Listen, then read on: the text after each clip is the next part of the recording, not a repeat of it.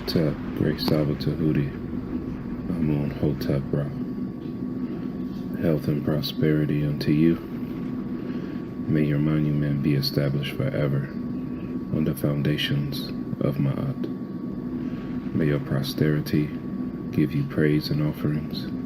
May your goddesses personify devotion to you like the great goddesses Aset and Netet. To SABA Tehuti, Amen. Hotep Ra. Uben Ra, Ma'at Hotep, glorious Tehuti Amun Hotep Ra. It is said good advice is rarer than emeralds. That led me to think, Tehuti's advice and teachings is life's wealth. You are the doorway to Miao, the ancient conscious state. You are the wise one, an incarnating Ren that is breathing the Ankh, living from Ma'at, the Nefer, ancient Ba, the ancestor, Tehuti. I am incredibly grateful to have access to your podcast and guidance, to offer your immortality and taking moments out of your day to help me, to offer not leaving me to suffer in a world of matrix, to offer teaching me truth, honesty, and teaching me that it is good to search for wrongdoings and make corrections, to offer everything. May your exquisite netzerts have a day as beautiful as them. May they always have clarity and never be under hypnosis. May they always be safe, never in harm's way. May they never receive headaches or stress. Their beauty like the sun's reflection on water. Their beauty like a snake wrapping itself around a harp. Their beauty like circumpolar constellations. And their beauty like luscious forests of green with cacao plants and bamboo. My greatest love and respect to your immortal Nefer Kemetic family. The most sophisticated artifacts, pyramids, everything are all the oldest. It gets worse as it goes on. That's not supposed to make sense. There was some sort of very sophisticated civilization that was tens of thousands of years before that, and they were wiped out. We even see that. You go to the Egyptian Museum and there is beautiful igneous stone vases made of granite. And right next to them, in the same display, because they're found in the same place, there's a rough pottery vase that's not even turned, just put together by hand, and they've painted it with dots to make it look like granite, and it's shaped the same way as the granite vase. That's like that's pure imitation. Like this here, you have a hard igneous stone vessel made with perfection, and right next to what's clearly an imitation of it, made from pottery, and they've even dotted it up to make it look like granite. The dynastic Egyptians, they do trace that back 30,000+ years. They have a list of kings and rulers that go back into that time. It's only in our interpretation and our archaeologists that really say, well, you know what, that's just myth and legend. The people in Egypt, they believed in what's called Kemet, the people that existed before the Egyptians. When we hear these stories about the Great Pyramid being a tomb for the pharaoh, it's worth mentioning that even the locals didn't believe that. The saying that the pyramids were built to be tombs for the pharaohs wasn't even developed until 150 years ago. That's it. They were taught Kemet. And it's worth mentioning that when you go through inside these pyramids of Giza, there's not one single glyph in any of them whatsoever. There was never a mummy found in any Egyptian pyramid ever. Quite literally, the only reason why we are told this stuff is because that was the theory developed by these men that went in there and said, I believe these must have been for the pharaohs. That makes sense. So it's all just one group of people had one theory, and that theory just stuck around. 100%. To people who aren't aware, there's something called the Osiris Shaft, which is located directly under the causeway between the Sphinx and the second pyramid. It goes about 100 feet underground. It's carved out of the limestone bedrock. It's the creepiest place I've ever been in my life. It's 3 different shafts, and you go down. When you get to the 3rd level, which is completely dark and freaky, there was a side tunnel. Zahi Hawass himself, he's standing in front of this tunnel, and he says, it's yet to be explored. I don't know what's down there, but they've since sealed it up. It's like cinder blocks. They sealed it up. What? Yes, it's the same thing. Like they excavated the Sphinx, and there was always said to be tunnels under there, and there was no pictures ever released to the public, and some dude snuck down in there and took some photos. You can't see much, but what you know is that there are things that have gone underground in Egypt that, for whatever reason, is just off limits to the public.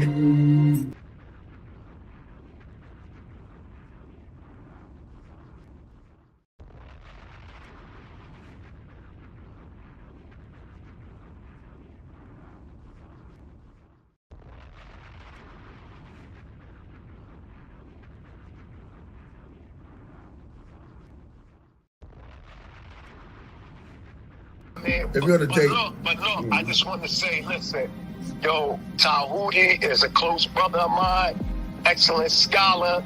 You know, y'all better watch out because he's gonna be straight chopping some heads off. Man, you got Apostle in Hebrew, bro. The oldest known spiritual book to speak on the afterlife.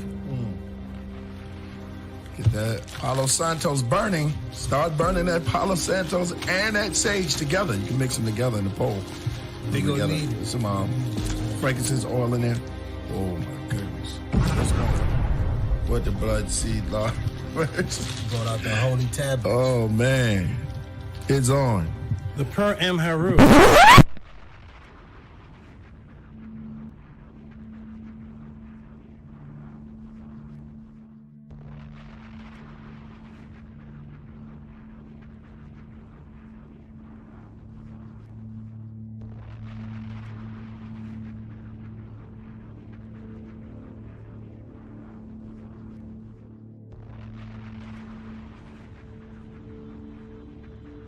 Coming to you live. He has been teaching for over 20 years. A 9-0 record in official public recorded debates. You've heard many teachers out there before in the so-called conscious community, but none with the demeanor, calmness, and detail as Tehuti Amun-hotep Ra on such topics as breaking out of the matrix, truth on religious origins, underground conspiracies, secret societies, mental, physical, and spiritual health, the Anunnaki, the Neteru, Kemet and the origins of Mad, meanings and symbolisms of Medu-Neter, the only one who will stand in front of question of this wide range of subject matters, answer, question, and debate. Some have podcasts, but Tehuti is the teacher, so he has a pod class. Subscribe to the channel for updates, classes, and much more. Join the chat, call in, participate live. Get your notepads ready. Welcome to the Tehuti Podclass. Open your mind.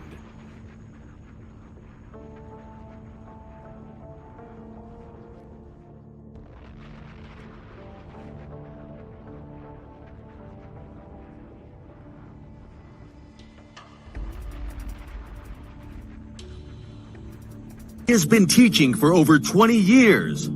A 9-0 record in official public recorded debates. Correction.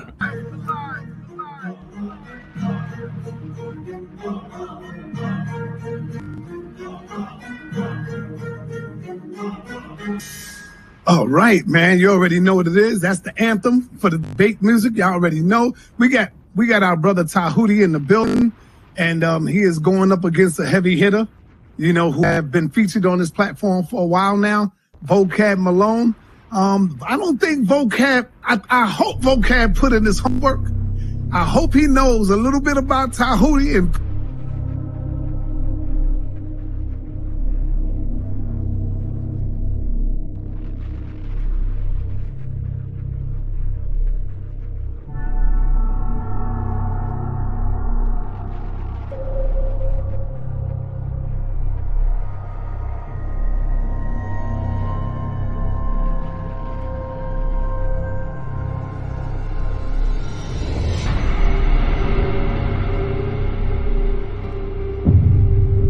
I appreciate everybody. Press 1 for Tehuti. Press 2 for JJ, y'all. Yes, I appreciate always being here. It's fun, it's educational. It's good to hear all these crazy views and just hear where people are coming from. Peace and love, everybody. Check me out every Friday, 7 p.m. Pacific on the Tehuti Podclass on YouTube.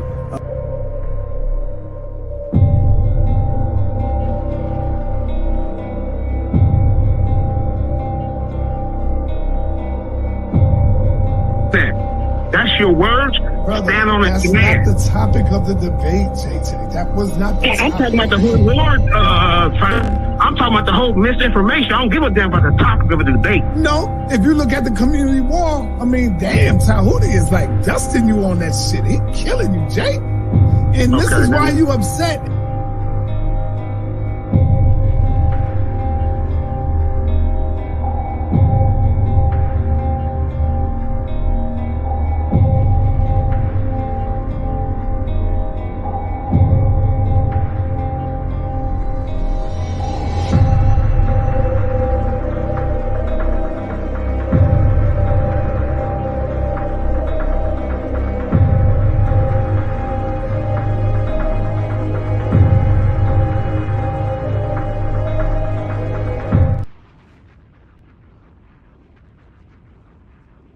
correlation of her not being a literal person with having the sun on her head? I'm trying to link in why you're bringing up the sun is on her head. I'd love to know how you think that a literal person could exist with the sun on their head. So because this image has the sun on her head, therefore this cannot be a literal person. Is that your stance? That's exactly what I'm saying. And I also want you to recognize that I'm saying the same about a rule and the same about a star. Okay, great. Can I screen share, please? Yes, sir. So it's the brother Jabari. Remove Jabari. Sorry. Okay. The brother Jabari stance is that because this image has a woman with her son on her head, her stance is that makes this woman not real. When I asked him if that was his stance, he said yes. I'm going to screen share, please.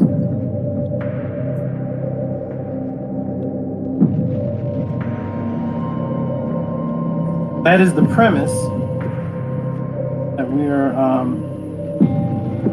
using. And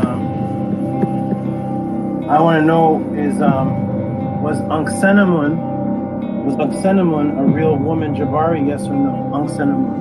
Or was that a myth? Are you referring to Ankh-Senamun, the wife of Tutankhamun? Yes. Was that a mythological netter, or was that a real person? She was a real person. Everybody see my screen? Yes.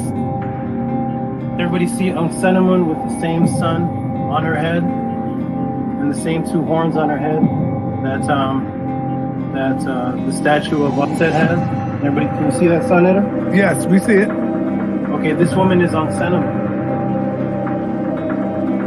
She has the sun on her head, the exact same sun on her head, and she has the horns on her head that Offset had on her head. And I made sure I asked Jabari clearly, what is the purpose of bringing up the sun? Is it because this woman has the sun on her head? Does that make this woman a myth or untrue? And he said that is his stance. Well, here we have a real person that the brother Jabari just acknowledged as a real person with the exact same symbol on her head, and nobody's going to ask what's the temperature of the sun. So we need to erase. So wait. Let me see. I got to finish though. I got to finish. Go ahead. We need to remove, Jabari. You need to remove the statement that you made, the premise that because you said because, and you agreed that because this woman has a sun on her head, then that makes her unreal. When Ankh-Senamun is a real woman, and can everybody see the sun on her head? That's a real woman. So yes, real women are depicted with images of symbolic suns on their head. Can I ask you a question, dear brother? But as soon as you acknowledge, my good brother, as soon as you acknowledge that having a sun on your head does not make you unreal. And you answered and you agreed with your stance. I think you're not my question. You are not answering my question. You are not, and I know you are. That's because you have a smirk on your face, because you know you're not answering the question. And this is a simple question. In fact, you asked me when we started to go back to the question. I don't know to watch the videotape of being beaten, but let me show you the videotape again. Because we could have started someplace else. But you asked the question. And I started by asking you how hot was the sun. All right. And let me say something. Let me finish on that. I wanted you to say to me whether it is possible for a literal person to have the sun on their head, and you are not answering that as yes or no. I'm not sure. That's your question. Is it possible? I've asked it like 7 times, brother. It's not possible, and that's why that is symbolism. Ankh-Senamun and Offset were real. Answer the question. You're not answering the question. Is it? No. Let me ask you again. It's not possible, but you set your premise on it. This is 8. I'm going to ask it to you one more time, and hopefully you'll give me a clear answer. Is it possible? Is it possible for a literal person to have the sun on their head? No. Oh, good. Thank you. Okay. All right. Let me quick. Yeah, sure. Now, Jabari, you know I love you, brother. You did get hit with a straight right on this one right here. If the brother asks you, Jabari, hold on. In all fairness, the brother asks you Now, I agree. But because of the answer to you when he asked you the question, you definitely said the woman have a son on her head. She can't be real. Brother then showed you a son on the head of another who you did say was real. That's all it is. Hey, Jabari, Floyd Mayweather, the best of them gets hit with a jab, brother. That don't mean nothing. Come back and show the brothers and sisters out there why you are the Floyd Mayweather of the House of Consciousness. That's it, brother. It ain't nothing. This is the reason why you have to. All right.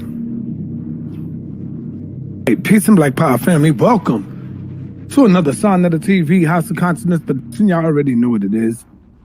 The brother making his way back to the House of Consciousness. He is now official House of Consciousness member. Welcome to the party, Brother Tehuti. He made his official step through the door a few days ago, taking on the Floyd Mayweather of consciousness, Brother Jabari. Most people in the got Brother Tehuti winning.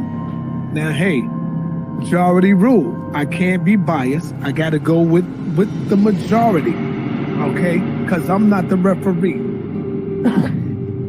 So, don't get mad at me, Brother Jabari.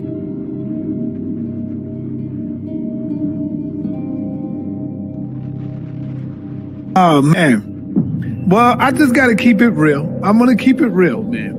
I can't be biased when it comes to this, you know. I got to show love to everybody because I'm bringing on the people on the platform. I got to keep it real. Check, right or wrong. So as it stands now, I'll have to go ahead and give the win to Brother Tehuti. Now, I know a lot of y'all might get mad, but I'm going with the majority rules. It's the people who is making the call. Don't get mad at me, Jabari. You know I love you. You know I love you, Dr. Anika. But I got the W to Brother Tehuti. Now, you got the majority. And there's a lot of people that I read the comments. They say, yo, I love you, Jabari. You know I fuck with you, Jabari. But I got to give it to Tehuti. I'm reading these comments. I'm like, God damn. You know me. I'm going with my man Floyd Mayweather. All the way. But I got to be fair, and I got to keep it a buck. So as it stands right now, Brother Jabari has, hey, and you know the best lose sometime, man, you know? The best lose. Cigarette parade.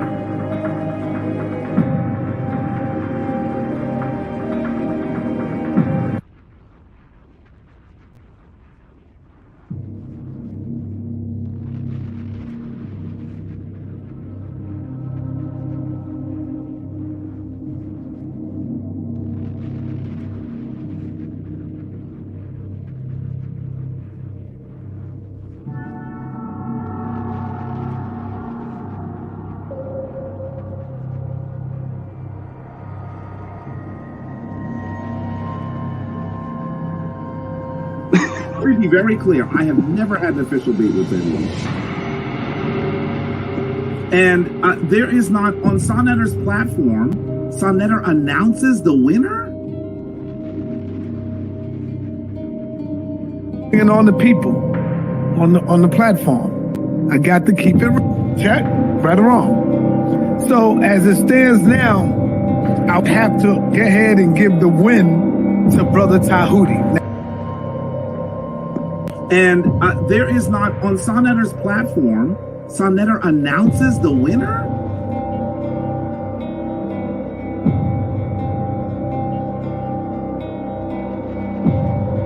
We got Zion the Lion, and of course, we got Tehuti making his debut, coming in the ring with Brother Jabari.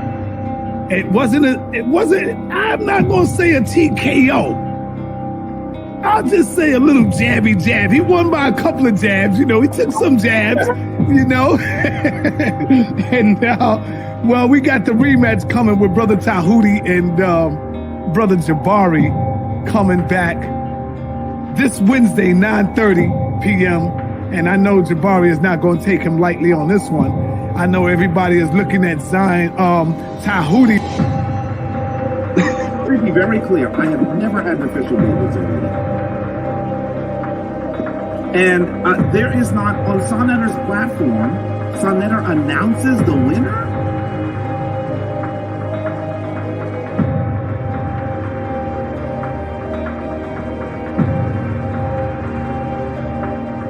Damn.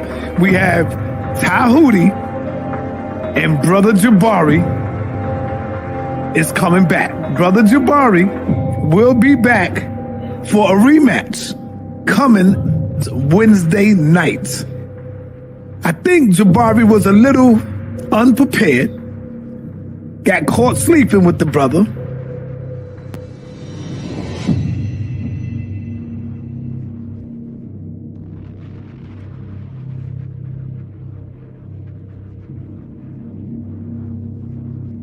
Shout out to HOK. I definitely think it was an upset. I said Jabari did a good job. I just don't think that he won. I said Brother Jabari did a good job, but I just simply don't think that he won. As I told the brother earlier this afternoon, the brother Tehuti, I told him that I believe that he could have secured that W over Jabari a little better. And there is not, on Sonetter's platform, Sonetter announces the winner?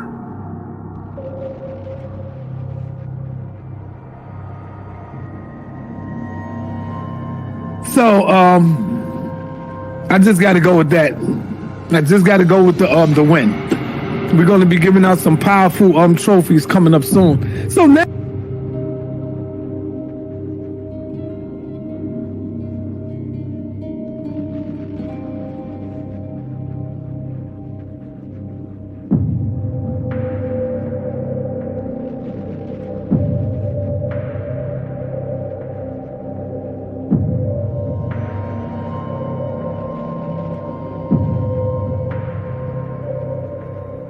So, I just got to go with that.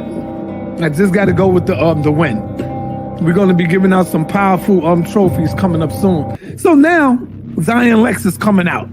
Tehuti is making his way. He's jumping out, going straight to the top right now. Brother Shaka gave me a call the other day. Yesterday, matter of fact, Sunday. Brother Shaka almost gave me a call on Sunday. And said straight up, Sonetta, yo, Sar, I think Jabari jumped out the window and he wasn't prepared for the brother's questions. Now, this is Shaka Upmost. And there is not, on Sonetter's platform, Sonetter announces the winner?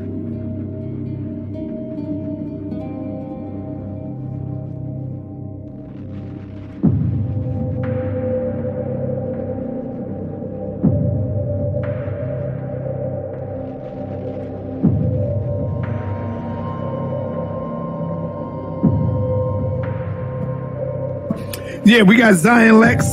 We got Zion Lex tonight going up against Tehuti. Could this be 2 for 2 for Tehuti? That remains to be seen.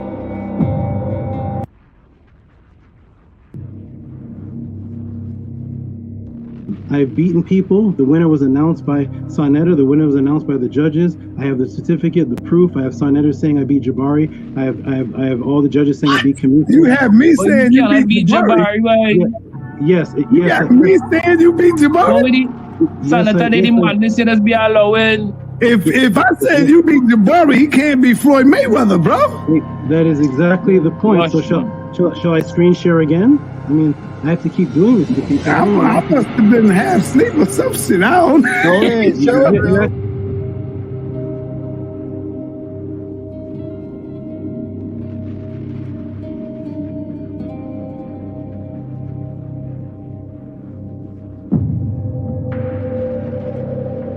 If I said you beat Jabari, he can't be Floyd Mayweather, bro. That is exactly the point. So shall I screen share again? I mean, I have to keep doing this to people.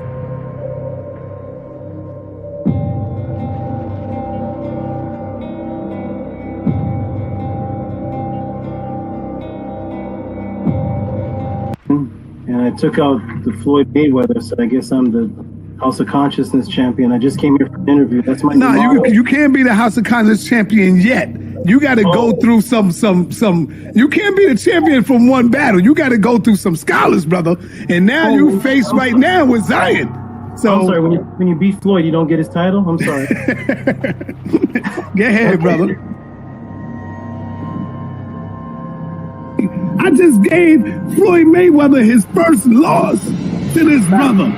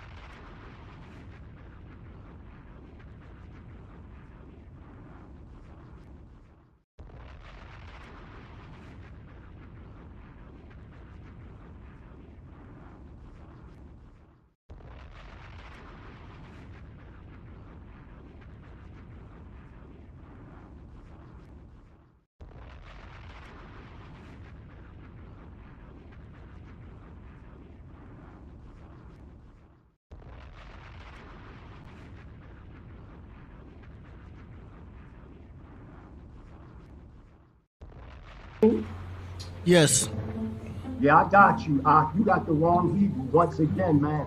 You keep making it seem like you're talking about I showed you cartoons. But let me tell you something. I don't be showing you cartoons, bro. I don't know who you talking to. The ancient Hebrews and Killer Priest, he knows this well. The ancient Hebrews didn't acknowledge making graven images of themselves, but the other nations made images of us. But let's go into which we was talking about Atlantis and all this. Now look, y'all, you see that 5 minutes later.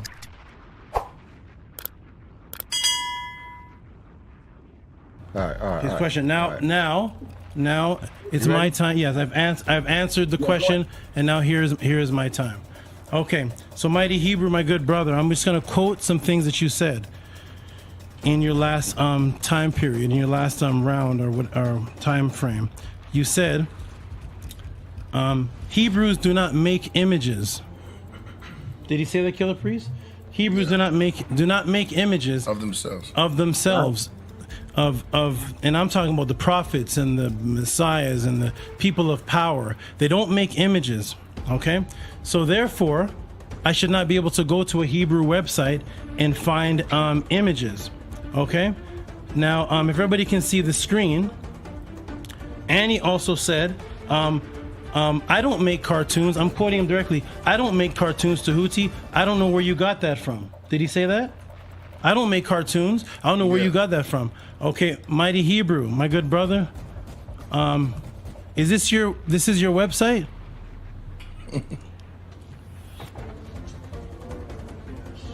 Oh yeah, am I sharing? Sorry.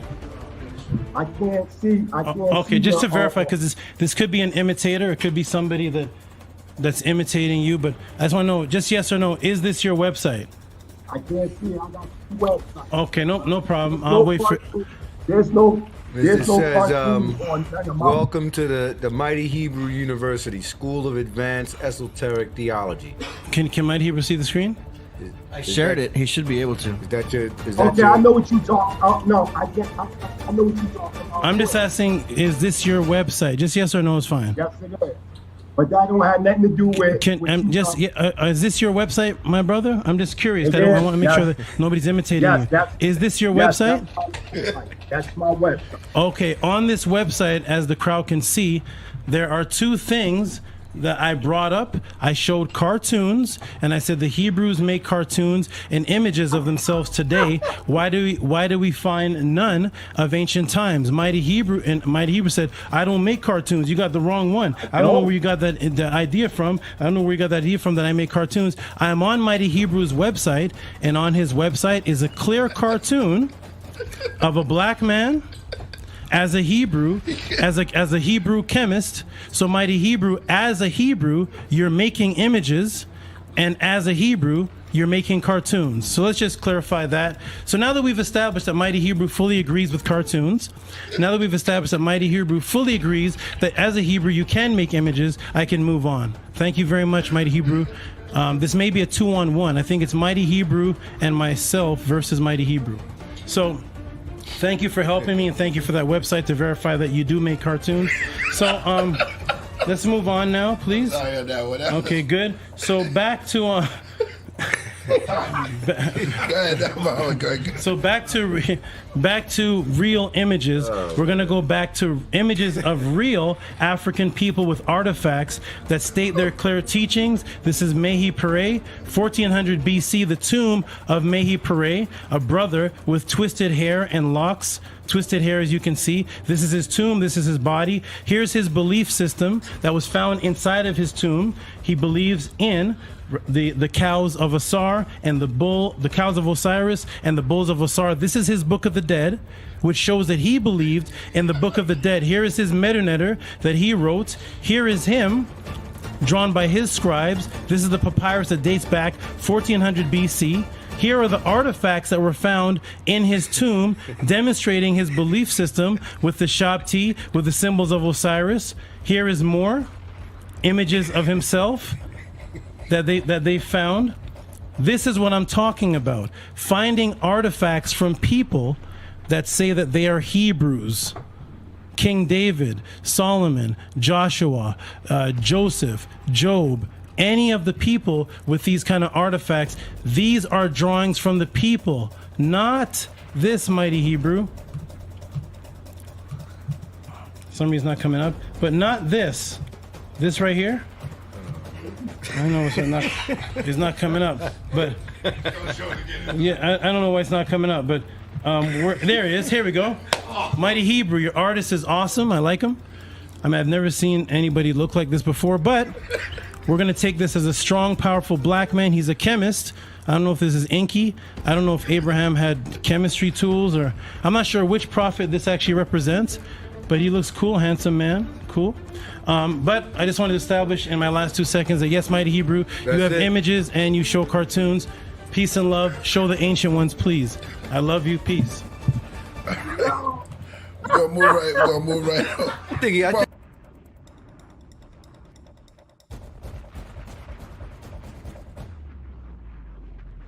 Yeah, we'll have to go through the details.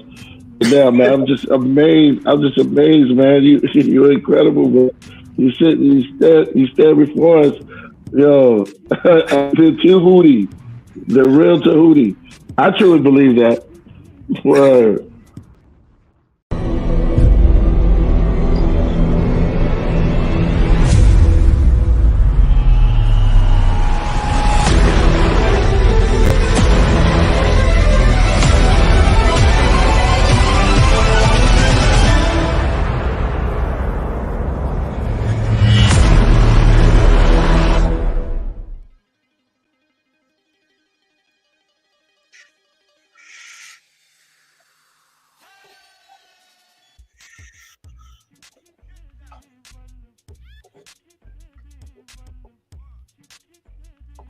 Mic check, mic check, mic check. Are all in attendance? Mic check. Mic check.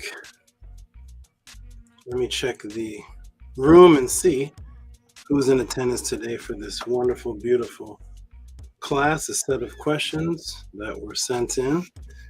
We're going to see what type of questions are sent in today and how many matrices can be broken this afternoon onto this evening onto the nighttime for this event called the Tehuti Podclass. Press the 9 if you can see me and hear me clearly. Press the 9 if you can see me and hear me clearly.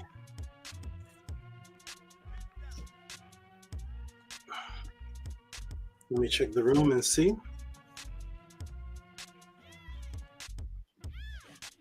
Okay, I am seeing the nines. I am seeing Minty Hotep, Ariel Trill Productions. There we go. Ariel Trill Productions, Minty Hotep, Bella, Boots, Anu, Antu, Robert Williams, Primordial Thought. Everybody is pressing nines. That means you can hear me clearly. And we are about to continue with this beautiful frequency.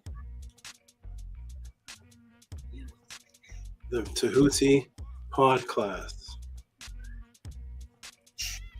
Okay, everyone.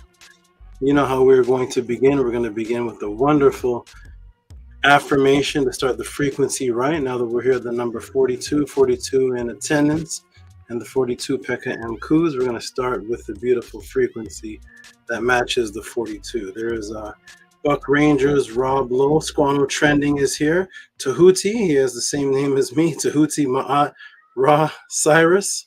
Boss Nation is here. Okay, let us begin, everybody, with the wonderful affirmation. For those new people that are here in the attendance in the class, in this live, beautiful class, you may not know the affirmation, and that is not a problem whatsoever. We actually put the affirmation on the board for everyone to either say with us or just read it, or if you have a question, simply send in a question to ask about the details of the affirmation, especially the feminine principle. Let us begin. We'll start on the count of 3. 1, 2, 3. Unki Ma'at, Un NS, Nin Tet Aset Ma'at, Min Habapet Ma'at, Per and Hu Hui, Per Ikut. I live for Mat, I exist within her. I do not speak in the place of Mat. Every day I advance towards Ma'at. My being is surrounded in darkness. I come forth as conscious light. Welcome everyone to the Tehuti Podclass.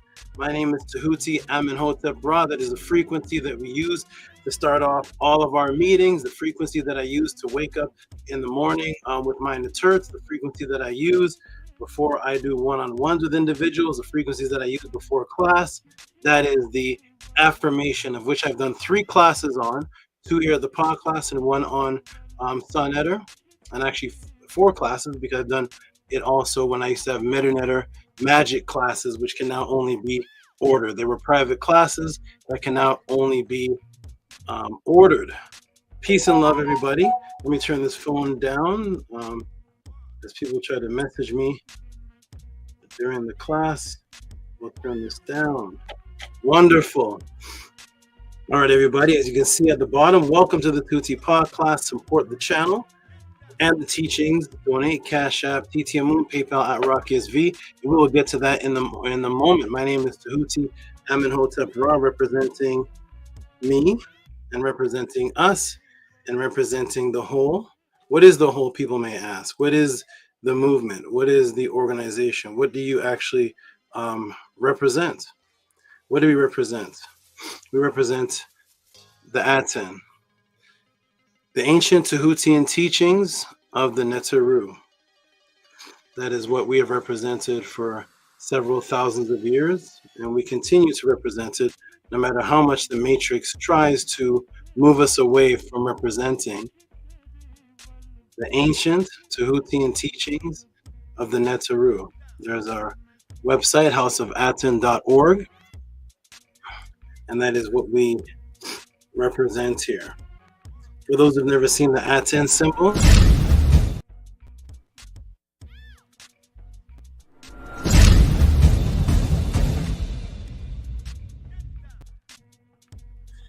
that is the ATTON symbol, which is the symbol of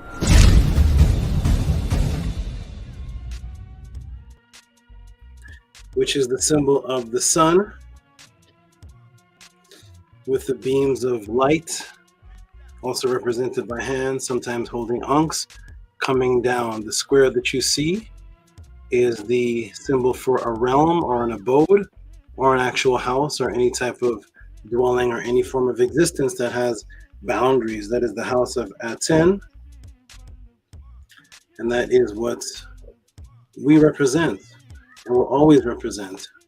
The only movement on the planet that has ever had a movement, ever had a conversation or debate since slavery took place, since so-called Kemet has been introduced into the Western Hemisphere by the late greats. Since then, there's been only one debate on the Nitiru. And that debate was done by myself and a brother named Jabari. And that debate went exactly according to plan. And that is because this is the only place on the planet left actually representing the teachings of the Netter, the teachings of our ancestors, because that's who the Netter is, from the words of the indigenous people, not from modern day new age silliness and comforts, but from the actual words written by the indigenous people, handed down from generation to generation to generation, who taught that there was a time called the Zep Tepi. That was the time of the Netter. That's what our ancestors taught. And then after the Zep Tepi, the Netter handed down the kingship and the rulership down to the Shem Suhor. Those were the Homo sapien followers of Heru. But prior to that, there was a time of the Zep Tepi. And the only debate that's ever been held on that, representing what the ancestors actually wrote themselves, was done by the House of ATTON and done by me, Tehuti, representing Tehuti and the Netter. Now, ladies and gentlemen, for those people who are new in the room, peace and love to all of you. You are all grand. You are all marvelous. We love all of you.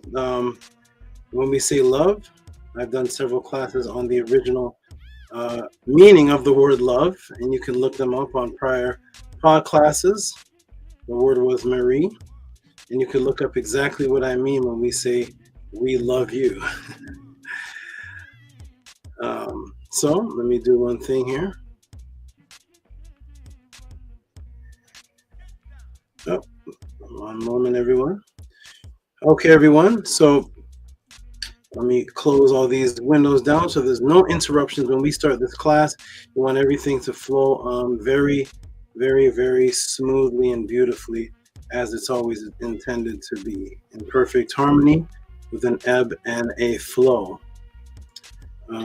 One moment, my computer is moving at its nice slow pace. Okay. So again, representing the House of ATTON, for those who want to see again what the ATTON symbol is, that is the ATTON symbol right there with the circular shaped light and the arms coming down. And that is the ATTON. And I've done several classes also on what the ATTON is, which is actually the word for mirror. So representing the ATTON with the circle and the arms coming down is the House of ATTON serpent. And that is this serpent right here, whose name is ATTON. That is actually his name, and he actually represents ATTON with his actual physical makeup. There's his eyes, and you see the arms coming down.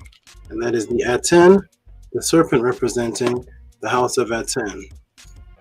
He is extremely large, too large to actually put onto the screen. He keeps going and going and going and going. He is extremely large, and that is ATTON.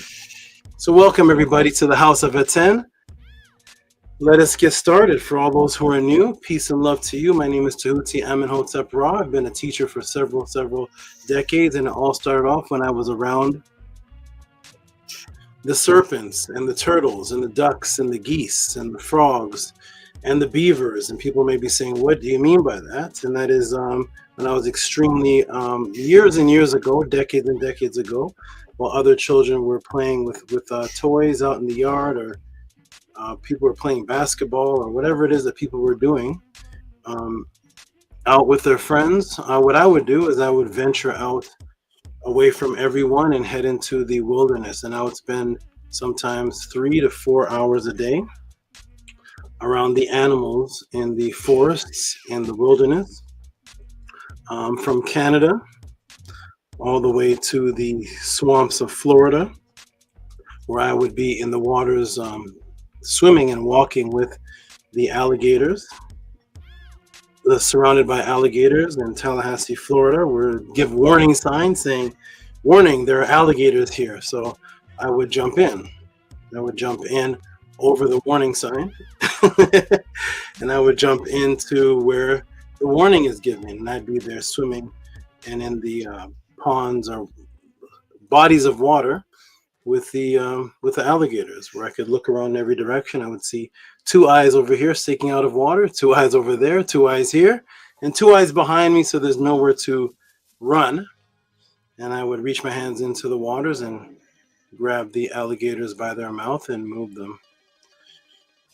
And I would be around all types of animals ever since I was much younger, until I discovered that animals that we're calling animals were actually truly the superior beings, and they were here long before hominids or humans were here. And then actually we are the animals as well. We're just a later evolutionary state from the word animation. That's where you get the word animal from animation, something that is breathing and moving. So we are all animals, except for the things that we're calling animals were actually here long before we had a chance to evolve. So they adapted to this environment and the laws of nature long before creatures were walking up on 2 feet and talking and using their hands with opposable thumbs and writing and doing all the things that we do today. I would catch turtles, and I would go out into the ponds and bring the turtle that I caught into the pond and let him go, and he would actually stay with me. He wouldn't go back into the so-called wild. He would actually stay with me, and as I'm swimming and moving in the ponds, he's there with me, and the other turtles would come and swim with us, and we'd be just there swimming and moving, walking, watching the muskrats and other creatures. And this is where I spent most of my years, and I was away from a lot of people. I was with friends every once in a while, but most of my time I'll try to take my friends out to the fields with me and show them praying mantises and things like that. And of course, along my journeys, being surrounded by religious people were raising this whole surroundings up in a thing called Christianity and the Bible. And I would actually start to ask questions to the leaders and to the family members, to my surrounding friends and everyone. I would ask them questions, and I would be very disturbed because I was completely unimpressed with this Bible concept that people were the most superior, and it didn't quite make sense to me whatsoever. And I would question, I'd find contradictions in the Bible, and I would ask my mother, ask the pastor, ask different people questions about these contradictions. I could never understand why. Later on, I could not understand why we're supposed to be made in the image and likeness of God, but the Bible would teach us that God and his angels don't need religion. They don't seem to need religion. I don't know what is the religion of the angels. Nobody seems to know. What's the religion of God himself? No one seems to know. So something in the image and likeness of God should naturally know what to do.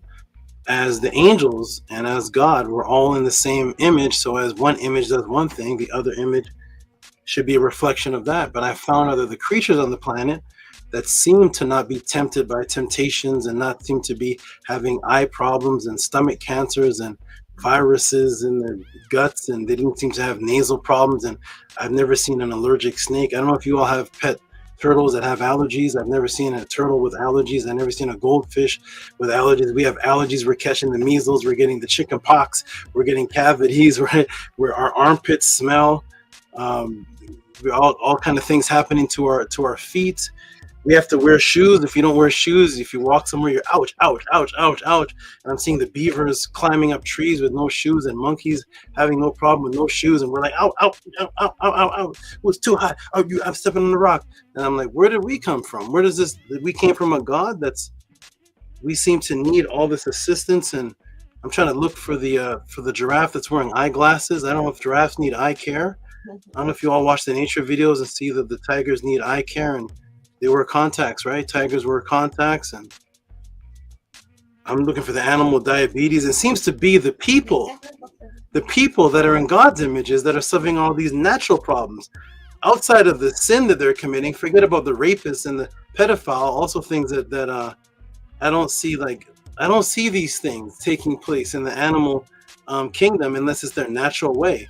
But outside of the evils that men are doing, the natural ailments, we have to get tetanus shots. We have to get with the vaccines. We have to get. And I'm like, where's the vaccines for this cat? How many cats were getting COVID? Where's the vaccine for the cats? And I don't know what's going on. I was asking questions. I was like, well, we're in the image and likeness of God, but it seems like we're the weakest creatures on the planet Earth. I mean, worms cannot survive us. Mere worms, flies. I've never seen an insect with a sickness yet. So I'm wondering, is there something deficient in us, or are we not doing what we're supposed to be naturally doing? What is that natural way? And I would ask the Christian, they said, be like Jesus Christ. And I find people in the church that were sick.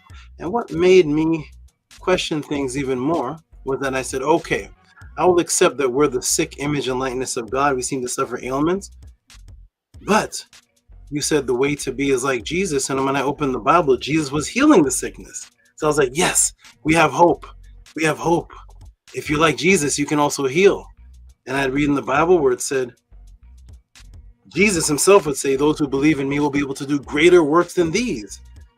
And he was pointing around to the works he was doing, and his works were healing, raising people from the dead, resurrecting the ill, healing the blind, teaching them, multiplying 5,000 loaves of bread, walking on water.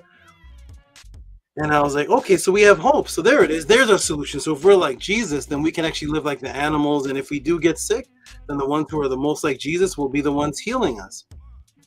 And I'll see Christians dying of illnesses and stomach viruses and heart attacks and heart strokes. And they were getting the same diseases that the serial killers were getting.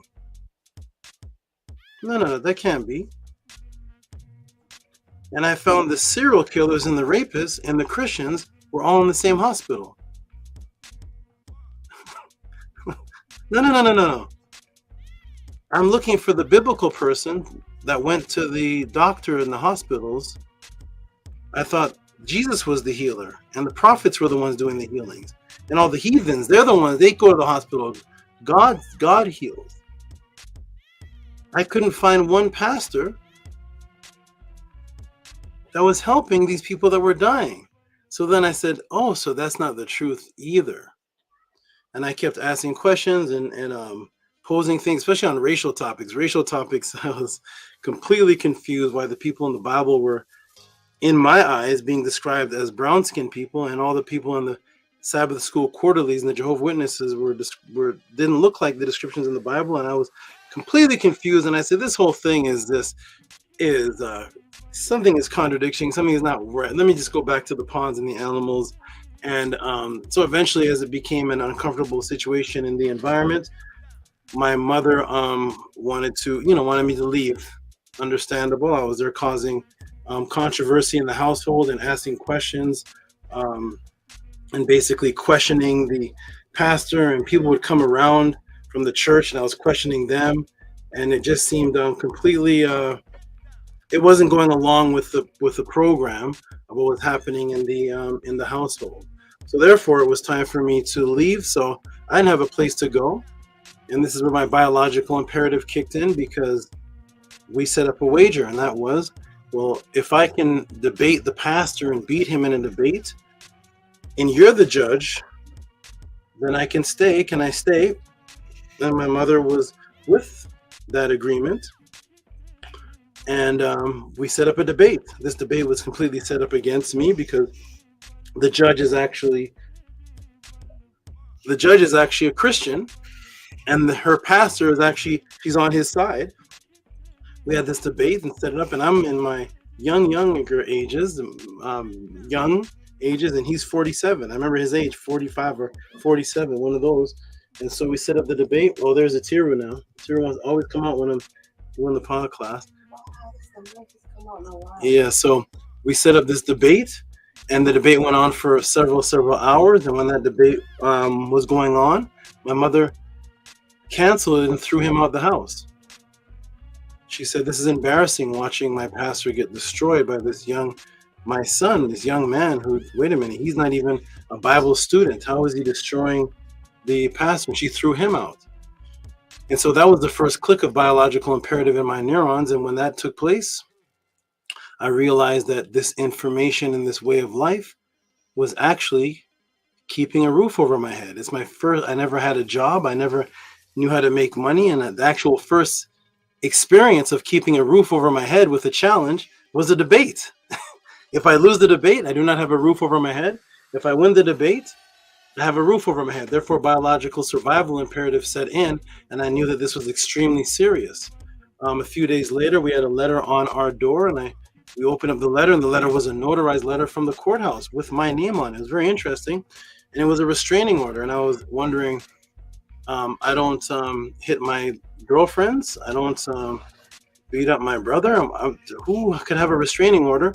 As we're reading the print, the restraining order was against me, but it was against me and the churches, that I was no longer allowed within around 50 or 100 feet or so around the churches. It was a notarized letter from the courthouse, stamped by the judge, and it was issued by the same pastor that I had to beat in the debate. And I've never seen this before. And anybody can press 3 if you have any friends or know anybody who has restraining orders against churches. If you could bring that to the podcast. If not, I've been searching for decades, and I believe I'm the only person on the planet Earth with a restraining order against a church. I didn't know such thing could happen. What? So I'm now this young man wondering, why is this happening? Why doesn't he just come back and maybe have a rematch and beat me in front of my mother? Why does he have to put a restraining order? That means he doesn't want me near the churches. So therefore, biological imperative set in again, because as I'm walking on the street teaching people, I could be around these churches and I could have my freedom taken away from me, or I could be fined because I'm breaking the restraining order. So what did I do? I did the opposite. Instead of staying away from the church, I went directly into it. I went into the church. And I timed it. I looked at my watch. Back then we used to have these things called watches. I don't know if people have those anymore, but I had my watch, and I look at my watch, and I would look at the time of service, and time of service Bible study was 7 o'clock. So I would go in there around 6:40, 6:30, 6:40 or so, and I would start asking questions to the people inside the church, but not to challenge them. Asking questions like, I'm a curious person, like I'm a Christian too. I'm curious about this. This doesn't seem to make sense to me. I'm acting confused as well. And the other people in the church would be like, that's true. I never thought of that. What is that chapter and verse? And then we would have this conversation of things that wouldn't make sense. And then boom, the pastor would step in at 7 o'clock and they would start blasting him with the questions. That was my very first snake style, that I sat back in camouflage with my head down and let the people in the church, the pastor was hit with so many questions from his followers in the church, they didn't even notice me in there because I'm just there like this. I'm not saying anything. So he had no attention on me. Remember, I have a restraining order. I'm like this. Everybody's asking me. He's like, I don't know that. That's a good question. Wow. They're just asking the same questions that I beat him in the debate with. So he must have forgot. Hey, these are the questions. Why are these people asking this question? He didn't know it. And I would just sneak out the church, go to the next church. And I made this a ritual of mine. I'll go from church to church to church, doing this over and over and over again. Church to church to church, until I had a whole string of people questioning pastors. It was a phenomenon going on in the city. I started converting people out of the matrix one by one by one by one, walking into the church and doing these things. Biological imperative again set in. At this time, I'm going to this to school, as they call it. This establishment called school. I didn't last long there. I made it to maybe grade 9.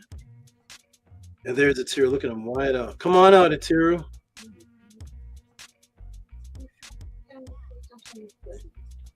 Over there a little bit too. Okay, one second. I may have to take a break in just a moment because I can't get him with the snake. We have a Varanus creeping around in the background here, directly from I got him as a baby. He was from Kemet, and he's now out of his tank, moving around and blending in with the plants. So I need to get him in a moment.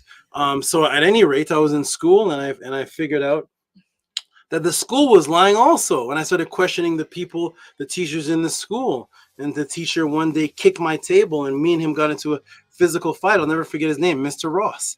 Hey, Mr. Ross, if you're watching, I may not look the same. Mr. Ross. Hey, Mr. Ross. Mr. Ross is a Tam who's probably 70 now. Hey, Mr. Ross. So me and Mr. Ross ended up getting to a grappling match, and I'm choking him out. I'm choking out the teacher in front of the students. Students are like, what's going on? I'm completely rebellious against the school system. So I'm choking him out. I end up going to the principal's office, and the principal, time and time again, I'm in the office, and the principal says, we can do something about your grades. And I said, great, because I'm failing these classes. We can alter the grades. Just join the basketball team. Oh my goodness. And I said, that must be the Matrix too. Why do you want me to join the basketball team? What is it about me and basketball? I don't even know how to play basketball. I was 6 foot something back then. So I realized this is a system of the Matrix. This is a system. So it's not even about doing well in school. My grades could have been altered if I joined sports. So that's actually what they want me in. And they'll alter my grades to make it look like I'm doing good in school.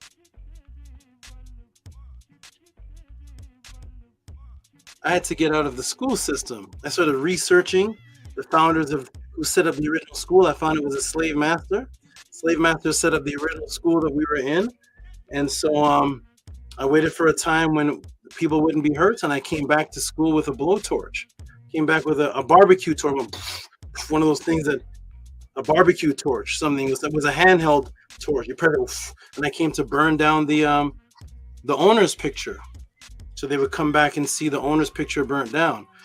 Well, at any rate, I was caught doing so. Oh, he's going back. At any rate, I was caught doing so, and I was they removed me from the spell. They call it expel. So when they take you out of the school, they call it expelled, and nobody could explain that to me. I'm like, X means to remove something, but what's the spell? Shouldn't it be called I'm ex-schooled. I'm removed from the school, but I'm expelled. Oh, wonderful. Thank you. I want to be out of the spell. Get me out of here. So I ended up being expelled, and I would I'll go back into the school, not going into the classes, and I'll go into the library to actually study and research history. So they would catch me in the libraries. I'm not in the classes. I'm in the libraries now. I was completely rebellious. Was not into the Matrix whatsoever back then. And as time went on, asking these questions, I saw another organization that was asking the same questions. They started asking me questions. I was like, I like this because this is like a challenge. I'm being asked questions too. I've realized this was an organization that was challenging people similar to what I was doing. So let me go ahead and join this organization because they seem to be, at least from what I saw, pretty disciplined. It was a disciplined group and organization from what I saw. It was all about teaching, and that's what I was all about. So I ended up, and it gave me the opportunity to put me in a position where I could teach more people would listen to me. So I ended up joining this particular organization. The brother that got me in, his name was Mu'utawakil. I'll never forget his name, Mu'utawakil. I've never heard that name before and after in my life, Mu'utawakil. So shout out to you, Mu'utawakil. And Mu'utawakil was teaching me and breaking things down, and I was listening to KRS-One and posing the same questions to my mother. And anyways, I ended up joining this organization, and I ended up excelling to the top, past the top. I don't know what happened, but I ended up joining the organization, and the teacher of the organization ended up changing things for me. He ended up changing things for me. He ended up putting me and my students on cassette tapes. Nobody was on cassette tapes at the time. He seemed to like my teaching style. My teaching style was coming from nature. So he put me on cassette tapes, sell my cassette tapes. I would be teaching things. He would have us in class and tell me to tell the class what I taught about indigenous plants in South America. And he would say, I'm taking that. I'm going to take that information. He said to the organization, don't get mad at me. You all take my information. I'm going to take his. So he ended up taking that, and I was like, this is very good. I'm teaching from nature, because there were things that were not in his books. So because they weren't in his books, he was literally telling people, I'm going to take that because I'm teaching things from nature videos and from the animals that I am around. Because when I was in Tallahassee, Florida, I'm still breaking away to go into the world of the animals and the alligators. So I'm learning things from the alligators and the animals and plants, and I'm using it to convert Christians out of Christianity. So he would take the information. I would say that's what an honor for that. And as time went on, he told the entire organization and everybody in it, he said, if you all want to learn how to be a teacher, teach like that, brother Amenhotep Ra. And at that time, that was one of the greatest compliments that I've ever seen, because anybody in the organization, their goal is to teach like him. He never once, since 1969 or however long he's been around, he never once at that time pointed the teacher to somebody else. He said, if you want to learn how to teach, I thought he was going to say, if you want to learn how to teach, listen to me better, him. He said, if you want to learn how to teach, go to that brother right there, Amenhotep Ra. And I was like, wonderful. Okay, one moment, everybody. One moment. I have to step away for just a moment. I have to get somebody. Hold on a second. Oh, there he goes. Hold on 1 second, everybody. One moment. A little moment. Hold on. I'm right back. Hold on.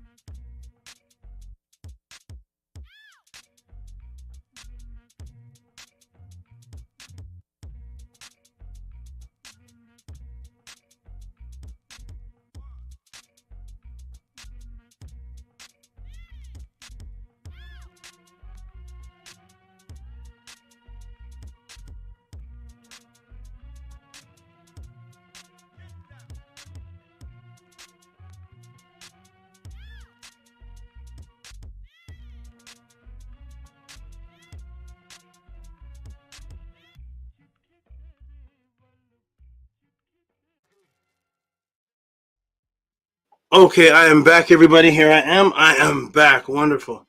Here we go. Okay, so he would do those compliments, and he would take the information, say if anybody wants to learn how to teach like him, things like that. It was going fine. I was very, very happy.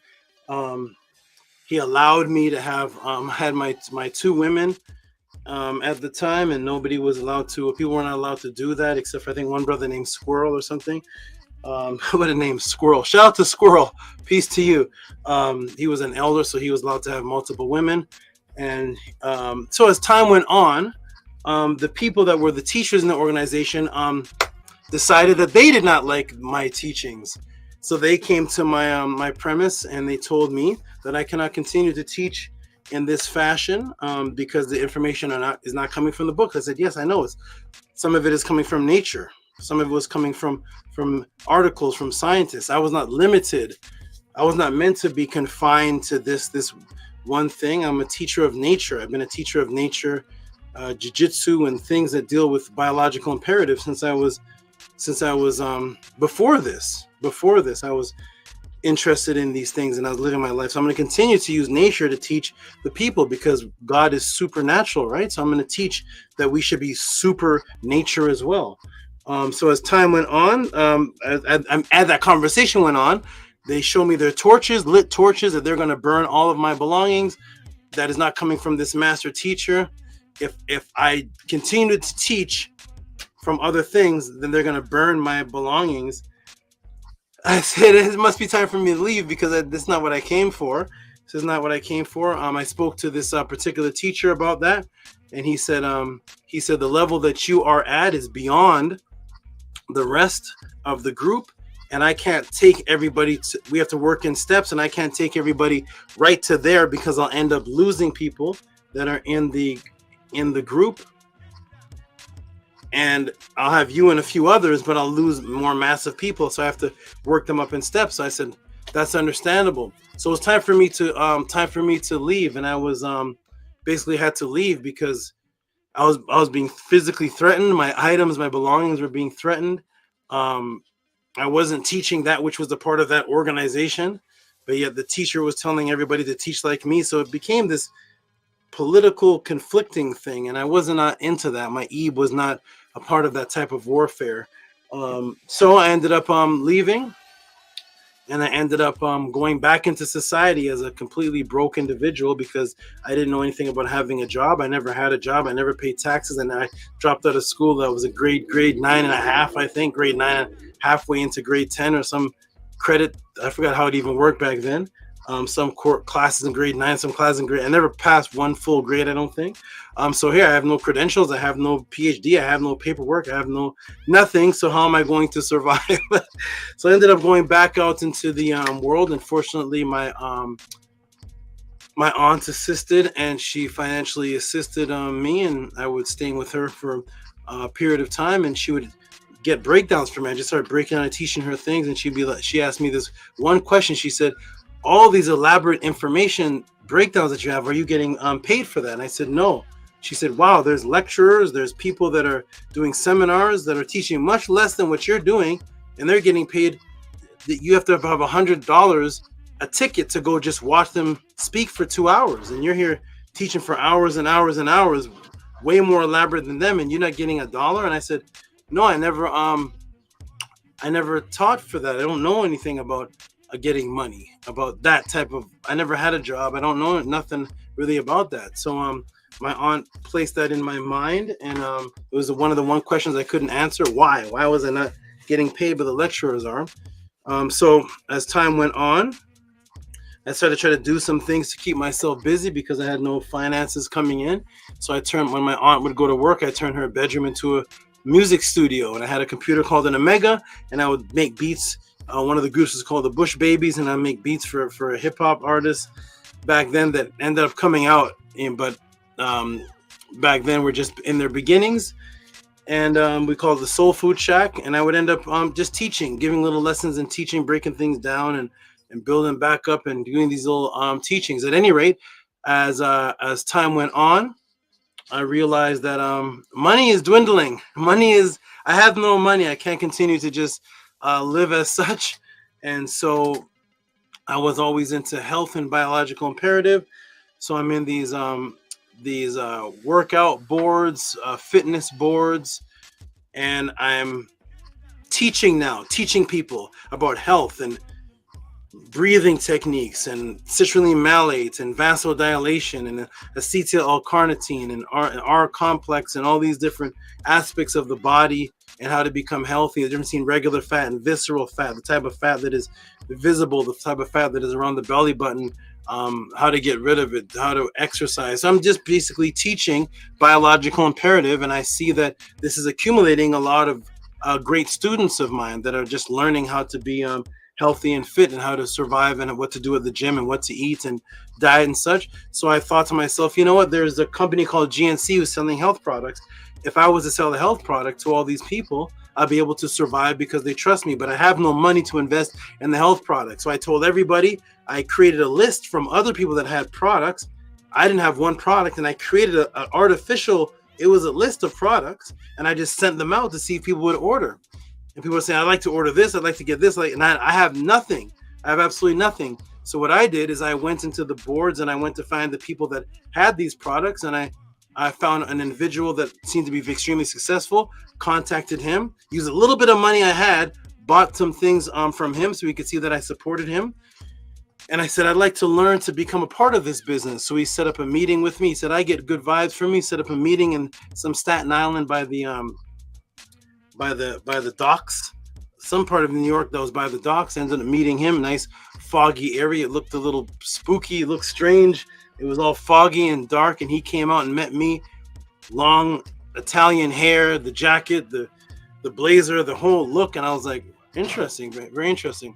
So we're there talking, and he's teaching me all these secrets, and he says he can get me into the business. And he said, but if you tell anybody these secrets and my competitors, we're going to put you in cement shoes and put you over there in the docks. And I said, what do you mean? He said, we're going to whack you.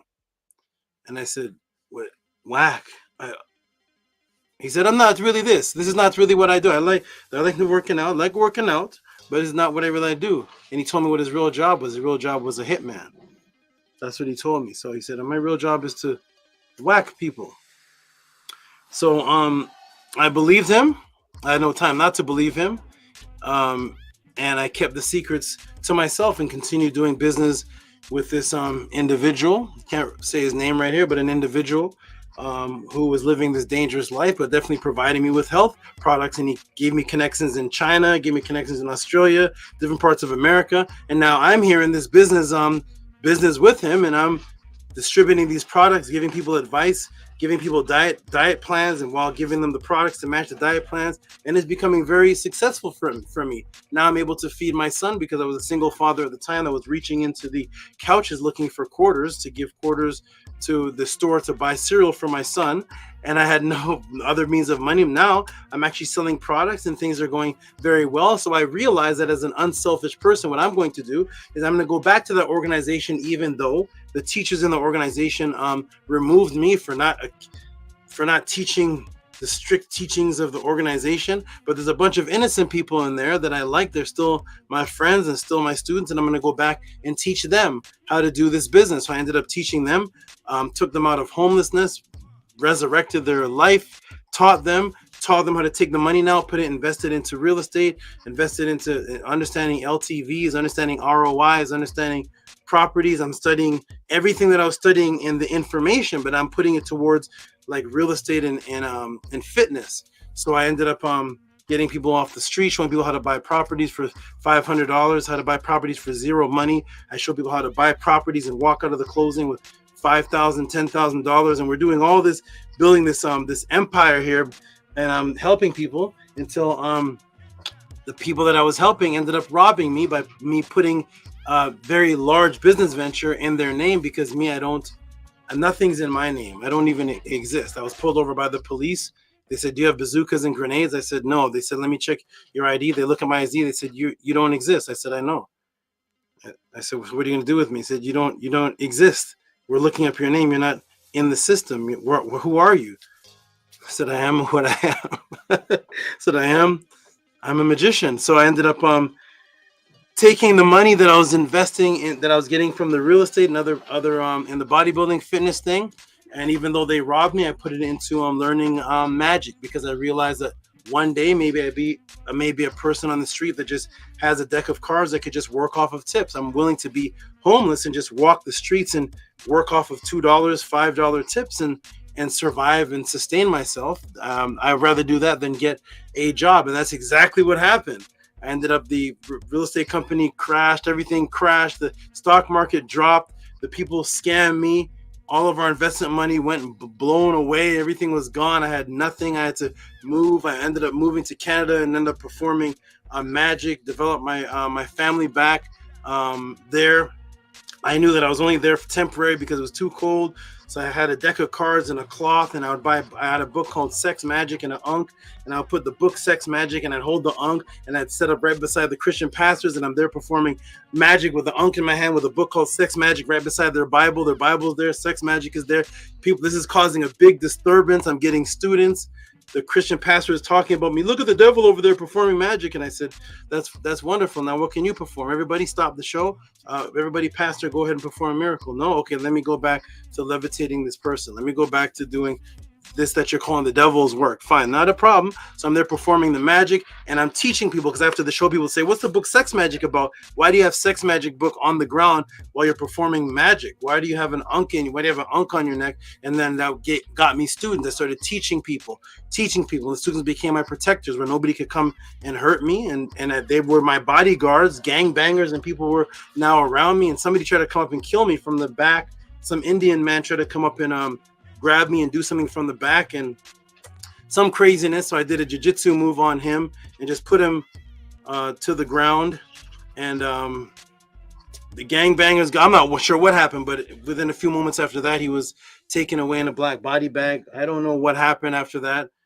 I didn't see anything. I'm not sure what happened, but I was definitely protected. And when they came and got him in the black body bag, I was not questioned for it. They let me continue doing my magic shows. I'm there performing while the ambulance is removing somebody in a zipped up in a bag, and I'm there performing. The crowd's screaming, and the lights are going off, and I'm like, so I'm just protected. Nothing is happening to me, and I'm getting my students. So I know that I have to get out of this place though, because it's getting cold and my hands are freezing. It's -8 degrees, and I can't perform with my hands like this. I got to get to California or somewhere warm. So I ended up saving up money and ended up living off of just regular meals, mackerel, rice, a little bit of Jamaican food there, a little bit of this here, just living off of the basic means, because I know that I'm saving up for the bigger picture and the bigger goal, and that's to get out of here so that I can work for a longer period of time and accumulate more income for my family.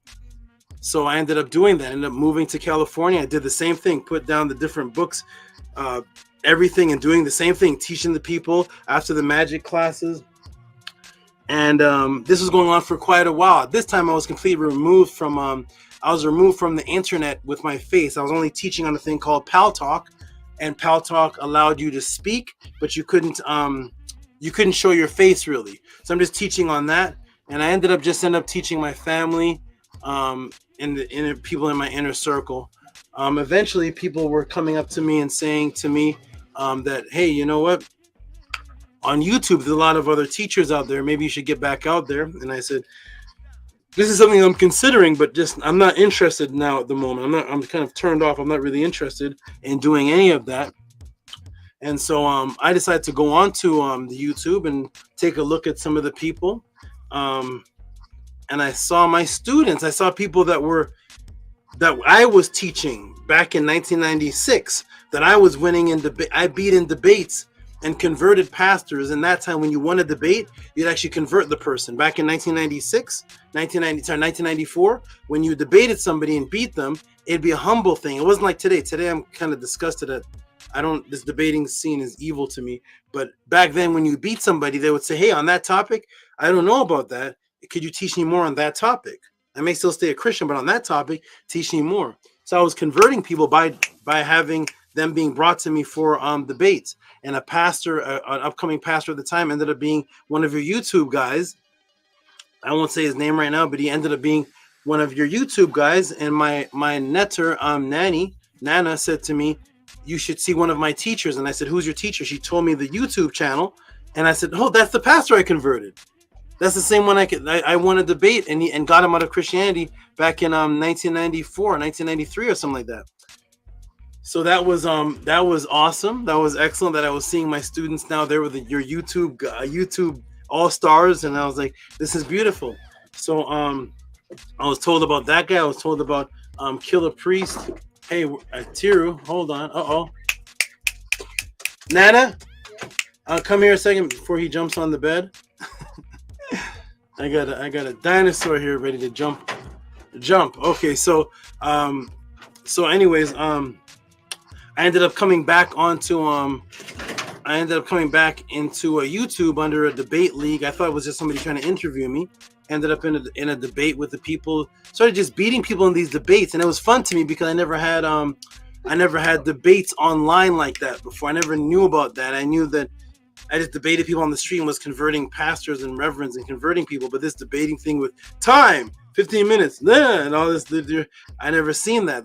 That to me only existed in like jiu-jitsu fighting. Time, have to bow. It was like that happened in debates too. So I ended up beating all these different big names, and according to the rules, I was beating everybody. I was beating them all.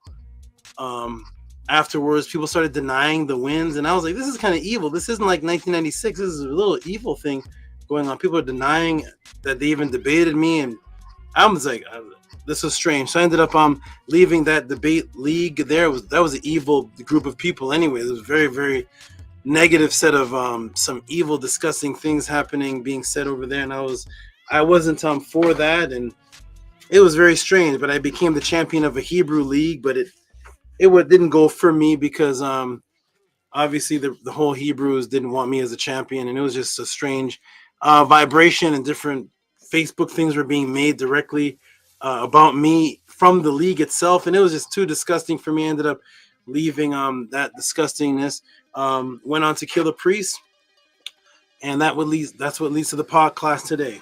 I'm on Kill the Priest, and I remember the brother that Ahati who was asking me.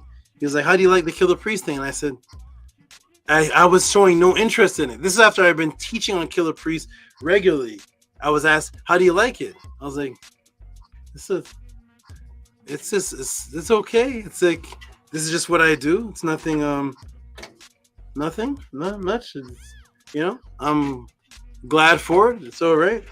So, as I'm teaching, people started seeing me that were from my past. New people started coming, and they started wanting one-on-ones with me. The engineer AD he dumping his wallet open, giving me his money. The super chat started escalating to $350, $500, things that I've never seen on Kill the Priest before. The engineer told me he's never seen anything like this on Kill the Priest before.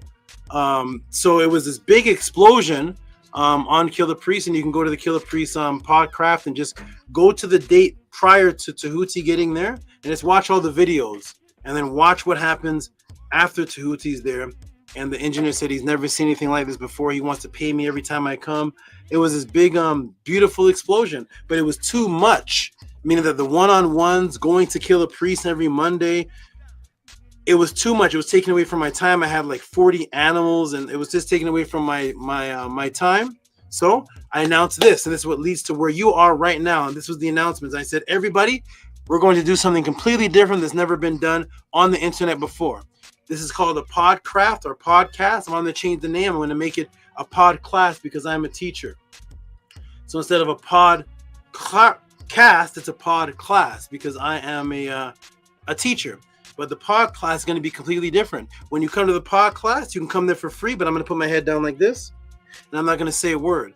They were saying, what kind of class is this? I said, this is going to change the paradigm of reality. What's that? I'm not going to come with a prepared class. I'm just going to come with a particular gift that I have, and that gift is to answer a question in a way that looks completely prepared. That's how the podcast started, because Killer Priest was saying, how do you have the answers to these questions? Like, you prepared for these questions, and you don't even know my audience. You don't know my questions. You don't know. But when somebody asks you a question, you have the slide, you have the presentation, video footage, and how are you doing all that?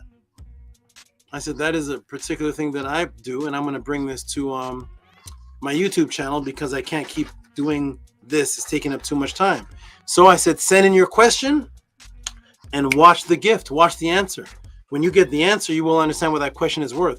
People were setting up one-on-ones with me, doing $200 classes to talk to me for 2 hours, $100 classes, and it was taking up just too much of my time. So I said, okay, come to the YouTube channel, and I'm going to change the paradigm. The paradigm is I want to reverse the disgusting mentality that everybody has, that they should take their hard-earned money and put it towards their death. That is what I'm here to change. I'm here to change that paradigm, taking the hard-earned money that everybody makes and putting it towards the Avengers, putting it towards Spider-Man, putting it towards cotton candy, putting it towards 2 pounds of marijuana a month, smoking the cigarettes, drinking the Hennessy, going out to the club, staying out till 3 o'clock in the morning, messing up your melatonin, no lack of discipline, spending money on sugars, chewing gum, cigarettes, more chewing gum, going out to the football game, all these different type of things, just watching movies and all this, spending $8 on popcorn. All of these things that I was seeing was killing people because I didn't see anybody any more advanced by doing these things. I'm like, so how many football games do you watch for freedom? What is this? How much money has you spent? One person told me to get a seat at this game was $300, and I was like, $300? That's almost my rent. And I was like, I didn't understand this. And I was like, how much is the marijuana? How much are you spending a month on that? How much is the Heineken? When you go to the club, what does that cost? There's like $3 to get in the club, and then I buy shots of glasses for the girls, and I get a hotel room. I don't know if I'm going to sleep with her or not. I'm just going to get the hotel room, wine and diner. How much is the hotel room? They're like $79.99, $80. I'm like, huh? What is this? And what do you get at the end of the night? We drink till we throw up. I'm watching people vomit. Ugh! And I'm like, what is this? Because remember, as a child, I'm just around the animals. So I don't know any of this. I took 1 sip of alcohol in my life in a cap, and I fell to the ground unconscious. So I don't know anything about all of these different going out and all this. So I said, I'm going to reverse this because the animals and us, we're about biological imperative. That means how to survive, how to know about yourself, how to know about health, your history, the matrix that's around us. I used to teach from a book called The Matrix that came out in 1980, 81, 84. So I'm teaching about people how to break out of the matrix at this young age. So I wanted to teach people how to love their life, love their history, be proud of whatever you are, be disciplined. Understand this matrix, the psyops that is going on around you. Stop eating the $8 bags of popcorn. Stop you're eating $8 bags of popcorn in the movie theater, so possessed to the point that when you get home and rent a movie, you're eating popcorn. And I would ask you, why are we eating popcorn? Why that food? We don't even know. It's a hypnotic program. What does the cholesterol do? With extra oil, extra butter, extra pizza with thicker cheese. We want thicker lasagna. And I'm like, we're killing ourselves. So therefore, what I'm going to do is I'm going to say, I'm going to give guidance. And for my time and for the answer that you will see, you will be able to send it in a way that you show reciprocity, because the European taught us that knowledge was free, because he was able to go to different places to the indigenous people and steal their knowledge, kill the African, kill the ancient Kemetic person, kill the person from Zimbabwe, steal the papyrus, steal the knowledge, go over to the Native Americans, steal the women, kill the men, raise the children, steal their knowledge, take the Aztec literature, build scientists based on the Aztec literature, build knowledge based, and he's doing all of this for free, while he himself, the conquistador, the conqueror, the slave master, them and their families were going to schools, paying tuition. Don't think the slave master families were not sending their children to the best schools, paying the tuition. So when it came to their culture, they're paying tuition, which they have you still paying today. But when they went to all the other cultures, they would steal the knowledge for free. So then they taught you that about your culture, that knowledge is free until you go to school and pay tuition. And what do you get from school? Knowledge. And I'm like, so knowledge is not free. Oh, European knowledge you pay for, but when it comes to your own culture, that knowledge is free. He's the one that invented that concept. So what we do here at the Tehuti Podclass, this is a reciprocity system, and you send in a question, and you're able to send in that question through Cash App and PayPal, and I'm going to show you how, and then we're going to get to the first question here. So here is how you send in the question. What kind of questions can you send in, Tehuti, to the Tehuti Podclass? What kind of questions can you send in? Anything that has to do with the upliftment and resurrection of yourself. One moment, everybody, hold on, one moment.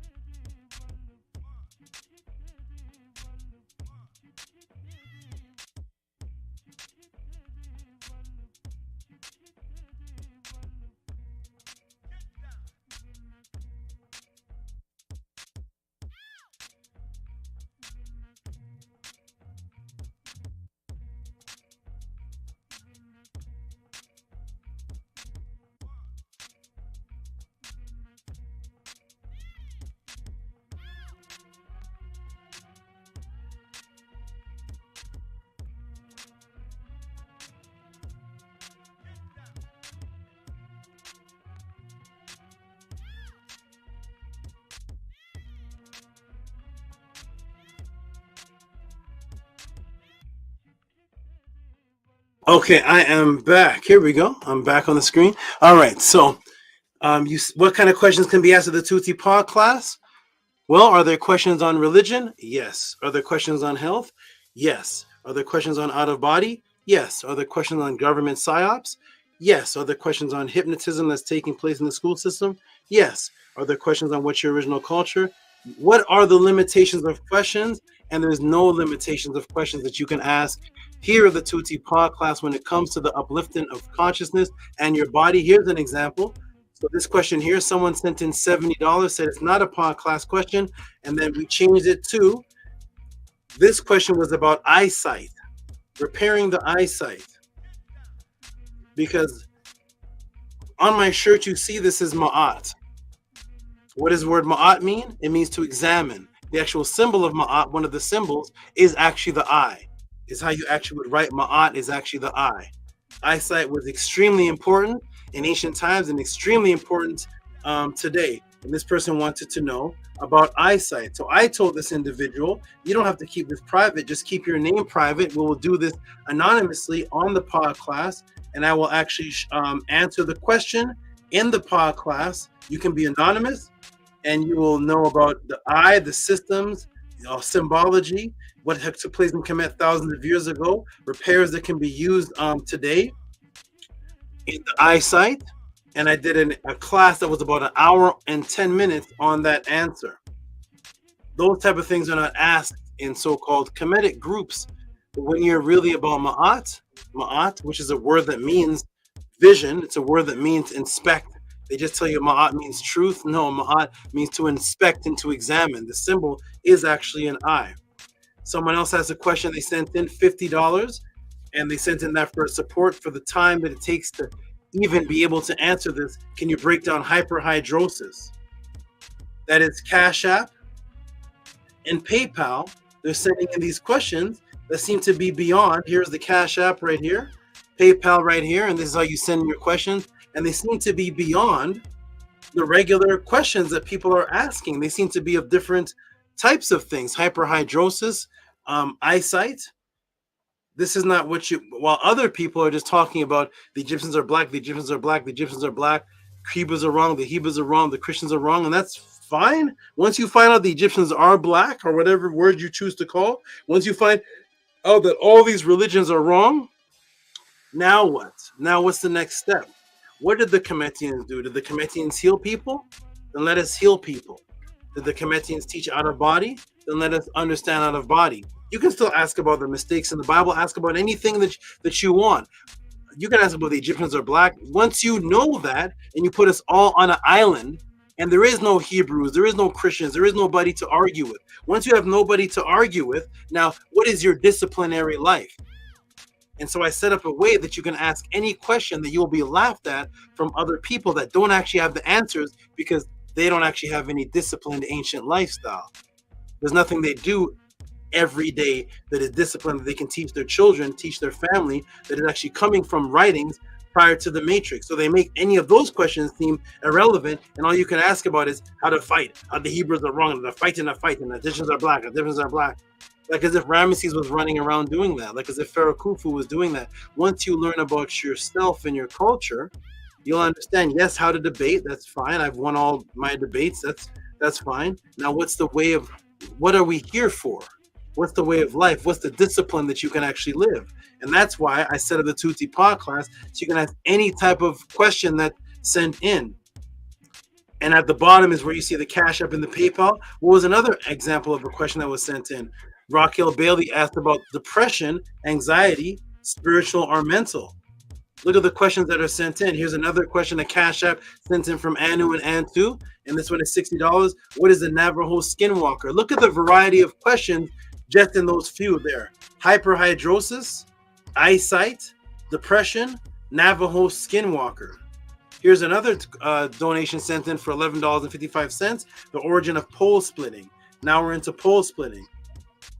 Sherika sends in a question. This is Stranger. Stranger sends in, look at this question about the triangulation part of living in Ma'at. You see the triangles on my shirt? He asked about the triangulation. What type of question is that? That was an 1 hour and 10-minute answer about the triangulation of Ma'at and what the triangle represented. He was so impressed with that he sent in a bounty through a PayPal at Rocky SV to anyone in the conscious community on his breakdown of Star and David and its Kemetic origin. So I broke down the triangle, the symbolism, the magic within it. It was another 1.5 hour answer. The answer is here anywhere from 30 minutes to 1 hour and something, because I'm going to get into the root of everything, break the matrix, show you things that you've never heard of, and then how do you change your mind with it? Every question here is about breaking the matrix. Once the matrix is broken, and that is removed from that compartmentalization in your brain, you'll be able to make another step in your actual life and in your thinking consciousness, because every step you make in life comes from your thinking consciousness. So if your thinking consciousness is corrupted, then your stepping with the left foot becomes corrupted because your thinking is corrupted. So we're breaking the matrices and discussing healing. We're discussing information. We're discussing guidance. The questions here are unlimited of what you can actually ask. This brother here is an extremely important question. This brother here was asked about how to have an out-of-body experience and how to visit the ancestors. How to have his ancestors visit him. His mother, unfortunately or fortunately, passed away, and he wanted to still keep in communication with her. So therefore, we walked through that, taught him that. And from there, he now has a relationship with his mother from the other side, who visits him and his other family members. You, disbeliever, can call that anything you'd like. It's completely irrelevant because that's not your question. You see? When you go to the doctor and get healed by something from the doctor, and somebody else says, I don't like the way that happened, that person wasn't there for that. You were there to get something done on your foot. That person there needs something with their neck. None of you should have any opinion on each other's results if the results are both agreed that they worked. So therefore, it's a menu here of the Tehuti Podclass. One person's answer and belief system may not have anything to do with you, and that's absolutely fine here. Navajo skinwalker, somebody that's into Medunetter, may not care about that. But when I answered it, everybody that was into Medunetter cared about it now. Or you still don't have to. You see? Because only in the so-called conscious community, black conscious community, are you taught that if you're against one thing that somebody says, then you cancel and you're against that person completely. Which makes absolutely no sense, because you yourself, sir, and you yourself, ma'am, walk into a restaurant that may sell nuts that you're allergic to, that makes your neck puff out, and it may kill you. And it may have killed a child that didn't know he was allergic, and he ate the walnuts at that restaurant. You go back to the restaurant and order fish now. And the fish is succulent and delicious, and you're very happy about that fish. You don't complain about the person that had the allergic reaction to the nuts. That's their issue, and now they shouldn't be eating nuts. But that restaurant serves fish and serves a sandwich that you like. They may serve anchovies and almonds that you can eat. And if you can't eat almonds, then order the burger. At the Tehuti Podclass, you can ask any set of questions. I had one brother come to the podcast and he went on to Sonnet and said, I'm not following Tehuti anymore because he spoke about a Sphinx on Mars. But that wasn't your question. The person who asked that question was completely satisfied, and about 44 other people were totally satisfied. Your question, sir, was on tree roots. And I answered that question so superbly that you actually gave a testimony on the answer. That person that asked about the Sphinx on Mars may not care about the tree roots. And so that person has no right to complain about, I'm not with Tehuti anymore because he was talking about this particular tree roots, and I don't agree with that. But that's not your question. The question is as valuable to the individual that asks it. You may not be at that level or at that interest, just like you may not be into the Whopper with cheese because you don't eat beef, but you're into the vegetarian sandwich that the same restaurant sells, so you eat the veggie burger. Don't order the Whopper. Let those who eat the Whopper enjoy the Whopper. You enjoy that sandwich. You don't like that? You eat the potato wedges, whatever it may be. And that's how the Tehuti Podclass is. You ask a question, and everybody who's asked a question has been completely satisfied because of the way that it's changed their life. Testimonies. So with that all understood, we're going to go ahead and continue with the Tehuti Podclass. I'm going to go ahead and put the question up in the room for the very first question that was asked in the Tehuti Podclass. I'm going to put it up in the room. I'm going to put the link in the room for just a moment for the team to jump in so I can take a break, throw some water on me, revitalize myself. I just had to catch a 2.5 foot lizard from the Nile Valley just a moment ago when I took a break. So I need to go fix something up and do a couple of things that will take a couple of moments. And in the midst of that, The students can talk for a minute, and then when I come back, I will actually answer the very first question. So let me go ahead and put the first question in the room so everybody can see what is the first question in the room in the Tehuti Podclass that was asked. Let me go ahead and pull it up and see what is the very first question that was asked today in this Tehuti's Podclass. Let me pull it up right here and see what it is. It is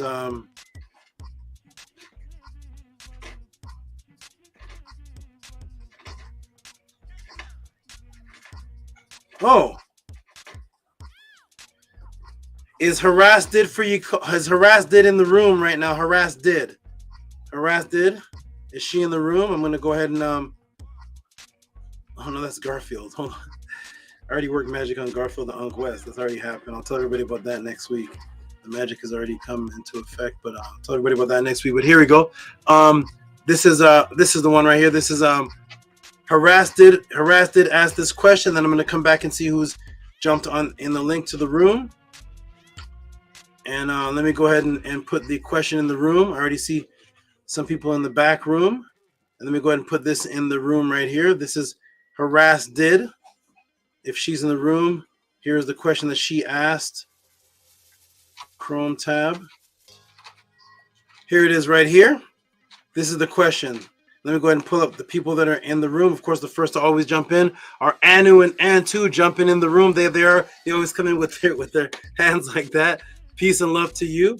So let me go ahead and put this in the room here, everybody. Here it is, everybody. Oh, present. Here it is, everybody in the room. This is coming from HARAS did. And team, go ahead and jump in the room. Where's my consistent team? I'll see who's here. Jump in the room. And there's the question right there. And this is $40 sent in. And I want you, Anu, go ahead and read that first, please. What does that say? What's the question? For Kemet Feng Shui, question sent to email. Kemet Feng Shui, question sent to email. And let me go ahead and give a hand clap shout out to that person. That person is HARAS did, also known as Sarah Jean. If you're in the room, Sarah, press the 9. I'm going to come in the room and take a look and see if you are here. Shout out to Sarah Jean. Peace and love to you.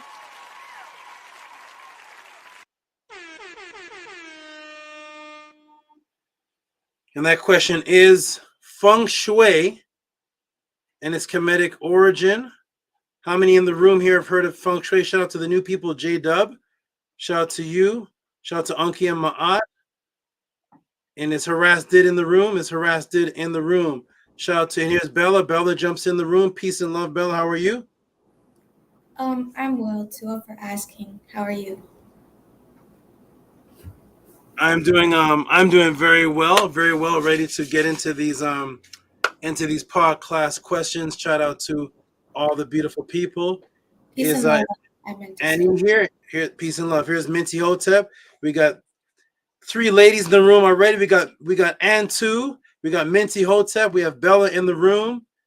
Okay, we got a lot of estrogen flowing. How are you doing? First of all, sorry, how are you doing, Antu? How are you? I didn't even ask. How are you doing, Antu? I'm doing great, Saba. Excellent. How are you doing, Minty Hotep? I'm doing great, Saba. It's great to be here. Hotep. You look like it's great to be here. You look like you're you look like that sentence. It's been a long week, and this is where I ground in my energy. Wonderful, wonderful. Shout out to Dr. LaRoche. I gave a shout out to him last week. He had sent a donation of support, and also I was in I think the Sodnetta room, and a brother was talking about Osiris Green, and brother Dr. LaRoche was like, it's like, what's the papyrus? Where can that be found? What's the source? What's the source? I love it. What's happening here? Because what do the indigenous people say? It's the paradigm is changing right now. When you say something about the ancient people, you now have show us where they said that. Don't show us your new age theory. Don't show us any of that. We want to know where the people said it themselves. So shout out to Dr. LaRoche who went in and said, Where is it? What's the papyrus? What's that? So shout out to you because that's what he gets here of the Tehuti Podclass. Here's my good brother, the waiter of waiters. The waiter of waiters. He's not patient. He is the waiter of waiters. He's patient to himself. He is a waiter. So shout out to it. Yo, I love family love. I'm always watching. I love y'all. Wonderful, yeah, all wonderful. y'all, everybody on the screen. I'm watching y'all every week too. Yes, sir. Yes, sir. Yes, sir. I'm all ears. Wonderful, wonderful. You stay right here. Shout, where's Primordial? Primordial typed something. He said, leaving the hospital, Saba. My brother is in ICU. I'm in Vegas. Drove out here 6 a.m. in the morning.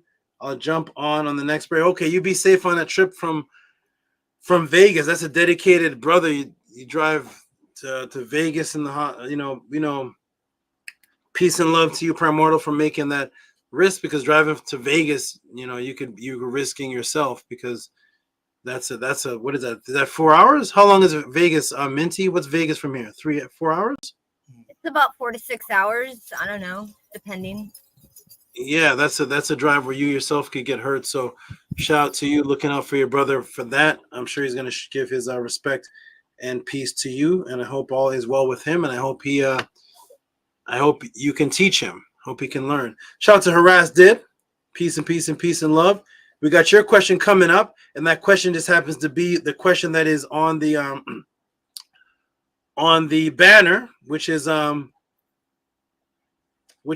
Shui. And I'm going to ask everybody before I step away. There it is right there. Feng Shui, practicing Kemet.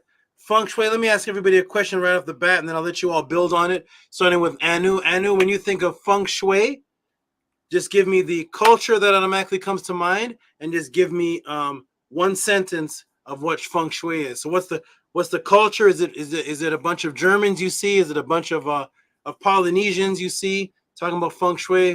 When you think of Feng Shui, name the culture and give me a sentence on it. Go ahead. The culture I think of is Chinese, and the one sentence is organizing objects to emit a certain energy. Boom. And two, throughout your life, when you heard about Feng Shui, what is the culture you think of? And give me a sentence. You think about Polish people? You think about Nigerians? Name the culture in a sentence, please. Chinese, and putting things in a certain order or direction for your mind state. Wonderful, wonderful, wonderful. That's pretty good. And on to the next person, who is hey, what does that name say there? I can't read that. Citrulus? I'm working on something, and it changed the name. But this is Dashe. Yes, I know who you are. I just wondering what the name said. Oh, watermelon. And what it sounds Latin to me. But just yes, sir. Just yeah. Thank you. I take that every day. Yeah. Every single day I take that word that's on your screen. I just took that a few hours ago. I take citrulline malate citrulline every single day. And I'll give you a class on it if you ever do a diet plan with me. I'm sorry. I asked my family, I say, do you want to take a picture with a watermelon? How many of us want to take pictures with watermelon? And trying to break down the stereotype. Wonderful. So give me the culture when you think of Feng Shui. Give me the culture and give me a sentence. So when you think of Feng Shui, do you think about Aboriginal people on Australia? Do you think about the Khoisan people in South Africa? Japanese. Okay. Well, give me a sentence that you know throughout your life on Feng Shui. Unknown. I have no idea. Yes, sir. Okay, no problem. All right, Minty Hotep, all throughout your life, when you've heard about Feng Shui, what is the culture you thought about? What is a sentence? Do you think about Rastafarian smoking weed? What is the culture, and what's the sentence, please? It would be Japanese, and it would be something to do with the flow and the flow of energy throughout your home. Okay, wonderful, wonderful. Okay. Bella. What'd you say, Minty? I believe it's the way of the Tao or something like that. Okay. The flow like water. Okay, the flow like water. Wonderful. All right, Bella. When you think about Feng Shui? What is the culture? What is the sentence? Do you think about Latinos in the Bronx doing breakdancing? What is the culture you think about when you think about Feng Shui? And give me a sentence. Yeah, Japanese is the culture I think of, and something used to make your environment relaxed or your home relaxed. Wonderful, wonderful. Thank you, Bella. And who's there? Menkora jumped in the screen. I thought I saw Scribe for a moment, but Menkora jumped in the screen. Menkora, when you think about Feng Shui, what culture do you think of, and what's a sentence? Do you think about Adolf Hitler's men saying, "Height"? Hotep, Saba. I definitely think of the Asian culture, and one word would be, I would say, order. Wonderful. Where is Haras Did needs to be in the room. Haras Did, you need to jump on the panel. You're the one that asked the question. I want to know from Haras Did when you heard about it, what you think about. Dr. LaRoche answered and said, Wikipedia states it originated in China. Class is over. We're shutting down the Tehuti Podclass. You all have your answers. Send your donations to Cash App, Wikipedia, PayPal at Rocky S. Wika, and you have your answers now. You'd have no need for the Tehuti Podclass.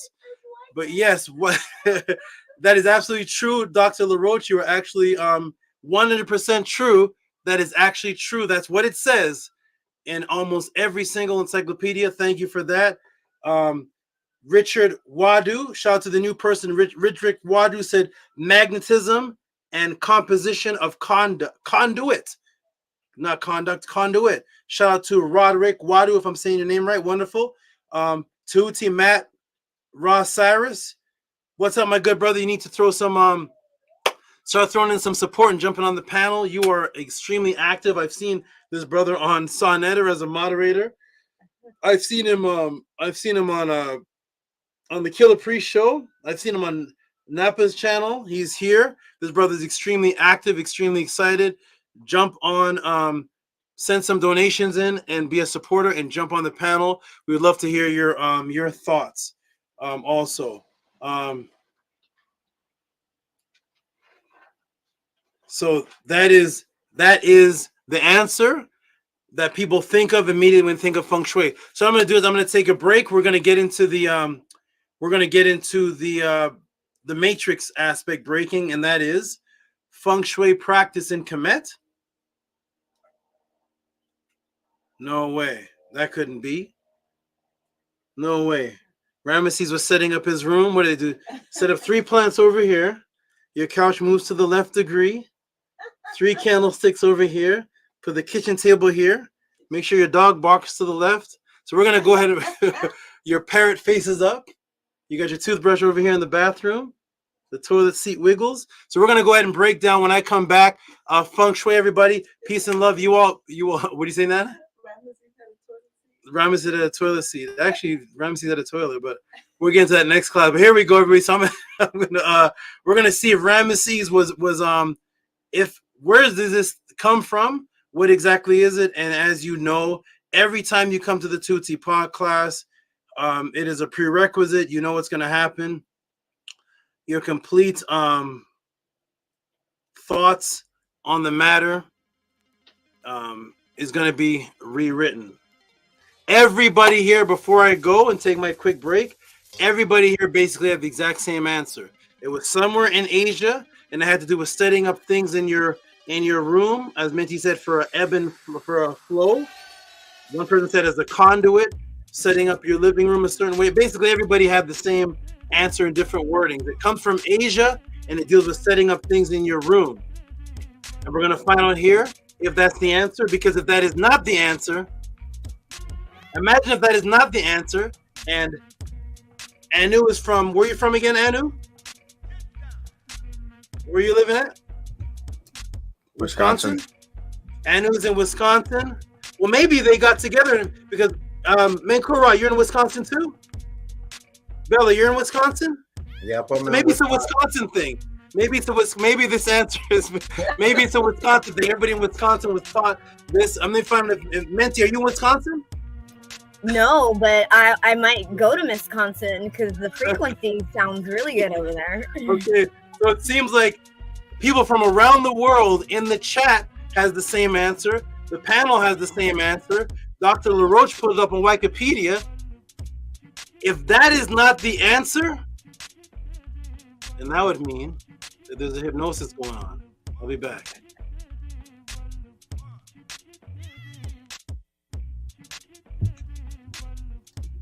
Tua Henu Sabatuti Hotep Ra.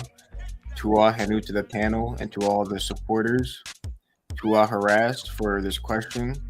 I had this question too a long time ago, so I'm very thankful that you asked. I had learned that in China, certain Dao masters and Kung Fu artists would set up their room in the Bagua hexagram. So I thought to myself, like, what if I set up my room like an Ankh or a Shen? So now I'm going to figure out what it means and its connection to Kemet. I'm very excited. So Tua very much. What's up and Mary, everybody? Tua to Tehuti Hotep Ra for everything that he is doing and has been doing for many years now. I'm so thankful for this energy in this class to be within something so beautiful. It's so powerful and uplifting, and it is saving generations. Tua SABA Tehuti and Tua to the Netter and the Anunnaki. Henu. Peace and love. Hotep, everybody on the panel. Everybody looks good. Everybody looks healthy. Everybody looks happy.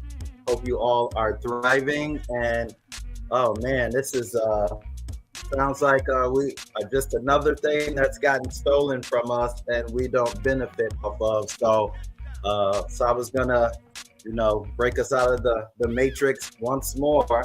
And I'm looking forward to this breakdown. So new to you, Saba. Yes to you. Looking forward to this breakdown.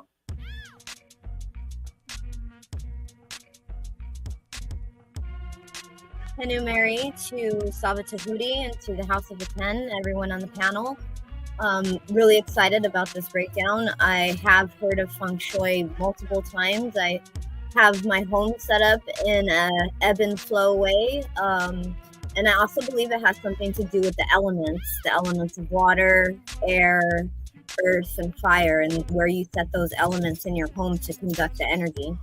And just to echo what Sister Antu said about being in this community and this energy, I'm very grateful because people are just out there doing whatever. So I'm very grateful to have a community to ground in my beliefs with others. Hotep Marie. What's up, Mary to Saba Tehuti, to him for letting me on the panel. I'm very grateful, as both sisters said, to be here and within this movement. What's up to everyone on the panel, all of your light, 204, all your deeds and ma'al, 204, supporting Tehuti and all which gives you life, and 204, being here.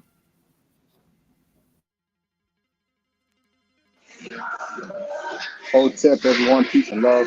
I'm in a loud environment, so I'm not going to stay on the mic for too long. Just want to say peace and love to everyone. It's excellent to see everybody.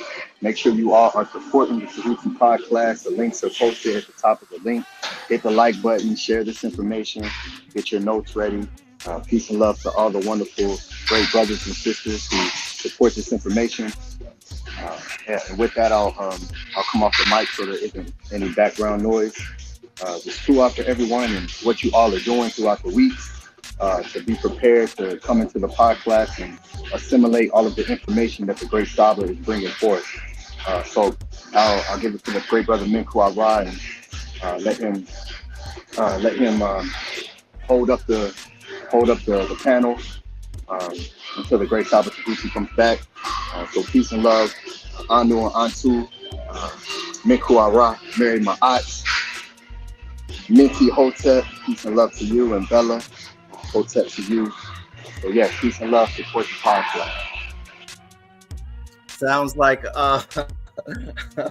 Sounds like Ani Fatah is at Smoking Loud or some kind of concert he's performing tonight, and didn't let us know. You're supposed to go live where we can check out the show. You dropped the EP and now you on tour. We wanna kick it with you too.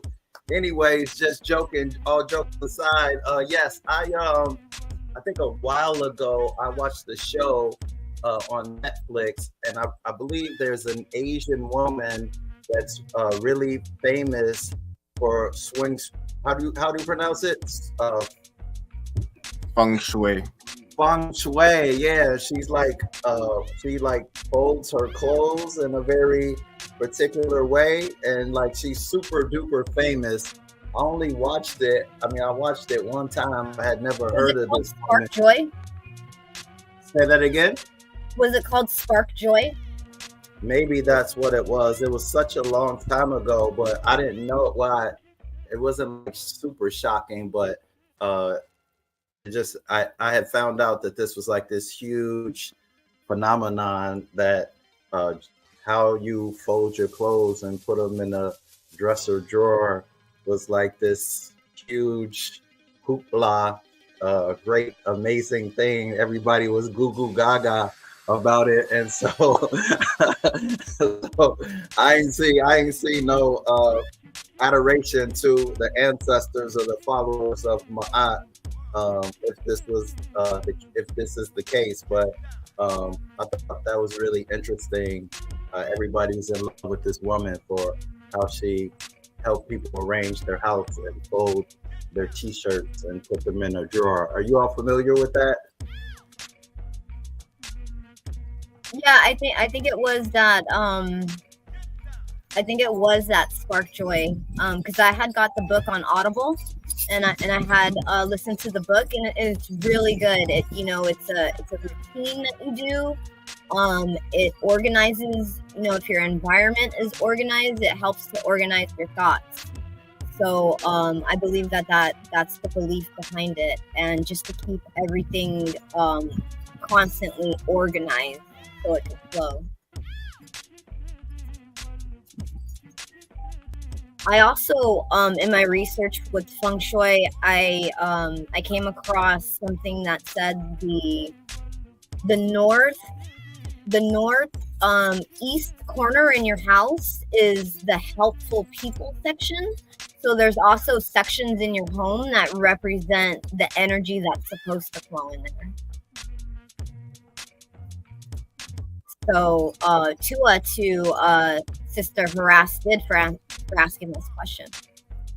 Beautiful, and I'm curious now. I'm curious if one of the first one-on-ones I had with Master Teacher SABA Tehuti, we discussed imbuement and how the followers of Ma'at were so imbued with understanding nature and magic, and everywhere they looked, it was reflective to who they were. And so I'm wondering if that will factor in with what he'll teach today. I have no doubt that will factor in. Yeah, it's all starting to come together now in my mind. The pieces are, I'm kind of seeing where his teaching, what direction he may take us in. Anu and Atu, are you familiar with this? What was the name of that show, Minty? Spark Joy. I've never heard of it. I haven't heard of that either. It's a good listen to on Audible, but I'm sure whatever SABA is bringing forth is going to be 100 times better. And I know to you for having the idea to set up with the intention of the ANKH in your home for the Feng Shui to flow through. That's great. Yeah, I'm looking forward to this build up and breakdown of the matrix, because then I would be able to know if I can do that or not. And it would be absolutely nefer to organize all the things around me to imbue mod. Mm-hmm. I would like a martial art that has mod in it. the kung fu artists, they got their culture in their martial arts. I'm also wondering if Feng Shui doesn't just have to do with like a house or a room, if it has to do with other things as well. Like, what about the car? What about everything? Just making it so that way all the things around you echo that energy a lot. I'm looking forward to it. SABA, he has like a wrecking ball, and then like what is it, like the concrete and all that stuff to build a new house. He breaks down the wall and then builds up something new in the mind. That's deep. It's very emotional at times. Yeah, I'm thinking about when you think about order as one of the not principles, but one of the concepts of Ma'at, I can very much see how those things align. And order is such a big component for followers of Ma'at, because it kind of just sets the tone, right? If you have things in order, you're setting yourself up to kind of be in a better position. So I can see the parallel with those two things. Absolutely. When you're speaking about order and rituals and imbuing, that's a part of the rituals, you know, the consistency and the order. You do the thing the same way every time, repetitively, and that's what builds the energy. Yeah, and I've heard lots of information regarding the followers of Ma'at, that they were extremely clean people, really into cleanliness. And so that I could see how that factors in as well, because they're in the Netzeru. I'm sure they weren't like hoarders. And you know, yeah, there's no clutter. There's no clutter in Kemet. Yes. So it's all starting to make sense where this might go. But of course, SABA will go into overdrive and reveal things that most of us probably hadn't even thought of how this all fits together. But you know, it's not shocking, you know, if the Asian culture took this from us, or you know, whatever, borrowed it, or imitation is what the highest form of flattery. However, you know, people what lens you look at it as.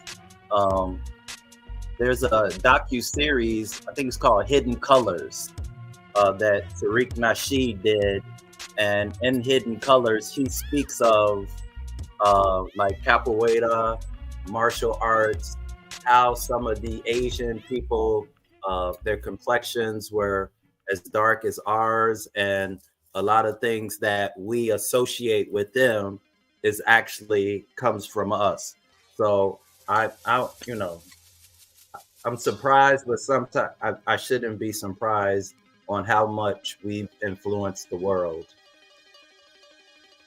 Absolutely. It doesn't, nothing really surprises me. It's very rare that I'm surprised. Bella, do you have any practices with setting things in your home a certain way? I don't think so, not a certain way. I think I've set my bed to face the same direction. I kneel down, do my adoration to Ra. There's certain things I do that I have in multiple places. I know Tehuti gave something in one of the Medu classes that, like a sticky note thing where you write something on it. I don't want to give it away because it's in the Medu class, but on the sticky notes, I have one in each room, in my house, in my car, so to place out like the echoing of the multiple places. But as for conditioning, I don't think so. That's great. I also have an altar in my car as well. Wow, that's powerful. I'm starting to Like I'm visualizing, I think I've seen maybe in a store or maybe in a friend's house, these little things with like sand and like little rakes. Oh, yeah.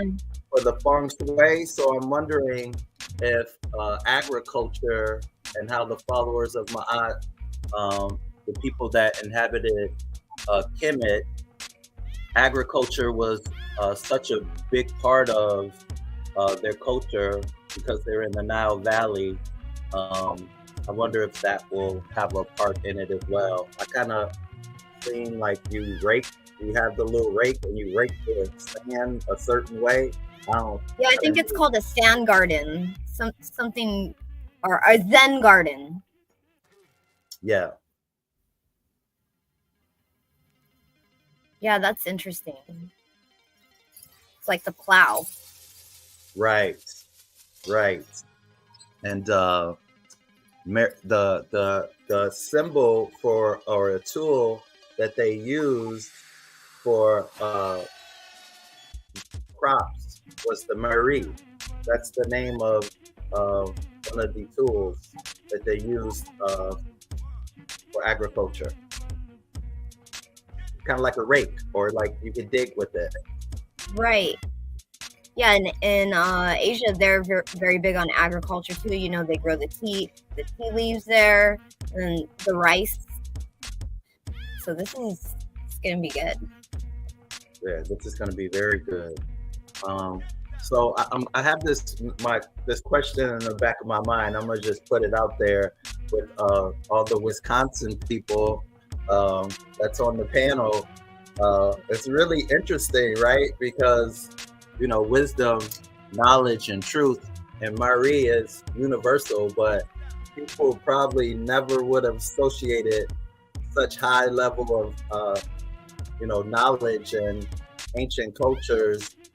They probably did not attribute it to people in Wisconsin, because when people think of Wisconsin, they think of cows, they think of cheese, they think of the Green Bay Packers, and here we are, we're all here with the master teacher. So this is really interesting. I didn't realize till recently that you all were in Wisconsin as well. Must be a vortex here in the Nectar Crit or something. That would be cool.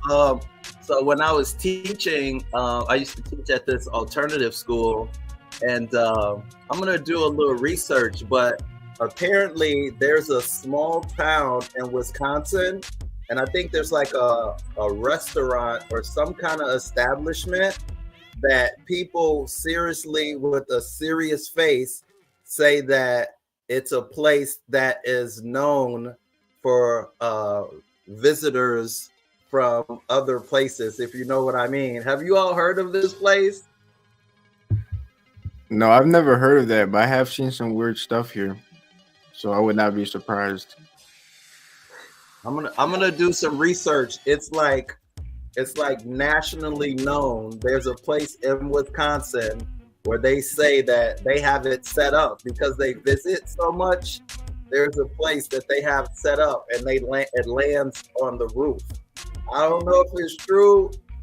People, this is what I heard. So I think that's really interesting. I really want to know about that. Are you guys familiar with ATTON in Lake Mills? No, not me. Okay. I'll send you all some information on ATTON too. It's actually recognized by UNESCO, and there's a description. So it has these mounds that kind of look similar to the Mers or the Akus, the pyramids.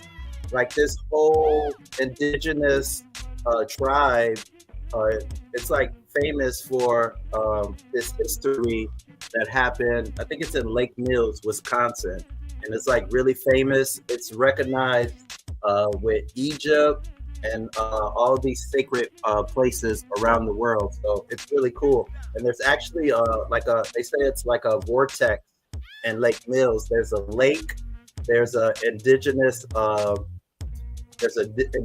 grounds where people live, and then there's ATTON. And I actually went there, and on my way there, I think this was when the pandemic was kind of like winding down, and I was driving there, and I could seriously feel the energy. I was like, oh, this is real, because I could feel it all in my energy. So I'll send you guys some information in case you want to visit. Welcome back, Saba. How are you doing? How was your break? You're on mute, Saba. Okay, everybody, I'm doing well. I'm ready to get into this question. Where's the young lady harassed? Is she in the attendance? She's not on the panel, but she is somewhere in the room, I'm sure. Okay, shout out to harassed. Here she is right here. Harassed says, that's important to me also. Bella, what direction our bed is facing? Okay, let's get into it, everybody. Shout out to Cash Peden. 111-222-333-444, man. That's what his donations used to be. 111-222-333-444-555. Shout out to Cash Peden. Okay, everybody, let's get into it. Annie, is Annie here? Or Annie, are you here, good brother? He's on the panel, but he's at, I believe, at somewhere where there's a lot of loud music in the background. I think he might be at a show. Oh yeah, okay. I heard you say something about something called Waking Loud. What is that? It's a loud place? Oh, it's just a festival, a concert. I was making a joke. Oh, okay. Hotep Saba, yes, I'm here. No, I'm at the gym. You're at the gym? What's happening at the gym at this time of day? That's an interesting time to be at the gym. Okay. Shout out to Annie at the gym. Peace to you. Have a good workout. And okay, here we go. Okay, everybody, we're gonna get into it. Welcome to the Tehuti Podclass. Here we go, everybody. Press the 9 if you can hear me. I'm gonna go ahead and give a shout out to the great donators, supporters. The supporter here, Haras did, who asked this beautiful question, and the question actually came with more, because she actually elaborated a little bit more. So I'm going to go ahead and let me see something right here. She asked the question in the Cash App, but she actually sent a little more elaboration, and she sent a reference to a book that she actually got this question from. I will be showing all that. So those who are watching this this right now, we're going to get into why. There's Gabriel Lopez. There's Lisa. Much respect to you. Much respect to you. There's Heru Kemet, Heru Hancock. Much respect to you. Peace and love. And now we're going to get into the question, and I'm going to show the rest of what she asked, because she sent an email with a little bit of elaboration. And she also sent a book on this in a reference to this concept of Feng Shui. And like I said, everybody, if everybody in the room has the same answer, and you all are from different states, different parts of the world, and you all have the same answer for two particular words, someone can say two words to you from a language that is not yours, means that you're not familiar with that language to even understand the sentence in which to put those two words in. And you just hear two foreign words, and from those two foreign words, your mind creates you have a picture in your mind now. In the back of your visual cortex, you have a picture, and in your amygdala, you have a complete picture. You've left the area that you're in. You've went to Asia, you've went to Japan, you went to China, you're in a bedroom, you're setting up furniture, you're in a living room. You have a complete picture from two words of a language that you don't even speak. If that whole picture is set up in your mind, and you're from different parts of the world, and all of you have the exact same picture, and if you learn here today that that picture has absolutely nothing to do nothing to do at all with those words, then you are in a state of hypnosis. And that is why you come to the Tehuti Podclass, because we're here to break the matrix and show and prove that you are in a state of hypnosis. And you need to wake out of it. Now, if we do this class in Feng Shui, so the ancient people was all about setting up the room and putting furniture to the left and moving the couch here and moving your bedroom facing here and your bed facing there, then you are on the right path of Feng Shui. And you're doing what the ancient people taught. So we're going to find out which one everybody is here. And the Tehuti Podclass, because everybody has submitted their answer. Shout out to Nicholas Noetic. Not only has everybody submitted their answer, but as I was moving around in the background, I was listening to people elaborating on what part is your bed face. Have you heard of this in the room? I'm hearing stories now pertaining to the Feng Shui. So we're going to find out if these stories are coming from the indigenous people or Feng Shui. So everybody who's listening to this this answer that we're about to give, everybody, peace and love. The support app as you're listening to the answer. Just as you tip your waiter in support and respect what it is that the waiter did, which was bring you a kind of a greasy steak or whatever it is that he brought you, which in 90% of the time was not health food or anything best beneficial to your longevity of life. But when he brought you the shrimp, he brought you the French fries and the steak and the wine and the Heineken and whatever he brought you, and you gave that person a tip for bringing you those foods. Over here, we are about life. And if you appreciate the time that I'm about to put in and am putting in as you're hearing the answer, please send your tip to PayPal at RockySV, Cash App TTM Moon. This is all that I'm here for. This is all that I do. And the moment that I see that it is not appreciated, I will immediately go and shift into what else? The other things that I do, which I am known in different genres to different people in different areas. I'm not known as Tehuti. I'm known as a fitness trainer to other people that are on your favorite reality shows. They don't know me as Tehuti. They know me as something else. But I'm not doing those things because I am here doing this, because I'm most comfortable as Tehuti than as training people on those shows that Hollywood says they're not even allowed to say they're associated with me for what they know me as, and it's not even Tehuti.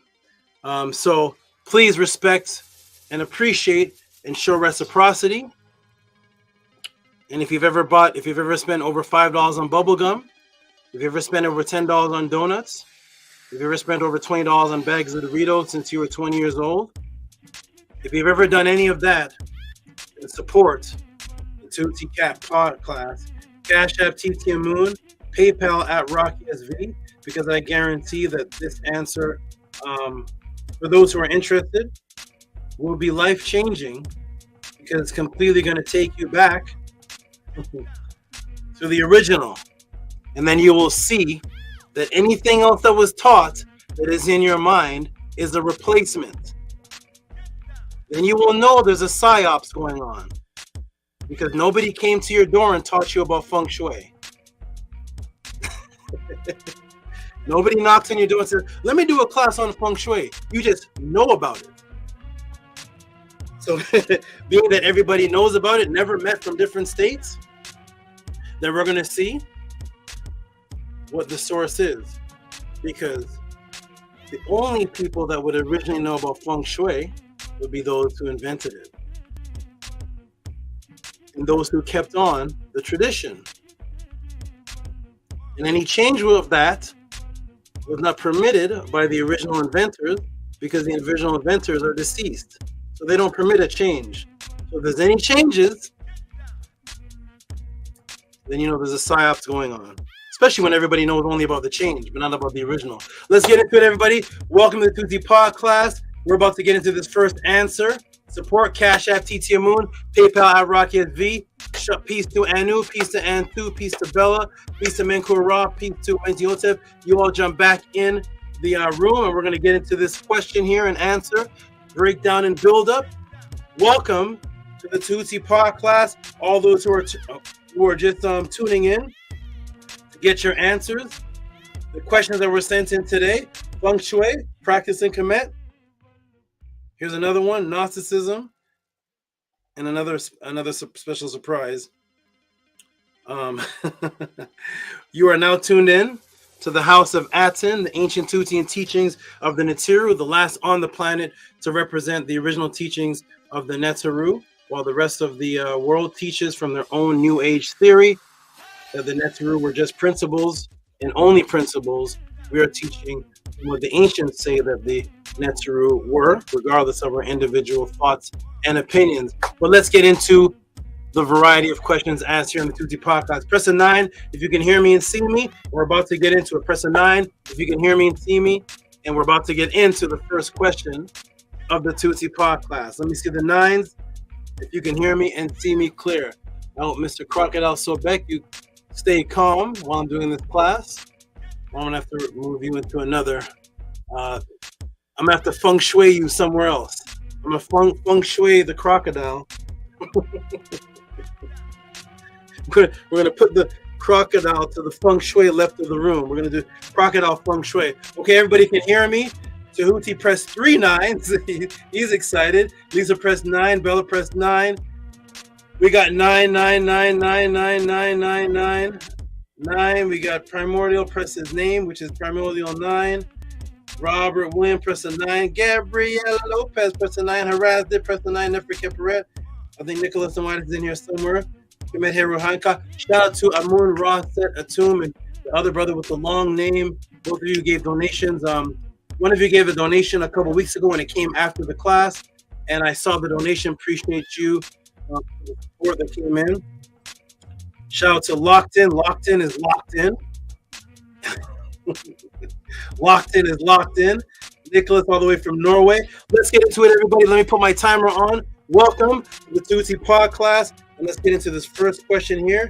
Here we go. It's about to be good. Thank you, TT Amun. Peace and love. I'm going to have an excellent podcast. And thank you, Bella. I think I've responded to you. And the only reason I'm looking at this phone right now is because I'm about to put on the timer. Cat Williams added what? Oh, okay. I'm about to put on a timer. So here we go, everybody. And here it is right here. Boom. And let's get into it, everybody. Let's get started. Here we go. Are you ready? Let's get locked in. Come on, Sobek. Stay calm. I have to feng shui you. Don't let me feng shui you. Here we go. Boom. Entire screen. And here we go. Hide. Up. And there it is, everybody. Stop reset. And here we go. Restart. Here we go. All right, everybody. Welcome to the Tehuti Podclass. Welcome to the Tehuti Podclass, the question and answer class of the House of ATTON. Due to the kidnapping of history and your spiritual identity and the stealing of your spiritual identity, millions of people have questions about who they are, where they come from, if immortality exists, what is the original religion, what is the original languages, spirituality, who are the Netiru, health, purity, mental detoxification, out-of-body experiences, ancient sources, government psyops, telepathy, quantum entangled enclosures, quantum entangled consciousness, and much, much, much, much more. Unfortunately, in the agenda of atheism, now disguised in the form of quote-unquote black consciousness, and atheistic Kemetic teachers who will not have classes on the actual teachings of the ancient writings of the indigenous people themselves or their spiritual belief systems, but rather only debate, debunk, expose. I challenge you. Put videos out to other spiritual beliefs. The Hebrews are wrong. The Bible is stolen. The Egyptians are black. The Egyptians are white. The Egyptians are Mediterranean. All of these type of their videos and their books and their classes and everything is only based on opposing what somebody else teaches, but never actually giving you their give me a 3-hour class on your disciplines that you're using that people can abide by, that our ancient people had before the Matrix. What are the disciplines of purity? Is it just about attacking and fighting and debating and debunking and exposing and Egyptians are black, Egyptians are black? Once you learn the Egyptians are black, then what do you do as a so-called black person? Now you know they're your ancestors. What do you do with that? You just say they're black for egotistical purposes, or do you continue the culture? So, attacking everyone, but never giving you any indigenous writing, any spiritual discipline in its place. Never showing you their hand of what they actually believe in, because in truth, those so-called conscious teachers actually don't believe in anything, but just have the want to argue, thus to hide that they cannot answer. What do? They have made you feel uncomfortable to ask any of these questions. You're laughed off of the stage, kicked off of the panel for the above inquiries. That's the only platform class movement that exists on the planet where you can send in questions with reciprocity and get an ebook, personalized, documentary type answer, customized and taught live for you, is here at the Tehuti Podclass. What are the questions for this section that Tehuti will answer? And here is $40 for Kemet Feng Shui question sent to email. And the young lady gives this as a reference book. It's Hika Ma'at Egyptian Feng Shui, the ancient living art of harmonious living. And the summary of the book says, this is what the young lady sent me, HARAS did, Sarah Jean sent me this book reference. It says Hika Ma'at means energy of truth. Ancient Egyptians in Hika Ma'at means energy of truth in ancient Egyptian. The Egyptians were highly symbolic in their use of imaginary ideas. They incorporated metaphors of the cosmos into their temples and floor plans because they believed that by recreating it in miniature, they could in some part control it. Each of the realms was associated with particular gods, Netjer in ancient Egyptian, symbols, colors, creatures, spheres of influence, and elements of nature. By identifying and bringing these together, it is possible to demonstrate how the ancient Egyptians used this knowledge to imbue their temples and living spaces with the power of particular realms, spheres of influence under the protection of specific gods, and how Ma'at could be maintained by keeping these elements in balance. This is the essence of Hika Ma'at. The better known Chinese practice of Feng Shui is essentially the same idea, but based on a different culture. There are, however, common elements, as the two have a common root. For example, Feng Shui is based on the concept of Qi. In the Egyptian system, this same concept exists. It got cut off there. Okay. All right. So here comes the young lady elaborated on the question. My question is, this comes from Sarah Jean.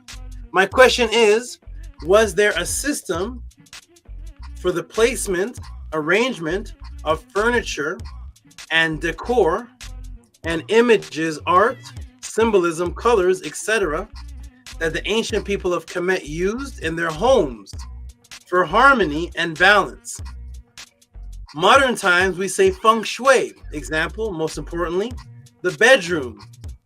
And which direction would they have their bed placed?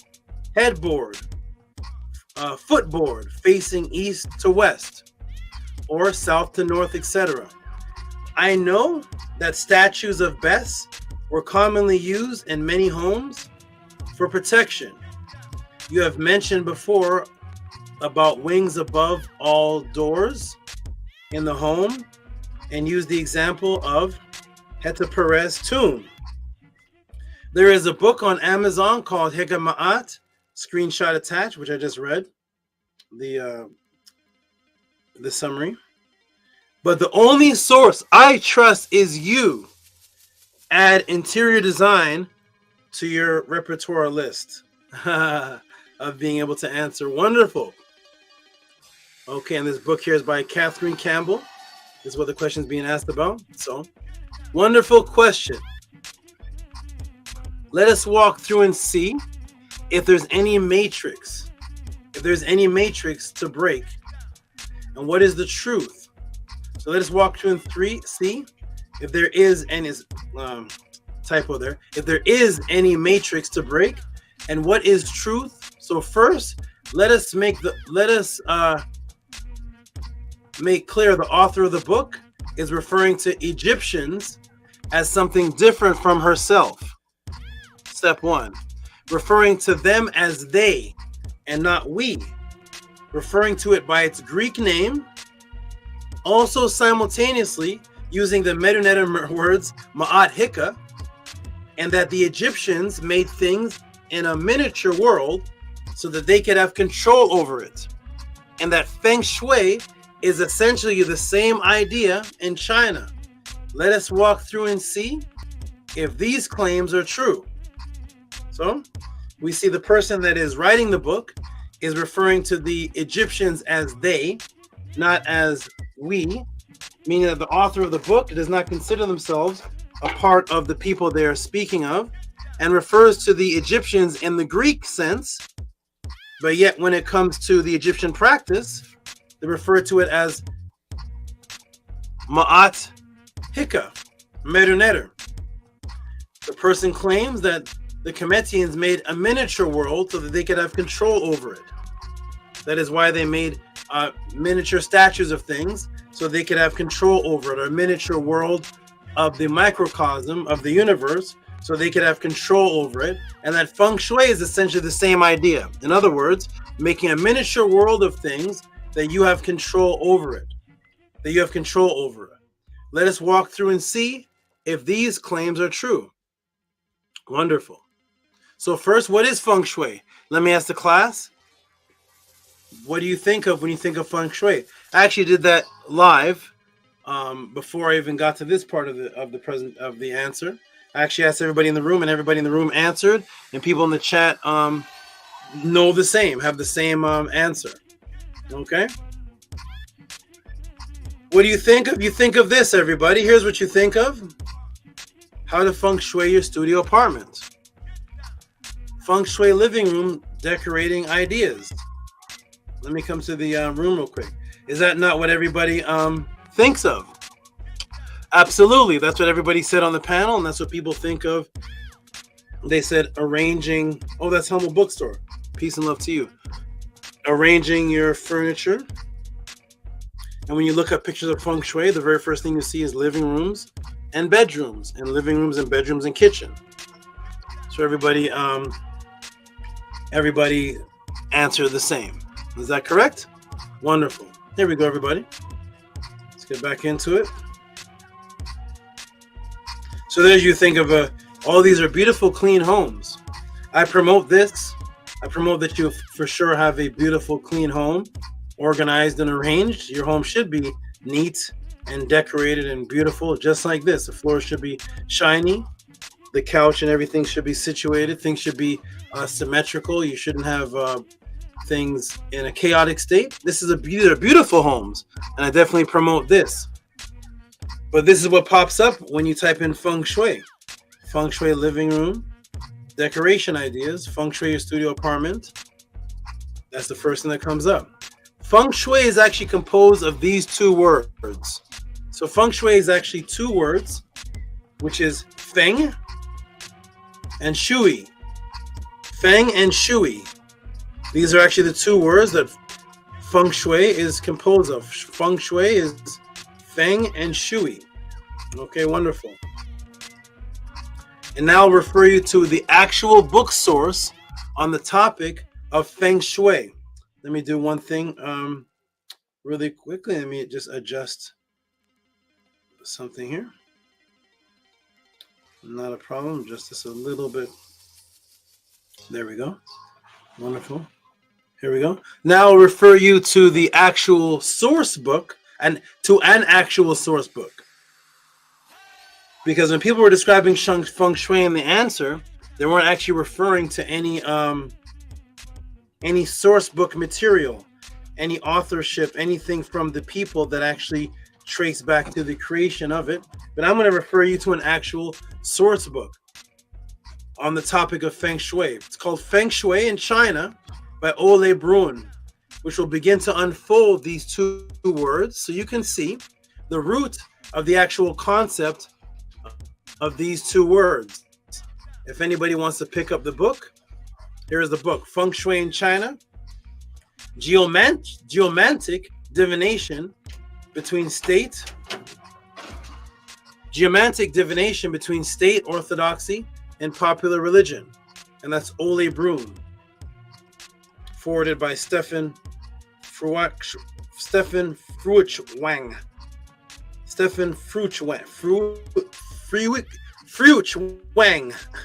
Okay, there's a book right there if you want to pick it up. And now we're going to refer to the actual to what's inside of the book.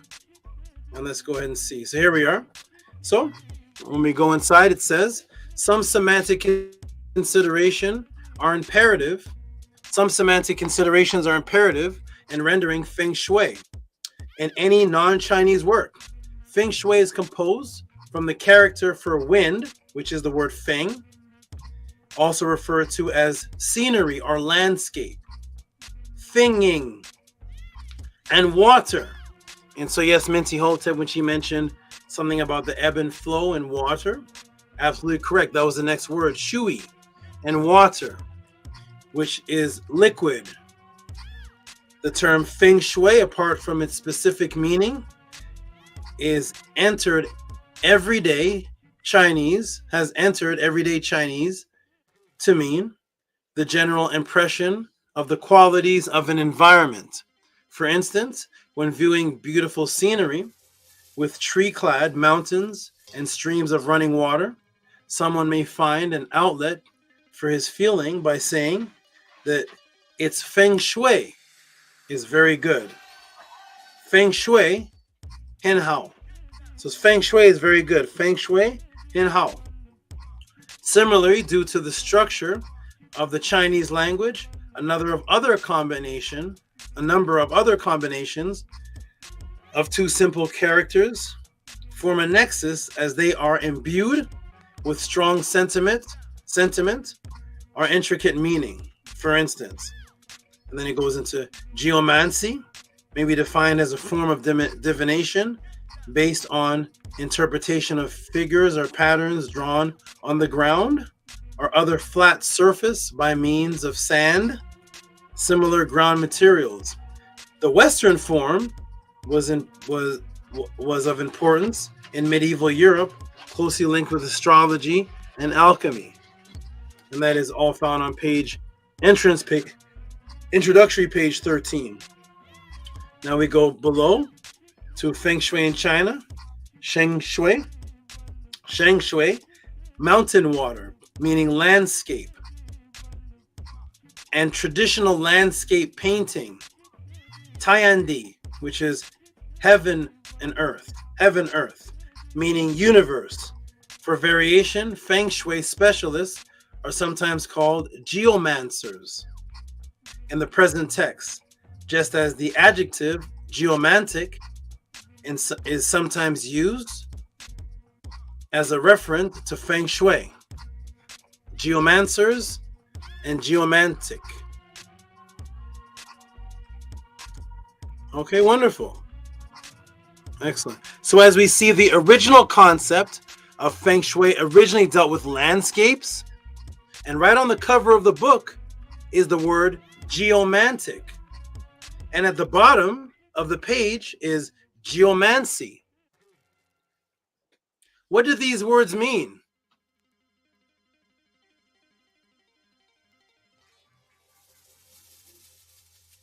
We go to geomancy, geomantic, art of divination by means of signs derived from the earth. from Old French, geomancy, medieval Latin, geomantia, from Greek, geomantia, geomantia, from geo, which is a combination or combining, from gi, which is earth, gia, and mantia, which is divination. Divination. Thus you get geomancy, a word forming elements meaning earth, the earth, and ultimately Greek geo, combining form of Attic and ion, G, the earth land, a land or country.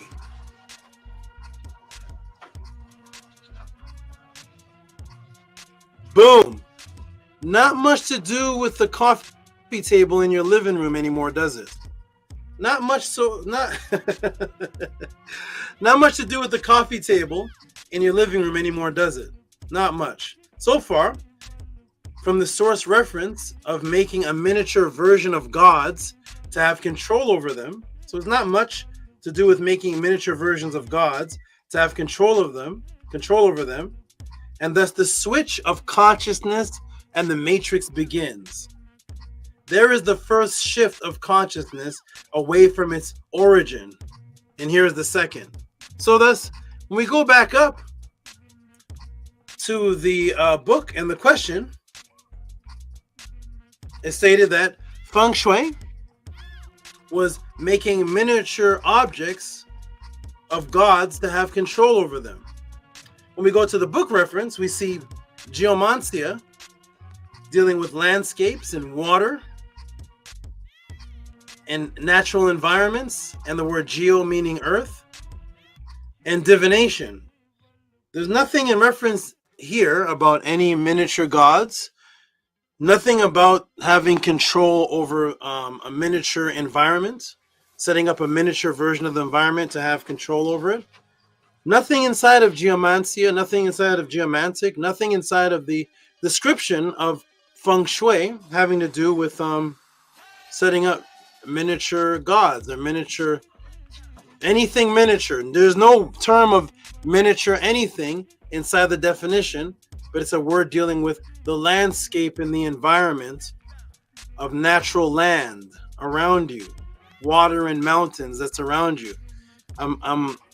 As we go on, we're going to see if we come into anything about living rooms and kitchens and coffee tables. So far, not much mentioned about anything happening in your living room. No living room actually mentioned at all. No kitchen mentioned. Nothing about a bedroom. At least in the original references to Feng Shui. We see it has to do with land in geo and geomantic, and the practice of Feng Shui are called geomancers, dealing with earthland. Okay, let's continue, everybody.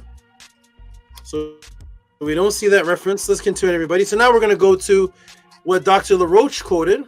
We're going to go to the encyclopedia insertion of Feng Shui. Feng Shui is sometimes called Chinese geomancy. So they seem to be in agreement with this source book of Feng Shui, that it all goes back to geomancy, is a traditional practice that originated in ancient China. And that's what Dr. LaRoche said.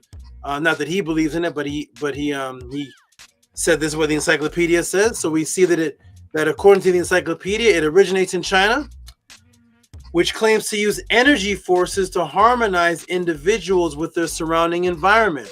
The term Feng Shui literally means wind water, i.e. fluid. From ancient times, landscapes and bodies of water were thought to direct the flow of the universal qi, cosmic current or energy, through places and structures.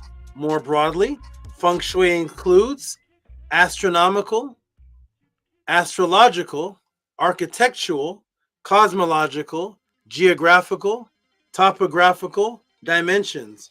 Historically, as in many parts of the contemporary Chinese world, Feng Shui was used to choose the orientation of buildings, dwellings, and spiritual significant structures, such as tombs. One scholar writes, that the contemporary Western societies, however, one scholar writes that in contemporary Western societies, however, Feng Shui tends to be reduced to interior design for health and wealth. It has become increasingly visible through Feng Shui consultants and corporate architects who charge large sums of money for their analysis and advice. Let's go backwards. Historically, in many parts of contemporary Chinese world, Feng Shui was used to choose the orientation of buildings, dwellings, and spiritually significant structures such as tombs. However, Western society tends to reduce Feng Shui to interior design.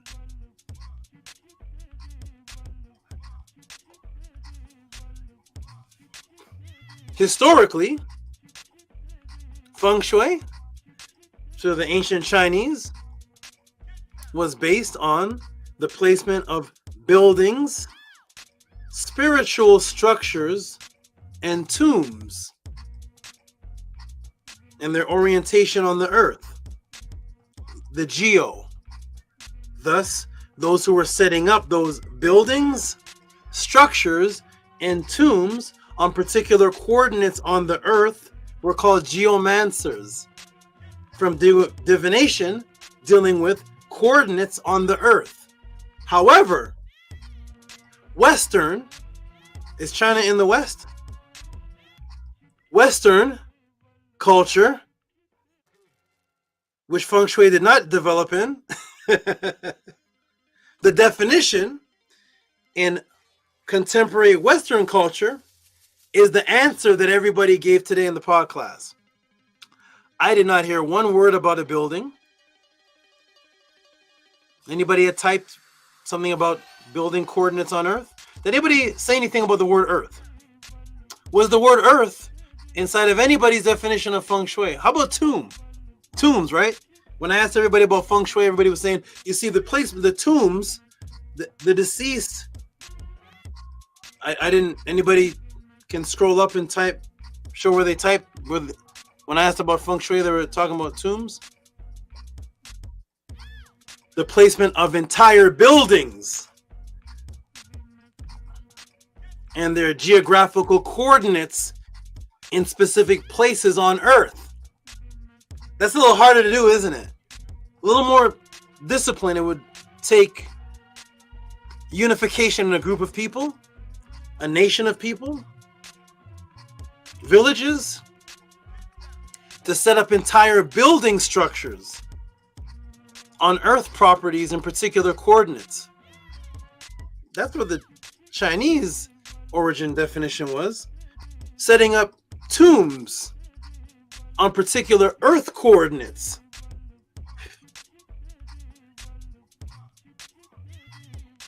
That would take a lot of discipline. That would take unity, right?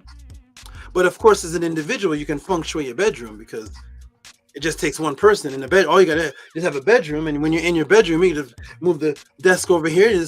My room is feng shui like this. You can call your friend. I'm not with that feng shui. My room is feng shui like I moved my living room over here. The laundry room, I moved the cabinet over here, and the kitchen tables over here. And I'm over here, and I feng shui this. Sounds a little bit less unified than if you needed teamwork to set up an entire structured building on a particular land coordinate. And if there was a tomb, there's a body in it. That body would belong to a particular family, and there'd be a unification process of where that tomb was placed on the planet Earth for a particular stream of energy to flow. Did anybody in the class today, when I asked about feng shui, did anybody mention the deceased? Any deceased mentioned? Because that would take unity. That would take an organized culture to do that. You can't do that with grandma by yourself. No.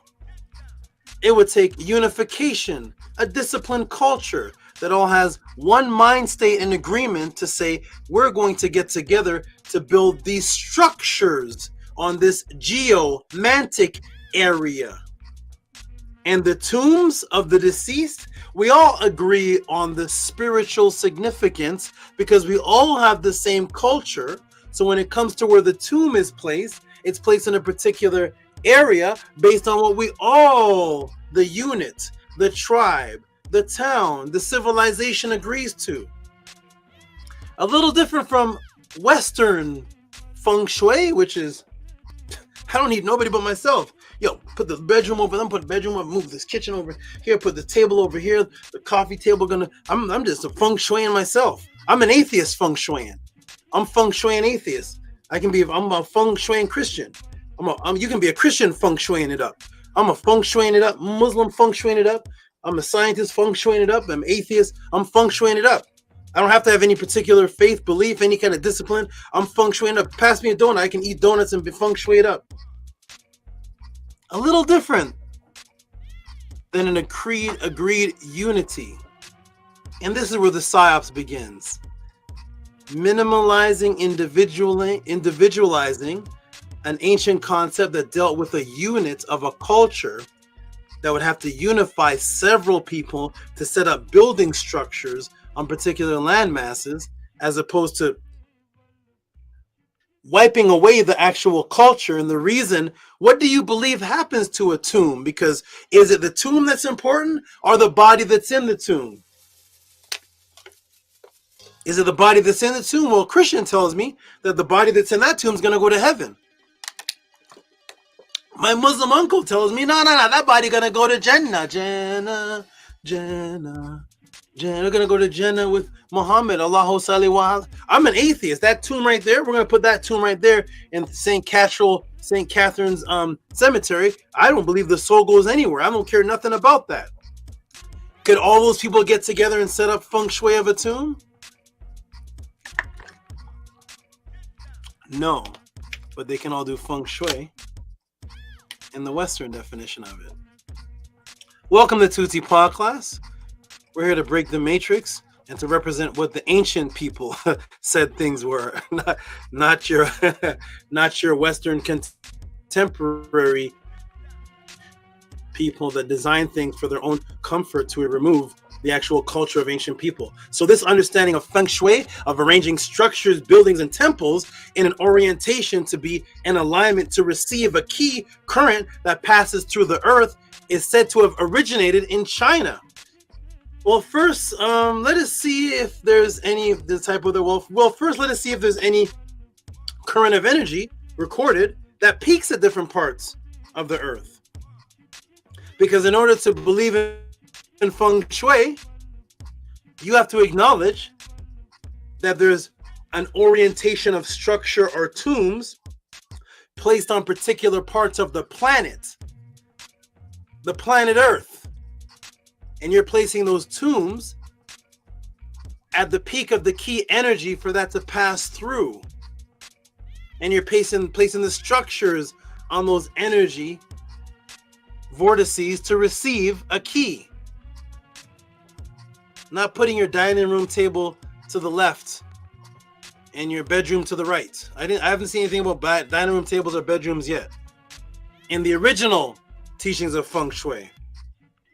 But let's see, in order for that to be true, let's see if there's any current of energy recorded that peaks at different parts of the earth. For that, let me take you to the November 14th, 2014 BBC News, and let's see what's happening here. Under this section here, Gloucestershire.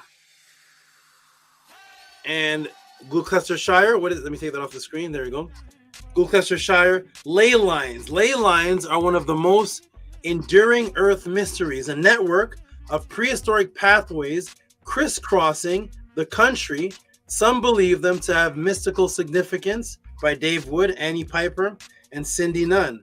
Ley lines, also known as lays and dragon lines, are phenomena most people have heard of, but but few really understand. Indeed, it would be fair to say that no one understands them fully, as they remain largely unexplained. Ley lines. These are called conductivity, discontinuity, ley lines. And this is actually what's happening. This is conductivity, discontinuity, ley lines. Conductivity, discontinuity, ley lines.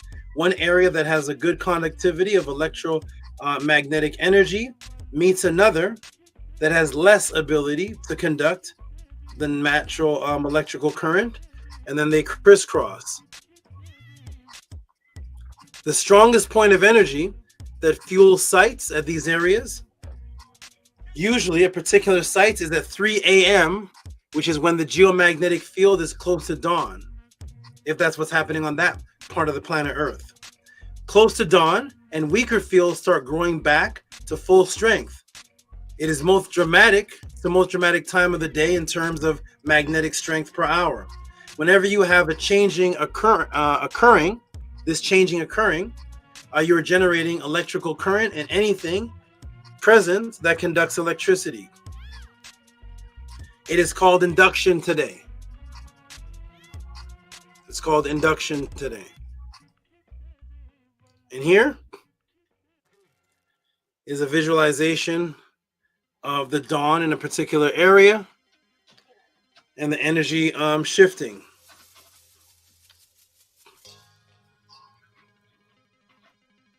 The BBC article continues to quote and say, ley lines are alignments and patterns, powerful, invisible earth energy.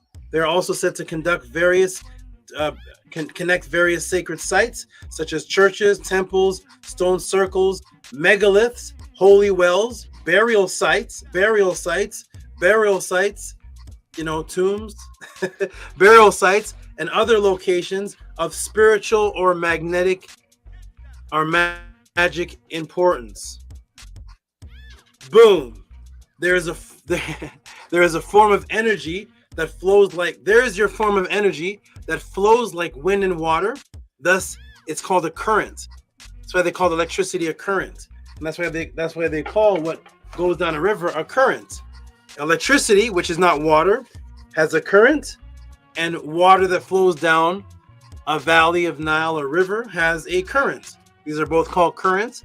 They're both associated with a flow that is similar to, one can be water, one can be a current of energy. They're both currents. So there's your form of energy that flows like wind and water, thus a current, that they have found at peaks, at oriented locations of sacred sites, temples, tombs across the world.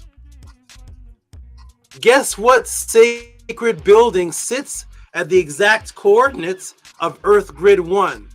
So here are the Earth grids of the ley lines that the BBC News article was talking about. And there they are, they're numbered, and they're numbered for a particular reason. There are the ley lines, there's the crisscrossing, and they're the numbers, and they're numbered for a particular reason. So guess what sacred building sits at the exact coordinates of Earth Grid 1? There's an infrared thermonic image of what sits at Earth Grid 1. Does this look familiar, anybody? That's what sits at Earth Grid 1. Boom. The great Akhumur, the last wonder of the world. That is what? The building that represents the great tomb of AUSAR, that is specifically oriented on Earth, that conducts key energy for a spiritual significance with the surrounding environment. Wait, where have you heard of that before? Oh, in the definition of Feng Shui, sometimes called Chinese geomancy, is a traditional practice that originated in ancient China, which claims to have use of energy forces to harmonize individuals with their surrounding environment. The term Feng Shui literally means wind, water, historically, as well as many parts of contemporary Chinese world, Feng Shui was used to choose the orientation of buildings, dwellings, and spiritual significant structures such as tombs. But modern contemporary Western societies tend to reduce Feng Shui to interior design. That what makes a lot of money, because there's Feng Shui consultants today, they're not going by the historical Feng Shui, which is what? Orientation of buildings, dwellings, of spiritual significant structures and tombs. When you go by the Western new definition of Feng Shui, reduced to interior designs, then Feng Shui consultants and corporate architects charge large sums of money for their analysis, advice, and design. Boom. So no, as it states, westernized, reduced to interior home decor, balanced with the psyops of completely removing the immortality, life after death origin. So thus, when you type in Feng Shui living room tips to create balanced space, according to the experts. These are the experts, not the experts that are based on the original creators of Feng Shui, but the new experts. Believe it or not, your living environment has direct impact on your overall well-being. For this reason, crafting a home that feels balanced and uplifting is key. And what better place to start than by embracing some basic Feng Shui living room tips? Because of course, if you're going to embrace the basic tips of Feng Shui, where would the basic tips of Feng Shui be found? They would be found in the writings of the people who invented or who taught Feng Shui. But when the consultant comes over to your house and gives you the basic is base. Basic is the fundamentals of things. When you deal with the base, everything moves up from the base or the basics. Everything moves up from there. So of course, if somebody's going to Feng Shui your place, of course they're coming with the documentation from what the ancients wrote, right? That's what you all presented with, right? The writings of the ancients and the tombs and the sacred building structures that were on certain energy grid key points. That's what your living room is, because there's different grid points within your living room that they're showing you. No? Not really? But it's comfortable. It's comfortable. It's comforting. Nobody showed you any ancient reference to the original practitioners of Feng Shui. Nobody showed you an ancient bedroom. Nobody showed you an ancient living room. Nobody showed you what they said, and nobody showed you anything that has to do with the afterlife. With the tomb located on certain energy grid key points, conductivity, discontinuity, ley lines on Earth for geomancy, they didn't show you that. They showed you your coffee cup in your living room table moved to the left 3 degrees, pointed to the left, because we're going to pretend that in your living room there's different energy grid ley lines in the living room. Forget about the tomb. Don't worry about that. Forget about send your mother to St. Catherine's cemetery. We're not going to worry about that part. Forget about the whole building, that the whole building is supposed to be on a particular place for a spiritual reason. So if there's a spiritual reason, that means you have to have an agreed culture. You see? Because if a Christian and a Muslim and a Hindu and an atheist all live in the same house, then they all don't have the same spiritual agenda. Thus, they can't practice the Feng Shui, because the Feng Shui has a spiritual unity agenda that deals with where tombs and sacred sites are placed on the earth for key energy to go into the place where the deceased are. A little different from what everybody said in the panel. Just a little different. Just a little different. Tiny bit. A little bit. Let's break the matrix. So when they deal with this feng shui, they always get into this balancing. You got to balance, balancing, balance. The article is actually called Feng Shui Living Room Tips to Create a Balanced Space. To the experts. The experts say. And then in the article it talks about crafting a home to feel balanced. So they seem to focus on this word balance, associating with feng shui. Wonderful. Yes, the Great Aku Pyramid was the original geomantic structure of immortality, situated at a specific location to harmonize with the surrounding environment, with the people of Ma'at. But notice when they describe what you do in your living room, they always use words like balance and centered. That is a vestigial of the true origin. Let me break the matrix. Guess where that orientation is, where the Great Aku so-called pyramid is in relation to its quote-unquote surrounding environment.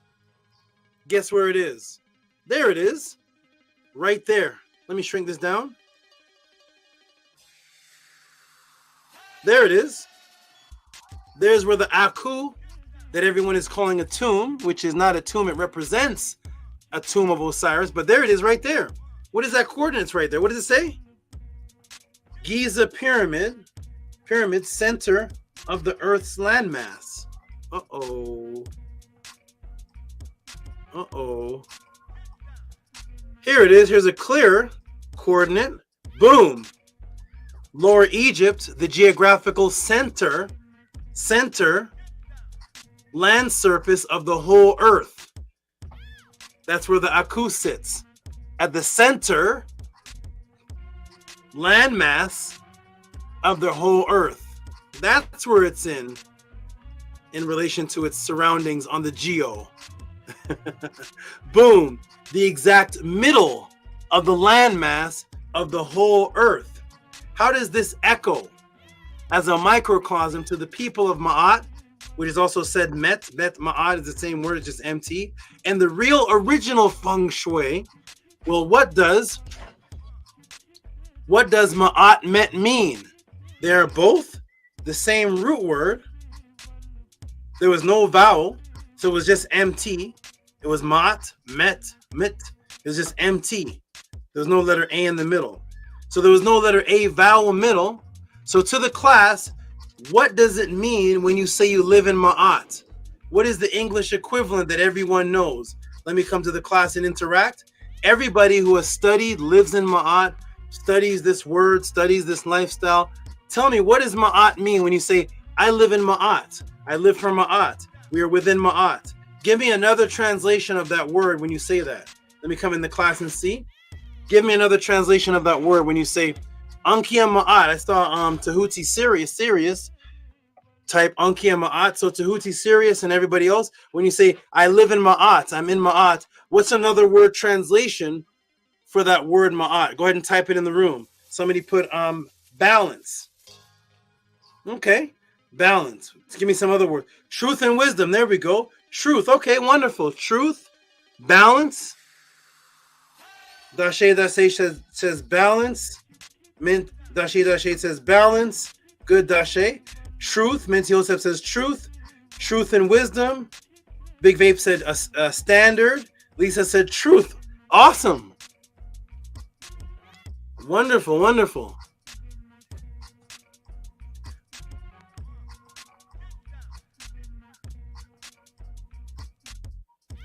Is there any other answers? Go ahead, Rob Lowe. Rob Lowe type something, but you type in the answer. What is Ma'at? When you say I live in Ma'at, I don't know, Rob Lowe, if you live in Ma'at. I'm not sure who is of what. But if anybody has ever heard the term I live in Ma'at or I'm dwelling in Ma'at, what does that mean to you, Rob Lowe, Anu? Anu put order. Okay, good order. Inspect myself. Okay, inspect myself. Somebody put truth. Lisa put truth. Okay. Discernment. Okay, good. Anyone else have an answer? Type what you. Has anyone not heard of this term before? There's only 5 people and there's 63 people watching. Only 5 people has ever heard. I live in Ma'at. Get a little closer. Don't be shy. Oh my God. People would not survive in the days of Malcolm X and the Black Panthers. Come in the room and just type an answer. I want to see, because it seems like everybody's in agreement so far. Truth, wisdom, truth, balance. I see balance. That matches the feng shui. Truth, wisdom. Okay, I see inspect, self, order, discernment. Dashe put love. Okay, good. So basically the basic answers, the answers that everybody agrees with is truth, order, wisdom, balance. That's what seems to be echoing here. Truth, wisdom, order, discernment. Bella put discernment. Discernment of what, Bella? What are you discerning? What from what? When you discern things, which part of the discernment do you want to be in? When you say, I live in Ma'at, which part of the discernment do you want to be in? So when you say, I live in this, I've discerned it, now I'm living in this. Because when you discern things, you can have evil, you can see the serial killers from the people that help abandon children. You're discerning between the two.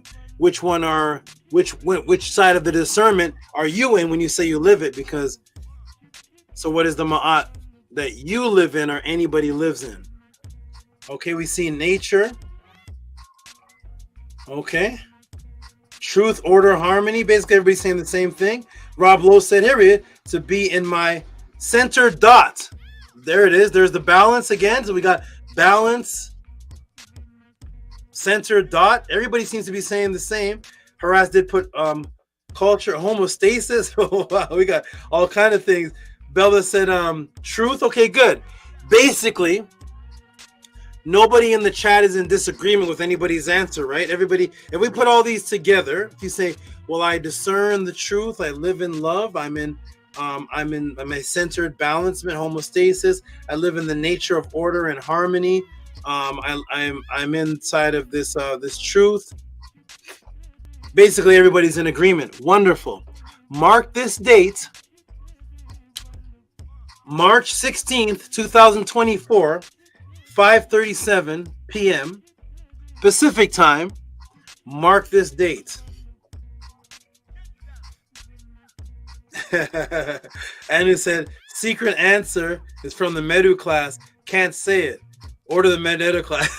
Here we go. Are you ready, everybody? So I want to tell everybody that everybody's answer, because Ma'at has different definitions, everybody's answer had Ma'at in it. It is discernment, which is examining. It is truth. It is order. It is those things. It is those things. Let me show you something else, though, because remember, Feng Shui, the consultants say they're coming over. What do they say here? Coming over here, Feng Shui. Feng Shui to create what in your house? Feng Shui living room tips to create balanced space, according to experts. And then when you get into the wording, crafting a home to feel balanced. When you balance two things, what is the aspect you're focusing on? The center. That is the balance. Now, when we go to the original tomb image of immortality, we see that it's exactly within the balance, the center part of the planet Earth. We see that it's in the center of the land masses of the planet Earth. It is on a particular specific coordinates, which is a definition of Feng Shui. We see that it's in a landmass. And now what does Ma'at mean? So to the class, Ma'at, everybody answer the question. What is a Ma'at equivalent English word? Wonderful answers. Now watch, look at this. Ma'at. There it is. There's Met. So you all were right. Ma'at, which is the same as Ma'at. Ma'at, right, correctly, correct, exact, fitting. Right, there's Met, same as Ma'at. And now look at this. What is right customary, always been. So yes, it means right, truth, the customary. You all are right with that. Now let's keep going down. Righteous, integrity. Wonderful, everybody. Yes, ma'at, me'et, right, truth. Yes, all teach that definition. But you know what? It's time to get into. You know what? It's time to get into Tehuti Overdrive. All teach that, but let's get into Tehuti Overdrive. Here we go. So how does this word ma'at, me'et echo in the microcosm of the great Aku tomb of AUSAR, where it's arranged on earth? Guess what one of the definitions of ma'at, me'et is that your teacher and your matrix will never tell you on page 332 of the Egyptian Hieroglyphic Dictionary. Boom. What is that? The middle of anything. The center. Meti, metet. The center. That is the symbol of ma'at. There's the Aku. Where is it? In the direct center. In the middle of the planet Earth's land masses. There is your coordinate tomb, structured building placed on a particular coordinate to get chi energy and an energy grid ley line that represents the middle and the center, because it is the exact coordinate Earth grid 1 that is in the center of all the land masses, you know, geomancy, the land masses of the planet Earth. Did your Feng Shui teacher tell you that? Huh? What happened? Boom. And today you think Feng Shui is your house decor. Today, according to the Western world, you think Feng Shui is putting your couch over here and your couch over there, and there it is. Ma'at, me'et, the Aku pyramid mer in the direct center of the entire landmass, because Feng Shui was a group of a united culture setting up, what is the definition? Setting up building structures on a spiritual specific coordinate and tombs on a particular landmass energy to conduct energy. Sound familiar? What was it to the followers of Ma'at? Ma'at, to be in the direct center. There it is right there. So, in Ma'at, in the middle of all this immortality, in the meeting, Feng Shui, in the middle, Ma'at in the middle of all this immortality gets so how did the meaning of all this immortality get conflated with house arrangements? Well, it was just not that part's house arrangement, but the original great house of the current of immortality, and where it is, where its correct arrangement. Guess what else Ma'at means, everybody? Guess what else Ma'et means? The center, which is exactly what the Aku is in the center landmass. That's where they tell you, center your living room, balance Feng Shui, center your house. Well, this deals with the great house and the current of immortality, which is the arrangement. Is it the arrangement of things in your house, or is it the arrangement of the great house itself? Because what else does Ma'at mean? Here it is, first time, February 16th, 2024, 5:43 p.m. here at the Tehuti Podclass.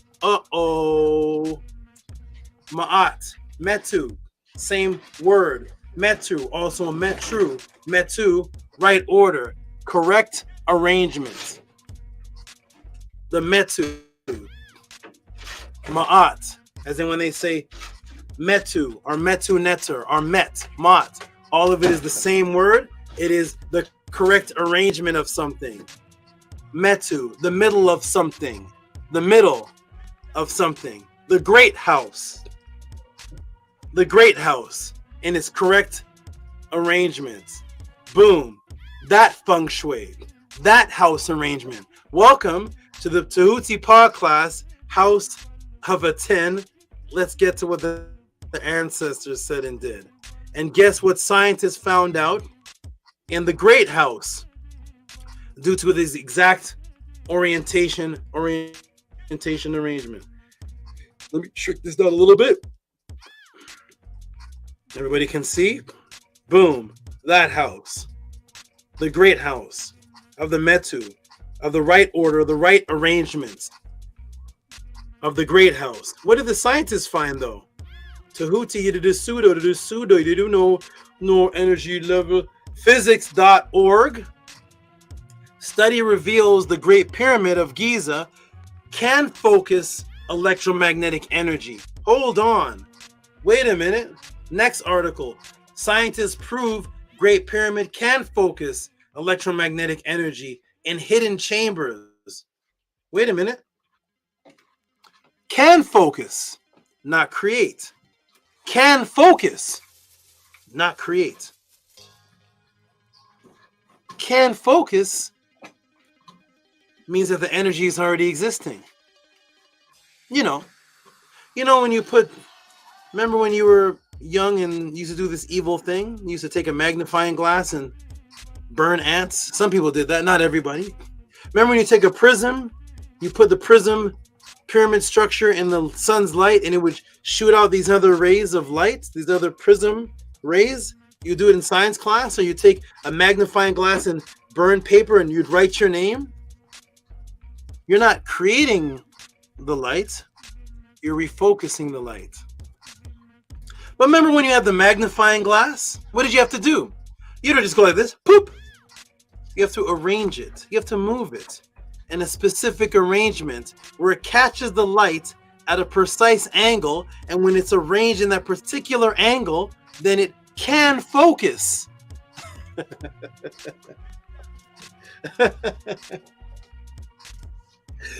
Then it can focus the existing energy sun's light to burn your name in the paper, to burn the poor ant.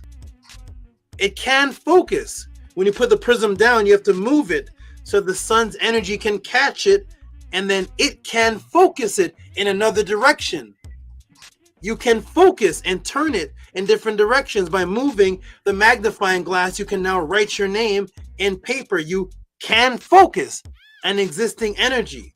Physicists found out that the great Aku, the great house tomb that sits at an oriented area in a specific spiritual location, can focus an energy that already exists at that spiritual location. And it's just refocusing it. That's what your Feng Shui teacher taught you? About that house arrangement? Is that what the ancients taught? Welcome to the Tehuti Podclass. Let's go. So the physicists found out that it can focus existing electromagnetic energy. Boom. This was the conscious Ka. This was conscious Ka energy, which permeates the earth and all physical and non-physical objects and matter, as found some 2,000 years before the writings of the Asian Feng Shui. People on the planet knew about it, but who was the first? Who knew about it and who taught about the great house and its great positioning? One moment, hold on.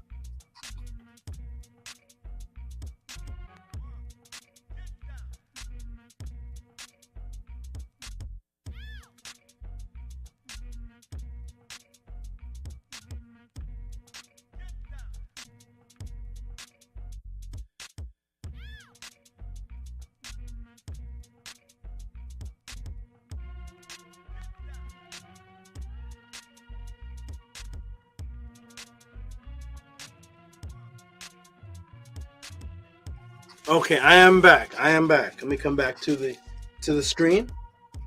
Let me come back to the screen. Here we go. Where am I? There I am.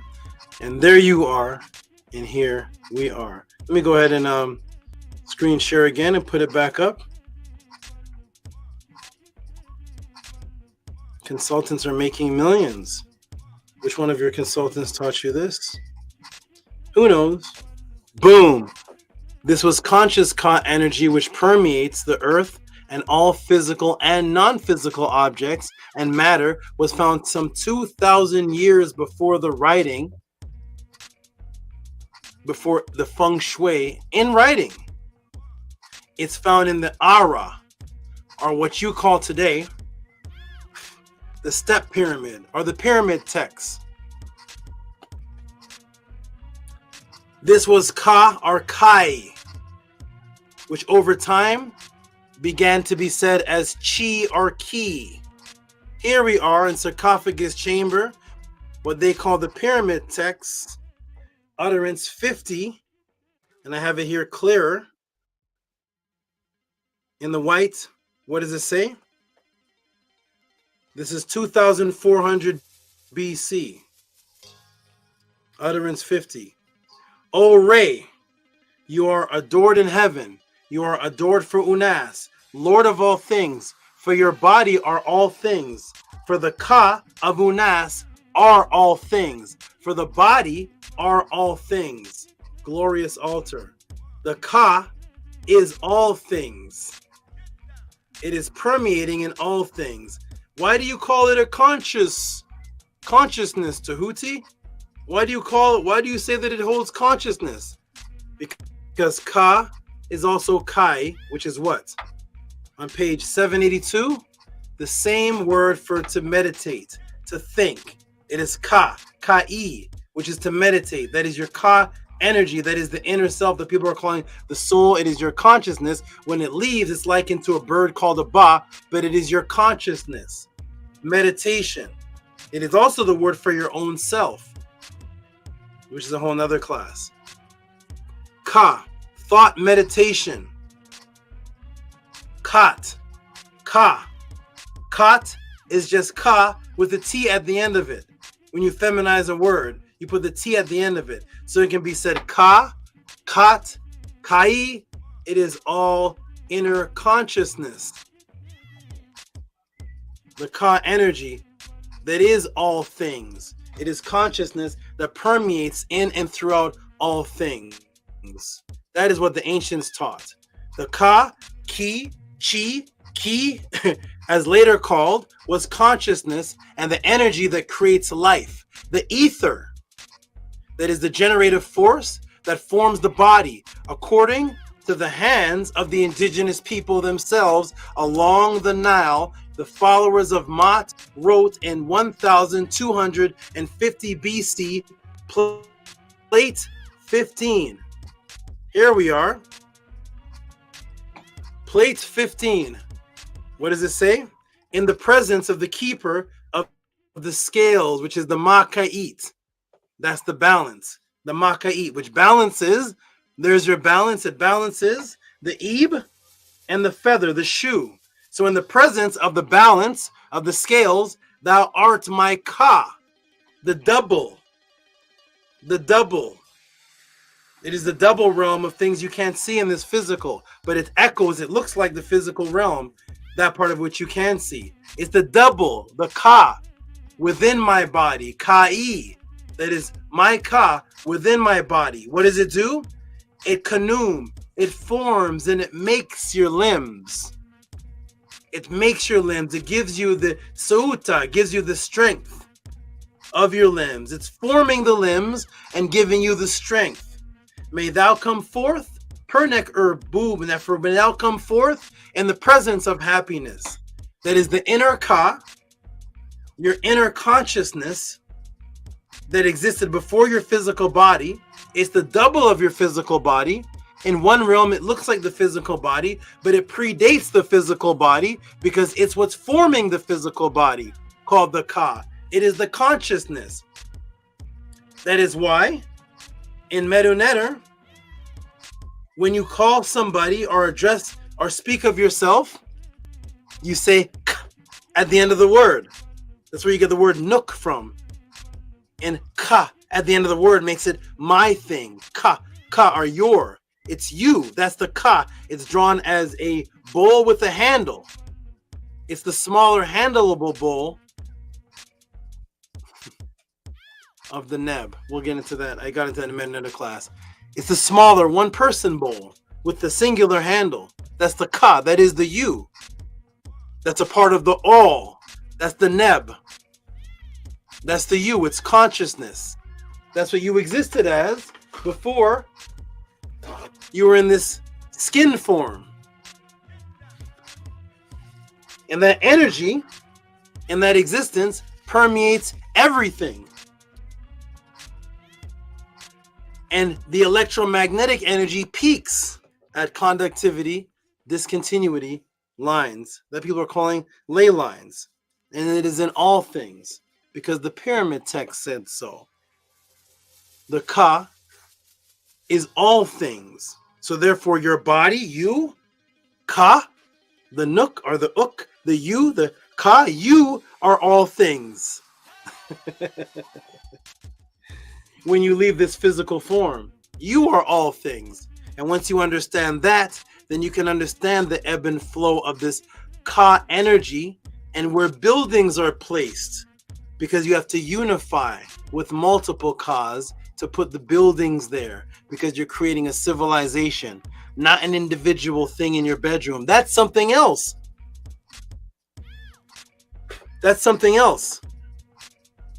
But you have the civilization around you. Because the original Feng Shui wasn't dealing with the individual until he was in a tomb. You think a building deals with an individual? Your living room does. If you're a single mom, single dad, bachelor man, bachelor woman, your living room is just you. Is a building just you? The building of a civilization? The building structure? No. When it becomes just you, that's when it gets to the tomb. Because in that tomb, that's just you. That's when the Feng Shui applies to just you in the original culture. Was the just you that was in the tomb. Because that which is within the tomb is going to leave as a ba. That Feng Shui. You know, huh? Huh? Immortality back again, echoing throughout the cultures. Here we go, everybody. That Feng Shui. Here we go. Welcome to Tehuti Podclass. Support. Cash App, TTM Moon, PayPal at Rocky SV. It's at the bottom. If you're getting this anywhere, put the timestamp, link, page number, chapter, and verse of where this is being taught somewhere else. Give me the class, and then I'll let them take over this class next week. If not, appreciate what you have here, the Tehuti Podclass, because you're getting this here. Because at the House of ATTON, this is where it's cared about, not just the easy explanation that the whole Western world did. So here it is, forming the body, the ka, when you become the ak at the end of a word. Now I'll introduce you to the original book of Feng Shui, Zhang Shu. Anybody here when I was asking about Feng Shui? When I was asking about Feng Shui in the room, that should be the first thing that everybody type, right? Zhang Shu. Before you say anything about Feng Shui, you must be reading Zhang Shu, right? Because your Feng Shui consultant, when they told you about putting the living room over, kitchen counter over here, the table over here, and you put the pillows over here, they were there with the books Zhang Shu, right? They had to have been, because they're giving you the basics of Feng Shui, so they have to be coming from the original place where it's in, the Zhang Shu, right? No, they didn't. They just came with what, Britney Spears version? I know you all are here reading Zhang Shu because everybody had the same answer. You must have been reading Zhang Shu. No Zhang Shu, anybody? Nobody said that on the panel. Zhang Shu? No, it just Feng Shui. You had the answer without Zhang Shu. That is the matrix that we're here to break at the Tehuti Podclass. Let's get into Zhang Shu, because I know nobody mentioned this in the answer of Feng Shui. So here, let's go right to Zhang Shu, page 44, which dates from 276 to 324 in the ADs, which is 2,700 years after the pyramid text. Let's go to Zhang Shu, page 44. Let's go to it, everybody. Here it is right here. If you want to look up Gao Pu from 276, 324, translated by Zhuang Zhang. Here it is, page 44. Starts with the word dies. In Chinese culture, this generative key exists in the universe all the time. This sounds familiar. all the time.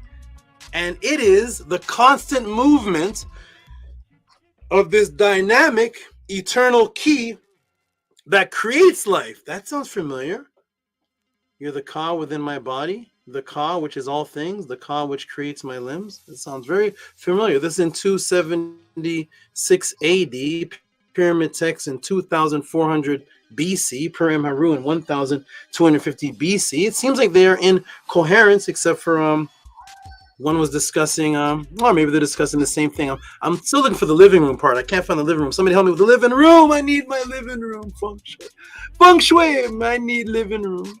Here it is. So Chinese culture, the generative key exists in the universe at all the time. And it is constant. It's the constant movement of this dynamic energy key that creates life and the whole universe. Thus, the life and death of all things are a part of the different phases of the movement of this generative key. Sounds familiar? In the original tomb, the pyramid text, when Unas died, now he is all things, because that's what the pyramid text is. It's the book of death. It's the book of the afterlife. The physical body is death, and you're still a part of the key because it exists in life and death, and it's generative. That means it generates you in life. It creates your physical limbs, like the Perm Haru said, and then it's going to generate your Ba and generate your Ka, because it is the Ba and the Ka in the afterlife. Thus, it's a generative key energy. Other translations are motive force. Remember, I did that class on what automotive is. You think automotive is a car? Material force, life force, and the ethers of life. Wait a minute. Hold on, Tehuti. Hold on. Hold on, you're pseudo. You came with that word ether. You ether, no, the culture. Wait a minute, I'm in 276. I'm going back almost 2,000 years ago. Here is your Feng Shui. So if you acknowledge Feng Shui, then you're acknowledging the Feng Shui of life and death and the ether. The ether. I thought that was a pseudo word. It seems like the cultures agree with this ether, that they're speaking about this ether, but it deals with life and death and different phases of life and death. A little different from the coffee table. A little different. I'm still looking for the coffee table, though. Everybody find me the coffee table. I need the coffee table. I need the living room. Here we go. Translation are motive, force, material force, life force, ethers of life. The exact same definition from the followers of Ma'at 2,700 years later, just Ka is pronounced Ki.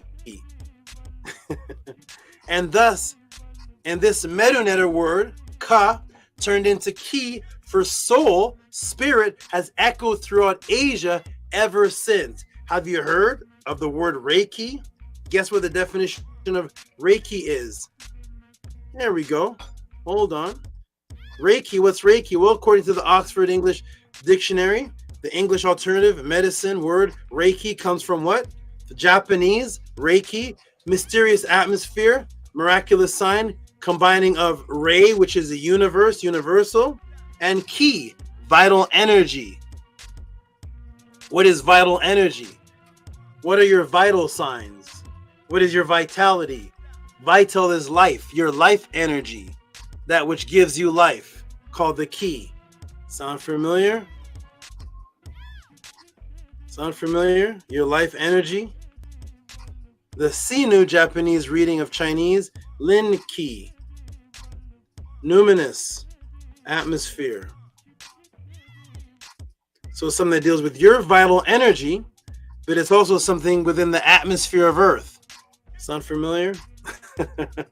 And Ki and Chi are the same, stated by Dr. Yang Zhuang Min, author, doctor, and master Tai Chi instructor. Here is Yang Zhuang Min, which I've mentioned in a podcast almost half a year ago. Dr. Yang Zhuang Min, Qigong, health, martial arts, Yang Zhuang Min. Here we go. Study path, Tai Chi, Master Yang, Dr. Yang, Master Yang, Chi, Yang, Zhuang Ming, Tai Chi study path. What does he say in his books, in his writings? Kung means work in Chinese. Qi means energy that circulates within the body.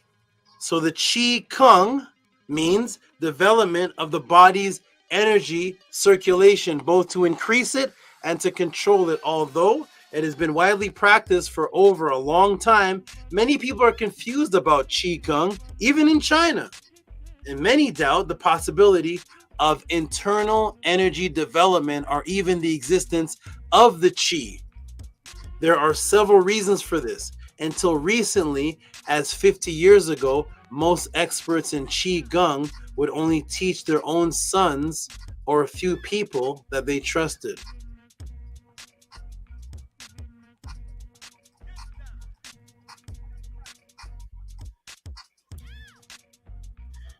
Qi, which is ki, is the same ka all of the ancient cultures knew of after Kemet, of the soul, combient consciousness, immortal energy, that's because everyone had it. All cultures could relate to the ka and the other aspects taught by the followers of Ma'at. There was no atheist cultures. Wait, Tehuti? No way! Feng Shui is just redecorating my living room for harmony. My teacher didn't tell me about electromagnetic fields. Are you trying to link Feng Shui to some type of ka that is the double realm energy that meshes matter with the subatomic, holding things together, holding matter together? And Feng Shui to the electromagnetic field connection? No, it's not all that. It's just my living room, my bedroom. Well, let me take you to the Feng Shui Institute itself to see what the Feng Shui masters say. Let's go right to the Feng Shui Institute. So Tehuti says, Tehuti says that this deals with electromagnetic fields, that the Feng Shui, a ka, that is the double realm that meshes matter together with subatomic holdings, matter, and Feng Shui to the electromagnetic field connection to the ka of the body, which are all things. Well, let me take you to the Feng Shui Institute so you can see how pseudo Tehuti is. Let's see. Feng Shui Institute. What does it say here? Hey, this is the natural home of Feng Shui. Nobody was quoting this, but here is the International Research and Research Center for the Promotion of Traditional Chinese Feng Shui, Chinese Astrology. And what does it say? The Luopang Chinese Feng Shui Compass. The compass, the Feng Shui compass or Luopan, is an essential tool in the practice of traditional Chinese or classical Feng Shui. Luopan, sometimes refers to Luopan, has been developed in China over the past 2,000 years. As every traditional Feng Shui master of note has added his knowledge and experience to the Luopang during this time, it contains the sum total of Feng Shui knowledge to date and is therefore invaluable to the Feng Shui professional. Lo means a net that encompasses everything, while Pan means utensil or plate. This allegorically refers to the union of heaven and earth, and specifically to the electromagnetic field that holds all matter together. Tehuti made it up.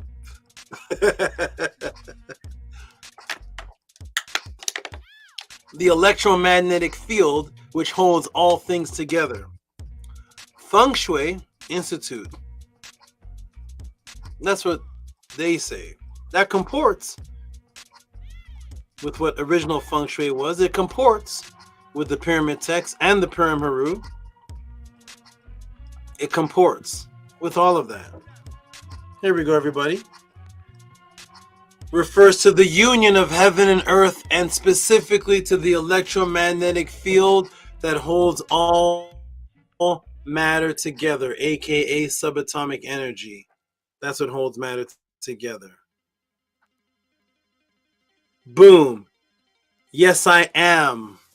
Are you saying all this, Tehuti? Yes, I am, and so is the Feng Shui Institute. Now that you are learning the true in-depth root of this Feng Shui and its actual ancient teachings and structures going back to the followers of Ma'at who built Kemet, it is much deeper than just having a pretty living room, isn't it? I haven't heard living room yet, actually. Well, the oldest Feng Shui tools, what were they called? I have it written here in the language. Here it is in the language. Shi Shai Pan. So here it is right here. This is what the oldest Feng Shui tool is called. Shi Shai Pan. Did they tell you about this in Feng Shui? The Shi Shai Pan? The Shi or the Shi Pan? And it dates back to the same. There it is. 278 BC, 209 BC. This is now dating back to the BCs, the Shi Shai Pan. There's a 278 BC, 209 BC. This is now a tool that goes back to the BCs now. These are divine coordinate finders. A Feng Shui compass of 40 concentric rings on the surface. These are called heaven dials. Is this in your living room? Is this what you have in your living room? You have the sheep on? They're coordinate finders. What coordinates? The coordinates of your attic? The coordinates of your dining room? Or the geomantric coordinates of different parts of the earth and where you are located to put the tomb and structure to be built? They didn't teach you about the Shipan? No? Here it is. Here's an example of it. Here's an example of it. And this has 40 concentric rings. The Shipan. There's your original tool of Feng Shui. Is this what they were walking around the living room with? This is what they're walking around in the dining room with this? The record of that? No. Now, there is a massive Feng Shui compass that is found in old China in the city of Langzhou. Do you want to see how big the compass is? You want to see this, everybody? Do you want to see if you can fit this in your living room? Here it is. Here's a massive Feng Shui compass, the compass that is found in Langzhou. Do you see this, everybody? That's what they brought to your house? To tell you what corner of your living room you should face your couch? These are people in the compass. These are people. You see how small the people are? Do any of you even have a house this big? Is your house this big? This is the compass. What is this a compass for?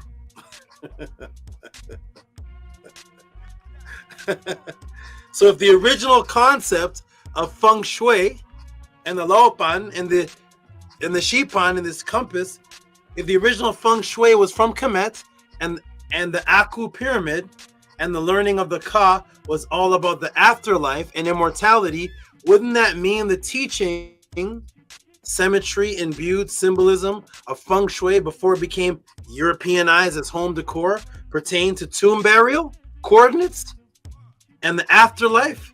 No way, Tehuti. Literally no one I know is doing Feng Shui connecting it to any afterlife. Let me ask the room. Let me come in the room a second. All of you who do Feng Shui or know about Feng Shui or have taught of Feng Shui, been taught Feng Shui, were they teaching you about Feng Shui and its connection to the afterlife? Just put yes or no. Were they teaching about Feng Shui and its connection to the afterlife? Anybody? Feng Shui and the afterlife.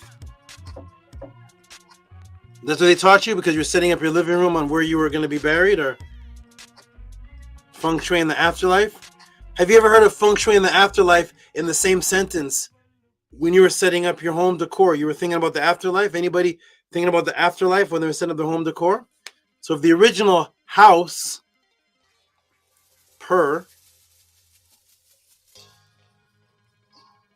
was based on a structure, spiritual structure, which represented a tomb on a particular coordinates of the planet Earth, and that structure tomb is correlated directly with the afterlife, because that's what a tomb is set up for the physical body to be put in, because the cultures believed in preparation for the afterlife in Ma'at.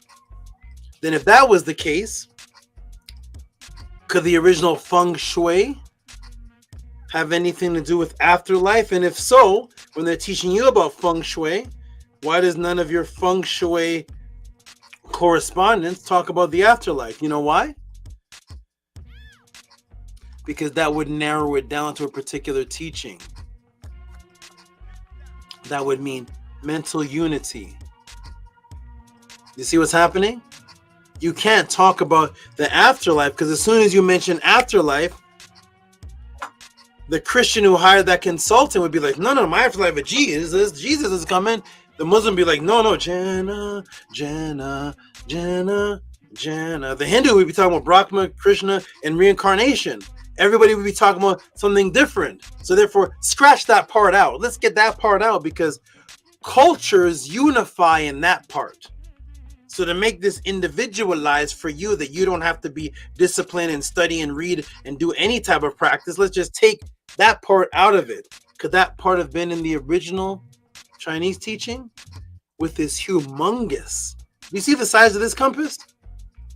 Could you squeezing that through the living room door, or that's in your backyard, and you place that in the backyard and you go in that compass and sit inside of it, and from that compass you come back into your living room and you see where to set up your But wait a minute, does anybody have a backyard that big? Is your backyard that big? What's this compass for? Because we're now going back into the Shai Pan and Lao Pan compasses that are dealing with geomantic and earth coordinates. And the original tomb house that was coordinated, arranged in the center, the Ma'at in the center of the earth, which marked AUSAR's tomb, which marked the afterlife and all the preparation. The entire culture is based around the Aku pyramid and the afterlife. That's a unification of people. Could the Chinese ever link Feng Shui with the afterlife? Haras put nope. And the answer is no. Peace to Angela Gates, who says, peace and love to great master teacher SABA Tehuti, the panel, and the chat. Let's go and see everybody. Welcome to Tehuti Podclass. I want to know who has this in their living room.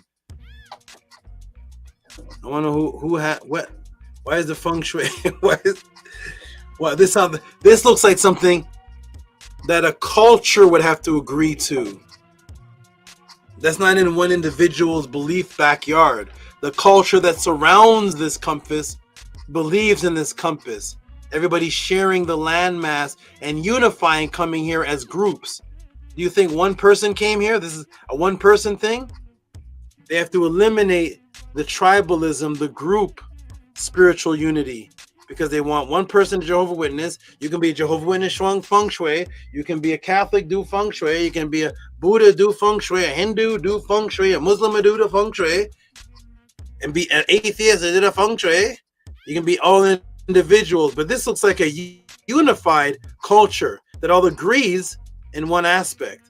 So if the original concept of Feng Shui was from Kemet and the Aku pyramid, and the learning of the Ka was all about the afterlife and immortality, wouldn't that mean that the teachings, symmetry, imbued symbolism of Feng Shui before it became Europeanized, home decor, pertained to tomb burial coordinates and the afterlife? No way, Tehuti.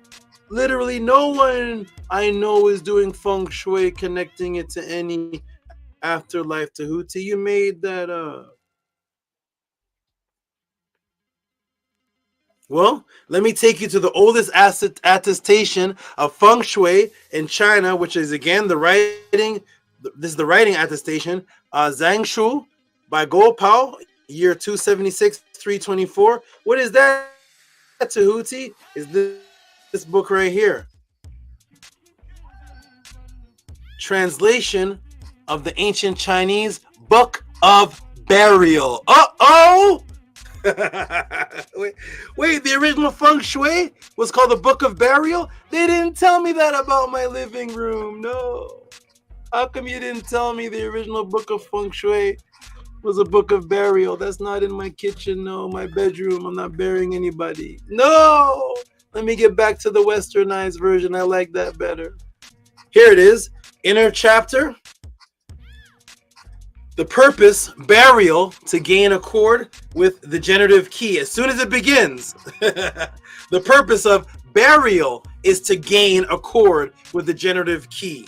The generative key is the movement of the internal, which circulates through the sixth void. Up in the sky or heaven generates the 10,000 things on earth. If the sky does not have this generative key, then key has nothing to give out from it.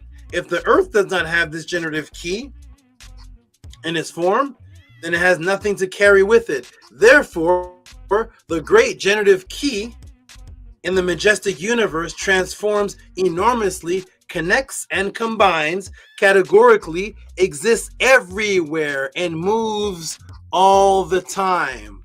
Tao Khan said, the generative key exists long before the formation of the sky and the earth. It conforms inherently after the formation of the sky and the earth. What he said refers exactly to the above idea. Furthermore, the generative key is hidden in the ground. You know, the ground, geomancy. In the ground, and is invisible to human beings. Only after searching by following the principles of the earth, not your living room, the earth, can the key be understood and the location of its existence, not in your kitchen, the key of its existence be known. Those who conduct burials can then know where it is and place the skeleton remains in accordance with the key. This is the whole purpose of the principles of the earth. It's the whole purpose. I'm still looking for the living room. Anybody seen the bedroom yet? No? Okay. Feng Shui, before your modern westernized living room decor, originated with a tuning, a burial place, to properly channel the ki, the ka, which became ki, for immortality. Remember the large Feng Shui compass in Langzhou? Let me show you 2 Feng Shui masters buried there. I shall play a clip. The whole purpose. They didn't tell you that when they were decoring your living room? The Feng Shui, the burial, the tombs? No, the whole purpose. They didn't tell you? No, that's not. No, the whole purpose, the burial, that wasn't a part of. Welcome to the Tehuti Podclass, everybody. Here we go. We're giving you what the original states, not what Britney Spears says, not the Britney Spears consultant, not the Donald, not the New Age consultants, not those guys. Here we go. So we're going to go ahead and I'll play this video from the two Feng Shui masters. Let me see.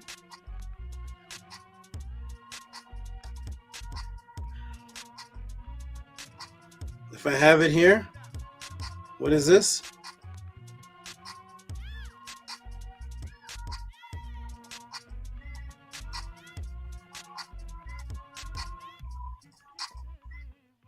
Let me first see let me see something here.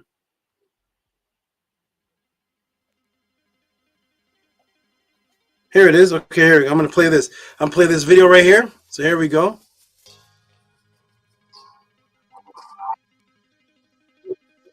Oh,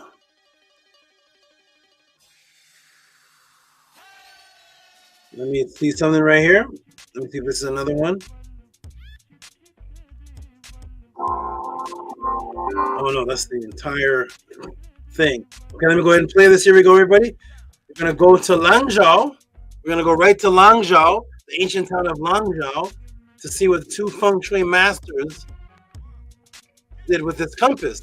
You saw the compass in the long jaw. What were they doing with the compass? Let's see what they were saying Feng Shui was. Let me see if we can go if we're going into the living room. I haven't got to the living room yet. Here it is. You ready, everybody? Here we go. Let's go. To reveal our destinies, we head up to Tiangong Yuan Temple. It holds the tombs of Tang Dynasty astronomers Yuan Tiangang and Li Chunfeng, who together wrote a book of prophecies that made them the Nostradamuses of China. They chose this site as their final resting place, because for the ancients, where you're buried is more important than where you were born. A place with good feng shui will ensure a peaceful afterlife. What was that said? What? Let me play that again. Hold on.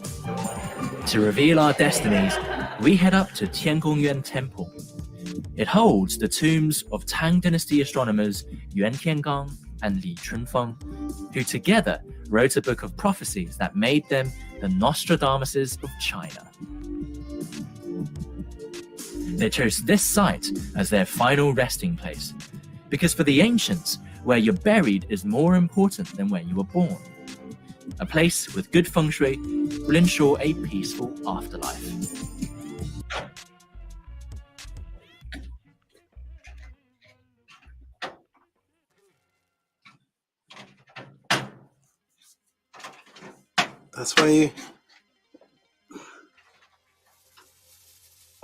That's why you set up your feng shui in your living room. Ensure good feng shui ensures a peaceful afterlife. All right. That's what the ancients say. Seems to correspond perfectly. One moment. Hold on a second.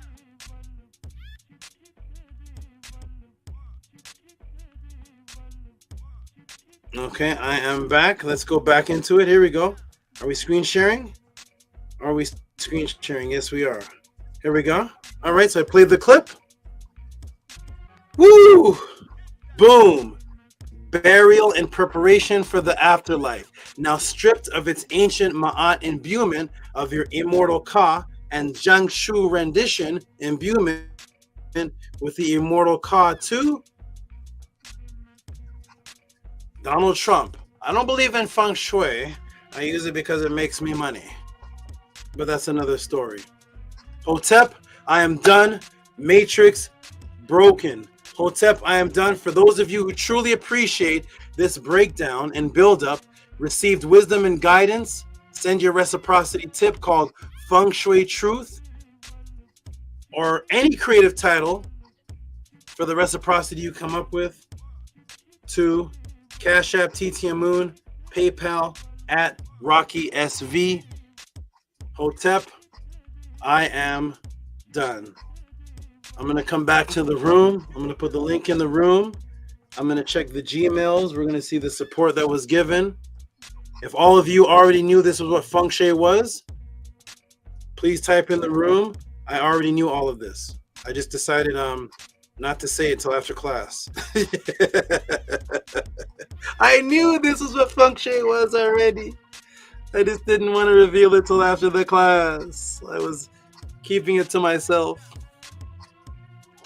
March 16th, 2024, 6:28 p.m. Now you know what Feng Shui was. So if you're asked that question again, everybody's answer on the panel will never exist again. Matrix broken. Let me put the link in the room, everybody. I hope Harassed comes in the room, in the panel. I did this for you, Harass. I hope you appreciate it. I hope you come in the panel. Tell us what you think of the answer, that the ebook documentary answer that was designed for you. Anybody come to the panel and tell us Feng Shui is still. Those same people come back to the panel, and I'm going to ask you what Feng Shui was, and I want to see if your answer is the same anymore. Those of you who appreciated that, Cash App TTM Moon, PayPal at Rocky SV. I'm going to put the link in the room. It's in the room already. It's in the room. The team is going to come to the panel. I'm going to check the Gmails. I'm going to check the support that was given for that. Oh, I'm sorry. 1 hour and 40 minutes.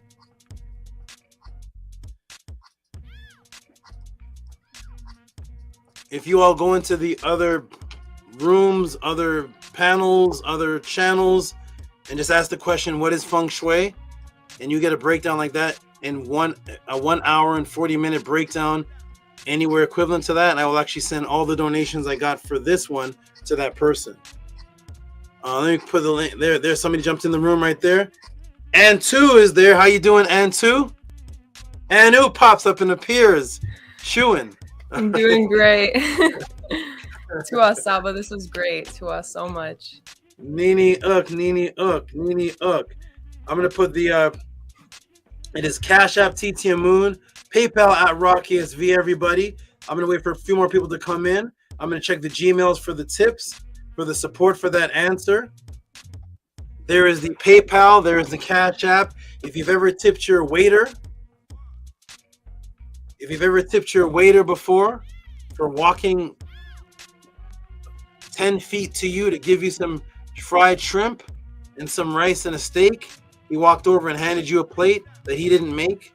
He handed you a plate, the chef made it, you ordered it, he just walked it over. If you ever sent him a tip before, if any of this answer was in any category, any one notch above that, then please support with this, because I don't think any waiters ever worked for you for an hour and 40 minutes. Anu, you been to a restaurant where the waiter worked directly with you for 1 hour and 40 minutes? No, never. Have you ever tipped a waiter in your life at all? Actually, for the first time, maybe like a month ago. Okay. Did he do an hour and 40 minutes? No? No. He didn't break down Feng Shui for you? No?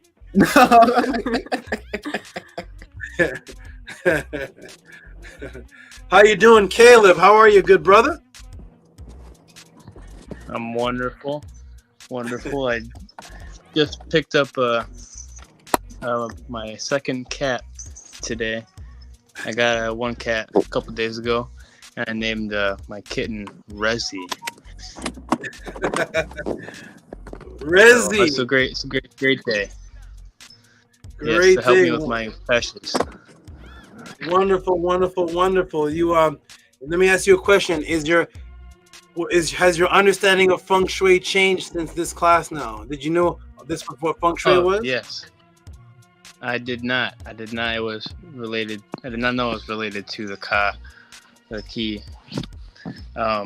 Yeah, I did. That's what I did understand. It was just like the tidiness of your area for your mind, but it's a lot deeper, and it's just the ba and ka. Wonderful, wonderful, wonderful. Primordial Plot is here. Hey, Menkura. Menkura. Yes, Saba. Should I make a video of the before and after when I ask you what Feng Shui was and what it is? What your answer will be now? Is it the same now? That's what it was? Not even close. Not even close. Wonderful, wonderful. How you doing, Bella? I think she's on mute. You're on mute.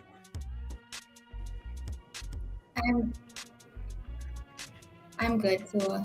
That was a beautiful. Can you hear me? I hear you great. You sound like you're in a concert or something. You sound great. Oh, I'm sorry. I don't know what might be. Okay, Tua. Yeah, it was a beautiful, great breakdown for helping my mind very much and guiding me out of this diap. So I liked it a lot. Wonderful, wonderful. I'm glad you enjoyed it. Primordial Thought. How you doing, brother? Were you here for the beginning of the question? Yes, I've been listening to the whole thing. I don't know how you come up with these answers about Feng Shui. You didn't know what Jean was? No, I don't know anything like. I don't know anything about that. So this was just complete brand new information for me. Just 100%. To you, Grace Saba. That was a wonderful, wonderful breakdown. You never cease to amaze me. Well, the lady that wrote the Hekama'at, she said, They was making little gods so you could have control over them. I didn't see no couch or nothing either though. I didn't see no. You see the little gods to control, no? Nothing. To you, Saba. Nini, corrected for your culture. The one who asked the question, she put fire, explosions, fire. A young lady by the name of Gabrielle Lopez said, "Wow," in capitals with 2 extra W's. I will have to rewatch this because this is just too good. With the purple heart. Shout out to Gabriella, Angela Gates. Let me check the room to see what people thought of this answer. And I'm definitely gonna check the Gmails. Angela Gates put 100%. Wonderful Big Vase put fire. Harass did put wow. Glad you all are enjoying this. My goal is for you to know the PSYOP switch. The switch of all of the lies, the switch of all of it. It's for one thing.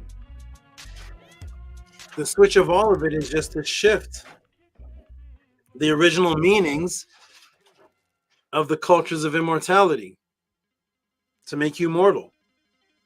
That's the shift.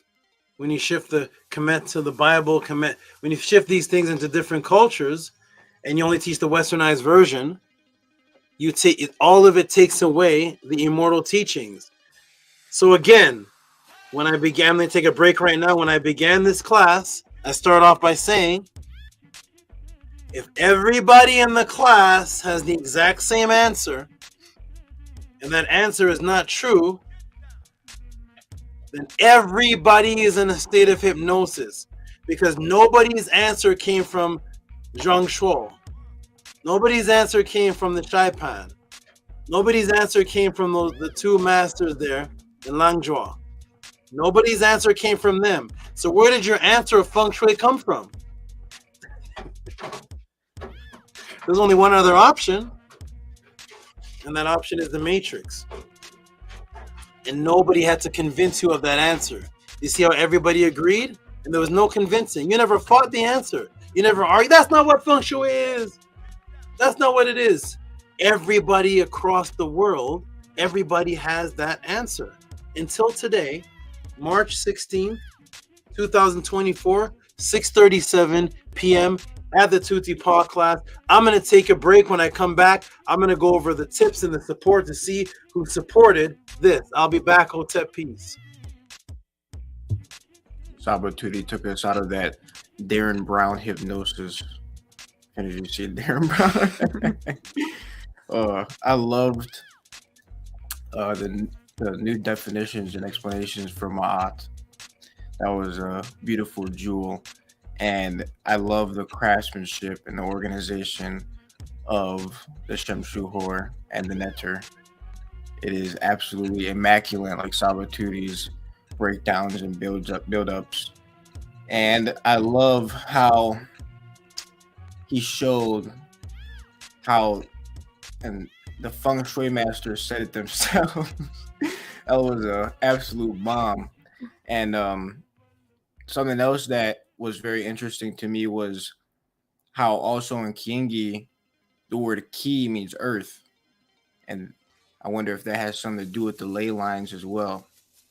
So to our Saba Tehuti and Hotep Ra, that was an absolutely nefer answer. And yes, history was changed today. When you get this class on, what do they call it?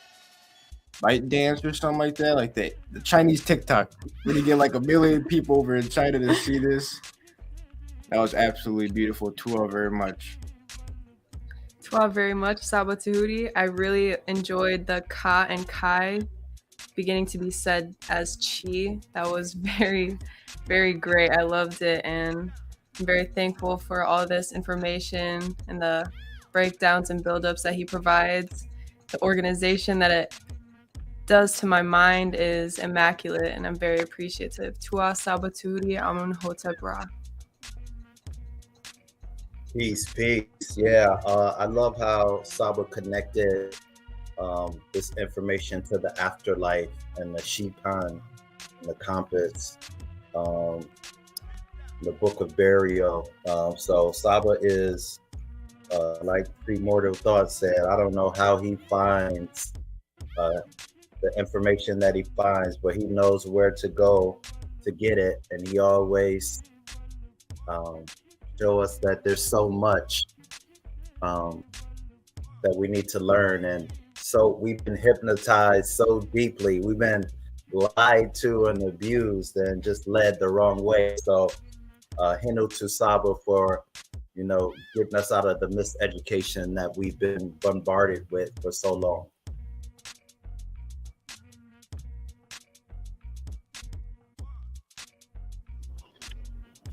To Saba for all that he teaches and all that he's doing for me and for everyone. I also really liked the part where he mentioned Kat E is to think. That helps me out a lot in my mind, and I like the part where he said that the Ka sound is in Nook, and that's how it makes it individualized, and yeah, I enjoyed that.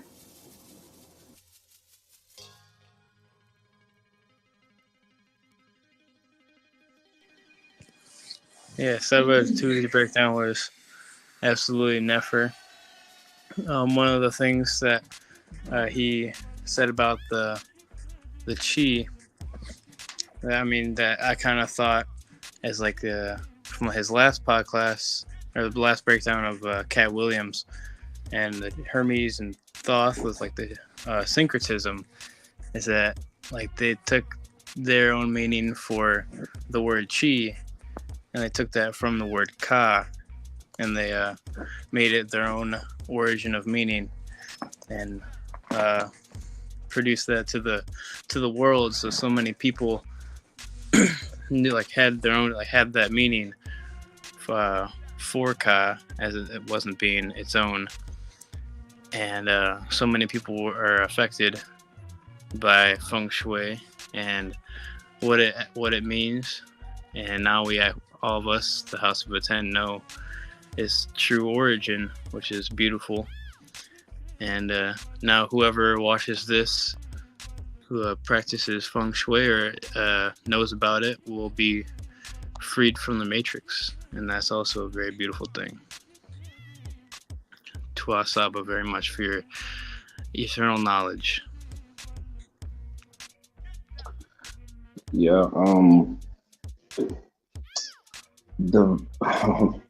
what's a little frustrating to me is knowing that how much, like Minku said, misinformation, how much misinformation is downloaded into the brain, and it seems like regardless of whatever culture something is coming from, the things that we've learned here is a big spit in the face to any culture.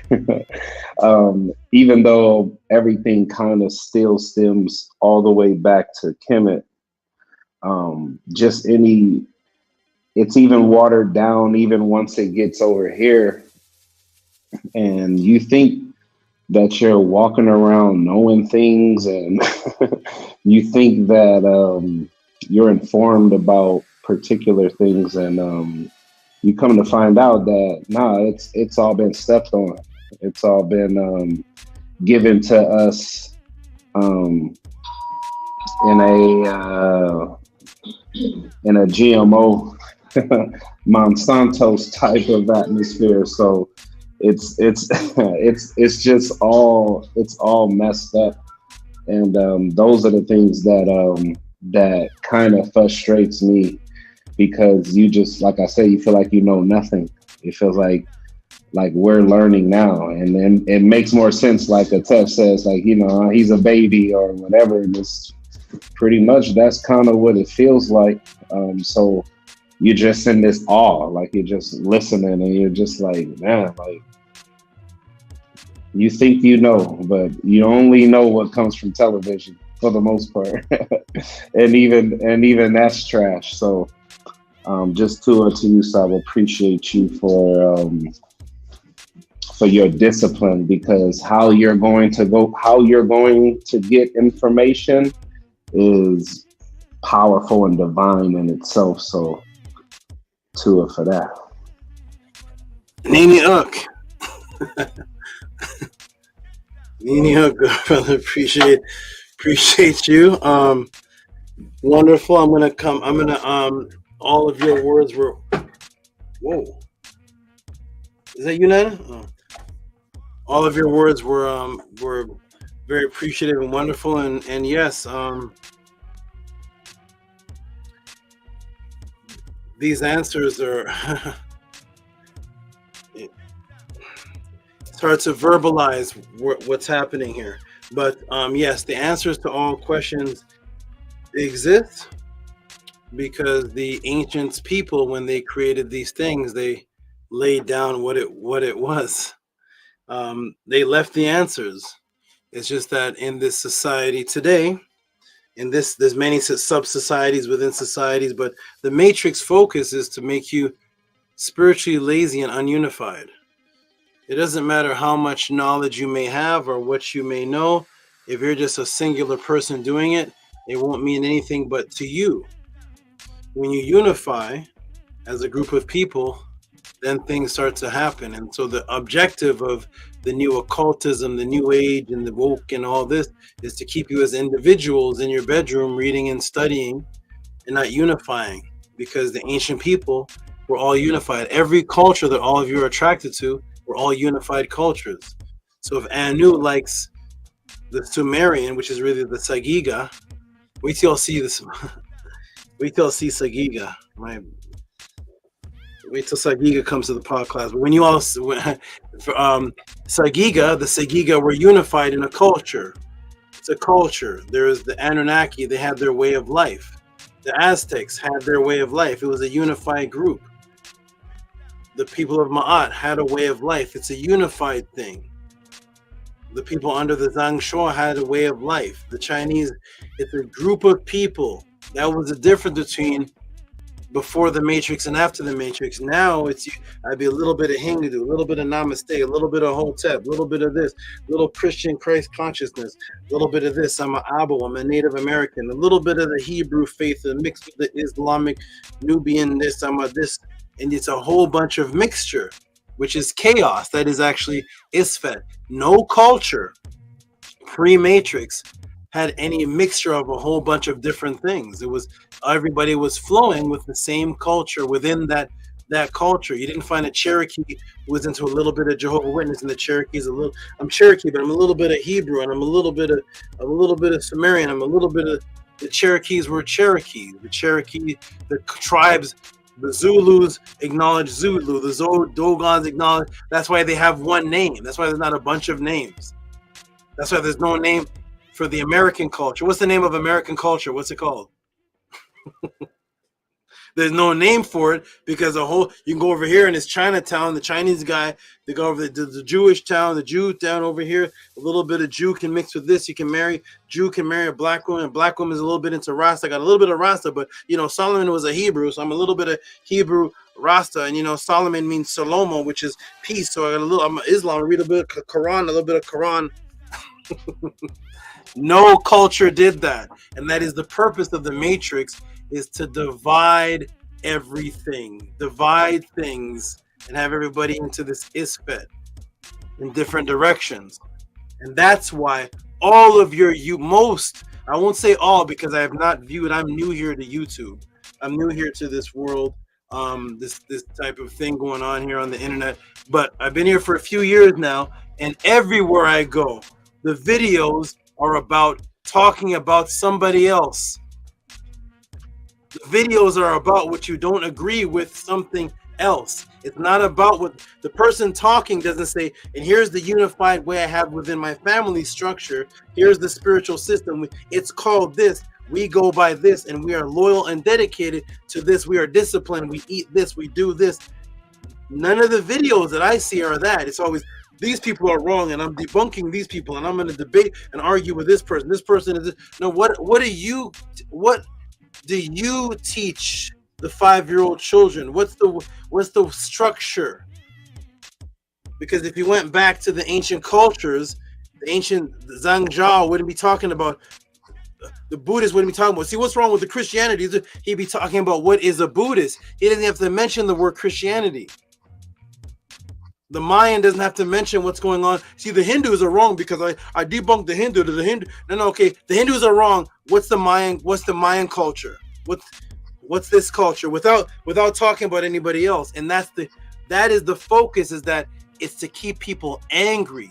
And the reason why people talk and do YouTube videos is because you're angry about something. You're angry about something. Tell me the last time the Kemetic priest taught from the pyramid text. Anybody type in the room, chapter, and give me the YouTube footage where your Kemetic priest was teaching for 1 hour from pyramid texts, from the actual teachings of the writings. It's all about debunk. I don't agree. This is wrong. This is wrong. That's not what it is here. Because what I'm doing is I'm teaching you the truth. I don't have to debunk Feng Shui. It doesn't have to be debunked. I agree with the Feng Shui. The additions to it, we move that aside. Now that you know what Feng Shui is, it's everything that the people of Ma'at brought to the planet. It dealt with the immortal temple, the the house, which was also flowing through you. That's why you were called the The word pharaoh is EE. You coming forth by day is Emharu. The pyramid is called the It's the Ka, which is also you. It's the flowing energy to unite those things. I am fully with it. We just didn't call it Feng Shui. The real version. Nothing about your living room. So you don't have to, if you don't have a way of life, you're empty and void inside. And therefore every video you do is about somebody else. Because you yourself are empty. And when you're empty, you have no teachings. When you have no teachings, you can only do videos about, every video you do has someone else's name in it. And when you don't have a video with someone else's name in it, your views are 71. That's to the person who's named after a cat. So what we're going to do here is we're going to go over a couple of the donations and support and see who really appreciated these this answer. And then I'm going to step away again, but I do want to give sincere gratitude to those who actually supported this and the people that supported before I started this answer. So we're going to go downwards, which is Robert Williams. Where's Annie? Annie is at the gym. He said he was coming in the next break. Has he been here? No. I'm here. I'm in the room. Oh, okay. How come my screen isn't seeing you? I have my camera off. My avatar is up. I'm looking for the background and all that. I just see a black thing. I'm like, oh, okay, there you are. Okay, good. Okay, that's. Oh, I thought. Oh, everybody! I want to announce everybody that I had a beautiful. Bella asked me. Who else asked me? Other people asked me. How was your workout today? Did you train or whatever? People send me messages. I want to tell you, everybody, right now, I had an amazing workout. I told my netters, due to I found out something. I found a replacement for me. I found somebody that can give me a break. I never heard of his name before until I went onto the other channel. Shout out to that brother. Because what I do is I look for people. I personally look for people that that are against me, not to talk about them, but they are my greatest motivators for my workout. I have the most immaculate, vicious type of organized, structured workout that you cannot even, it's hard to fathom, because I use the people that are against me as motivation to tear my muscles to shreds. So shout out and peace and love. And I actually have been looking for someone to give me a break in the podcast if I ever want to step away for a week. And I think I found the person. I don't know if you all know this. I may look out. I'm going to look for this brother right here. I saw him on Sawnetter, and I saw this comment with it. So I'm going to go ahead and show this. And if you all know this person, please bring this person to the podcast because where is he? I'm gonna close this down. Here it is. What is a snippet tool? Please give a shout out to this person because I've never heard this said about anybody before, and I really want to know what this person is about here because when I went on the show, I saw this person say that that Tehuti from America. So I'm going to ignore that part, and I'm going to give them the benefit of the doubt. Ignore the other picture. That's a brother whose magic is being worked on. Ignore him. But this one right here, this brother right here, his name is Rod Hayes. Shout out to Rod Hayes because I found out that it says Rod Hayes. It says Rod Hayes, this is Tehuti in the flesh, period.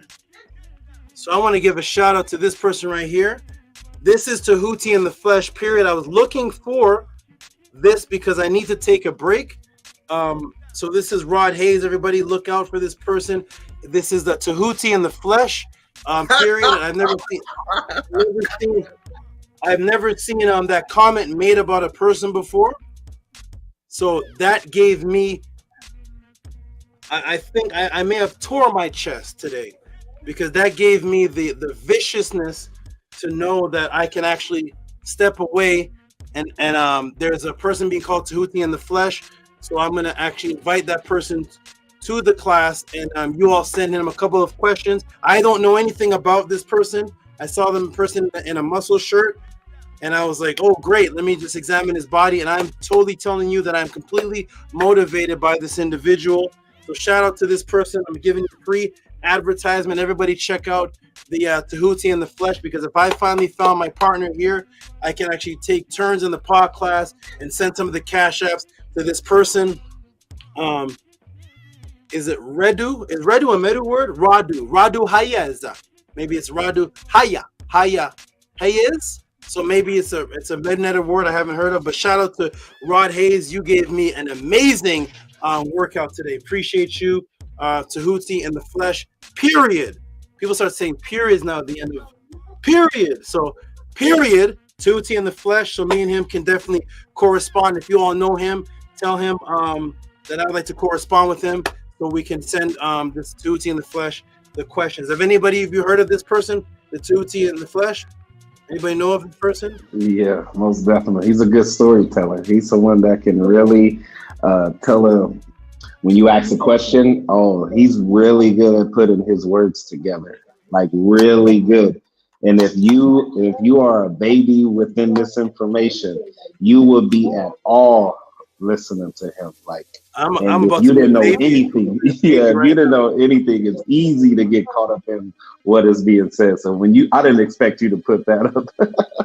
Yeah, I just wanted to shout out because anybody that talks about a Tehuti, because that's my namesake, I definitely have to pinpoint and narrow in on that so I can find out because I don't think Tehuti is the name to play with. And I heard the person say Tehuti is from America, and Tehuti is from America, and that person is the embodiment of Tehuti. And then Cat Williams was talking about Tehuti being Hermes. So as soon as I hear Tehuti's name, I'm on I gotta find that person. So shout out to that person. With that understood, you all find him, bring him to the podcast, and definitely send him your Cash App questions. And then what I want you to do is record his answer so I can view his answer and see how it is because I guess that's what you have to do to be called Tehuti in the flesh. All right, here we go, everybody. We're gonna go ahead and do some support. Shout out to Tehuti in the flesh. I don't know anything about these people. I don't know anything about Cat Williams. I don't know anything about these people, so I'm just giving them their shout outs. They're Tehuti in the flesh. So Menti, if you can't ever reach me, make sure you look out for this the Tehuti in the flesh, who teaches Tehuti. He's actually from America, so I shout out to Tehuti in the flesh. Good to know. Yeah, Tehuti in the flesh. Harass. Here we go. Harass did in the chat said not period, pass, hard pass. Okay, I'm not saying anything bad. I don't speak about people on my podcast. I don't say anything bad. I just I honestly want to know because I'm new here, so I don't know. I want to find out what somebody has done to be called that, because I've literally never heard that.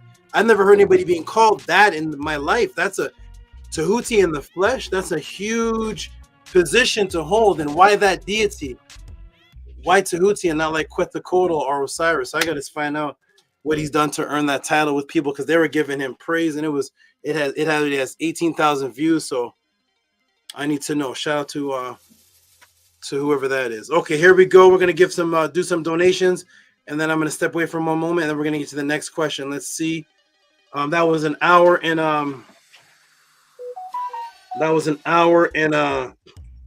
41 minutes. So shout out to the brother Tall God Heru, who says that I teach for 10-minute breaks, 10 minutes at a time. So shout out to him and everybody that's in a parallel universe. Okay, so here we go. Let me go ahead and where is it here? Okay, where is he? Oh no, I see what happened. Okay, shout out to Robert Williams, the great supporter of the Tehuti Podclass, and every time gives a tip, and I can guarantee there's a tip. I haven't even read it yet. I'm gonna put it in the room. Oh, hold on. Oh, no. Up. There you go. Hold on. Okay, I can't play with you right now, Mr. Crocodile. Okay, here we go. Saba, can I say something really fast about the breakdown? I made it in a little bit late before you had asked everybody about. Absolutely. Yeah, I just think it was really beautiful. Well, Hotep and Tua for that breakdown. The ley lines and the grid work. I thought it was really beautiful the way that you exposed that with the Feng Shui, because they don't talk about the grid lines. I've never heard anybody really go into detail about the grid lines. Thank you, Minty. You know why they don't, right? Now you know why they don't? I can see why. I don't know, but I can kind of see with this explanation. Because if they went into the grid lines and where things were placed based on the geometric coordinates of the actual Earth, it would bypass your bedroom. It'd be bigger than your bedroom, and then you'd have to go to that grid line. You have to put in more work. You have to build a society. That's why you find, I could do a whole nother class on the linking of the tombs and the different temples that link to each ley line, that form a pattern across the world. But to do that, you have to be a unified culture, not just setting up a kitchen table in your kitchen. And you could literally be a serial killer and practice Feng Shui. Do you know that, right? Is there anything about Feng Shui that's against being a serial killer? You can be a serial killer and say, I want to create balance in my room because I want to have a thinking mind to kill these children. There's nothing in Feng Shui, in the modern day Feng Shui, that teaches against that. You can be a serial killer, but you can't be a serial killer and practice what the ancients really did for a peaceful afterlife. Yeah, and I've never heard anybody ever talk about temples for the afterlife. No, they can't, because Betty down the street and Shaquanda and Aku Hotep Rob Ptah Min Zulu doesn't want to have anything to do with actual temple, because that would deal with invisible forces, and you'd have to actually build a community to actually set up a temple for that kind of Feng Shui. So it's better just put a couple teacups in your living room. Okay, here we go. Shout out to Robert Williams. Give him, what do you say, Minty? I said Tua for that. Give him some noise. He says Feng Shui via the Aku Tua Ma'at created everything. Give him some big noise, please. Big noise. Annie, you got your noisemaker? I don't have my noisemaker, but I can use the noise in the background.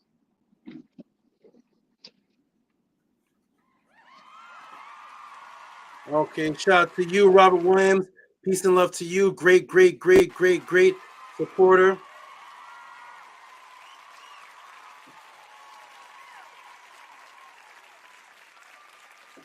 Caleb Straklo sent a support tip for this this breakdown build-up. Who is in the room right now? Caleb Straklo. Where is he? Oh, my mouse is uh-oh.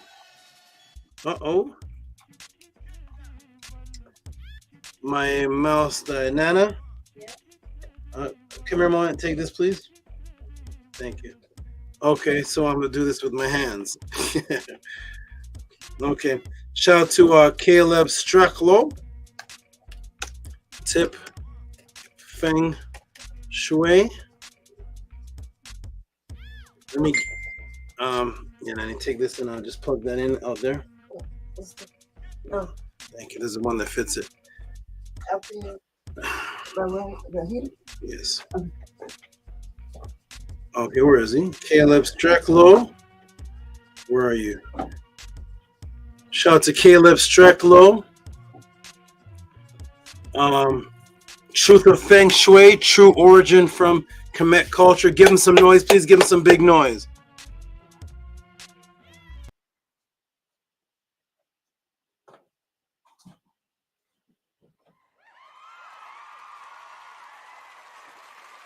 And it says, Truth of Feng Shui, true origin from Kemet culture. Shout out to Caleb Straklo. Appreciate you for the great support. Always supporting, always, every class. Always support. Where's Oxafek? I know he's here. Oxafek. There's Oxafek right here. I know he liked this. I know Nook Panuk probably loved. Where is Nook Panuk in the class today? Don't tell me he missed this one. This is right up his right up his love. He loves this. Has anybody seen Nook Panuk today? I don't recall seeing him, but I feel like he was here in the beginning. Yeah, I saw him in the very beginning of the podcast. Okay, shout out to Nook Panuk. I know he loves this. This is Oxafek. I'll do this and one more, then I'll take a break and we'll come back. And here we go. Oxafek says, what did he say? He says, for burial ka energy ki en geo. Give him some noise, please. Give him some noise. Turn the clap a little bit up if you can, the volume. Are you able to do that? Yeah. To you, Oxafek, $15.72.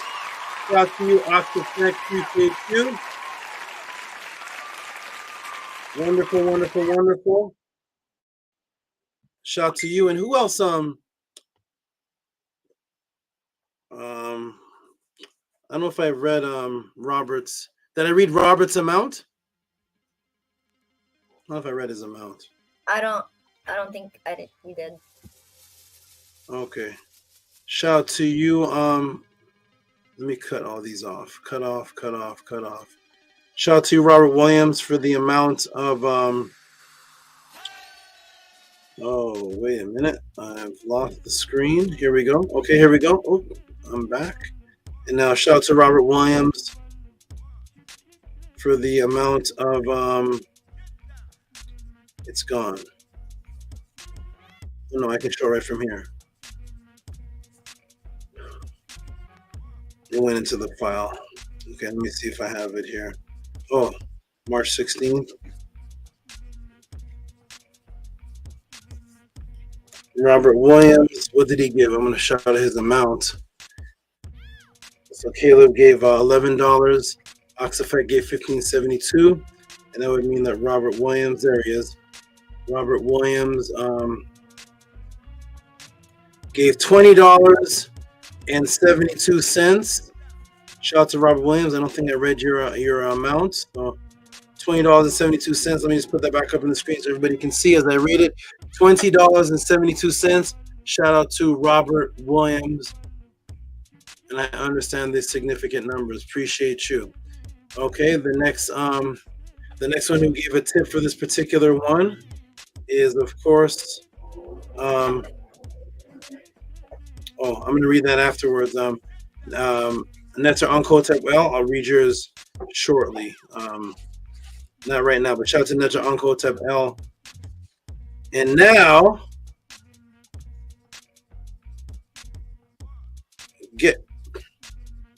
Gabriela Lopez came through, and Sarah came through again. The Gabriela Lopez with the purple heart. Let me see if it comes on the screen. Gabriela Lopez, who's extremely consistent supporter, multiple times each podcast, who sends support before the podcast begins at times. Some of these supports, not these ones right here, but some of the podcast supports are supports that are sent in for the podcast throughout the week. And Gabriel Lopez is one of those ones who sends not just sends in the podcast and throughout the week. One moment, everybody, hold on one moment.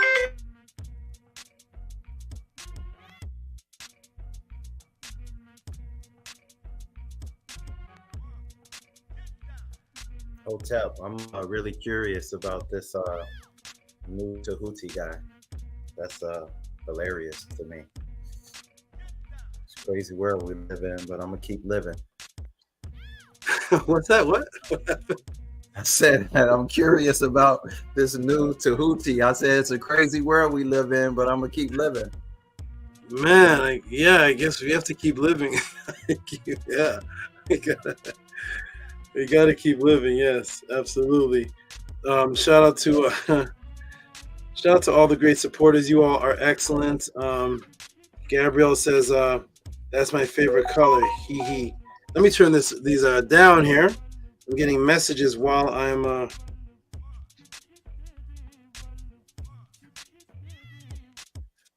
Siket Heke. Okay, friend request. Okay, let me turn all of this down. No distractions. Okay, shout out to the next one. I'll do this one. Did I put up Gabriel Lopez yet? Yes, Saba. Gabriel Lopez, $25. Okay, shout out to you. Did she get her hand claps yet? No. Okay, let me put that up again. Shout out to Gabriela Lopez, who gives the $25. She gives donations. I don't know a podcast where she's ever given just one donation. I don't know of one. Shout out to Gabriela Lopez, $25 for Feng Shui with a purple heart. Give her some noise, please.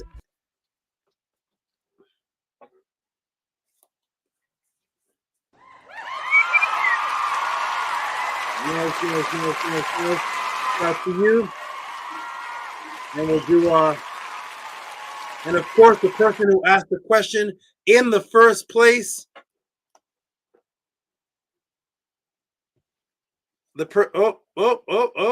Another one came in. Beged Leisure. I'm trying to get to the person, but they're coming in for this breakdown build up as I'm trying to get to Sarah. So here we go. Beged Leisure.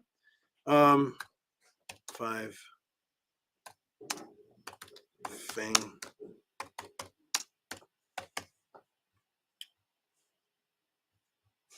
And then I'm gonna give Sarah a tip.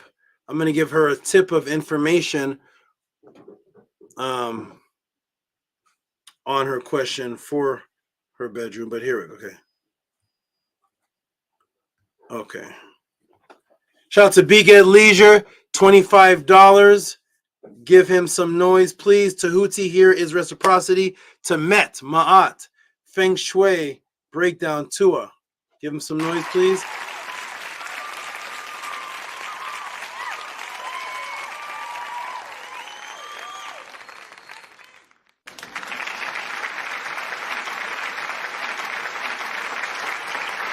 And last but not least, the person who actually sent in this question is none other than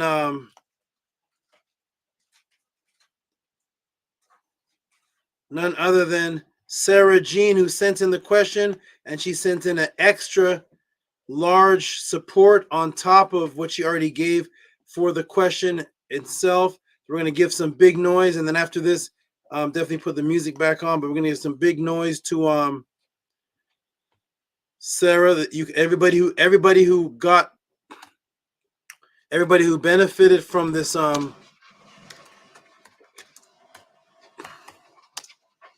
this answer. You can thank this young lady right here as the one who asked the question in the first place and double donated for the question, support for the question, and gave this on top of that. This is an appreciative person right here. Feng Shui tip, give her some big noise, please. Woo!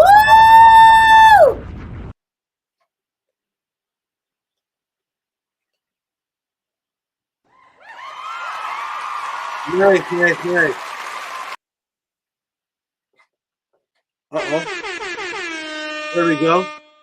Thank you. 4444.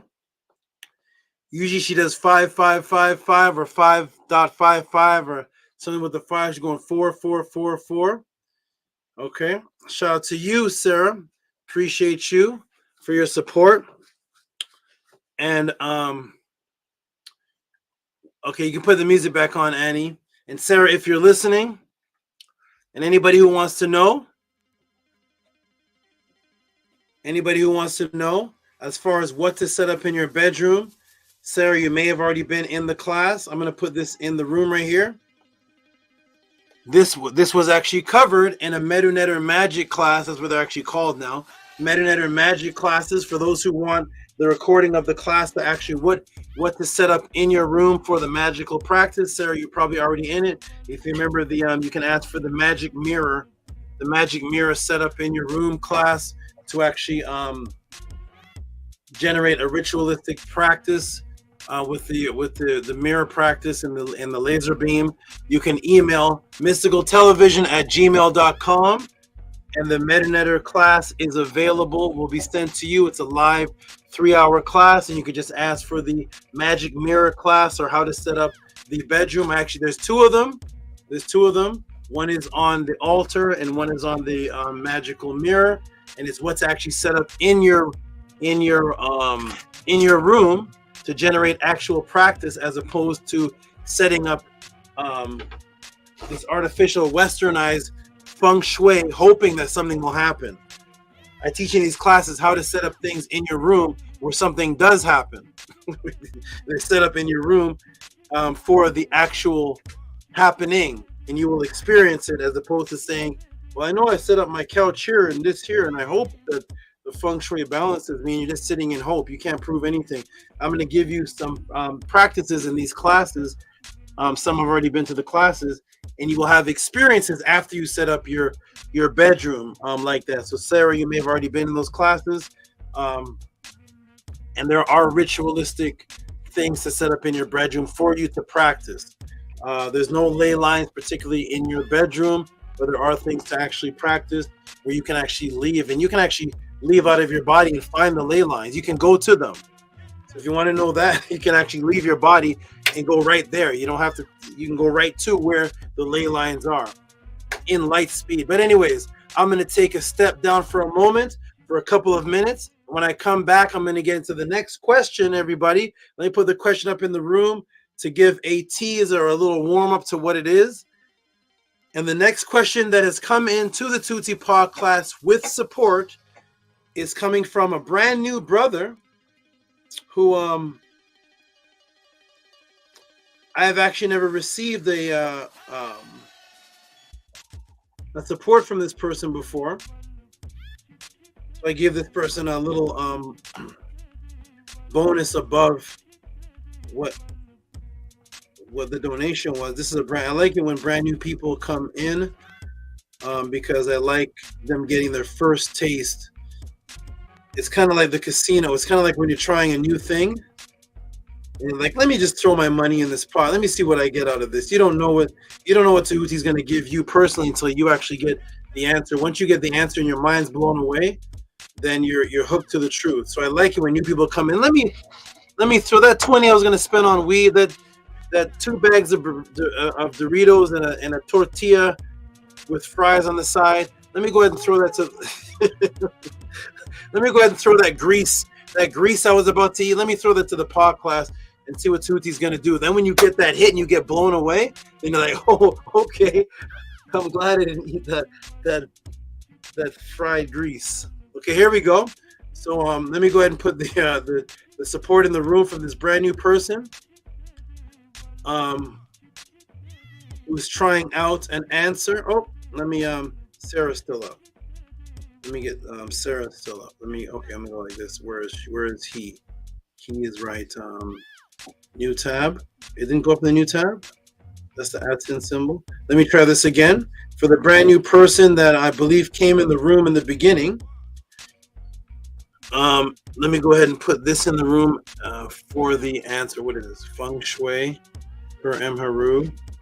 We're gonna close per M Haru. Close Feng Shui. We're gonna open this up and get ready to give some noise to this. Hey, hold on, Croc. JDUB, who was in the room, I think, in the beginning. And JDUB, you gave this question in, and I'm going to go ahead and respond to it and answer it in Tehuti fashion. And give some noise to JDUB, who asked this question. Can you break down Gnosticism? Give some noise to JDUB. Gnosticism. Give some noise. So the next question we're going to go over in the Tehuti Podclass. JDUB.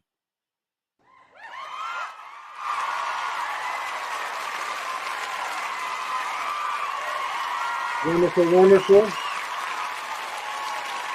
And it is, what is Gnosticism? What is Gnosticism? Shout out to JDUB. What is Gnosticism? And I'll ask this before I leave the room. The Gnostics. At 10, you've heard of the Gnostics before? Yes, I've heard of the word Gnostic, Gnosis, yes. Okay, good. Anu and Antu, you heard of some group of people or some belief system or something called the Gnostics? Yes, I have. I've heard of it, but I don't know about it. Okay.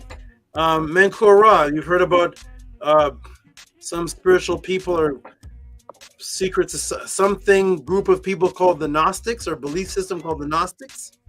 Yeah, I believe I've heard Bobby Hemmett talk about this and esoteric stuff and all kind of mixtures and this chaos and I've heard about it, Saba. Shout out to Bobby Hemmett, who is the master of the every class is that word. Shout out to Bobby Hemmett. Every class is the Gnostics, and just type in Bobby Hemmett and just press play. It doesn't matter what the class is called. You're gonna hear the Gnostics, the Gnostics, the Gnostics, the Gnostics, the Gnostics, the Gnostics. You're gonna hear he loves that. He loves that. Shout out to Bobby Hemmett. Okay, Bella, have you ever heard of the Gnostics or a group of people or anything called the Gnostics before? Gnosticism? Maybe I've heard the word before, but not much more than that. Okay, no problem. Excellent. Caleb, have you ever heard of the Gnostics before? Ever studied it, looked at it, looked into it, found it, anything? I have actually never heard of it at all. So I'm excited to learn. Here we go. Where it comes from. Excellent. Primordial thought. Are you there, brother? Yeah, I'm here, Saba. Yeah, I've heard of the word numerous of times, but you know what? I never went to investigate to see what it is. But hey, does it really matter? Because you're about to give a whole different breakdown. So whatever I would have learned in the past, it's going to get changed anyway. Okay, good. Okay, and I need to find somebody that's ever worked in a mystical or occult bookstore or anything like that. Maybe that person's ever heard of that word. Minty Hotep. Have you ever heard of any book you've ever come across with the word Gnostic on it? Yeah, that's interesting. I think the spelling of it is very interesting. When I hear agnostic, I hear atheist with it in the same sentences. Okay. In the shop you worked at, did you see any book with that word on it at all? Ever? Was any books with that word? No. Oh, interesting. Okay. Nothing with that word. Okay, interesting. This is good. I think it's a little. That was a little advanced. Yeah. Okay. No. I think that was. I think any sort of knowledge in that shop was a little too advanced for that shop. Okay. Lindsay Otep. Let me ask the chat before I go. Chat, have you all heard of the Gnostics? Any kind of Gnostics before? Nicholas Noetic said Tua Saba for Sheni Aku on it. Okay. Gnostics before. Gnostics. Anybody heard of Gnostics before? Gnostics?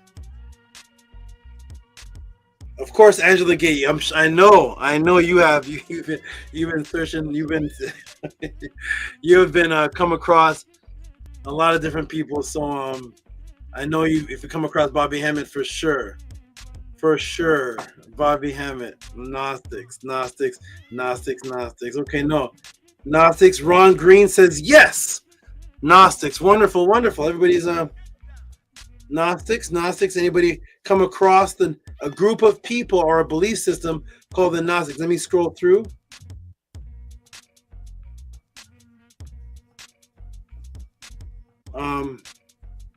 Nicholas says, does anyone know the number of Meta class about the altar in the mirror? Don't worry, Nicholas, you just have to send me an email saying you want the class of the number in the mirror and the altar in the mirror, and those two classes are actually labeled that, so that will get out to you. Okay, good. Okay, good. Robert Green, of course, Maharu, of course. Yes, Saba. Okay, Nicholas says knowledge, Greek. Okay, well, first class says Gnostic, agnostic. Yep, there's the Gnostic and there's the agnostic. A lot of people say they're agnostic too. Right, interesting. We're going to get into it, everybody. So OxFX said agnostic. Robert Williams said, I had a previous class. They were the closest thing to the followers of Jesus. Wow, a lot of interesting answers. Okay, everybody, I'm going to take a quick break, and when I come back, we're going to get into this next question. Get your pen and pads ready. Get your Cash Apps, get your PayPal ready for the support. Gnosticism. What is this? Tehuti, the nectar of your dictionary. I'll be back. Peace. Enjoy your break, Saba. Yes. Thank you. Yes, Hino, peace, everybody. Did anyone on the panel would like to discuss Anu's last teaching? He talked about who is Marduk, or would anybody like to comment on Ani Patah's teaching on what Cat William really meant? Any one of those? Anu, since you did the class, any thoughts? Any feedback you've been receiving since your first teaching? I love the appreciation, and it motivates me to continue to make more breakdowns and build-ups. And while making it, it put a tiny bit, like a grain of salt, into perspective of what Saba Tuti does. I don't know how he does it so quick. It just, like, when you try to make your own, then you really see just a little bit even more how great Saba Tuti is. Definitely. I highly suggest, if anyone in the chat hasn't seen it yet, to go and check it out. It's very great. I loved it very much, and I'm pretty sure all of you will too if you have interest.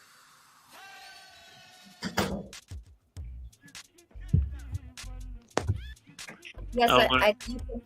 Oh, I'm sorry. Go ahead. I wanted to say that Anu's presentation was very well put together. I'm sure he put a lot of effort into it. So it's very well worth the time to learn and be present in his presentation and learn a big majority about Marduk. And if you have any more questions, he'll be willing to make another presentation because his knowledge goes much deeper than what he put out there. He's gotta ask him and show appreciation to that. And I also want to talk about Ani's presentation on their Hermetica and the Emerald Tablets of Thoth. I just recently watched that yesterday, when it gave me a much greater perspective on where the Emerald Tablets came from, and it's just a lot more knowledge than I've ever come across of anybody mentioning the Emerald Tablets. And it's just it presents the truth of everything that is related to that and the misinformation that comes from the Emerald Tablets. And he really puts it into perspective, and he with the meta word Kem or Kemu, he found the truth with the Emerald Tablets of Thoth. So Tua Ani for bringing that forth and putting that knowledge out there for everyone to listen to and attain.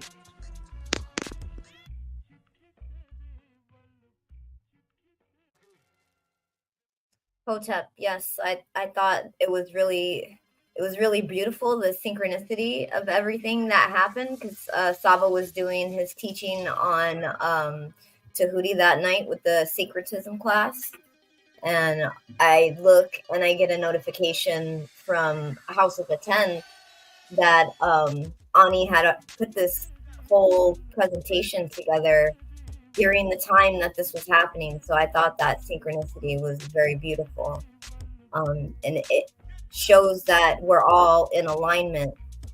And then with Brother Anu and his teachings with Marduk, it's a lot of energy to process.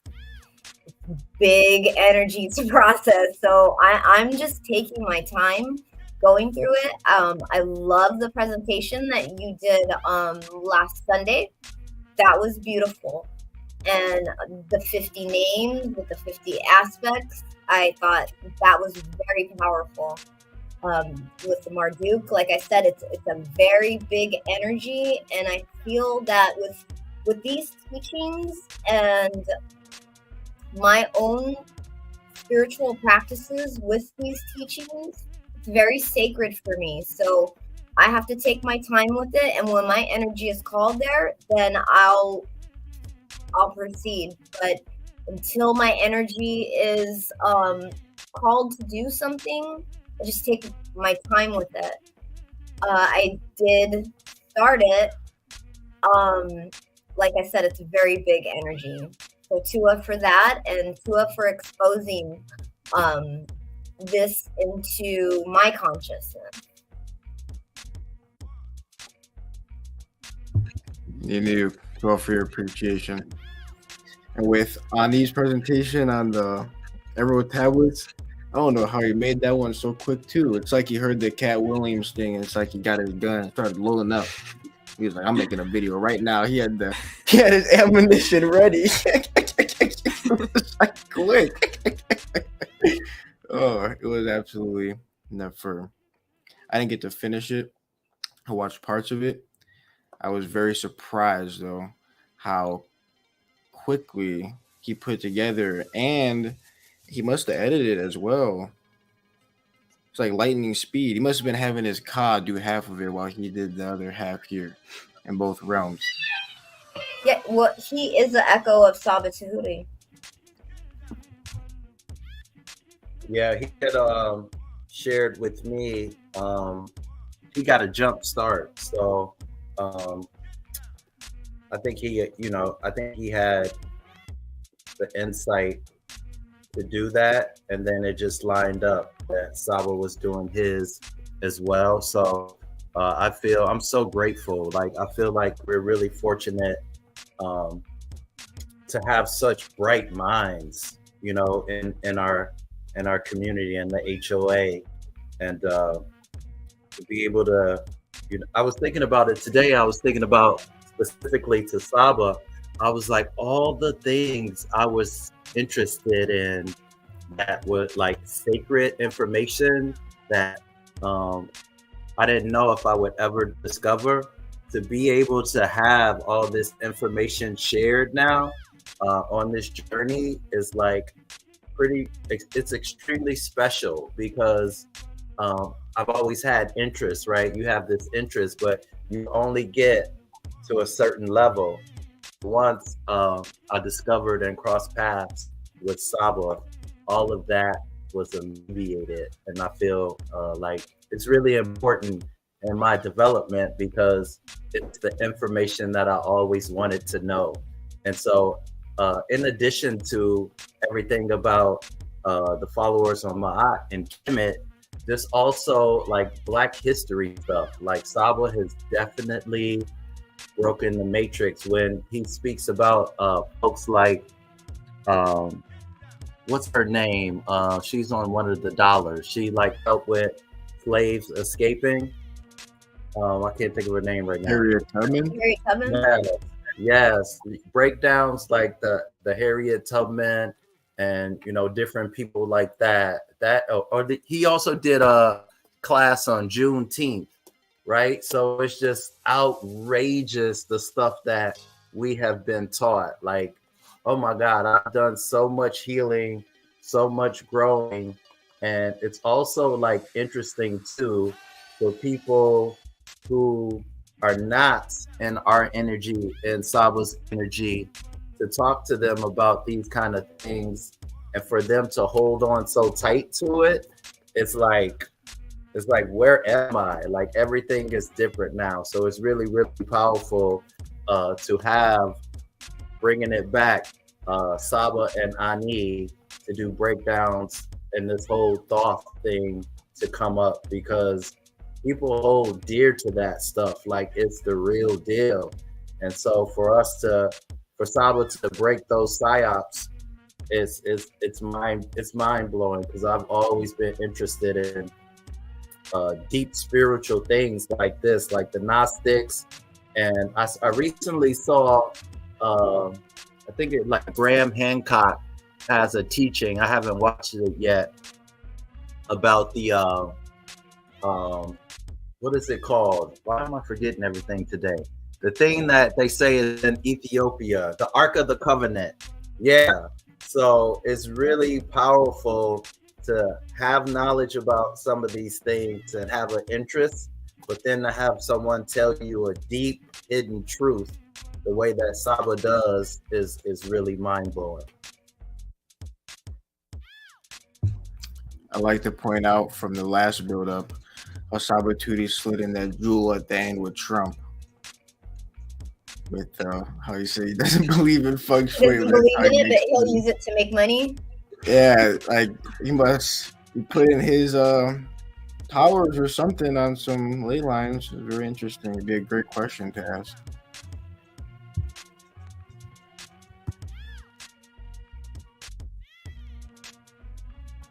Also, oh, I'm sorry. Also, how in the book, what they call it, Hekamat Feng Shui book, the lady says something about making the gods do stuff for you. I wonder what that's about as well. Where'd that come from? Yeah, people, it's amazing that people say some of the things that they say and teach on what they teach and put out all these books. It is like mind-blowing. Like, I don't even have a word for it. So oh my God, there's a word that I like. It's like straight up madness, right? To be out of the madness is a huge relief, because man, I just know for myself, I was caught up in all kind of chaos. It feels so good to be out of the chaos. Like, people say some outrageous stuff these days, and really act like it's true. Welcome back, Saba. Well, thank you. Appreciate that. We are back, everybody. I want to tell everybody, I don't know if you all have been speaking on it, but definitely people who are watching this, I hope you all appreciate it. This is a reciprocity channel, a reciprocity class. So for those who are watching, the 57 people, the 72 people that are watching, the support is Cash App, TT Moon, PayPal at Rocky SV. I'm going through down the support. I want to refresh it again because I want to see something. I want to give a shout out to a couple more, then I can start the classes, the next answer. I want to tell everybody, send in your support. We used to have really big time. Anu and Antu are still here. Bella's here. We used to have some real big time supporters. I don't know where the brothers went, but shout out to those who are still supporting big. I want to read a couple more because this is what I do and all that I do. So I'm going to go ahead and read some supports here, and hopefully this will motivate people to do more support. So let me go ahead and show this right here, because the support for this podcast tonight is other than the you know, the Anu Antus and the black color cards, been pretty kind of basic. So I want to tell everybody that this is what I do, and if you all appreciate it, I hope that especially for this next one, the Gnostics, there'll be some more. Here is Daniel LaRoche has actually sent in the week. Nice teachings on the cross. Actually, this is a tip from the cross class, the cross and the flag that I did last week. So this actually for last week's. Shout out to Daniel LaRoche. Give some noise. Where's the brother Atef? I don't see Atef. Is Atef in the room? Anybody? No, Atef or Ani isn't here with the noise makers. Oh my goodness, man. Okay, we need some brothers to step up. I need some brothers to step up to be able to be consistent noise makers. I'm here every pod class. I don't have an excuse or a reason. I'm here every class. I need some consistent people that can definitely be. So Menkara, if you want to find out from Ani and Atef how to get the noisemaker going, and I knew if you want to find out any primordial thought, but I need some consistent people that are going to be here all the time, that because for me to do all these different things, it slows down the podcast. So shout out to Atef. I hope you're safe. I haven't heard from him. I don't know if he texts me or whatnot, but shout out to Atef, and hope you're doing okay out there. I just need everybody to always show up for these podcasts. If you can't show up, please let me know so we can get someone else in to be the noisemaker or whatnot, because I'm here every podcast. I hope everybody's using it as an example for consistency. This is what I do, and this is what we should, those who are serious should all be doing. You dedicate your time, put your time aside. This is Saturday from 2 o'clock to this time. This is what I do. I could be doing a multitude of different things, but this is what I am doing for all of you. So I expect the same. So here we go. I'm going to give some noise to this good brother here, Daniel LaRoche. Let me give a big clap to you, Daniel LaRoche. Make some noise. Make some noise. I'm going to make some noise because I got to do both things now. Shout out to Daniel LaRoche. And it says here, what does it say? It says, nice teaching on cross and flag. Thank you, Daniel LaRoche. Appreciate you. Appreciate you, Daniel LaRoche. Appreciate you. Let me go ahead and do two more, then I'll get into the answer. I hope the donations and support definitely pick up. I see the big one from you, Anu and Antu. Appreciate you. Robert E. Williams. Robert E. Williams, you got your Mennonite classes from the week, right? Shout out to you, Robert E. Williams. Appreciate you. And I believe I already sent you that for the week. Now we're gonna give a shout out to the next supporter here. This is difficult to do both these things. Where is the team at, man? How's this here? Consistency. Let me Go ahead. Okay, so here we go. I'm gonna give 2 more, and then I'm gonna get into this class here. Shout out to who's this? Oh, here's a big one here, and this person is a brand new person. This is actually from the week. This person already got received everything, but I'm gonna shout them out this podcast, even though this was not given for this podcast, because this is a brand new person that came out first time support and gave this massive support. It was for the week, but I'm going to shout them out for this podcast to let everybody know who this person is and how much I appreciate them. It is not directly for the podcast, but it is definitely being shouted out in the podcast. Okay, we got Bella back, we got Annie back, and let's go. Here we go. So present. Shout out to Sonia McCoy, a brand new individual who's extremely serious, and give some big noise. Annie, if you're back. Oh, we can't see Annie. Is Annie back? Anybody? I don't see any. I thought I saw his name just a minute ago. Maybe he's having some technical difficulties. Okay, then I will be the noise maker. And here we go, shop. This one deserves transformers and all kind of noises. I'm very limited here. So I'm going to go ahead and give the horn sound to shout out to Sonia McCoy. Oh, I didn't even have the amounts. Hold on. Shout out to Sonia McCoy. We're going to give the hand clap, and I don't think I have the amount here. I can't see. Shout out to Sonia McCoy. Let me go ahead and do this again to see if I can get the amount in here. Sonia McCoy, the donation was so long. Okay, here we go.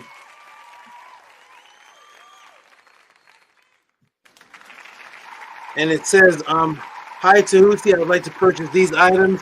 3 MetaNetter Monday classes on colors, $60, 2 ebooks, $25 podcast donation. Also, this is for the podcast donation this week. $45. Please send me the items that are this. P.S. If you have pinhole glasses for your eyes, yes, I have. So let me go ahead and put the amount here. I need the big one. I need Red October, Transformer noises. Where is the team? What is happening today? Okay, here we go. Let me go ahead and replace this one here. Okay, we're going to replace this. I need to find out how to do the noises while doing all this at the same time without cutting off my music. So I'm going to go ahead and give here it is right here. Okay, I got it. And here it is right here. Sonia McCoy, $130, 3 MetaNetter Monday Magic classes, 2 ebooks, and a $45 donation to this podcast. Big noise, big noise. Thank you, Sonia McCoy. Appreciate you. Thank you, Sonia McCoy. There's the donations there. That is, thank you very much. I want to give you that shout out because you are a brand new supporter, and definitely I appreciate that. There's people in the room that have been watching the podcast. Okay, we can put the music back on. Okay. What's up? I'm gonna put the music back on. I don't know if Annie is I'm not sure what's happening, but follow me on all social media. I don't know if I'm doing this or Annie is doing this, but I'm gonna go ahead and put the Thank you. It's just so strange doing this. Did I lose the music?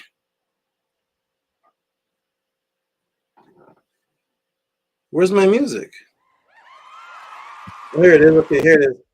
All right, here we go. All right, shout out to you, Sonia McCoy, because you're brand new and you're supportive, coming in like that. I appreciate you. You are incredible for coming in with a donation and support. You supported me on every aspect. You supported me in the pod class. You supported the books and the MetaNetter class. There's not much more that I offer other than the diet plan. You basically found everything that I do, and you sent in support for that. So shout out to you, Sarah. Sonia, McCoy, appreciate you. And I hope you're enjoying those hours and hours of classes and digesting the books. You are wonderful and amazing. Appreciate you. And I'll go ahead and do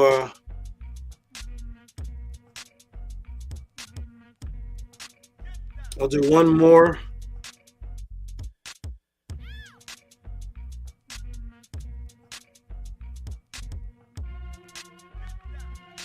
Okay, now the big ones. Now they're coming in. Now some are coming in. My screen must have reset or something. I didn't see all this a minute ago. What is all this? The screen reset. That is interesting. Shout out to the screen reset. And a couple more popped up that are not at the top of the email, so they're not the latest. They're from like 3 o'clock in the afternoon, such as this one. I'll read this one and then I'll move on. I see all of you now. I see some support sent in. I was like, where's the support for this podcast? Am I not maybe everybody went to the real Tehuti in the flesh. The Tehuti in the flesh, and maybe, but I see them. I see all you all now. I see some of them now. I see. We're already here, SABA. What's We're already here with the Tehuti in the flesh. Man, I thought that brother took all my supporters. I was like, I announced him, and now I guess everybody went over there for real and sent their podcast support to that person. But I see it pop up now. I see it. That was very strange. They popped up in the middle of my Gmails. It's not at the top, like it's new ones. It just popped up in the center. That's interesting glitch. I'm gonna read this one, then I'm gonna get to the next answer. Here we go, everybody. I see a humongous one from shout out to Bella. I see Anu Antu. I see some big ones now. There they are. Shout out to Elisa for support. Lisa and Sasha Wallace. Give her some big noise, please. Big noise.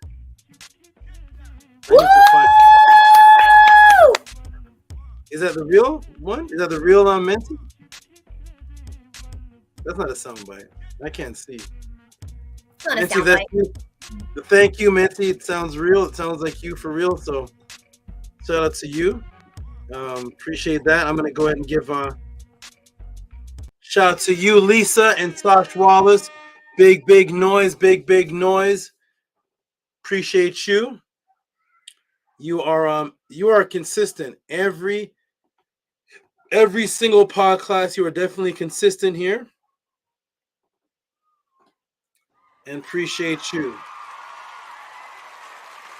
Excellent. And it says support from Sasha and Lisa.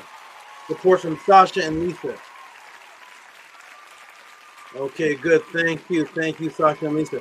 Okay, everybody.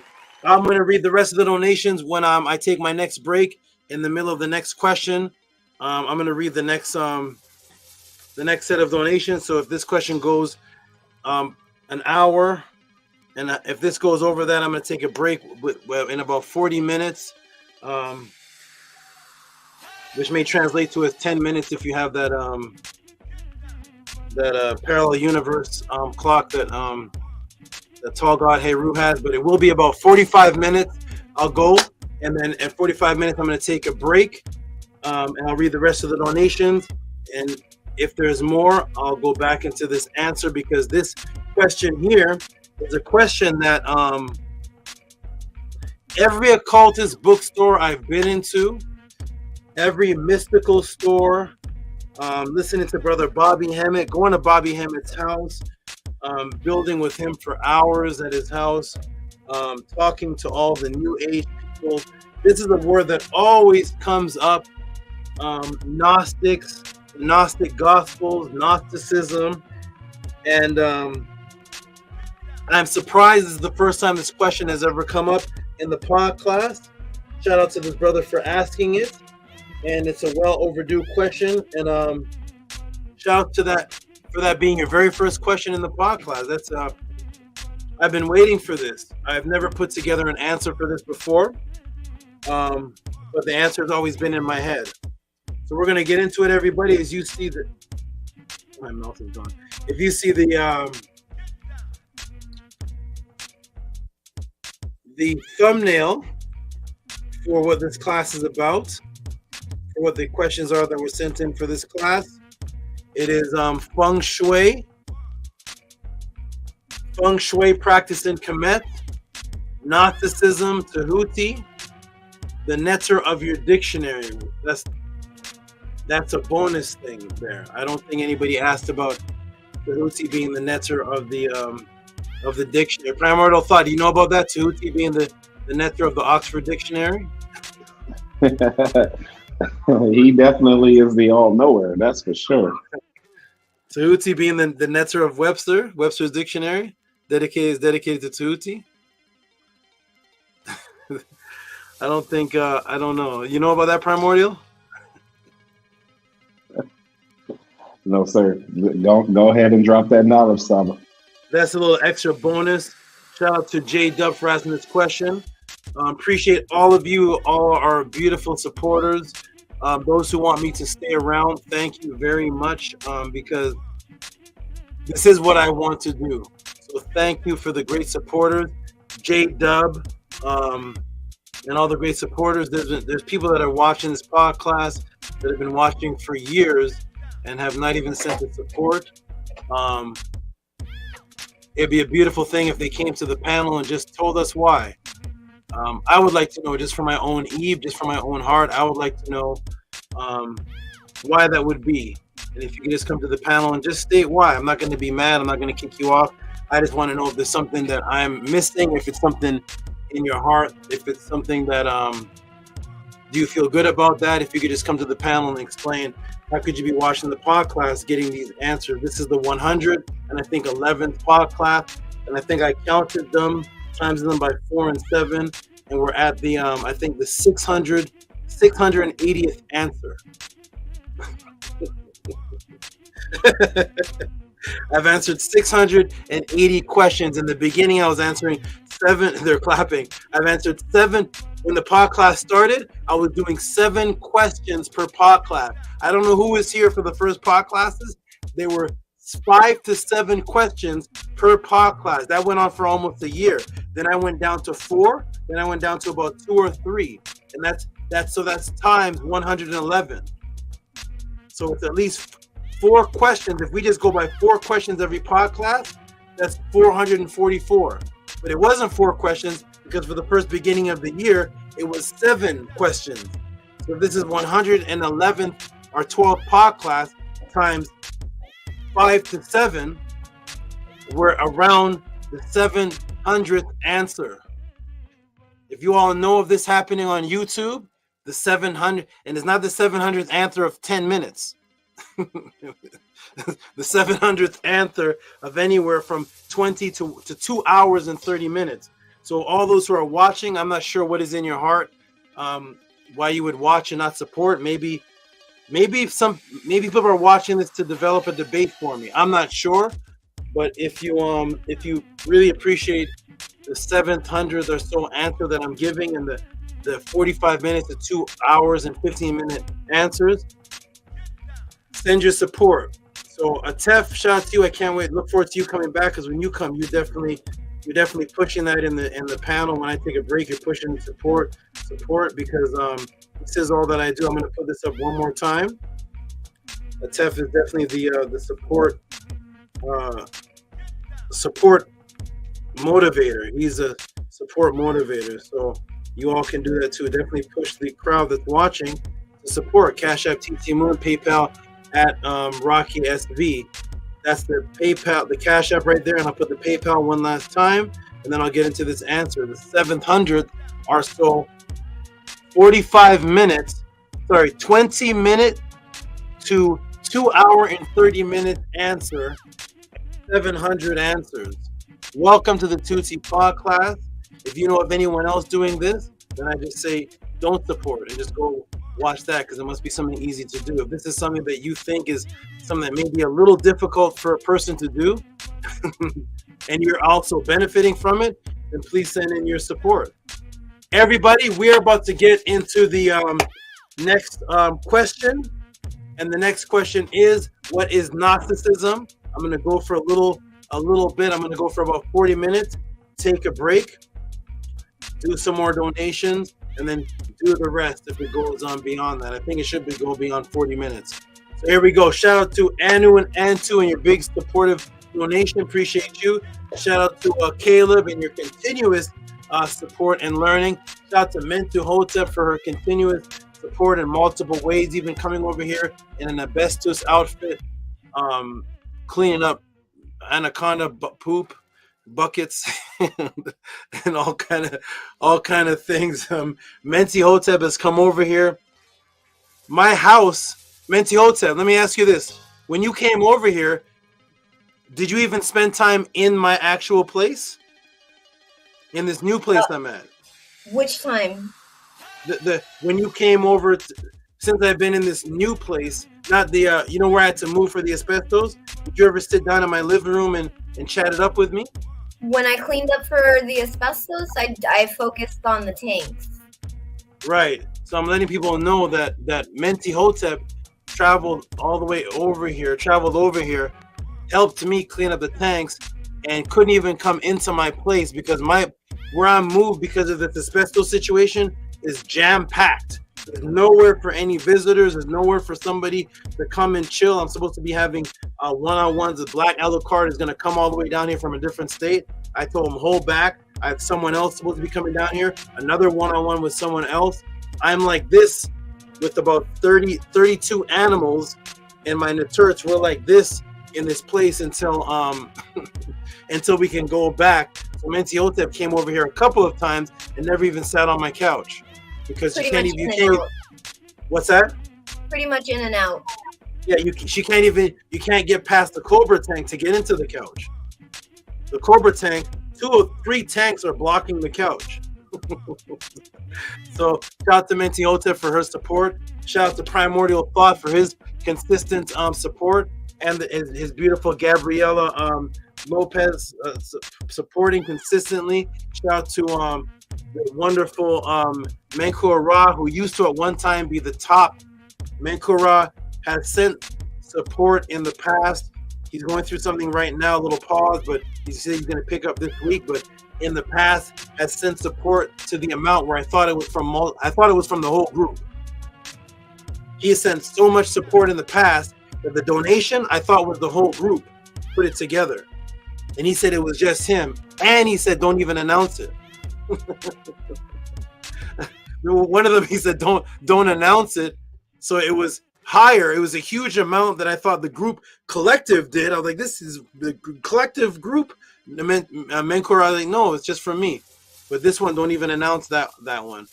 Shout out to Menkura for being one of the top supporters and top snake buyers. He does not just support with the support. He would have 2 Cobras right now on top of whatever 5 snakes or whatever he already has. If he was in the situation, he's purchased snakes, he's got everything. So shout out to Menkura, and shout out to Bella for being a lot of her donations I don't even read on the podcast. There's donations that she gives that I don't read in the podcast because I know the Ifed and the evil people will look at Bella's donation and they'll say, Tehuti got it. I read Bella's smaller donations, which are some of the biggest.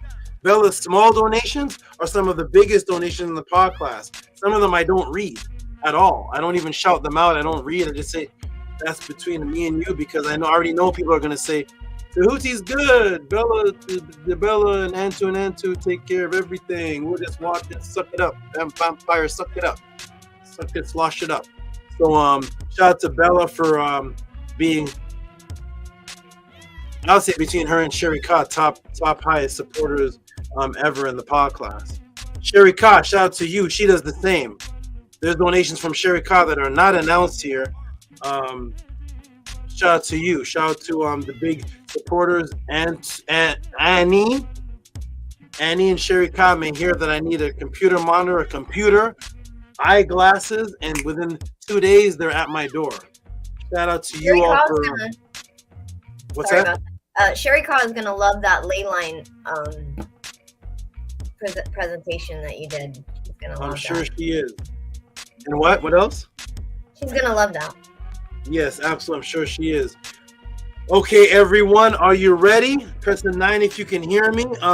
Let Let me go in the chat one more time. I see some private chats, but I can't read them. I don't know if they're to me. Let me check my thing. Let me see if Atef is all right. I don't know. Atef may be. If you all hear from Atef, let me know. And Annie, I'm not sure what's going on. He's at the gym, and he can't seem to come on. So I know he's alive, but Atef, I don't know if Atef's alive or if Atef is in the hospital or what's happening with it. But if any of you hear from Atef, whether it's in the private chat or a message, let me know personally so I can know that he is okay. I haven't heard from him. I don't see him in the podcast, and I haven't heard from him. Shout out to him. I'm going to step away for one quick second, and then when I come back, I'm going to get right into the answer. I have to do something in one quick second. I'll be right back. You all bill for a minute, and I'm going to get right into this answer and go for about 50 minutes straight. Boom. Hotep tour to everybody, all the supporters. Saba, much appreciated, very much. Hinu to you. We definitely need your support, want your support. So thank you all for all that you do. Thank you, Minty, for being close enough that you could visit Saba in person. Yeah, I love going out to LA, and we'll see what happens. Hopefully, sometime soon I'll be able to make a move out there.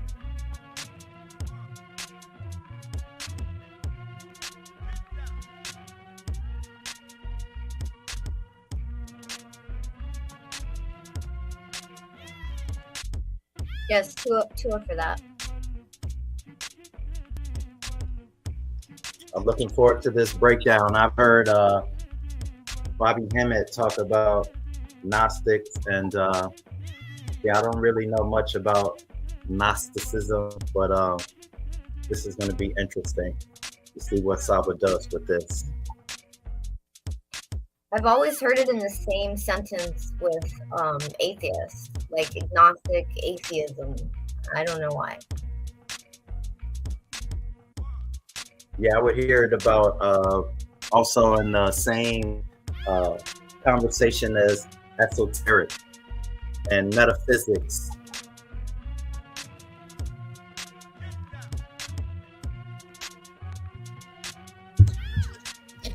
Definitely encourage everyone listening to support Saba Tehuti. You are all listening and absorbing this information, and as you listen, it is changing your chemical, your whole body, your mind, your body, everything about your life is going to be changing because new information is coming into your life, and you now understand by listening to his breakdowns and build-ups, you now understand what it is that he is teaching. And even if you don't completely understand at the moment, it is going into your subconscious mind. So it is something very important to give back to Tehuti, because he's giving you something so important. No matter what it is, it's always correcting your mind state and bringing you back to the origin. So I really encourage you all to give back to Saba Tehuti, because he is doing many things for us and is taking so much time out of his day to create these classes that nobody else is creating, and he is doing something that nobody else is doing. So please support Saba Tehuti.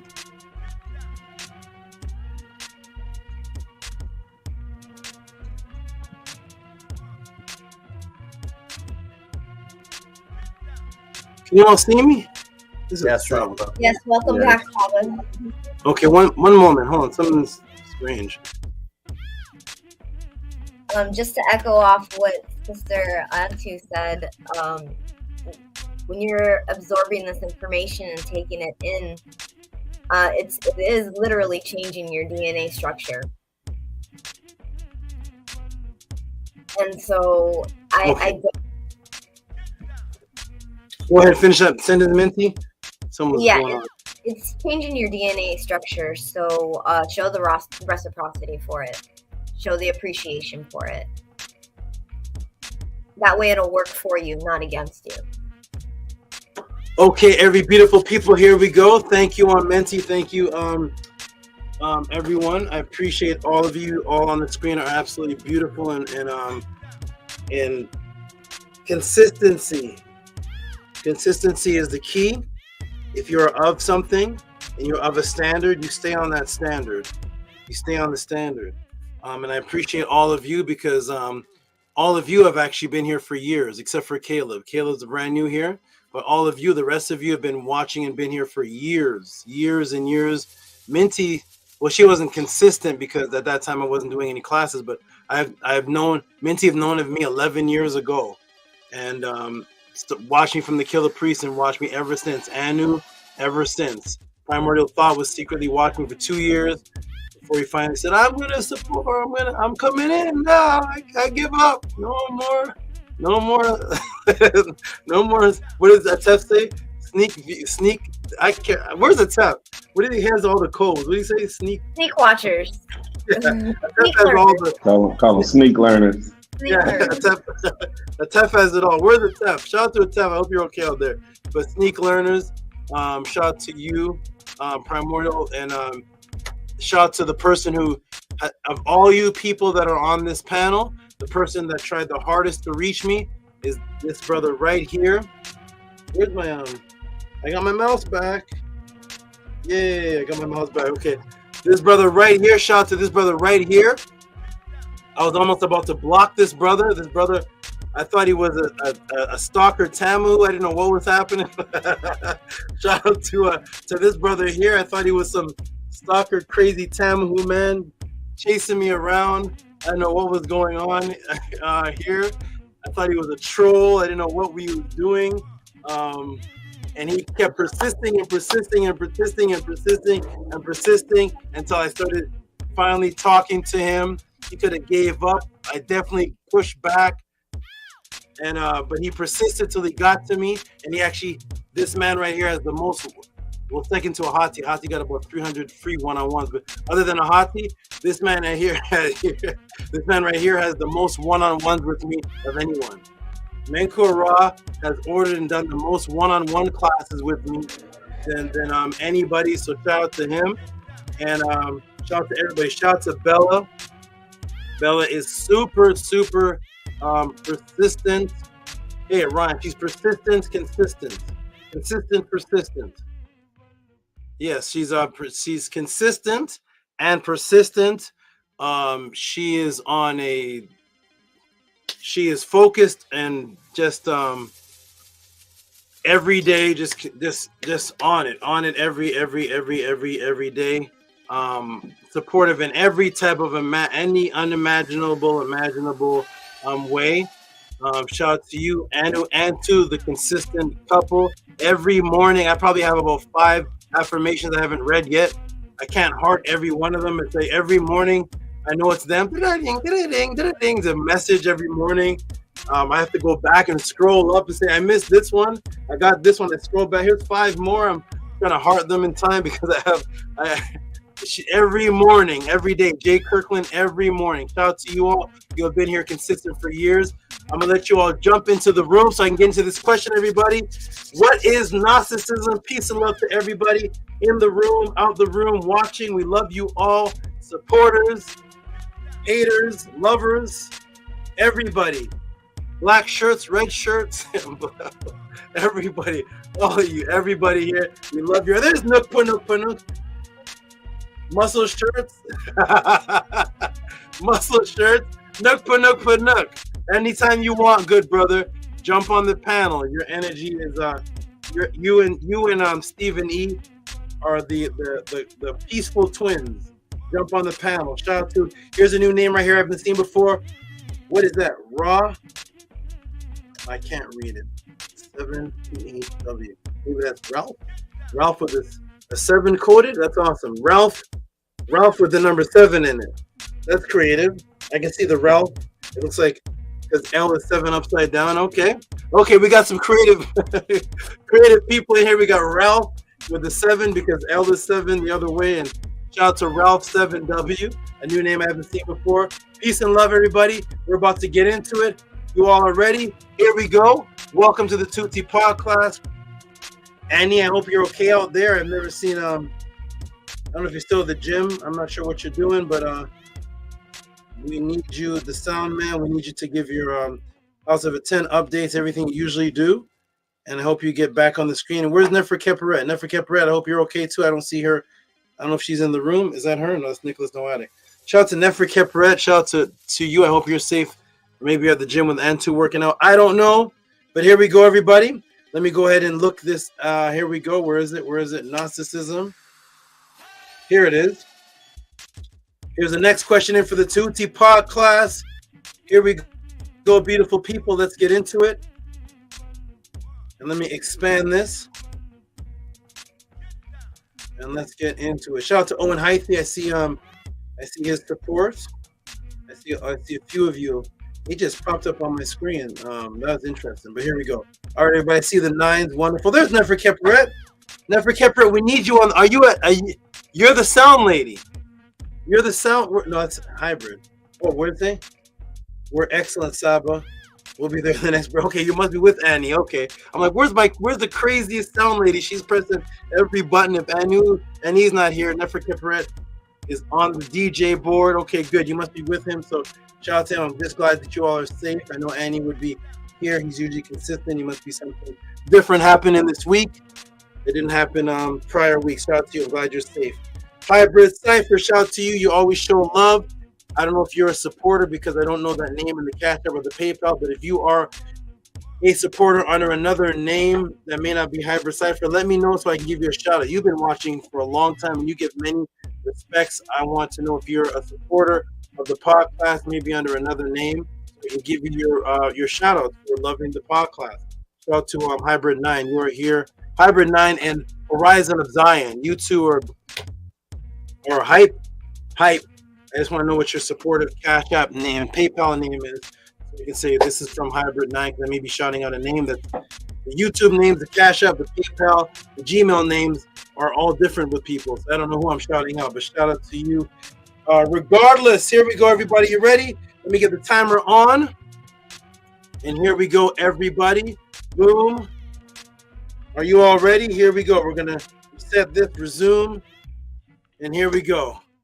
Welcome to the Tehuti Podclass, the question and answer class of the House of ATTON. Due to the kidnapping of history and your spiritual identity stolen, millions of people have questions about who they are, where they came from, if immortality exists, what is the original religion, what is the original languages, spirituality, who are the Neteru, health, purity, mental health, mental detoxification, out-of-body experiences, ritual practice, ancient sources, government psyops, telepathy, quantum entangled consciousness, and the list goes on and on and on and on and on. Unfortunately, in the agenda of atheism disguised in the form of quote-unquote black consciousness, the atheistic quote-unquote Kemetic teachers and teachers today,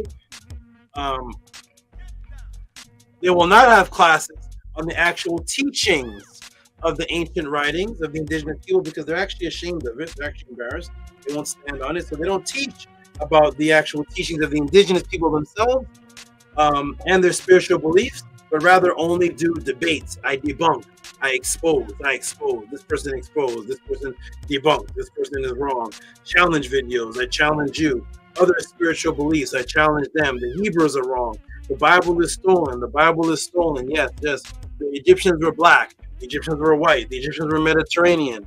The Egyptians were black. Every day, day in, day out, the same.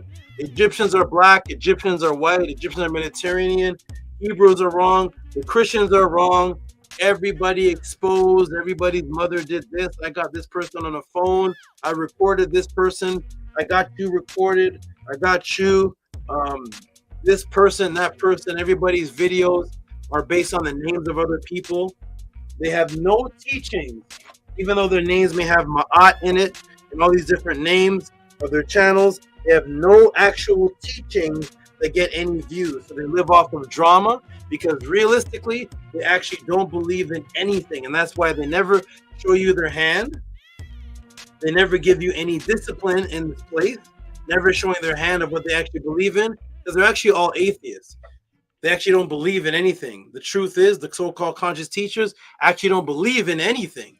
They don't follow any discipline, but they just make you uncomfortable to ask any of these questions and are laughed off of the stage for the above inquiries. thus the only platform class that exists on the planet where you can send in these questions with reciprocity and get an ebook personalized documentary type of answer customized, and on top of all that, taught live for you individually, is here at the Tehuti Podclass, where other on viewers actually benefit from the class.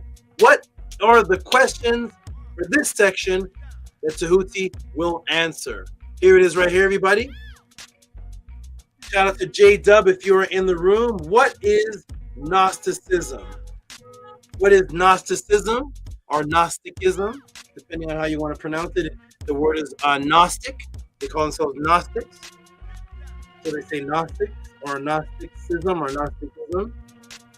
Okay, wonderful question. Let me ask the class, what have you heard of Gnosticism, which I asked before I actually started this. And you can type in the class what you have heard of Gnosticism. What is the Gnostics? What is it? Let's see if there's a matrix involved. Let's see what the truth is. And then let's see what the actual original teachings of the indigenous people are. Here we go. If one were to do a search, are you going to an occult bookstore or a mystic bookstore or Barnes and Nobles or a library, and you go to these places and you look up Gnostics, you come up with a wide variety of material and videos. Here are some examples. Gnostic philosophy. You see a Persian on the front from ancient Persia. So Gnostic philosophy from ancient Persia.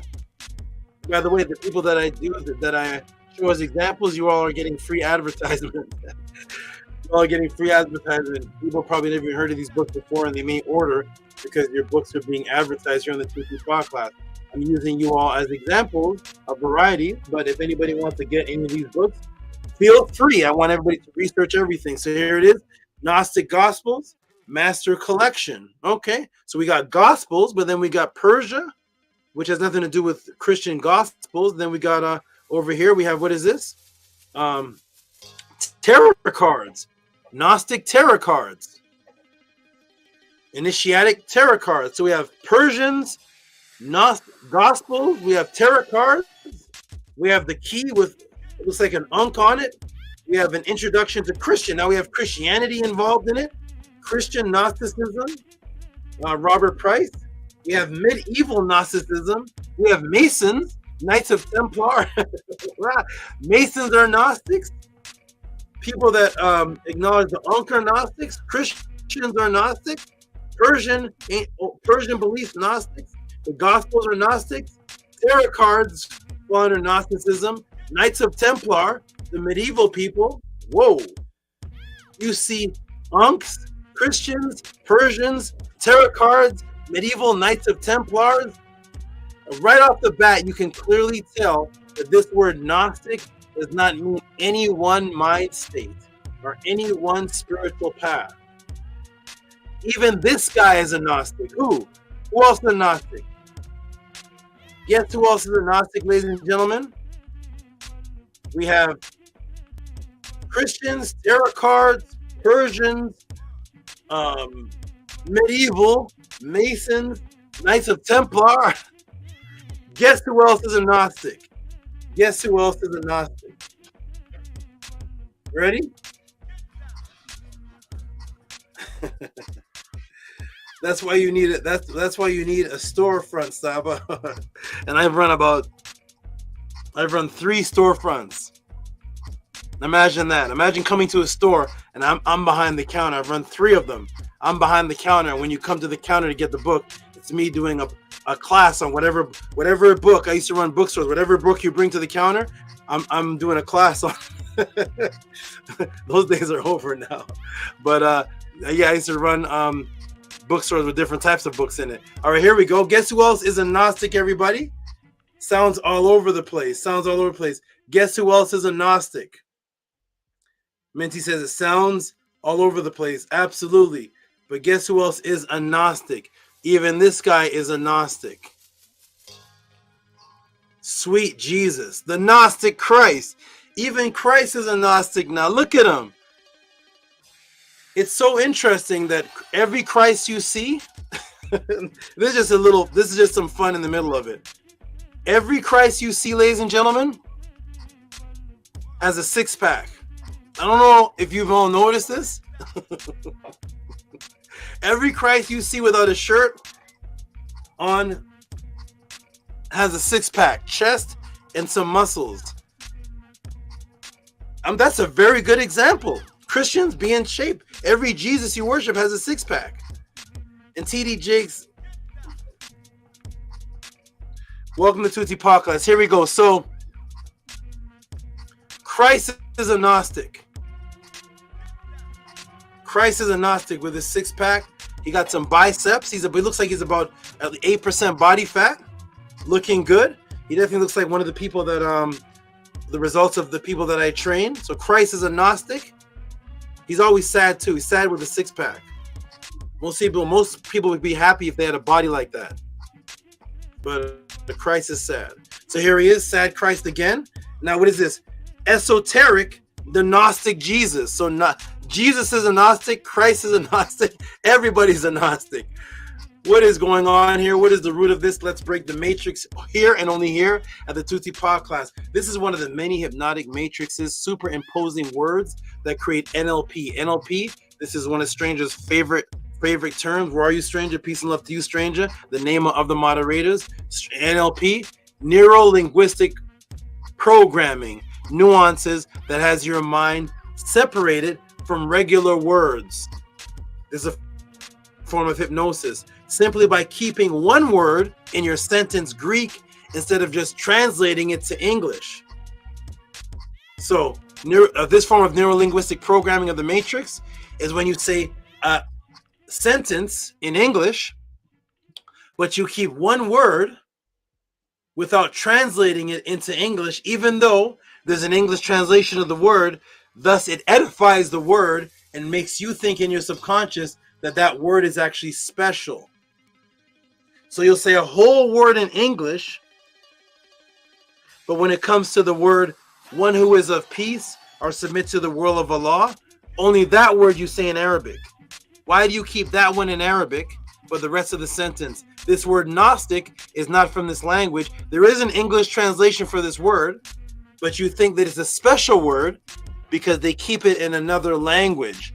That is one of the hypnotic tricks of the matrix, is to keep certain words still in their language so that you think it's a special word as opposed to just translating it into the English language like the rest of your sentence. So, Gnostic, the Gnosticism. So they don't translate it. Well, let me unravel the matrix, but first, just simply showing you the meaning of the word. It's actually a word that you may use every single day of your life. Let me break the matrix. So this word Gnostic is actually a word that you use in English every single day.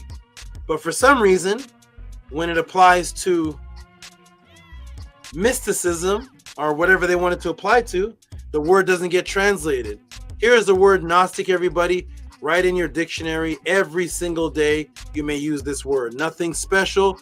Now it says believer in mysticism, religious doctrine of spiritual knowledge, from late Latin, Gnosticism, Gnostic, from late Greek, Gnostikos, noun, objectively, Gnostikos, know, able, discern, good at knowing, from Gnostos, knowing, to be known, from gig, Gnostikin, learn, to come to know, P-I-E, gno, know, applied to various early Christian sects that claim direct personal knowledge beyond the gospel or Christian heresy.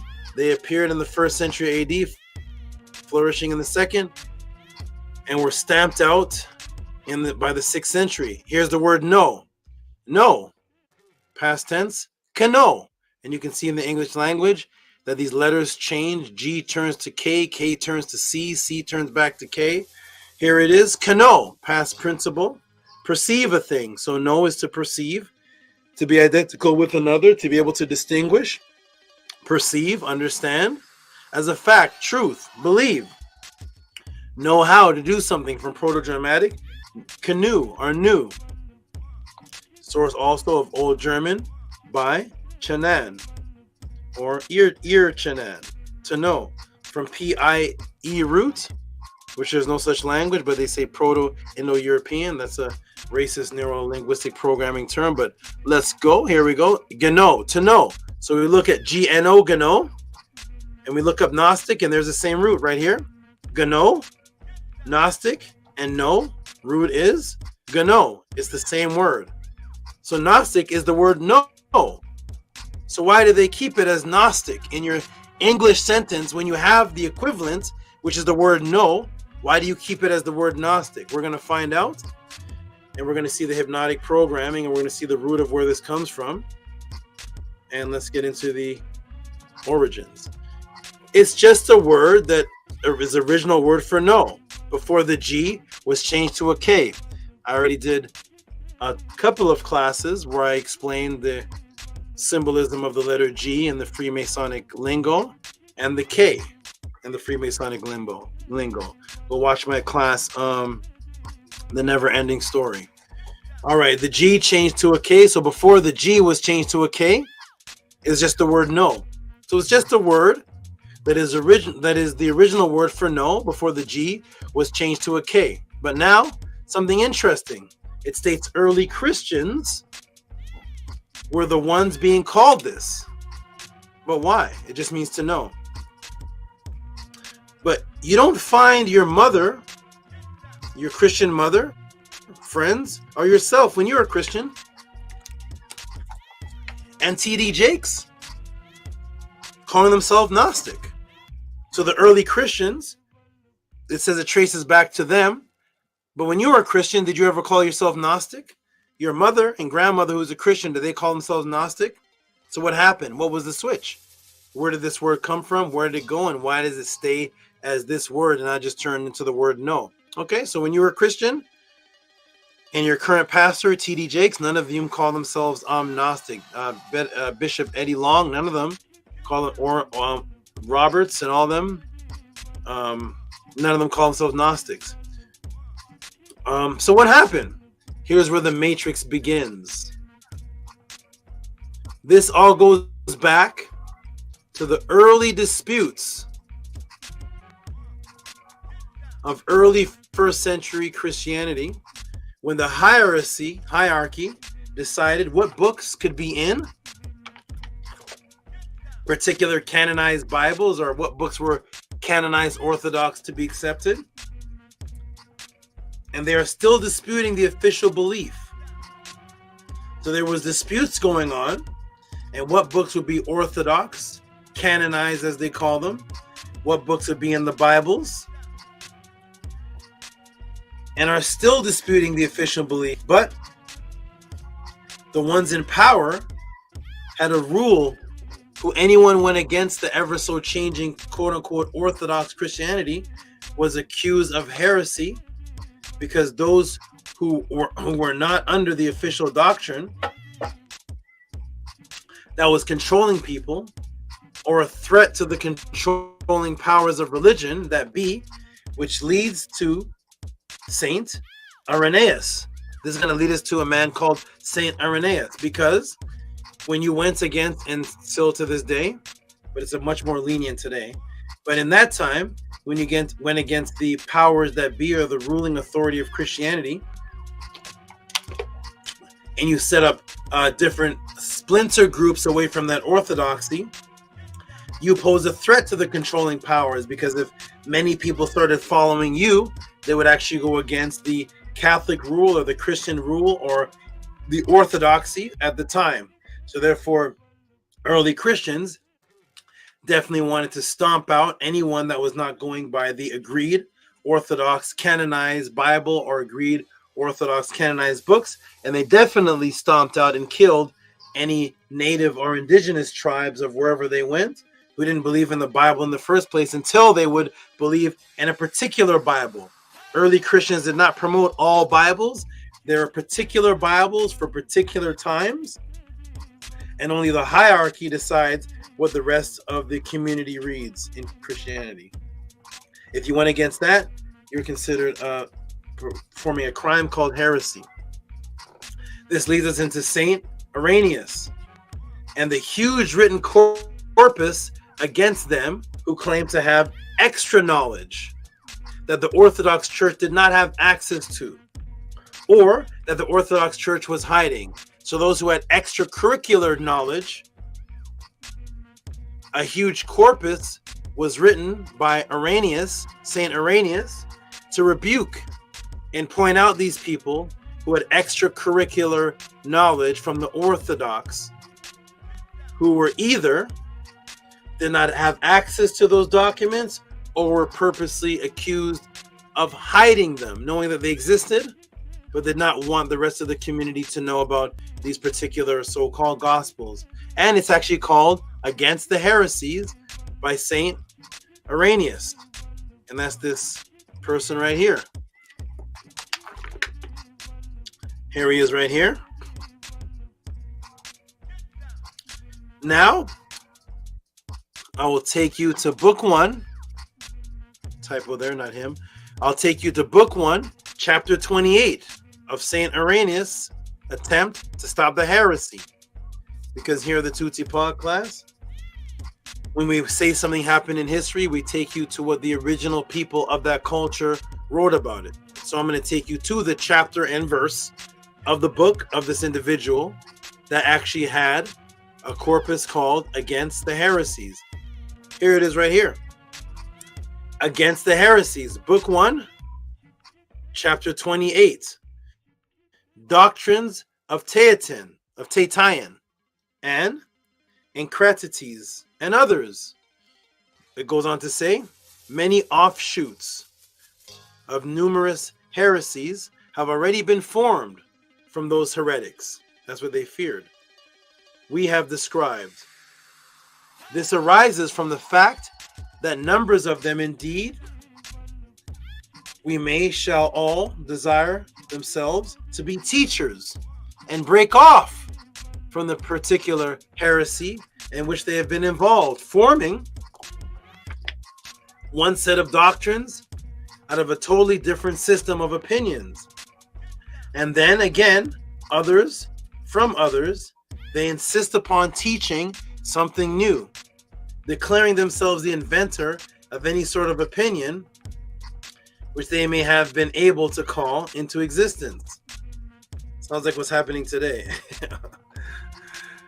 To give an example, springing from Saturninus and Marcion, those who are called Ankratites,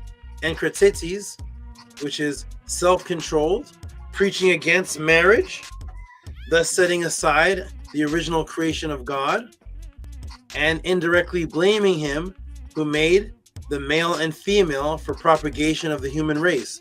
It sounds like what's going on today with the L858Q1LB89. Some of those reckoning among them have also introduced abstinence from animal food. Does it sound like what's going on today?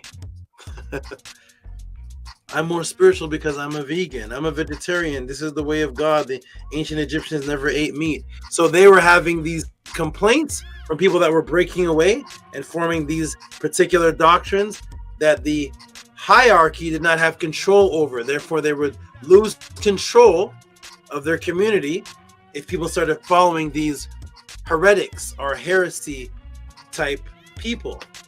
And what were these heresy people called? Let me take you to book 1, but this time, chapter 29. And here it is, Against the Heresies, book 1, chapter 29. I have it outlined in yellow. Doctrines of various other Gnostic sects, and especially of Barbariatos and Barbarians. Beside those, however, amongst these heretics who are Simonians, let me close it a little bit, and whom we have already spoken, a multitude of Gnostics have sprung up, and have been manifested like mushrooms growing out of the ground, losing control. I now proceed to describe the principal opinions held by them.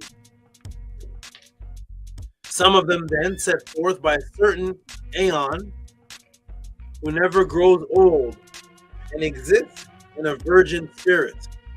Him they style barbarous. They declare that somewhere or other there exists a certain father who cannot be named, and he was desirous to reveal himself to Barbaros. Sounds like what's going on today. And this Nsia went forward, stood before his face, and demanded from him prognosis, pre-science. But when prognosis had come forth, these two asked for Aptarsia. Podclass, is the word gnosis becoming more familiar to you? Do you use it in regular language for regular things like going to the doctor? What's it called, family? It's called when you go to the doctor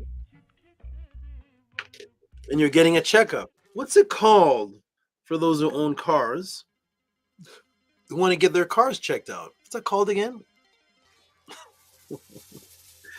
What's that called again? Anybody have a vehicle and they want to find out if there's anything right or wrong with their car? What is that called? What's that called?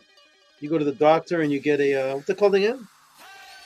The doctor did what to you?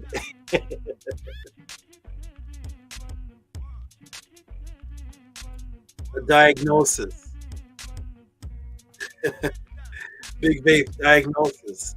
Never kept right. Diagnosis. Diagnosis. You all have been using this word gnosis and Gnostic throughout your regular life. Nothing too mystical now. Every time you went to get a car checkup, I like to get a diagnosis. My doctor diagnosed me with gnosis. It was a regular word. It's a word for knowledge. But there's a reason why doctors use it. We're going to get into that, everybody. How is it we never thought it was anything mystical when we're using it for a doctor's appointment? When you're into the secret occult doctrines, we're Gnostics. Well, me too, because yesterday my doctor diagnosed me. So he's a Gnostic too. My car is spiritual because it got a diagnosis as well. I have the Gnostic car, Hyundai.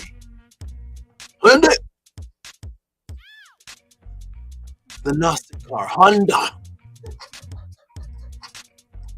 Who's your Gnostic? Hernandez, my mechanic. Hernandez the Gnostic? Her Gnostic. Her Gnostic Diaz.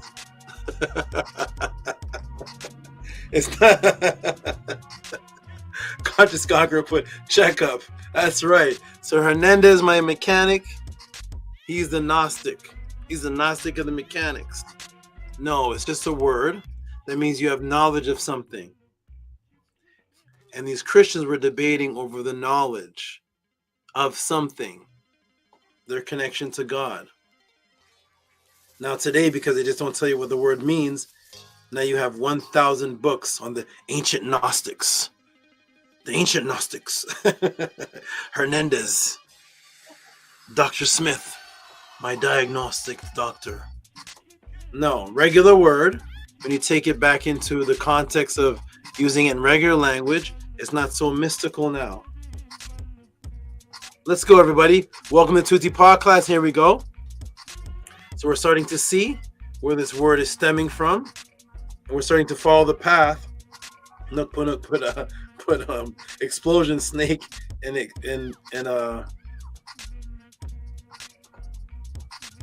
explosion snake in a lightning beam. We have a new person in the class. Shout out to Gold, Peace and Fam, Chicago, Booster, Shine, Peace to the Gods, Peace to you. Let's get back into it, everybody. Welcome to the podcast. So we see here, he's talking about other Gnostics and the prognostics. And there it says pre-science. You see it right there? So what are they arguing about? Boom! Simply stated, people of other Gnostic sects. Let me see if I'm screen sharing. Yes, I am. People of other Gnostic sects. He was this man right here. Where is he? He was of one set of knowledge. So the way they said it in Latin was, we're of this knowledge. And the other people, they're of another type of knowledge. They just kept the word in the Latin and the Greek Gnostics to trick you. Why don't they just translate it to as knowledge? We're of one type of knowledge. So T.D. Jakes can say that about Pastor Eddie Bishop Eddie Long. He can say, you're of that knowledge. And you Muslims, you're of the knowledge of Satan. And you Hindus, you're of the knowledge of the pagans. There were just people arguing over others being of different doctrines. The word doctrine in Latin and Greek for teaching. And what are you teaching? You're teaching your knowledge. They just kept the word as Gnostic to trick you instead of just translating it to what it was. He was a Gnostic as well. He's just somebody of a particular knowledge. So therefore he stated, here are the other Gnostic sects. There's other ones that are people of that type of knowledge. He was of a knowledge. The Irenaeus was of a knowledge. And anyone against the established orthodoxy knowledge, Gnostic, was considered one of another knowledge. They're not of this one. They're of another one. Another Gnostica. And thus you can see where today's modern concept of going against the system's teaching and having underground knowledge can render anyone a quote-unquote Gnostic today. As I showed you when class began. Thus, now this will make sense for there to be the Persian Gnostic philosophy, the Gnostic gospel, Gnostic tarot cards, the key Gnostic, medieval Gnostics, Knights of Templar Gnostics, introduction to Christian Gnosticism. Why don't you all just put the word knowledge? You say knowledge in your regular language. Why do you not just translate that word? Because it wouldn't seem so mystical and so special in the neurolinguistic programming if we just translated that word into the English, because you translate into English when you say, I know something. I would like to, when you imagine this guy, Robert Price, right here. Robert Price and the author of any of these books who know, you all know the word Gnostic is just a Latin word for the word you have today, know. And imagine you use that in your regular language, Gnostic. You only want to use it for the mystic neurolinguistic programming. No, walk up to a girl and say, I'd like to Gnostic your phone number. Can I Gnostic your number? Huh? Can I Gnosis your number? Huh? Walk up to somebody on the street, you don't know what time it is. I'd like to Gnostic your time. Can I Gnostic what time it is? Person be like, what are you talking about? Do you mean you want to know what time it is? Yeah. What's the word Gnostic mean? It means to know. So brother, why don't you just say, I'd like to know the time? I like to Gnostic. You don't talk like that. So why do you use it? Because it's neurolinguistic programming to make a word seem special. So you just don't translate that in an English sentence when there's an English equivalent for the word. You in the same imagine this ridiculousness. Somebody in a cult bookstore walking up to you and say, would you like to know about the Gnostics? Huh? Wait a minute, what does the word Gnostic mean? It means no. So what does the word no mean? It's no. So would I like to know about the no? You're saying the word no in the same sentence. I'd like to know about the Gnostics, but the word Gnostic means no. There was no ancient people that called themselves that. There was no group of Christians that said, we are the Gnostics. It was just Irenaeus and the splitting of the churches, and they were saying they're of this pre-science, they're of this knowledge. That's not the knowledge we're of. They claim they're of extracurricular. They have a particular knowledge to God. We have our knowledge of God. It's set up in these particular biblical books. They have another kind of knowledge. We're not with that type of knowledge. We're with this one. They're saying it in their language. You all are translating it and leaving the word Gnostic untranslated. So it seems like some special word. They are of the Gnostics. Let's break the matrix. These are the tricks that are played. The word Gnostic is to know. There's not a special word. It's not any group of people. There's no ancient people in any ancient writings. We are the Gnostics. There's no such thing as that. It was a debate and argument, and the hierarchy and the Catholics and other groups of Christians wanting to stop any other sects because they were losing their power. So they were just saying they're of another kind of knowledge, like how a Christian would say today, that's another kind of spirit. I'm of the Pentecostal. You're of another kind of spirit. You're a Muslim. We're not of that. That's another spirit guiding you. In those times, they would say you're of another knowledge. They just didn't translate it to English for you. So you think it's the Gnostic tarot cards. Just say the knowledgeable tarot cards. These are trying to make it seem. So now you have the Gnostic philosophy, the Gnostic Gospels. Why don't you just say the Gospels of knowledge? Huh?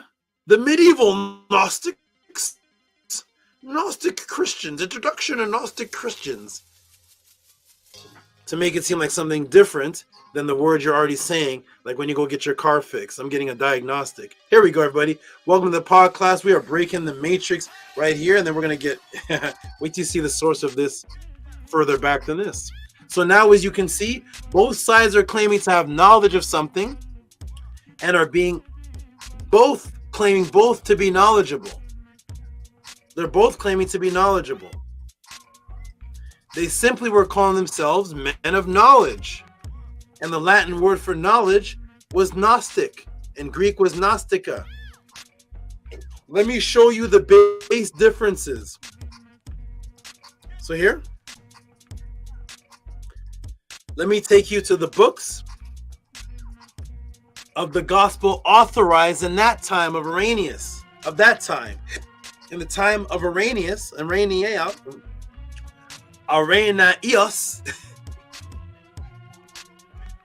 okay?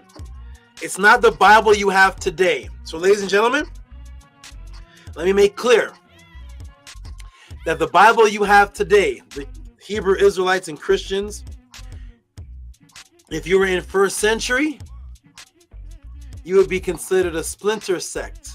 You wouldn't be an Orthodox Christian. The King James Bible that you have today, that you're holding dear, this is your Orthodox Bible, only of this day and time. 1604 to 1611 AD. He's back in 108. He's back in first century. So you would be committing heresy in the first century. Think of how silly that is in Christianity. Mom, is Christianity the right religion? Is this Bible the right one? Yes. Yes, son. This is God's word. Christianity is God's religion. Was this God's word and God's religion in 108 AD? What is it God's religion at the time of Irenaeus? Because we would be committing heresy with this King James one. So depending on the time you go into, every Christian is telling you this is the right Bible. So is it this one? The King James, the Hebrew Israelites will swear the King James Bible, this is the one. Wonderful. Quote the King James Bible in 108 AD. Quote the King James scriptures in 1400 AD. What was the King James Bible in 1200 AD? Do you mean the Williams Tyndale? Do you mean it changes every time? So in this time, first century, Irenaeus had his set of books. And if you were reading King James, you may have been killed for heresy. Which Christian is right, Mom? Which one is right? The one of today. Irenaeus said the one of today in his time was right too. He didn't know what he was talking about. And in the year 2080, there'll be another Bible. They don't know what they're talking about in 2024. Here we go, everybody. Welcome to the Matrix. Here we go. So here is the canonized, the earliest canonized list. I'm going to go to what's called cross-examine, August 4th, 2019. Here it is right here. Look at this. Here it is, Sunday, August 4th, 2019. What biblical books are included in the earliest canonical list? Irenaeus. I said 108, 180 AD. Look at these ones here. Here's the books: Matthew, Mark, Luke, John, Acts, Romans, Corinthians, 1 Corinthians 2, Galatians, Ephesians, Philippines, Colossians, Thessalonians 2, 1, 2, 1 Timothy, Titus, Hebrew, James, 1 Peter, John, 2 John, Revelations. Those are the earliest books included in the canonical list. Any books missing there, Christians, in the one you have today? Okay, here it is. So, what was the list of books that existed at the time? The people who had other knowledges, gnosis, outside of the Orthodox Christians in 180 AD of Irenaeus, that existed within. These existed within and outside of what's called the Nag Hammadi Library. I got the Nag Hammadi Library right behind me. The Nag Hammadi Library. This is inside and outside of the Nag Hammadi Library, which the Nag Hammadi Library is one of the most popular books called the Gnostic Gospels. Here's the codices of the Nag Hammadi Library. Look at this list, completed list of codices. Is this in your Bible, Christians? Look at this one. Look at this one. Prayer of the Apostle Paul, Apocryphon of James, Gospel of Truth, Treatise on the Resurrection, Tripartite Tractate, Apocryphon of John, Gospel of Thomas, Gospel of Philip, Hypostasis of Archons, on the origin of the world, Exegesis on the soul, Book of Thomas the Contender, Apocalypse of John, Gospel of the Egyptians. They got one called the Gospel of the Egyptians. And this one, the Egyptians have gospels. Here we go. Gnostos the Blessed. They have one with Gnostices inside of the book. Gnostos the Blessed, the Sophia of Jesus Christ. We're gonna get to Sophia shortly. Dialogue of the Savior, Apocryphon of John, Gospel of the Egyptians, Codices 5. It goes on and on. There's more. Look at the rest of them. Look at all these, everybody. Zoroastrianos. Oh my! I'm not gonna read all. Look at all these. I got the ones in small print too. Look at all these thoughts of Norez, Testimony of Truth, Concept of the Great Power. Look at all these. Hymn of the Pearl, Books of Jiao.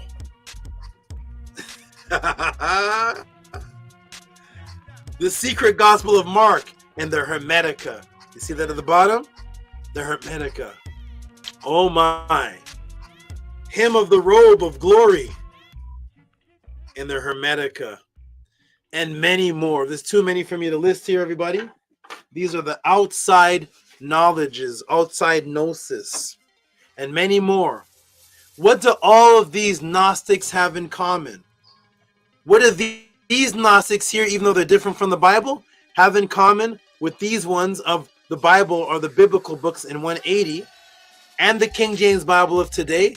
What do they have in common? Because these are the differences, large differences, which are just the names of the books. What do they have in common? That they are both based on the stolen Ma'at story of Jesus. Both sides just claiming to have the best gnosis of it. Both sides claiming to have the best gnosis of stories that are rooted in copied, stolen texts. That's what they have in common. This is what they have in common. All of them are talking about this.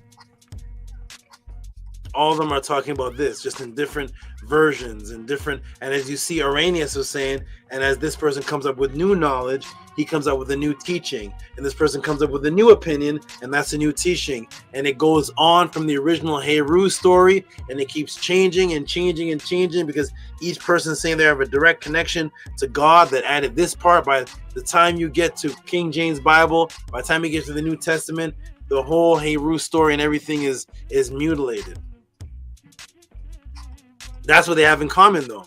And this is why we see what on the back and front of many Gnostic Gospels today. Guess what you see, ladies and gentlemen? On the back and the front of the Gnostic Gospels today? What do you see on them? There's a certain symbol. The Gnostic Gospels are about Christ in the Bible, but what is the symbol that you see on the front and the back of some of the Gnostic Gospels? What do you see? Here's what you see, everybody. What do you see on the back of the front and the back of Gnostic Gospels? What do you see? Let's see. Uh-oh. Uh-oh. The Gnostic Gospels. What is this? What's this right here?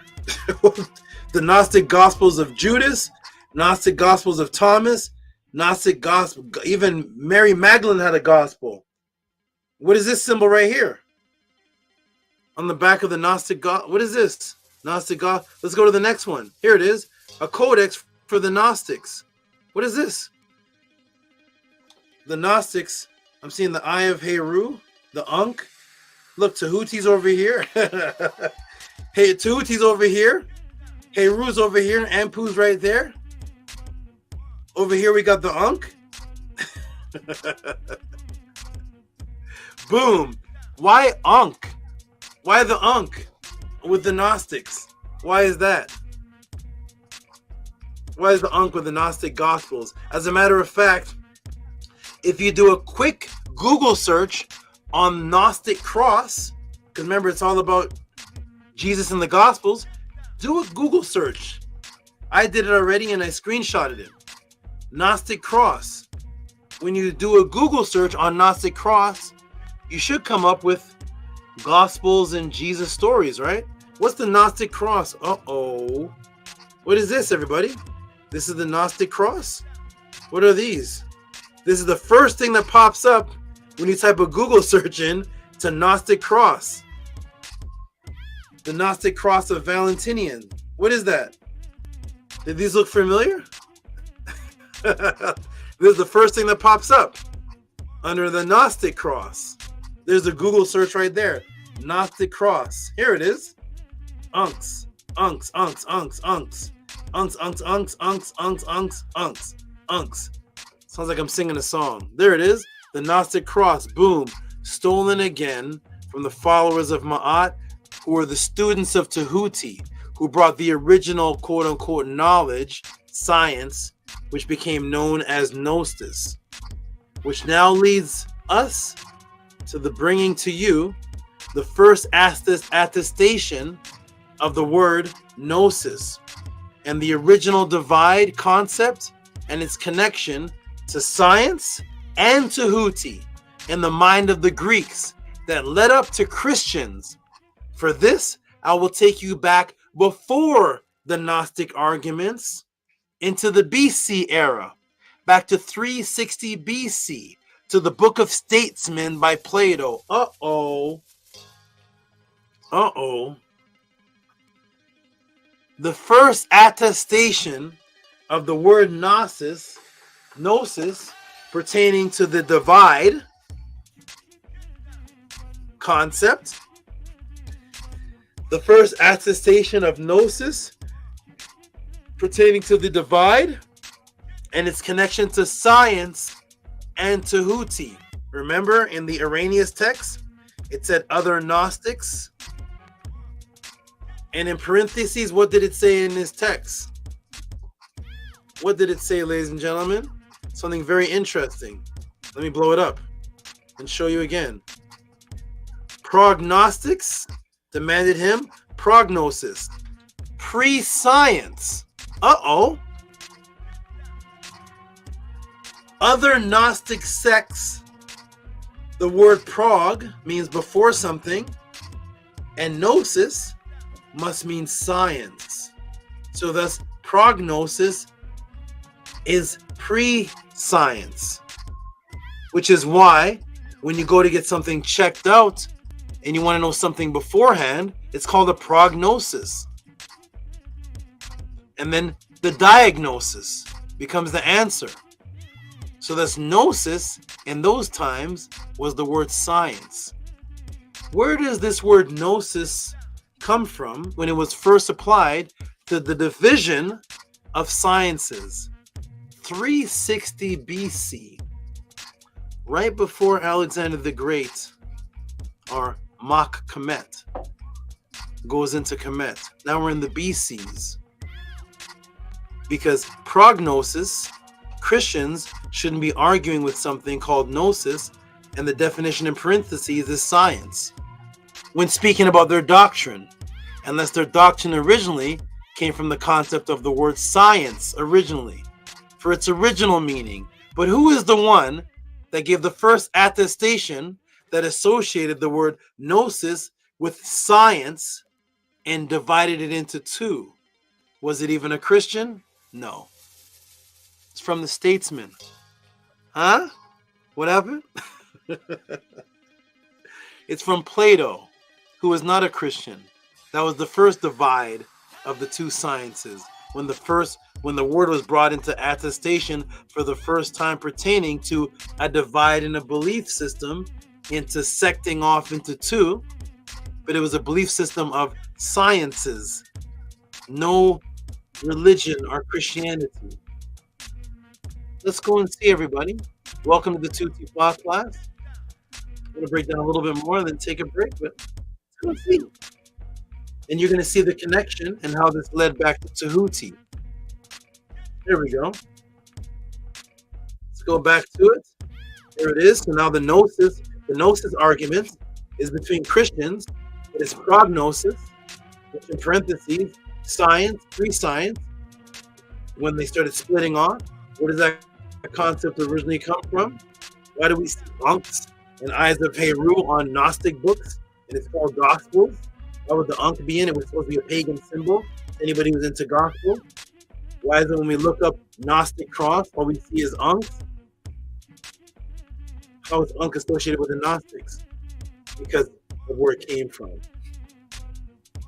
The Gnosis, the original divide. Back to 360 BC, to the Book of Statesmen by Plato. And of course, there it is, Statesmen by Plato, 360 BC, and we're in line 258E. What does it say?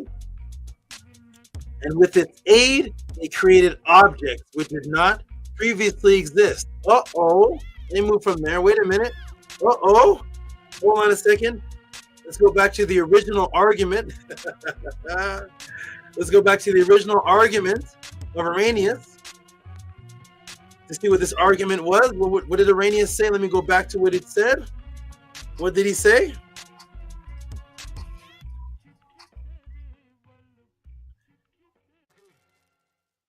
When the divide happened, when the other sets of knowledge came from, and they were calling it the gnosis, this type of knowledge, which is also the science, other doctrines and other opinions came about, which was something new, declaring themselves the inventors of a sort of opinion that they have been able to call into existence. Do you see that, everybody? So this gnosis here is the orthodox Arrhenius against people that were split off, that claim to be bringing something into existence. This gnosis and the divide of two concept originates to the statesmen of Plato in 360 BC, where the original divide into two takes place, where Plato clearly states, and with its aid, they created objects which did not previously exist. What does it say? To be sure, in this way, then divide all sciences into two arts, calling one practical and the other purely intellectual. The science. What do you think that word there is for the science? Or as we had with Arrhenius, the prognosis. Here, Plato brings into existence the first acknowledgement of the divide of science into two. The science, calling one practical and the other purely intellectual. What is that word? In Plato's statement, line 258, E and down. Well, let's go to find out. Guess what that word for science is here that was divided into a duality? Gnostikio. Here it is. Uh-oh. Here it is. What do we have here? For Gnostikio, for knowing, cognitive, theoretical science. Plato, 258e. Gnostico, science, theoretical science. This is where it first came into attestation, where it was a divide of the two sciences. Way before Christians were arguing. And here is why the symbol of the ankh was used, because of where Plato, let's go, there it is. So how does the understanding of gnosis or Gnostic start with the original division of Plato's understanding of science and eventually evolve into two divisions of two knowledges, or knowledge of Christianity, and to those who were opposing it, and then they branched off and then became multiples of more than two, having remnants in the ancient Kemet stories and today's Gnostic books having the ankh on them? What is the link between all of this? Now to break that matrix, I will take you to where Plato received his gnosis and science from in the first place. I'll read the first one, then I'm going to take a break. Here we go. And for that, I will take you to The History of Egypt, Volume 1 and 2 by Samuel Sharp, 1867, page 161. For a time, the center of Egypt, sorry, let me start. You see the arrow? Egypt was, for a time, the center of the world's mind, whence Solon and Pythagoras borrowed their opinions and where Plato came to learn. Samuel Sharp, History of Egypt, Volume 1 and Volume 2, 6th edition, George Bell and Sons, London, 1876, page 161, where Plato came to learn. Boom. I'll read one more, then I'm going to take a break. Boom. Plato learned knowledge, gnosis, from the followers of Ma'at, who was a female. Ma'at was a female who was the mate of Tehuti. And now I will take you to the book of Ancient Egypt by Sutro and George Allen, 1925, page 54. What does it state? The great sages of Greece, Solon, Pythagoras, Plato, there's Plato, and many other voyaged in hope that the priests of the valley of the Nile would of their knowledge grant them, knowledge, gnosis, grant them replies to supreme enigmas. Ancient Egypt, translate A. Sotro, George Allen, 1925, page 54. I'm going to take a break right here, family, and step out for just a moment, take a break, refresh myself, and I will come back and get into the rest of this gnosis. I'm going to put the link in the room for the supporters and the team to jump in while I take my break and tell the crowd and audience what you think of this answer so far. This is 56 minutes, or in Tall God Heru time, 10 minutes and 15 minutes. But in the time that's actually at the clock, 56 minutes, and then I take my break. So team, jump in the room. I'm going to take a break, refresh myself, and come back and answer the rest and continue. Jump in the room, team, 73 people. I'll be back. Not jump in the room, 73 people, but there's 73 people observing and watching. Team, jump in the room, and then I will take my refreshing break, and then come back and continue. And we're going to lead right into, we're already starting into Plato, the founder of the division of the Gnostices. We go right into Tehuti. How you doing, Menzi Hotep? Peace, SABA. I heard you were a Gnostic. Oh, she's frozen. Uh-oh. Oh, Minty, you're frozen. I'm going to put you out and come right back in, okay? I'll put you out and come right back in because you're probably locked like that. So let me remove from stage. and put you out, and then you come right back in and you should be unfrozen. Primordial Thought, the Gnostic. How you doing, good brother? I'm doing good, Saba. Hey, I can't see what you have after this break, because it seems like they're all over the place in their definition of Gnostic. Gnostic. Here comes Annie the Gnostic. Annie the Gnostic is here. How you doing, Annie? Hotep, peace and love, great Saba. I'm doing excellent. Yeah, the Gnostic one, it's me. You see the slow transition. You're seeing it, the slow transition, and it's moving into Plato, into the divide of two, and then it's going to go right into what created the dictionary. Everybody, if you like this so far, support, send your tip to Cash App, TT Moon, PayPal, at Rocky SV. I'm going to step away for just a moment. The topic of the answer to the question is Gnosticism. The brother sent in a question. Gnosticism. We're dealing with that question and answer right in. Welcome right now. Welcome to the House of ATTON, the ancient Tehuti teachings of the Neteru. For those who appreciate this answer so far, send your support. Where do you send your support to? Cash App, TT Moon, PayPal at Rocky SV. And if you feel this answer so far is worth more than the tip that you gave your waiter for bringing you the shrimp and lobster that you paid for, that the chef made, that the waiter just walked over to you, please support. For those of you who are in the room who see people with wrenches on, those are the moderators. Nania Set Mer, Unki and Ma'at, Ani Patatin Tehuti, and Atef Rem Kem Ma'at. If you're okay out there, if you're in the room, Atef Rem Kem Ma'at is also one of the moderators. I'm going to take a break right now. Support Cash App, TT and Moon. When I come right back in a few minutes, I will continue with this psyops of Gnosticism and how it melted and merged from Kemet into Plato to Christianity, and then why you have a dictionary today. Peace.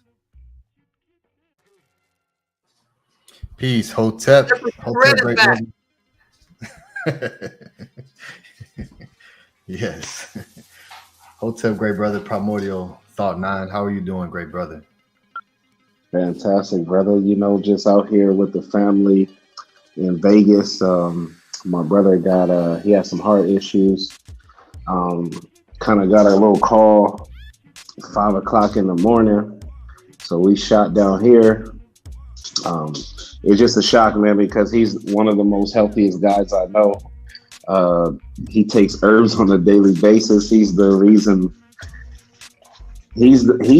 why I started even questioning Christianity. I remember when he first asked me years back. I was super young, still a teenager, and he asked me questions about the Bible, like, how do you know like Jesus is real, and how do you know? And he's the first person that gave me like that first shock. So when he gave me that first shock, it put me in an emotional state, and then I started just questioning everything. And he's the reason for that, and he's been mainly into he's been in that the beginning stage of Kemet, and I've been trying to get him to, you know, like, hey, check out the podcast, like. And he got the ANKH on his arm, and he got, you know, he wears it and stuff. So we get to have a little conversation. So he's very close to me. And so it shocked me hard. So we down here right now. I'm at his house right now. So he's recovering, getting a little better. So that's kind of why I just kind of been like a little all over the place, because things been kind of tough for me dealing with my mutts. And then now I get hit with this. And then it's just kind of, it's kind of tough. So I'm just happy he's doing cool right now. And I'm just still here listening to Podclass, man. So little by little, man, we trying to make it through. Well, to our great brother for sharing that. Yeah, absolutely, Hinu, and sending much energy and ucha to your brother, and to you, great brother, for, you know, being who you are and navigating through it and doing it so beautifully. And this great brother here has some information to bring forth to you all that will be coming up very soon. So what 2 weeks, the great brother Primordial Thought 9 will be the next Karu to bring forth a class to the House of ATTON. So we're definitely looking forward to that. And I know that all of your experiences that you're going through, and all of that aku and energy that you're working through is able to be placed within a system of ma'at and allow the healing to then begin to express itself through you for others. So Tua and Hinu to you, great brother, PT9, the primordial thought. So hey, Ani, I just want to say thank you, man, for just being a support, bro. Like being there for me, even when I'm, going through little tough technical difficulties, and checking up on me, man, and making sure I'm standing on my square, making sure I'm completing my goals. And when I challenge myself, you always, just shoot that text and be like, hey, how you doing? Like, what's going on? So I appreciate you, man. I appreciate your tones, your music. I appreciate the project. Me and you have conversations about that. Those are good conversations to be able to actually talk to the artist about their own music, and not a lot of people get to do that. So that brings joy to me. I listen to you every single day, nonstop. But it's, to me, that work is love. So your work that you do, I know that you do it for those who listen, but I take it personally. So thank you for your work, because like I said, to me, that equals the love, and it just inspires. So thank you for assisting me in this journey, brother. So I appreciate you too. Nini Ka Hinu Tua Kes to you, great brother, Primordial Thought 9. Atef Rem Kim Ma'at, peace. Hotep, great brother. How you doing, Tachetu? Hotep, peace and love, great brother. Hinu to you, great brother, Primordial Thought. I'm sending you great power and healing energy, brother, to you and your family. Much love as always, good brother. Good to see you. Hotep, peace and love, Ani. Peace and love, Nepa Keparet. Hinu to everybody on the panel. I'm here. I made it. I gotta stay consistent. I hear SABA talking about the 700 Club. Man, listen. Ain't nobody as consistent as our great SABA. He is the example of consistency. Definitely ain't nobody answering questions like that. So definitely like, subscribe, and comment. Come join us, because this is a nation that we are building, and the only way to do it is on the foundation of Ma'at. So Hotep, peace and love. Yes.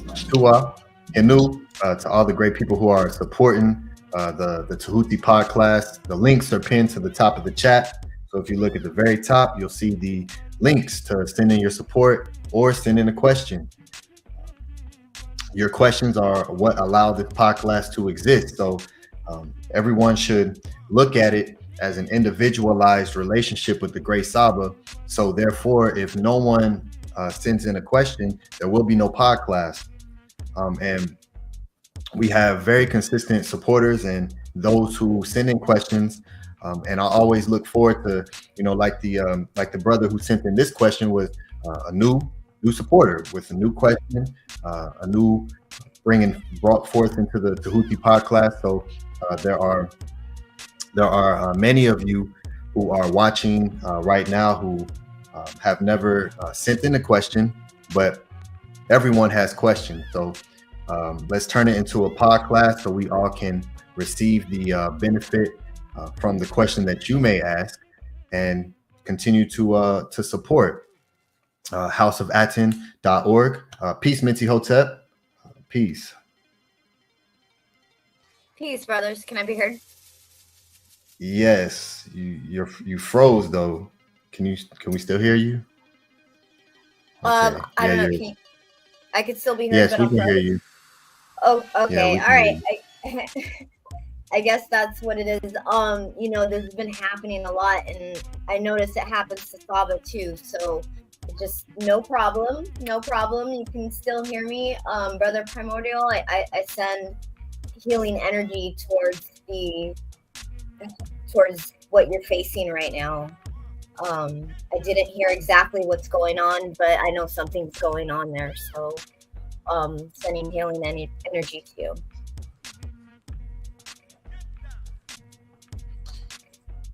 Okay. Yes, to Amenti for that, and everything that you're doing as well. She is responsible for all of the timestamps that you see on the House of ATTON YouTube page, and she does a very thorough job on these timestamps for you all. You know, so I know it helps you all a lot. So everyone give Hinu to Minty Hotep for that, and Sherry Ka, she is the one who does the timestamps for this podcast. So when you come back to these pod classes that are 10, 11 hours, and the House of ATTON classes that 3-4 hours, and they have timestamps, it's because of these two sisters here, Minty Hotep and Sherry Ka.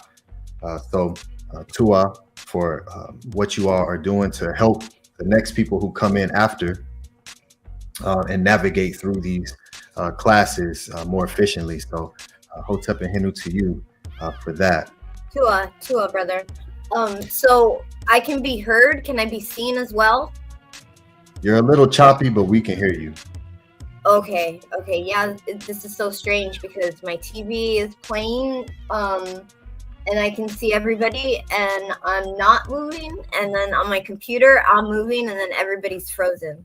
And then you all can hear my voice, so no problem. That's right. That's right. No problem. Yes. Go ahead. Yeah, I mean, SABA just goes on Tehuti Overdrive. This is great information with the neural and lingual, the NLP. Like it's just there. It's embedded in our subconscious, and I'm so grateful for SABA Tehuti exposing all of this. Yeah, it's it's a beautiful thing when you choose to look at it that way, but it's also a very scary thing, because at the same time where when one is coming out of one thought process and you go into something else, you think that it's something that has some truth to it. And it's so extensive in the different schools of thought that exist, that allows people to, again, just get lost in the matrix. There's so many different routes to go there. So what SABA Tehuti has done is that completely changed the frequency of consciousness in today's time, is to ask the question, well, what do the people say themselves? Where is the source of where that is said? And because of that, it allows one to navigate past all of the misinformation or the information that's attempting to twist and pull you into a particular school of thought, and still have no actual foundation to build upon the teachings that are being brought forth. Like how he broke down with the Feng Shui and the Qi Gong, and how that really is supposed to be a reflection of that which is life after this one. And that right there was phenomenal to learn, because I did not know that. So Tua and Hinu to the great SABA for continuously taking us past all the isfet directly to Ma'a. Ma'a means to go directly to a point. And Ma'at, directly to Ma'at is where he takes us. So there's a lot to learn through that journey that he takes us on. And so Tua Hinu, great SABA, welcome back to the I can see you now. Who's that? Is that a Tef Fac? A Tef. Yeah, Tef. In the beginning, I showed a brother who was he's supposed to be Tehuti, Tehuti in the flesh, and I put him. I don't know if you saw that part of the podcast, but it's a brother named Rod Hayes who was supposed to be Tehuti in the flesh. So I put his name up there, and I was like, man, where's the Tef? A Tef went. I don't know. I sent a Tef to a Tef found the real Tehuti. I don't even heard of him before, but I told everybody go check out Tehuti in the flesh, and then half my room I didn't see anybody. I was like, okay. Hey, Saba, listen. Let me explain something to you, Saba. I don't listen. I don't waste my time. I appreciate you so much, and the information and how you're chattering all of these new age matrices and these characters. Shout out to all of these characters, but I don't waste my time with none of that. I don't. I'm familiar with that person from before 2 years ago, since before you. Okay. Before I met you, I had heard him on one of them shows, but I don't waste my time with the ISFAT, with the foolishness. So I don't have time for it. I just want to learn. So I mean, they teach me too, because I learned what, you get to weigh it's no competition, but it's good to see. It's good to see because you're able to see what's real and what's not. So I appreciate you. I'm familiar with that, brother. I don't waste my time with foolishness, Saba. Okay, good. Okay, cool. I'm unfamiliar with him. The only thing I know about him is that he's they say he's Tehuti in the flesh. And other than that, I was gonna bring him to the podcast so I could take a break or something, because I need if there's other Tehutis, and if there's Tehuti in the flesh out here, then I need to know. And then when I found out the teachings where he taught that Tehuti is from America. So I started to have my doubts, and man, when I have faith in the brothers. when I heard him last, like maybe 3 or 4 years ago, it was some gang stuff. I don't know whether it was some free. I don't know, free some gang member. I don't know. It was just a lot of confusion. That was so he's advanced. The ISFET has advanced to it's like when you said when you give a 5-year-old a Ferrari, they'll just, I don't know, but yeah. Okay. It's the only Tehuti I want to learn from. Wonderful. Well, everybody, we're gonna get right back into it. I know Minty's having some computer problems. I don't know if she can hear me. She keeps on getting booted and locked. And can you hear me, Minty? Yes, I can hear you, Saba. Can you hear me? Yes, I can hear you. Then sometimes you're there, sometimes you're not. But okay. Yeah, you're right. My computer and my visual and my audio are not working on my computer. Okay. Well, Atef, nice to see you saved, brother. I don't know if you sent me a message, but I didn't see you the whole beginning of the podcast, and I was inquiring with the brothers if they heard from you. We had no sound man for a while, and he was and he and Nefer Keperet were bodybuilding, and I don't know. So they were at the gym. You were somewhere, I don't know. I had no sound man, so we were looking for you. So glad you're safe, good brother. Just give me a contact. Let me know. I think, Andy, I saw your message, but I couldn't read it. But let me know, gentlemen, if you can't come in at a certain time so I can have a fill-in, because it's extremely difficult for me to teach the podcast and do the sounds myself, because it cuts. I only have one sound stream, so it cuts off the music. It doesn't do it simultaneously. Just let me know anytime you can't show up. If you did, I didn't see it. You're muted, and you're muted if you're talking. Okay, Saba. Okay, thank you. Okay, everybody, we're gonna get right back into it, everybody. Oh, it's okay at 10. We're gonna get right back into it, everybody. Let's get back into the question, the Tehuti Podclass. Shout out to all those who are sending support. We're definitely gonna read the supports. We're definitely gonna read the support. I see the supports coming in. A couple of new ones. I appreciate all you for the new ones. We already have one in. I'll just read one right here. One already came in for the a tip for the Gnostic breakdown, and I'm not even finished yet. From Anu and Antu, they probably sent this last week. Who knows? But These two are just on it right here. So I'll go ahead and show this, and we're going to get right back into the class. And you all can send your definite tips after I answer, and your support. So tip Gnostic, but I wanted to show this because this is an example of someone who sent a tip before I finished the class. So here it is, and shout out to Anu and Ann too, because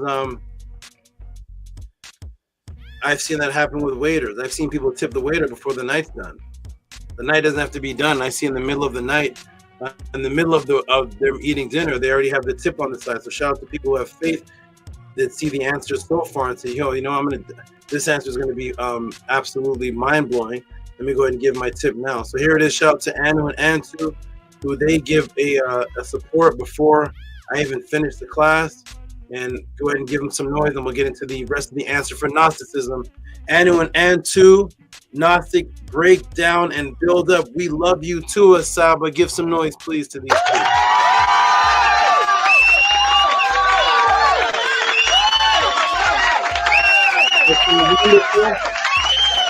Everybody, we're about to get right in it.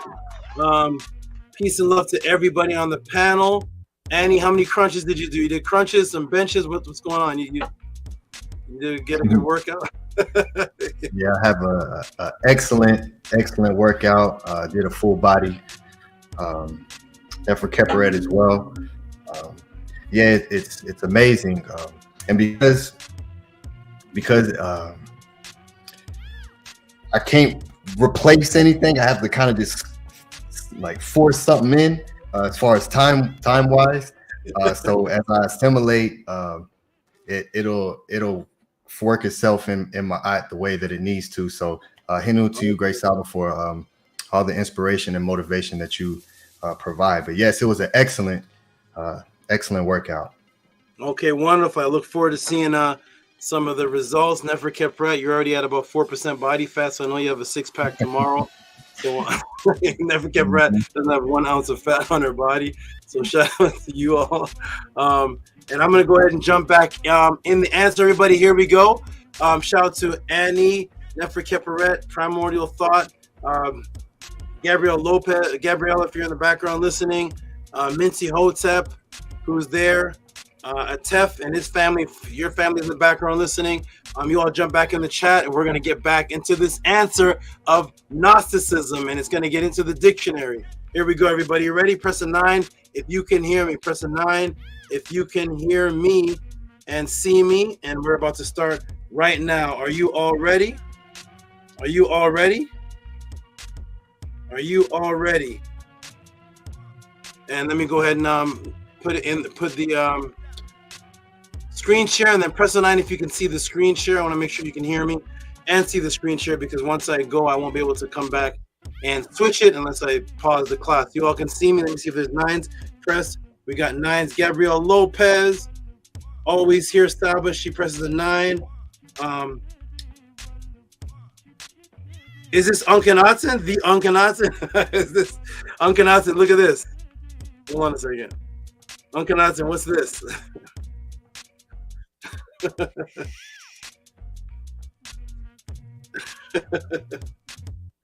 Huh?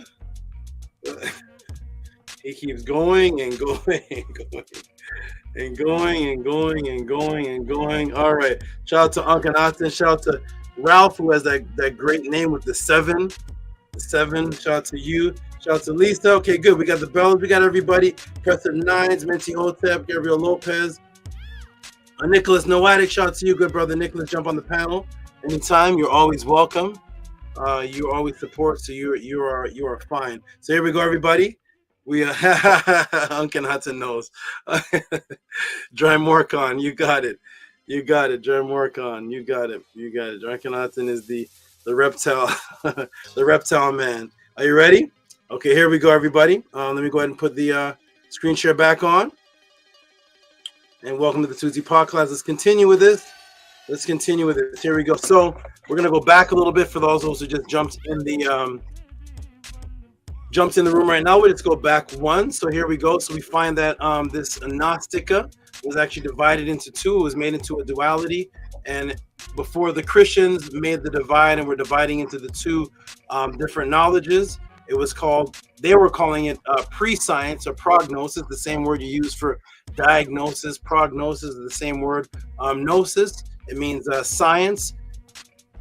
And it was knowledge, but the science concept came from its first attestation.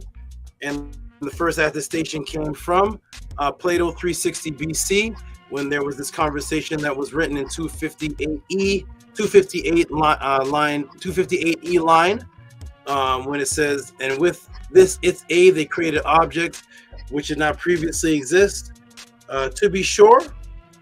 And this is why then divided all sciences into arts, calling one practical and the other one purely intellectual.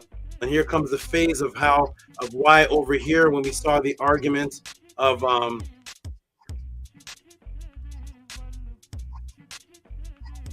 the arguments, which was really the pointing out of the heresy, we saw this word prognosis, and they have in the parentheses pre-science. And the reason why is because the actual original word goes back into this etymology, which was from 360 BC, and it was from Gnostica or Gnosis, cognitive theoretical science. So prognosis was pre-science, and Gnosis was science originally before the Christian religion was invented, where they started calling Gnosis knowledge of Christian aspects and biblical aspects. It was actually theoretical science, practical science, and theoretical science as created in this context by Plato. And we're going to find out where he got this duality from and where he got this aspect of knowledge from, practical, and the other purely intellectual, and where this gnosis came from, and why is it that on the Gnostic books we see ancient Kemetic symbols, on Gnostic Gospels, which would be considered a pagan symbol, and we're going backwards into seeing where the Gnostic concept actually came from, and how it led right back into Tehuti, which became the invention of your dictionary. So how does the understanding of Gnosis or Gnostic start with the original division of Plato's understanding of science, and eventually evolve into two divisions of knowledges, or knowledge of Christians, and the branch off groups, which became eventually multiple religions, multiple sects, which Iranians said started growing like mushrooms. How does it have remnants in ancient Kemetic stories and today's Gnostic books having unks on them? What is the link between all of this? Now, to break that matrix, I will take you to where Plato received his gnosis and science from in the first place. And that takes us back down to here to where we left off right before I took my break. For that, I will take you to the History of Egypt, Volume 1 by Samuel Sharp in 1876, page 161. And it says, Egypt for a time was the center of the world's mind, whence Solon and Pythagoras borrowed their opinions, and where Plato came to learn. Samuel Sharp, Histories of Egypt, Volume 1 and 2, 6th edition, George Bell and Sons. Samuel Sharp, History of Egypt, Volume 1 and 2, 6th edition, George Bell and Sons, London, 1876, page 161. We have Plato's date here. Plato, they have dated back to 427, 347 BC, which was right before Alexander, or who he called himself, Kemet, came into Kemet. And boom, Plato learned knowledge, gnosis, from the followers of Ma'at. Ma'at, who was a female, and we're going to link this back now into gnosis, becoming a female in the Greek teaching. So the followers of Ma'at, who was a female and whose mate was Tehuti. Now we'll take you to the Book of Ancient Egypt by Sotro, George Allen, 1925, page 54. And it quotes the great sages of Greece, Solon, Pythagoras, there's Plato again, and many others voyaged in hope that the priests of the valley of the Nile would of their knowledge grant them replies to the supreme enigmas. So they were looking for the gnosis, originally the knowledge in the Nile Valley. And this is Sutro, George Allen, London, 1925, page 54, and that is Plato. So boom, again, from the followers of Ma'at, who was a female, who was the mate of Tehuti. Plato, a student of the followers of Ma'at, where he receives his gnosis from. And this is why, even though they translate the word gnosis to science today, we know that Plato was not a scientist. And what does Plato have to do with Western religion? Here is where these two things merged and where that matrix began. So we know that Plato was not outperforming science as the science we know it today. And no religious person will say that Plato is the founder of their religion. So how do these things link in? And why is it the Christians are taking from this concept of gnosis and division and eventually back to Plato? How does it go back to him and Western religion? Well, here's where these things merge. Because what was Plato known as? Plato was known as, when we go to Greek Boston, EST 1998, was Plato known as top Egyptian Greek philosophers. He's one of the top Egyptian Greek philosophers, but what is that? Ancient Greeks were known for their intellect, and no one epitomized this more than their ancient philosophers. There are so many of them that you could spend a lifetime studying them in depth and not even scratch the surface. However, some have stood out more than the rest. Here's a look at the top 10 ancient Greek philosophers. So what's Plato known as? Plato is known as the philosopher, but here it is, Plato, known as the founder, here we go, of both Western religion and spirituality. How many people of any religious sect, whether you're a Christian, any of the Western religions, would acknowledge that Plato was the founder of both Western religion and spirituality? Why would they call him that? Plato, who lived between 428 and 347 BC, founded what is considered the first higher learning institution in the West, and in addition, played a pivotal role in the development of Western philosophy. He was both a student of Socrates and teacher of Aristotle, and Aristotle went on to become the teacher of Alexander, who ended up naming himself Makh Kemet, who claimed to be the son of the brother that they called Nektembu. Okay, here we go. So, boom, there is your Western religion, gnosis, knowledge connection. And what does philosophy mean, everybody? Philosophy, what does it mean? Knowledge. The same word as gnosis. Philosophy, knowledge, learning, scholarship, body of knowledge. French, philosophie, knowledge, modern French, directed from philosophia, Greek philosophia, love of knowledge. That's the philo part of it. Love of knowledge, pursuit of wisdom, systematic investigation. From philo, loving, philo, and sophia. Here's where the female aspect of knowledge and where knowledge in Greece became translated into a feminine aspect. Sophia, knowledge, wisdom. From sophist, wise, learned. Word of unknown origin with a spelling. So there it is. He is known as the father of philosophy. He's known as the philosopher and the father of Western religion and one of the top philosophers, but the philosophers were the lovers of the Sophie and the Gnosis. Gnosis became Sophia, which was a feminine aspect in Greece, and that is because the knowledge that they were studying from came from what was called Ma'at, and Ma'at, where they waited to learn from, was told to them that Ma'at was the female, and Tehuti, the founder of the knowledge of wisdom, was the male. Welcome to the Tehuti Podclass.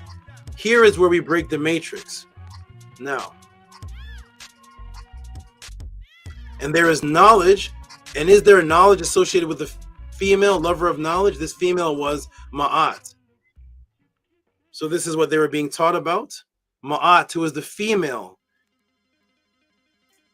The word means to investigate, to conceive, perceive something, look at something. That's where the word Ma'a means. The symbol, one of the symbols is an eye, to look and observe, which is the exact same definition of science itself, and the knowledge, which is to observe and to investigate something. That's where they get the science from.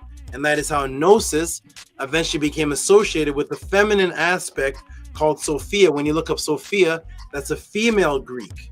The feminine aspect of knowledge came from where he learned his gnosis from, and that the knowledge in Kemet of the scribes was the knowledge of Ma'at. And the male aspect was Tehuti, who the Greeks ended up mutating, calling Hermes. Her husband was Tehuti, the netter of knowledge of word. Now here's where the word comes in. So Tehuti was the knowledge of word, and that was represented by what's called the Habu bird. Here is the Habu bird of Tehuti, and this actually became known as one of the names, one of the words that Kemet sources from, the word Kemet or Kem.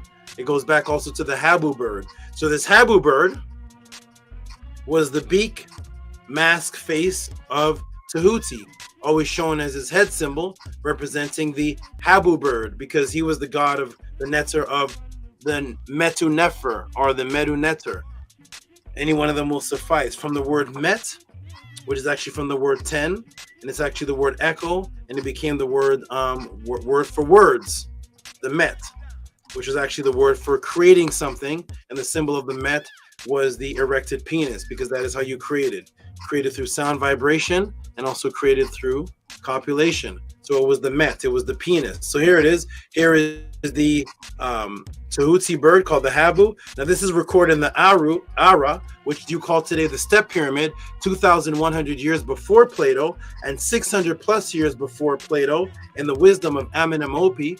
Why that particular bird? Because the followers, typo, not Mahar, the followers of Ma'at taught the world that the bird's beak represented the finger of Tehuti, who would bring and write the knowledge or the gnosis or the Sophia. And here is the record of Amenemhope. This goes back to 1001 BC. This is papyrus number 10474. And inside of it, chapter 15, what did the ancients say with their own hands, with their own words? Do well, and you will attain influence. Do not dip your reed against the transgressor. And here's the Habu bird. The beak of the ibis, ibis is the Greek, the word is actually Habu. The Greek of the Habu is the finger of the scribe. So this beak represented the writer. That's why you see Tehuti with his finger pointing, holding the pen. And you see the long beak, because that beak represented the writer. It represented the one of creative word, and it was the pen itself, as stated by the ancient people from their own words. Our own words, when we wrote this, we said the beak is the Habu, and that is the finger of the scribe. Take not to disturb it. The ape, which is called the Anan, Tehuti, dwells in the temple of Khnum, while his eye travels around the two land. What is that word? What is that eye? The eye is Ma'at. Ma'at is the eye. When you look at the word eye, you will see Ma'at, because Ma'at is the seer, the investigator, the watcher. So it states, do not disturb. It means don't cheat. Don't use your Scrabble pen to cheat. Why? Because Tehuti is represented by the moon. Ra is represented by the sun, because the moon is a secondary light that provides the ability for people to see at nighttime. When a cheat and a thief believe that is the best time when they can commit a crime, the moon actually reveals them, as Tehuti and the eye of investigation will reveal the criminal. If he sees one who cheats with his finger, that is a false scribe. He takes away his provisions by the flood. As for a scribe who cheats with his finger, his son will not be enrolled. So this is about the beak of the Habu bird, representing the finger, and with that finger you shall not cheat. And that is one of the reasons why I explained in last week's class why you know that Hermes is not Tehuti or Thoth. Thoth, because Hermes, one of his attributes was the god of thieves. He was the god of the most mischief, the god of cheating and stealing. Tehuti's law states that the finger cannot cheat. If you cheat, your son will be punished by not being able to be enrolled, and your provisions will be taken away. So that beak is the beak of the bird, the Habu bird. And today, what is that finger called? And I'm going to come in the class and interact with you. What is the finger called you point with when you're instructing someone and giving them knowledge and pointing something out? Like this. When you're in class and in school, and the teacher is using his finger, what is that finger called? The one that you point with. When you're giving somebody directions down the street, what's the finger that you use to direct somebody? The finger that instinctively points out when you want to teach somebody. Let me come to the room and see. Let me come to the room right now. What is the finger called, everybody? Let me come right now and see. What is that called, everybody? When you point, or when you're teaching somebody, you could use any finger. As a matter of fact, when you're teaching somebody to get the hell away from you, use this finger. So why don't you use that finger to also teach? What is the finger that you use to teach, and what is it called? What is it called? They call it the pointer. There it is. Minty Hotep got it. Ding, ding, ding. The index. Scartown. There it is. Scartown said the index. Lisa said the index. Nook Panook. The index. The index. Like in books. Exactly. Exactly. Harian and Zion jumped to it before I got there. That is what you have now. The same thing that they call the finger that you use to teach is the same section when you want to see what's in a book. What is in the book? You go to the same thing that they call the finger. This was the pointer finger. Why? Because this was the Habu bird. That was the bird's head. This was the head. That was the pointer finger. That was what you used to teach. It was a symbol of Tehuti, but it's called the index. The same thing that they associated now that you put inside of a book. Because Tehuti was a netter of books and writing. Scartown's putting up fire, fire, fire, fire. The pointer finger, the index finger. Why? Are you ready? Index. The word met, which I've showed many times, is the word for the erected penis. The word for word is the same word met, and metu, the word for the erected penis. Because a person creates with their words, and a man creates with his penis. And his testosterone, the balls that give him the erection in the first place. So thus, as time went on, people in Western society that got this gnosis started developing this phrase. Trust me, man, all I have is my, and my. Yo, all I got is my, what are those two things, everybody? All I got is my, and my. You name two things. What are those two things? All I got is my, and my. I'll give you a hint. One is my word, Tehuti, and what's the other one? All I got is my, and my.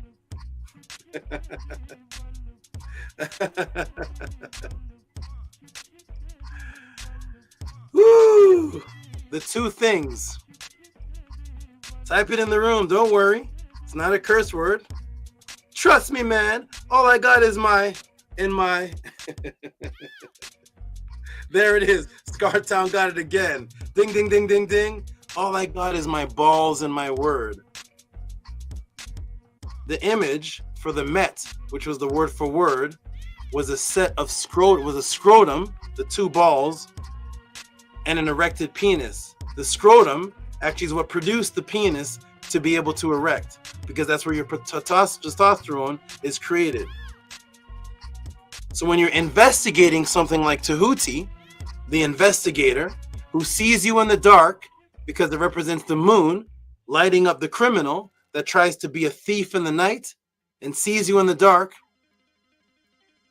you're called an eyewitness today. And when that eyewitness takes the stand, what does he give? What does he give? Does he give a testimony? From the word testicle. From testosterone. That's produced in the testes. That makes your manhood. Because all I got is my word and my... Because when you're on the witness stand, you know, in front of the judge, Tehuti, and the 12 that are on top of the Per Em Haru, when you're in front of those, you know, the jury and the judge, all you have is your word and your testimony. Because you're the one that testifies. From testes, that is what makes the penis erect. Because the word met, from medunetter, is the symbol of the erected penis, and it's the word for word. Because in ancient times, when they studied and knew from the Gnosis, they were learning Tehuti's beak resurrected these things, or created these things. So when you create something, you create with your words. That's how you create things. That's why a liar is worse than a thief. Because a thief steals your property, a liar steals your reality. A thief steals your wallet. You can buy that back. You can buy the wallet back. A thief steals your car. Get another car. It's insured. A thief steals your ring. Buy another ring. Maybe insured. A liar rewrites reality. Recreates your reality in your mind. It's hard to get it back because new neurons connect through neurolinguistic programming and through links and associations. He's stealing worse than your ring or your computer. He's stealing your reality because when you lie, you have to create another lie to comport with that one. Thus, you're rewriting and creating a new form of existence in somebody's mind. So don't cheat with the pen, because all you have is your word and your testes are your testimony to create. That's why the erected penis for the word met in Medunetter is ejaculating sperm, because it's the sperm that comes out that's doing the creation.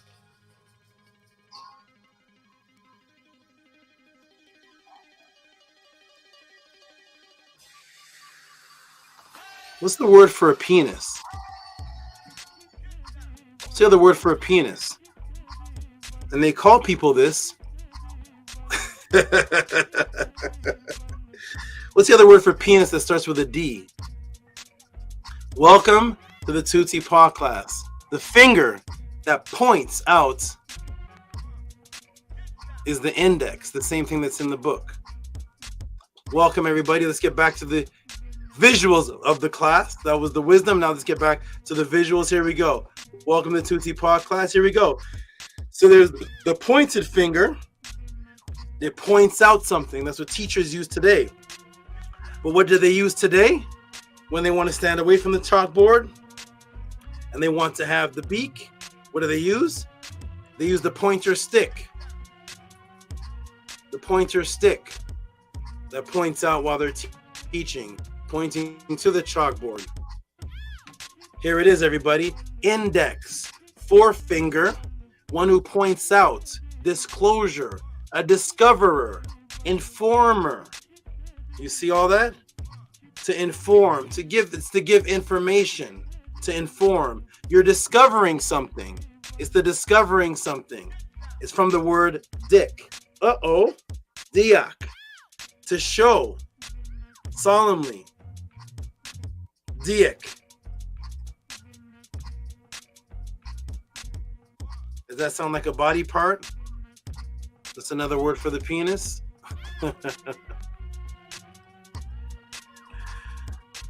Boom. The discoverer. Boom, the discoverer. Teacher of words. The symbol of Tehuti. To love, to dig for information, to find knowledge. Thus, to be creative, a thinker, a creative thinker, like the poets, the writers, the book writers, the authors. As the Habu ibis bird digs, guess what the Medunetter glyph for the ibis habu bird translates to? The same thing as the name of the country. Kem, to dig, to go into the darkness, to dig down into the dirt, into the swamps. That is exactly what the habu bird actually does. It kem, because it digs, and when it digs, it finds something. And when you're using that digging ability, then you become creative, like the penman who can author your reality or write a story or create something because you're using consciousness. Thus you have kem, which means found, and kemau, which is created. And then the other kem, thou didst find. You see the bird? You see the habu bird with its head down? As seen here in the Eton College collection, 664 BC. Here we are in the Eton College collections, and there's the habu bird. They say Thoth, the African sacred ibis. In ancient Egypt, the ibis was the manifestation of Thoth, the god associated with divine knowledge and writing. The breed of ibis, specifically sacred to Thoth, is the African sacred ibis, which became extinct in Egypt in the mid-19th century. This species has a white body, here represented by travertine, and a black head. wing tips and tail. The figure is probably missing a piece, and it goes on. Here it is. There's the cam bird, the habu bird. It's the word for the discoverer, the investigator. When you find something, when you're digging for something, the same thing they tell you are used when you're looking for the truth. We're digging for my roots. I'm digging for the truth. Why do they use that word digging? It represents something that's in the dark, something that's under the ground. I'm digging. Kamu, kem. That blackness. The kem. Where you're searching for something and you're finding something. Why? Why? Because the writers of Ma'at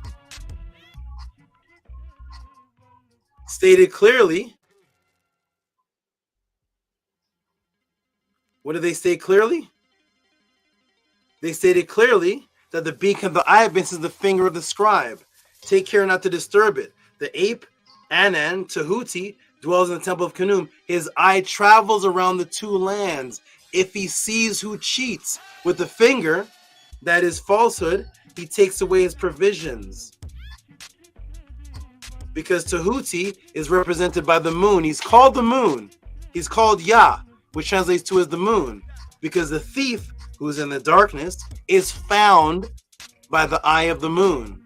Because in ancient times, before there was electricity and flashlights and the police had those big lights that could find someone from a helicopter, how did you find a thief that was breaking into somebody's property that was running around in the dark?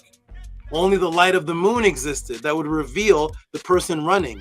Without the moon, things would be pitch black. So you're in the black, you're in the chem, digging like the ibis bird, but you have the eye to see and investigate. That's where the word ma'at means, which eventually developed into the gnosis, which means to perceive, the science, to dig for the truth. And now you can see the person or investigate in the darkness.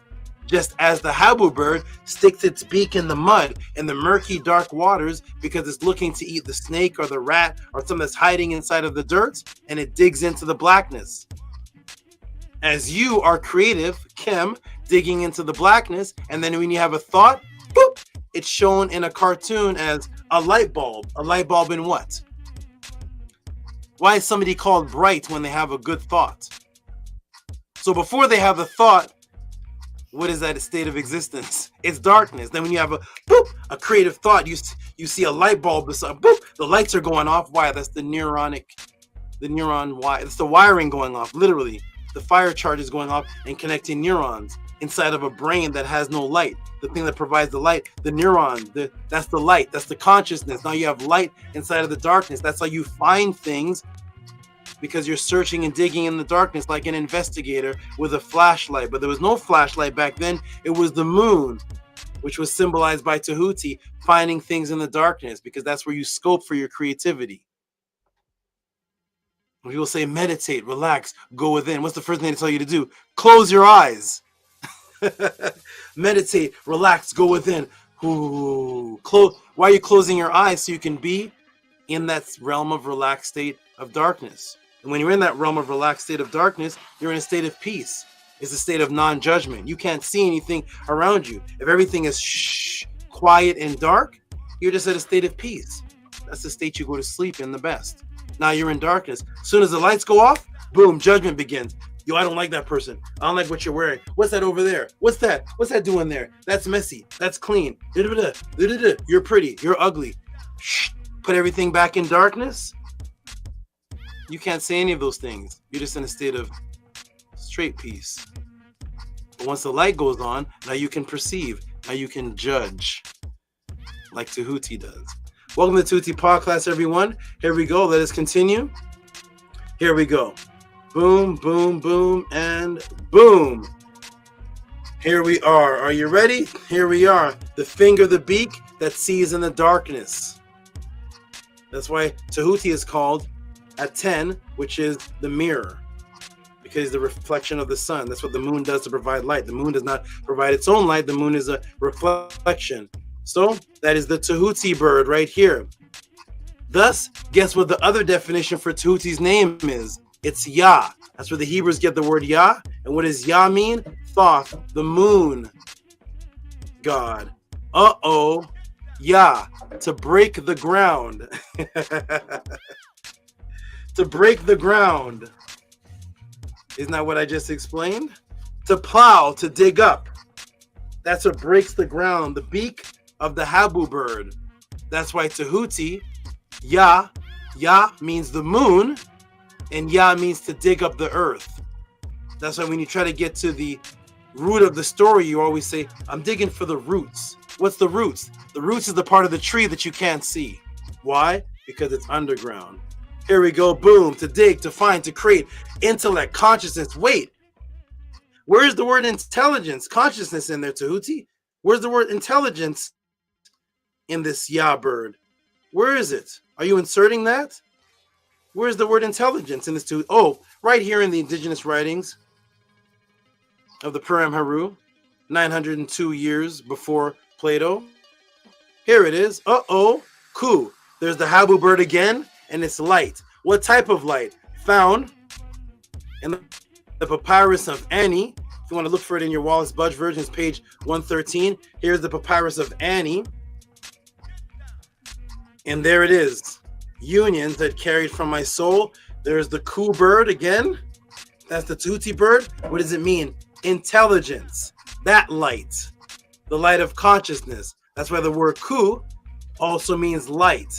It's consciousness. Intelligence. That light. That light that sees in the darkness. That Ku. That Kamam that digs for the truth. That breaks the ground. That Kamam. That truth. When you get to the ultimate truth that blows people away, what do they say? What's the first thing they say? Huh? What do they say at 10? What else did they get from Tehuti? Ya means to break the ground. Everybody listen up. This is groundbreaking news coming from Eyewitness 201. We have now the most groundbreaking information.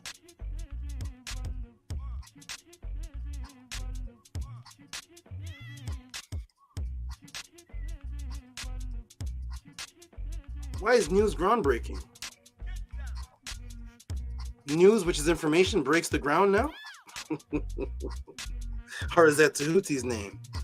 For the information giver. Yeah, the one who breaks the ground, that brings the met, the knowledge. That's Tehuti's name, the groundbreaker. Groundbreaking news! This is earth-shattering! What's under the ground where you got that news from? That is all coming from the concept and understanding of Tehuti, the groundbreaker, the habu bird that the people along the Nile Valley would watch, literally breaking the ground to get to its food down in the darkness because it couldn't see it. The eyes were up here. It couldn't see it. It could feel the vibration. Research the habu bird, the ibis bird. Look at how it hunts. It feels the vibration. The fish that tries to hide under the mud, the frog, it feels it. It can't see it. And it starts sticking its beak into the ground, into the mud, until it catches it. Digs for the information. Because I want to get to my roots. Because the roots are underground. The deepest of the information. This knowledge is deep. What do you mean deep? Where is it? Oh, deep. This is deep. Yo, listen, man. Let me give you this underground information. They don't know about this. This is underground. What underground? Groundbreaking news. Tehuti. The index. The finger. The dike. That was the dike, which was another word for the valley, but we'll get into that another time. Here we go, everybody. You ready? Let's get back into it. Welcome to the Tehuti Podclass. Here it goes. The Tehuti bird, the finger, the digger of knowledge. Groundbreaking news from where you get Gnostic, Tehuti, the teacher of words. Oh, and by the way, in order to get the Gnostic, the knowledge, you have to know the meaning of these words. Where do you go today to get the meaning of words? What do they call it? What do they call it today, everybody?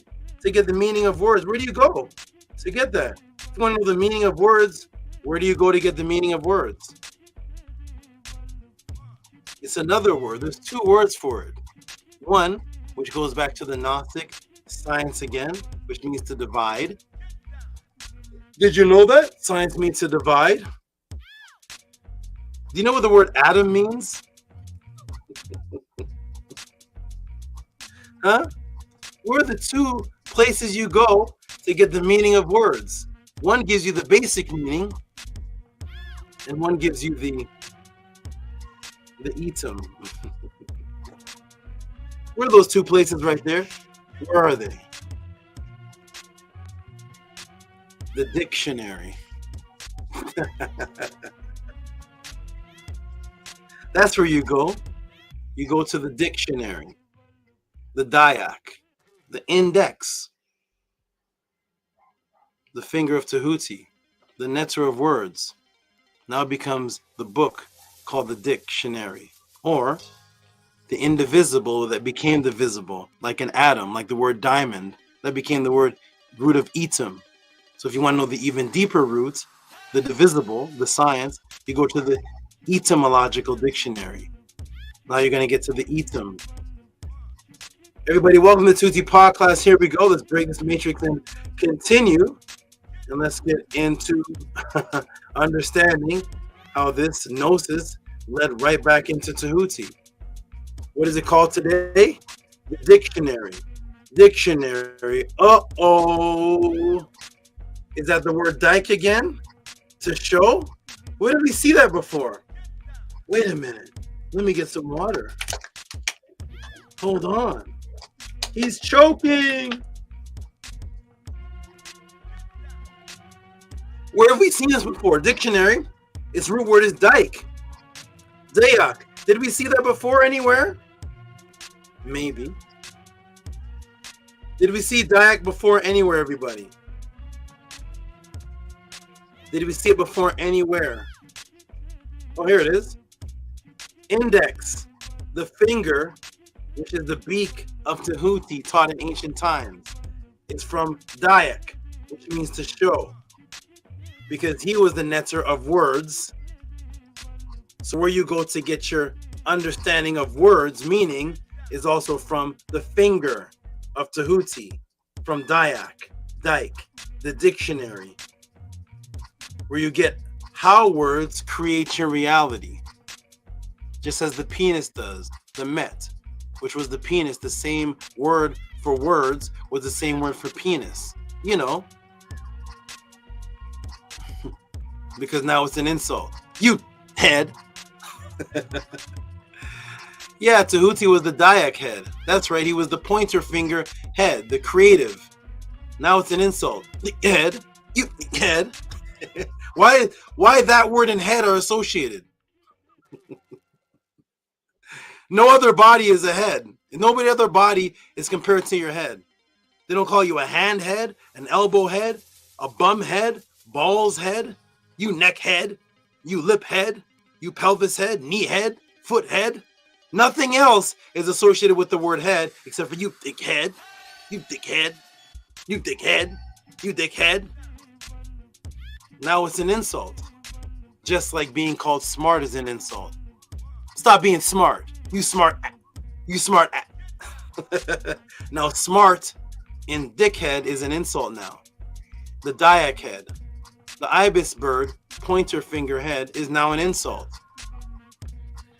But the dictionary, which is where you get the word dick from, dick, Dayak.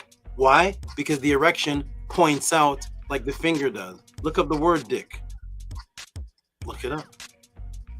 Dayak, the pointer.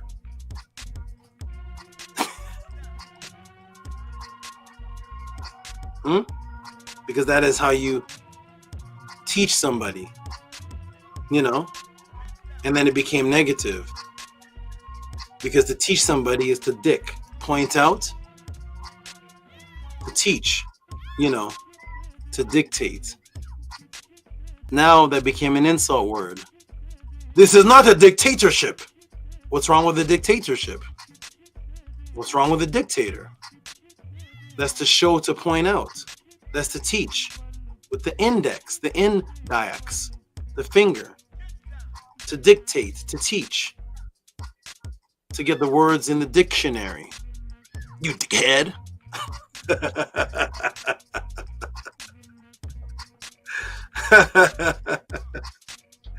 Welcome to Tehuti Podclass. You're seeing the roots of how things transform into your matrix society. And now you know these things as the matrix, but they originally were brought as the gnosis, which was the knowledge that the love of Sophia, the love of the female god of knowledge, Ma'at, Plato brought, and now he became known as the father of Western spirituality and Western religion. You dickhead.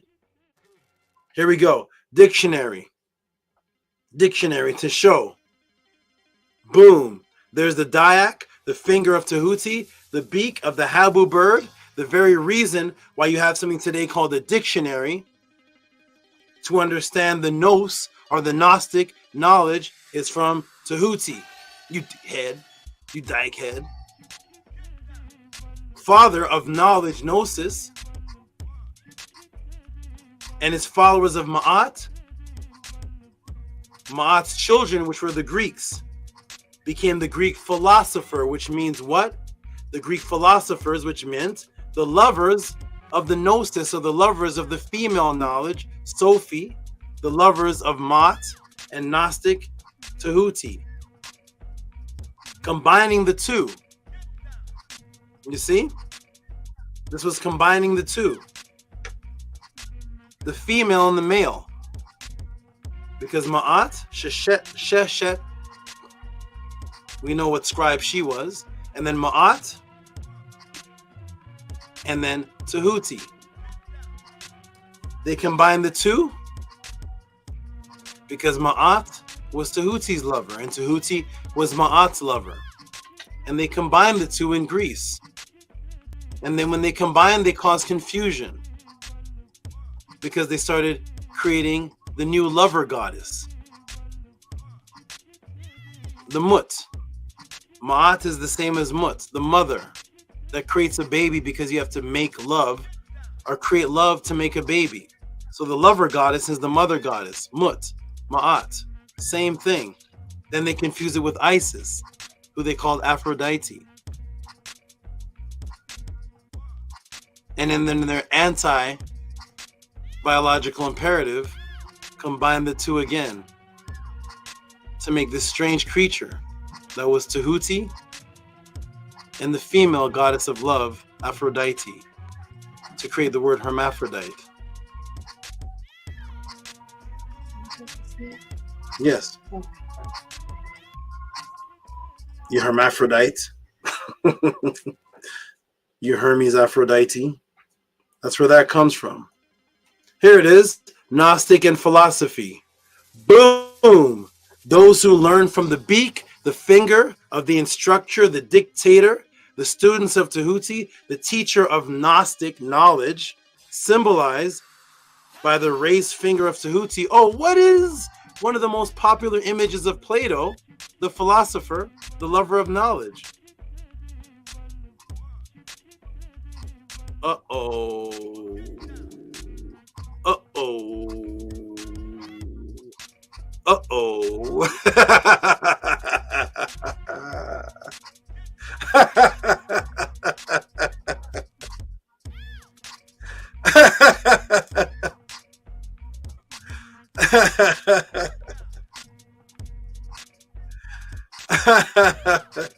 And there's Plato right there with the finger of Tehuti,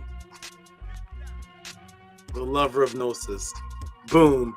Now the followers had a symbol, which was also a tool used to get to the brain.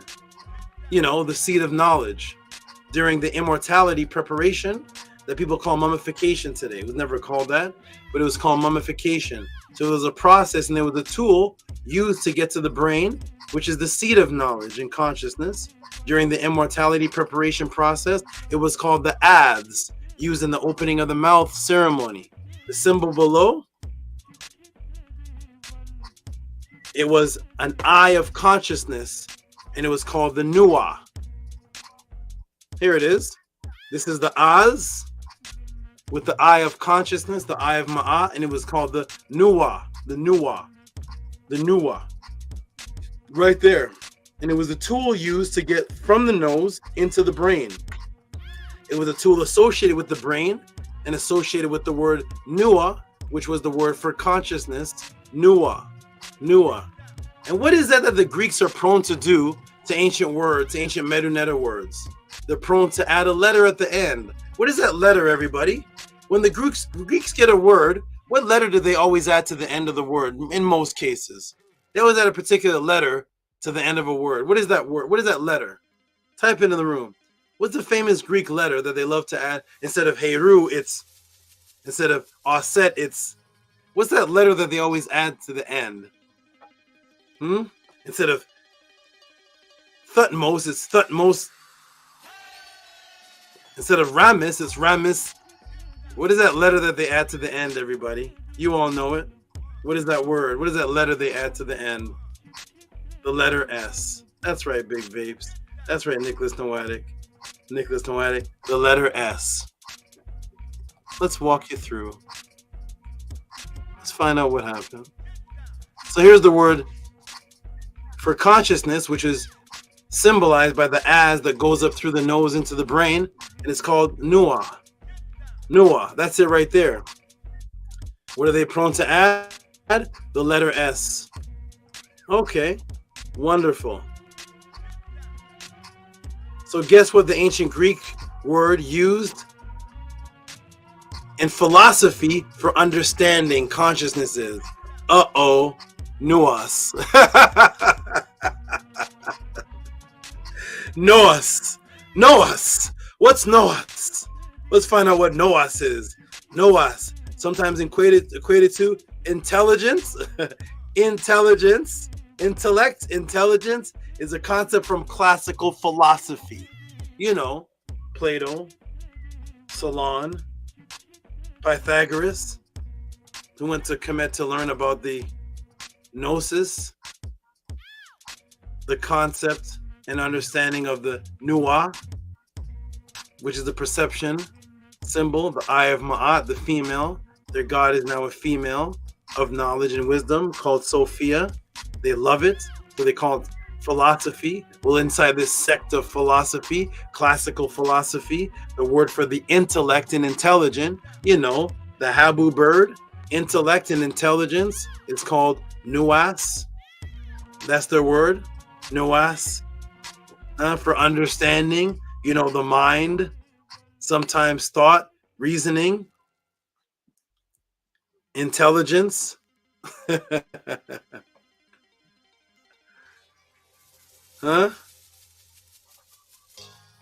Intelligence, the Tehuti bird, the Ku, conscious light, the intelligence, which is Tehuti, because that's where Pythagoras and Plato are learning this gnosis from.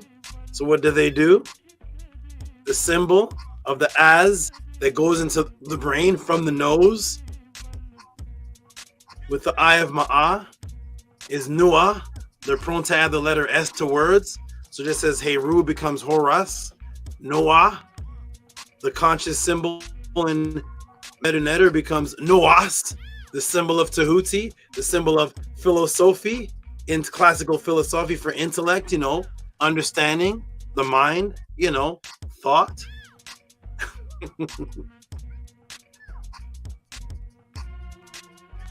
Tehuti, dictionary, Nuaz, Hotep, Gnostics, Unks, Hotep.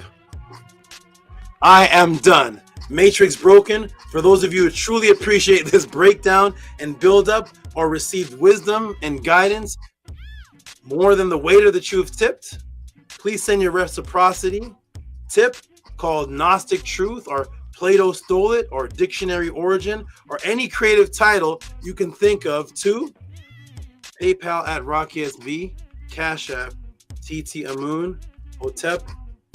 I am done.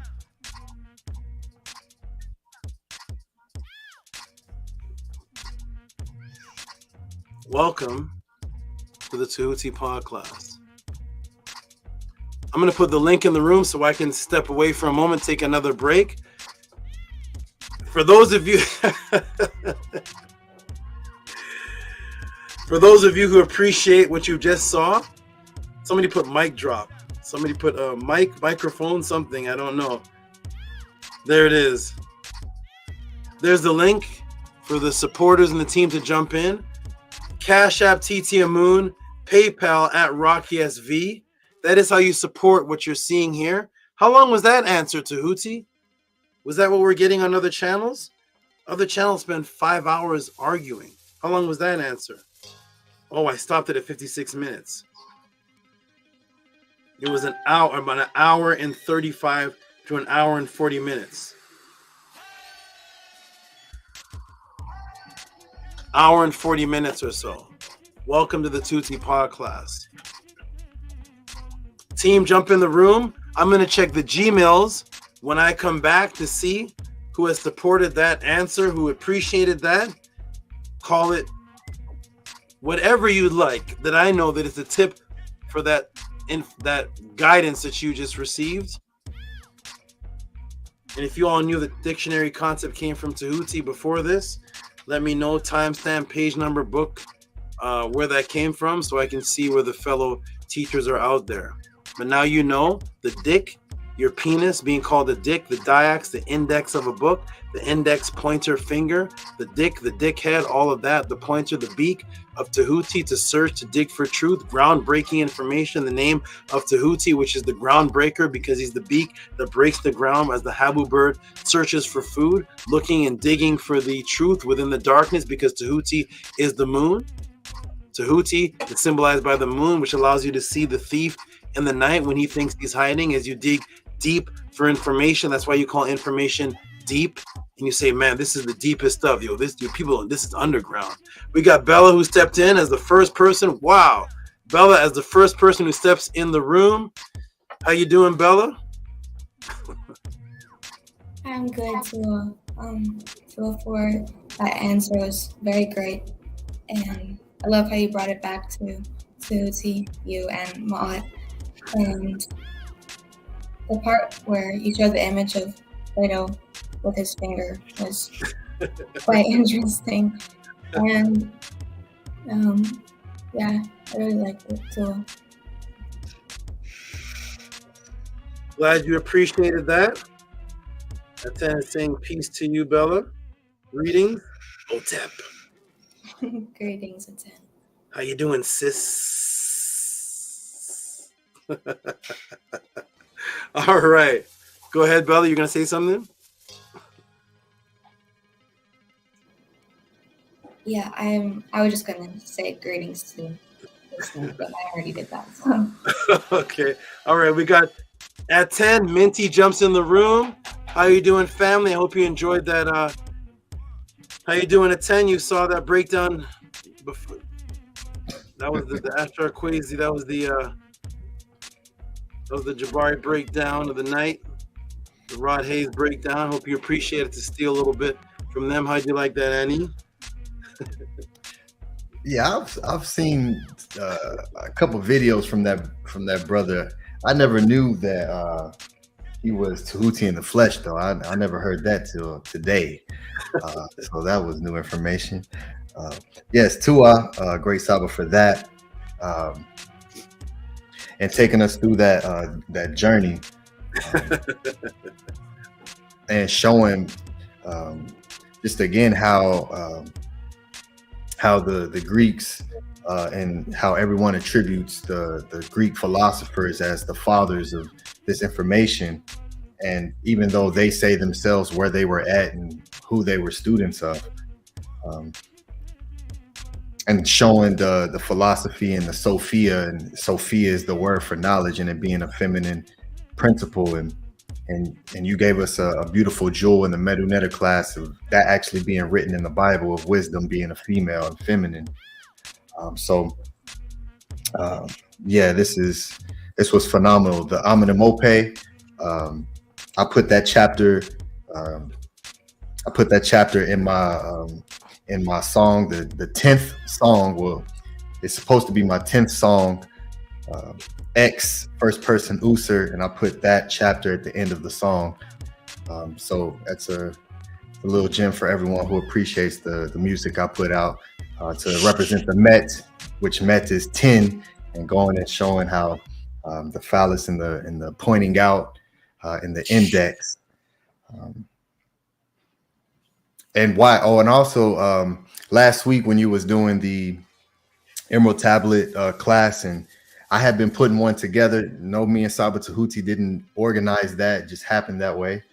When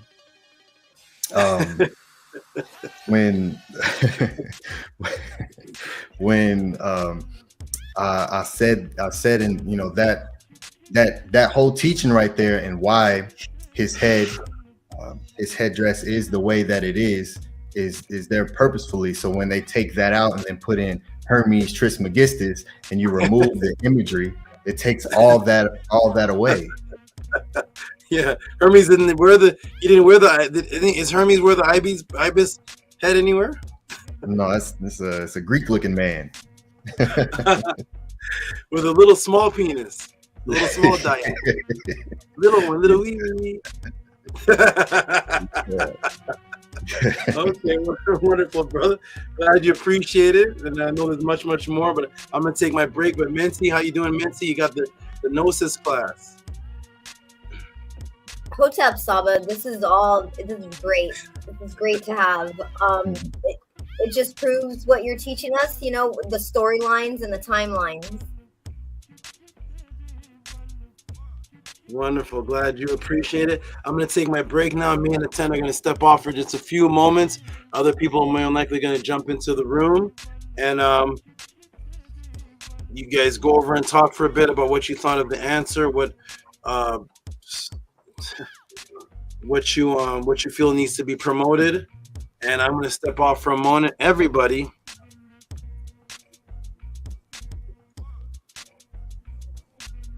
I don't know if this is happening anywhere else. If so, could you guys put the YouTube link, book? I need to know if this is happening anywhere else. If so, I want to join forces and bring them into the House of ATTON, or maybe mesh with their group. If not, this is a phenomenon that's not happening. And when I was a young man, I would have so much appreciated this. When I was a young man, if I saw this on television, we didn't have internet when I was much younger. There was no such thing as the internet. So if I saw this on TV, I would be shocked, stunned, and flabbergasted. So if you all truly appreciate this, please support. Cash App TT Moon, PayPal at Rocky SV. I'll be back. Peace.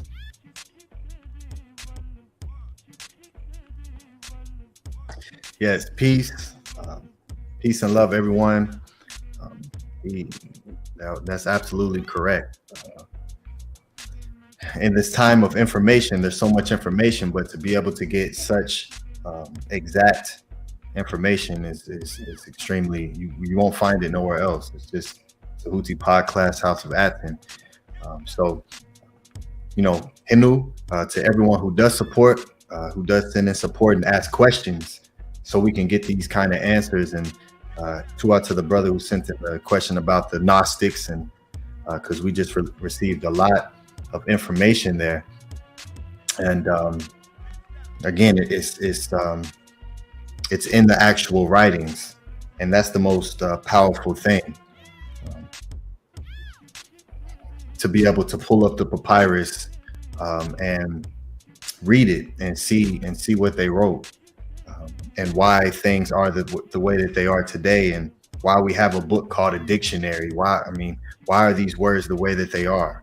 Why do we have in those books we have an index? I mean, I don't know about anyone else, but you know, these are questions that you don't necessarily ask yourself until you're around a certain type of frequency to be able to ask why. Because at early ages, you know, the more you ask why, the more that you're kind of pushed away, because when people stop having answers to questions, they seem to get a little irritated and, well, stop asking questions. It's like, okay, well, you know, so this is a beautiful place to be here and have your questions answered, and information like that, wisdom like that, to show why the law of attraction is a thing, why speaking into existence is a thing. Because that's what we taught, and we have the great SABA to illustrate it and take us step by step and to show why these concepts of today, all these spiritual teachings exist. So you are here where the root is actually given in its purest form. So for that, you know, because you can take that class that he just gave and apply it and bring forth whatever is seen in here.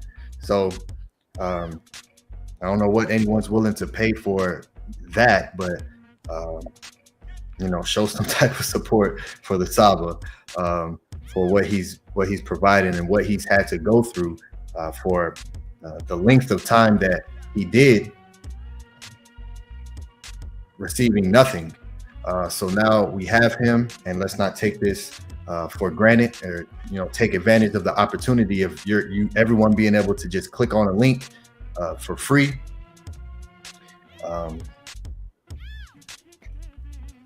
And come in and learn this type of information. I mean,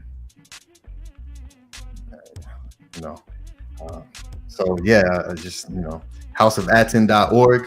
I do want to show that real quick for anyone who's new in the class, or anyone who's new watching on the playback. The website, and all that comes along with the website, because this is far more than just a website, you know, you go to and just read some things. This is an entire operation being built behind the scenes. So everyone go to houseofatton.org and put in your email address here. And you'll be added to the newsletter, and you'll receive updates for when this website is launched. And it is very soon. We are on the final stretch of completing everything that needs to be completed before this is released to the public, to everyone. I saw someone earlier in the chat say SABA Tehuti, the House of ATTON needs a storefront.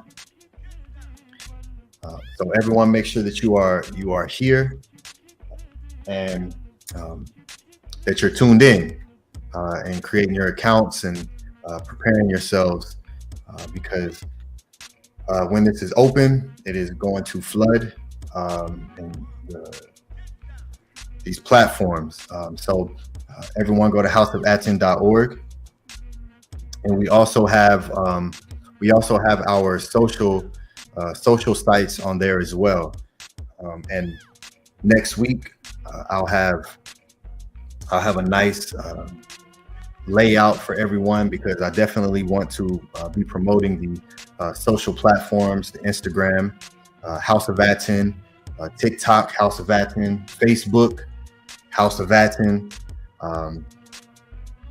Twitter, for those of you who are on Twitter, which again is X, House of ATTON,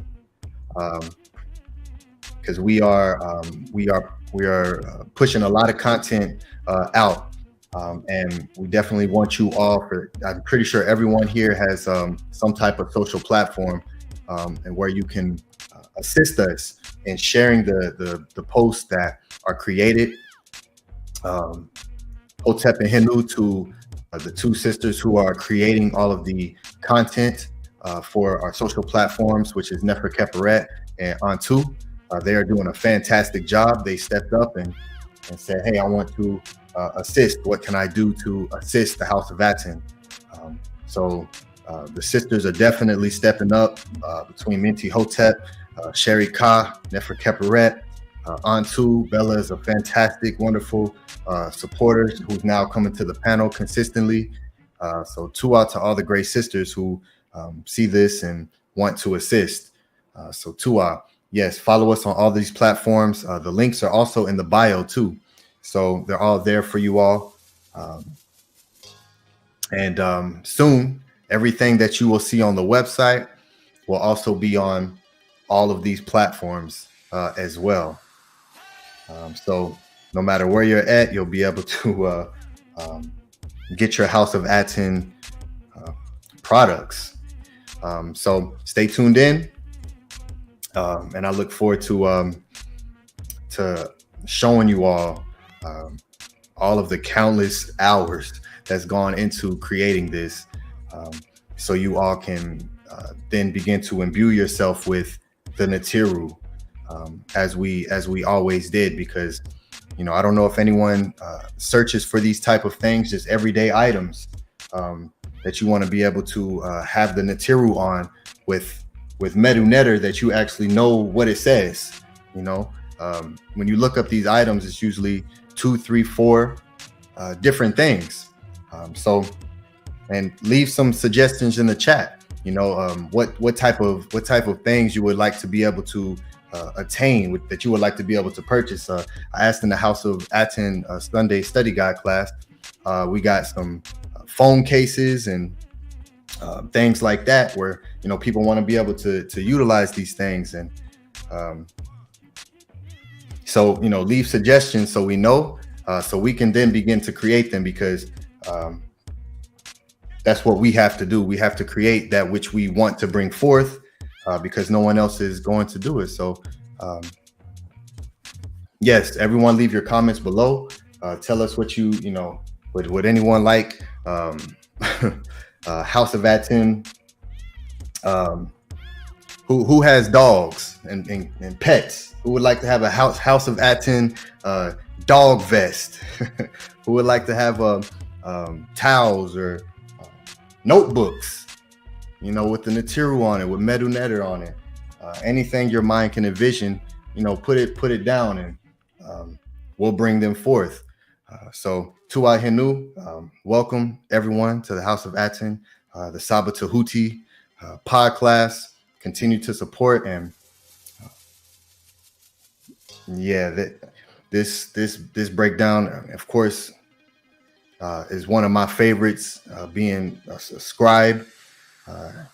The etymology of words itself, the origin,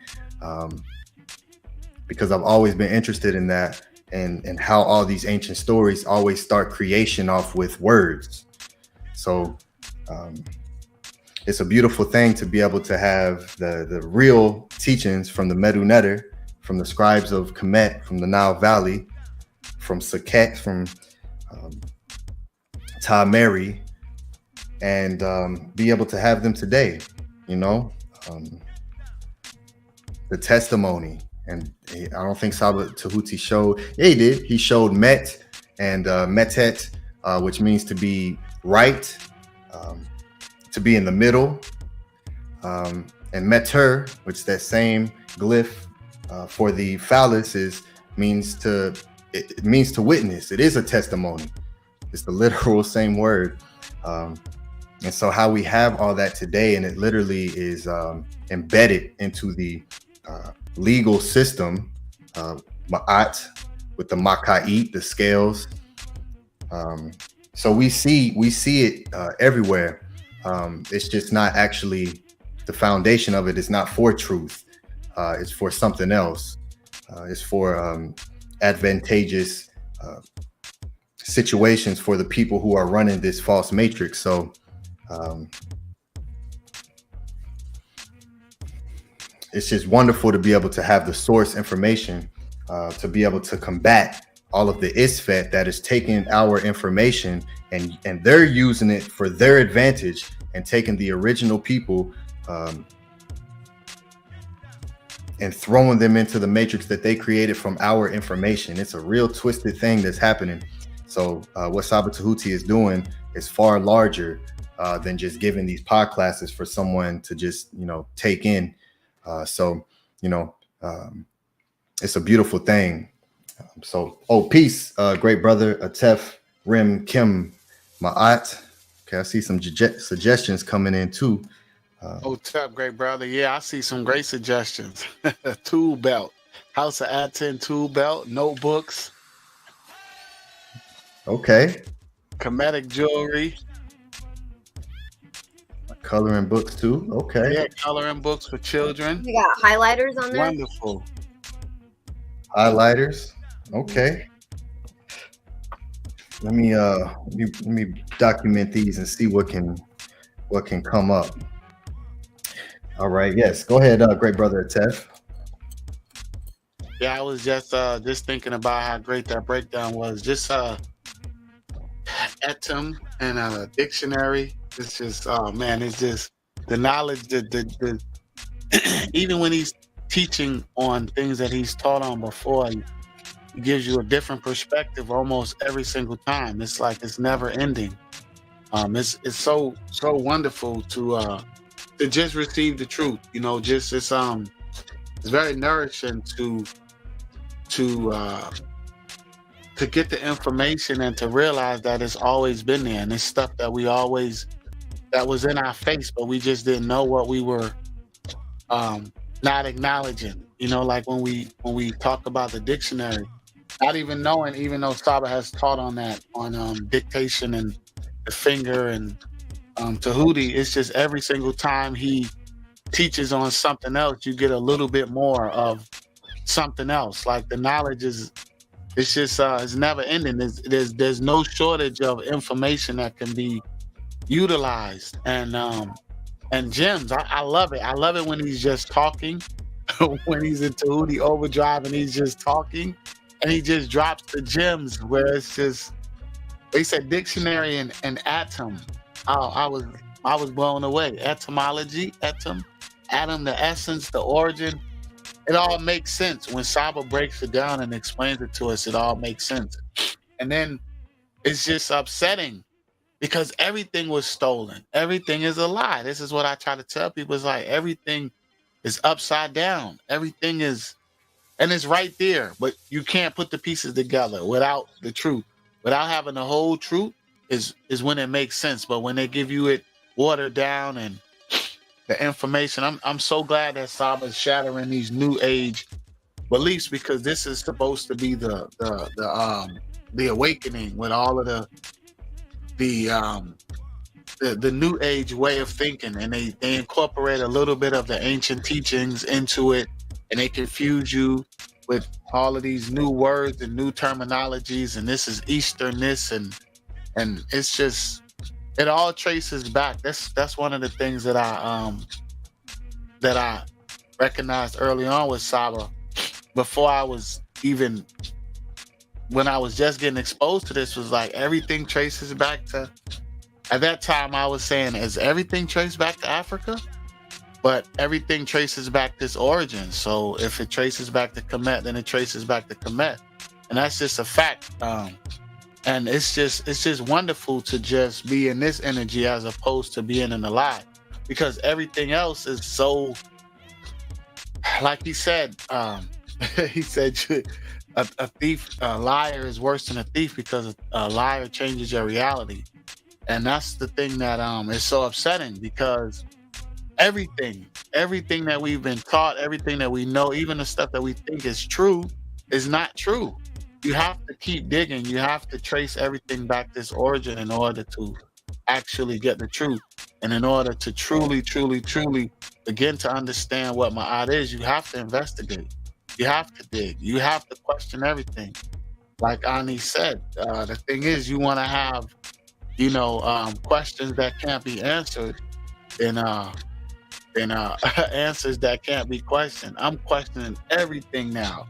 Everything someone say, I'm questioning and looking it up and going to the source. And I don't always tell them that they're wrong, or I don't always correct them, because I'm not always in a situation to where I can. But when someone says something or sends a text or something, I'm always looking at it. Well, what's the origin of that? And that doesn't sound right. It's just wonderful to be in this mindset, to be able to question everything. Like you said, Ani, I used to get in trouble when I was younger in Sunday school, because I had so many questions, and it was like, why are you asking these questions when they can't answer them? Then they get mad. Then I would get in trouble. I'm like, why am I getting in trouble for asking questions? And at that time, the questions are, they were innocent when I was younger. And as I got older, and people tell you lies and run you around in circles and stuff is a lie, then my questioning becomes more, out of spite. I'm saying stuff just to upset them, and so they go tell my grandmother I get put out of Sunday school. But if you're supposed to seek knowledge from the cradle to the grave, then you're supposed to ask questions. And I encourage everyone to ask questions. Welcome back, Great Saba. Hey, peace, my good brother. I heard little sections, and I see you really appreciated that gnosis breakdown and build up, and the dictionary and the etymological dictionary. Yes. Yes. Thank you. I'm glad you appreciated it. And there was of course there's more, but I want everybody to go do their research. Go look up etum, look up atom, look up indivisible, and look up the word diamond, and then you'll see why this is called the etymological dictionary. Then look up the word science and atom, and you'll actually see where the source is from. And glad you all got to see that. This is something that I taught my inner family, parts of it years and years ago, but a lot of that I've never actually taught before. So I'm glad people are breaking the matrix, because at one point I never thought people actually wanted this. The same thing that you all see now, where people are there's an energy trying to make me invisible. The same thing that's been going on with me since the 90s, to the point where I don't think people actually want this. On the other channels, they don't want this. That's why I'm not truly respected on the other channels, even though I beat everybody in debates, but it's not fully respected or propagated or publicized. So I'm glad you all are making me understand that this information that I've been teaching my inner family, you all want this too. And as long as I understand that and see the appreciation, then I will continue to do this. So shout out and much respect to you, Atef and your family, and everybody, and Bella and Minty and everybody in the podcast, and Primordial Thought and Gabriella. And speaking of which, we're gonna go get into the support. We're gonna get into see how people truly appreciate this. But I'm gonna go backwards. I'm gonna go back into the earlier support, because some people donated from the earlier part of the podcast before I started teaching, and I want to make sure I cover those and scroll all the way down. Because for a moment, about a couple of hours ago, when I looked at the donations, it wasn't showing much, and then I don't know what happened, but the screen shifted, and then they popped up, but it wasn't showing much of anything. So, but now I see that it's there, so I appreciate those who appreciate me, and shout out to there's some huge donations that I'm not going to read, and there's some big ones I am. So let's get into it, everybody, because it's 11 o'clock. How many hours am I into this? Hey, it's only 8 hours and 47 minutes. Only. Let's see if we can end this before 10 hours. Let's see if we can end this in the next 35 minutes. We'll do donations, have a little bit more build, and then close it out. So we're gonna go, everybody. Here we go. We're gonna refresh, rewind, refresh. I'm gonna go down to the bottom, read a couple, then go to some of the tips that were given. Actually, you know what? I'm gonna see what was given for this one, a couple for this one, then I'll go down to the bottom. I'm gonna read 2 from this one, and then go down to the bottom, then read another 2 until the donations for this class stop. But I want to go into the earlier one. So here we go, everybody. Oh, look at my good brother Nicholas Savenden is back on deck. Tip Gnosis.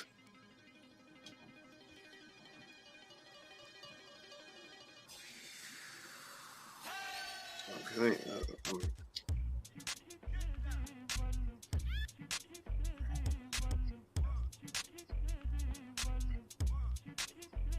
Well, my computer is resetting, or not resetting, the little circle thing going. Okay, who is this here? Okay, Nicholas Savenden. We got a tip.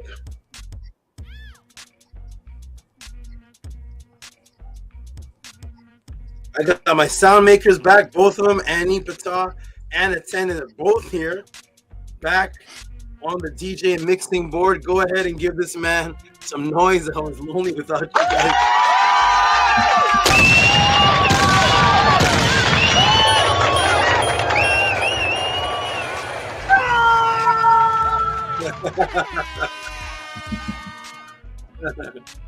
Oh my gosh. Oh my god. This is a tip, everybody. What is this one? Oh my goodness. Thank you. This says Plato stole it. Tua, great SABA Tehuti. Thank you so much. Nicholas, you are back. I'm gonna call these tips I'm gonna label them as tip for gnosis. Hey, there we go. There we go. I'm gonna call them my fault. Tipnosis, where you came to the class and learned about the hypnosis, goes to the doctor and get doses. Here we go. So we're gonna go ahead and show the next one here. Ox effect. Here we go. Ox effect. What's this one here? I know. I like how creative you are with all these here. Here we go. All right. Here we go. I like how creative these are. Is a good one. Hypnosis, right? Yeah, that's a good one. Hypnosis for the hypnosis to get doses. Okay, tip. Okay. Ox effect says, I know not. Here we go. Let me show Ox effect right here. Oh man. Thanks, Minty. Here we go. Give him some noise. It says for I know Gnostics. 5072. Give him I know Gnostics.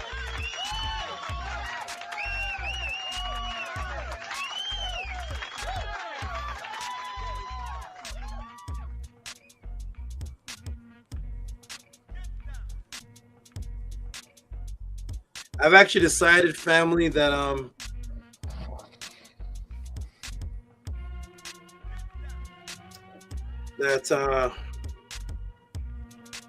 oh, Annie, resend me your tracks again.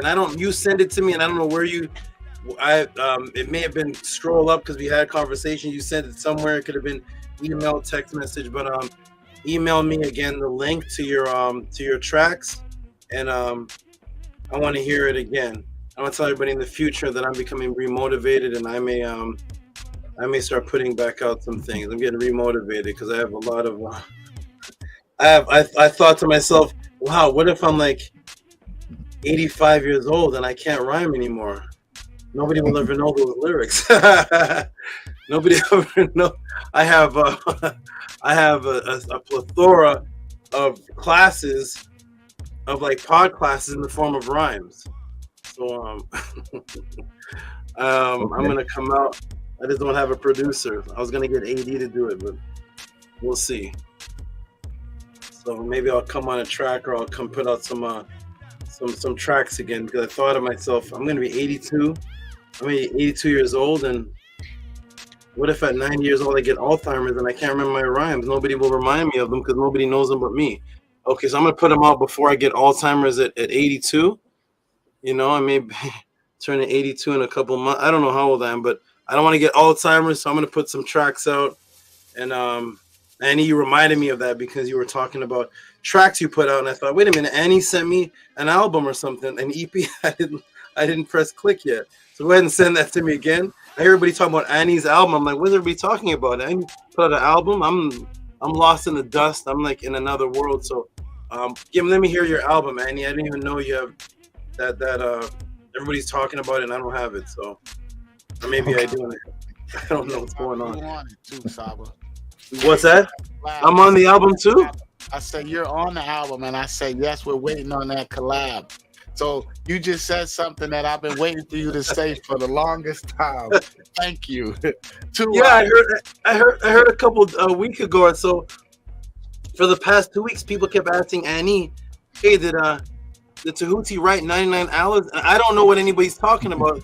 And I was like, no, I wrote. And I'm like, what are they talking about? Describe, record me, put my song out? I don't know what I don't know what anybody is. 99 hours is out.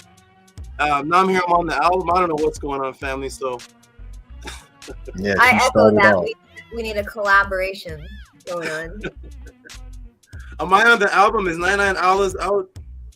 Scribe, I don't know what's happening. You're the intro to it. So the very first thing people hear turning it on is you. Yeah. Yes.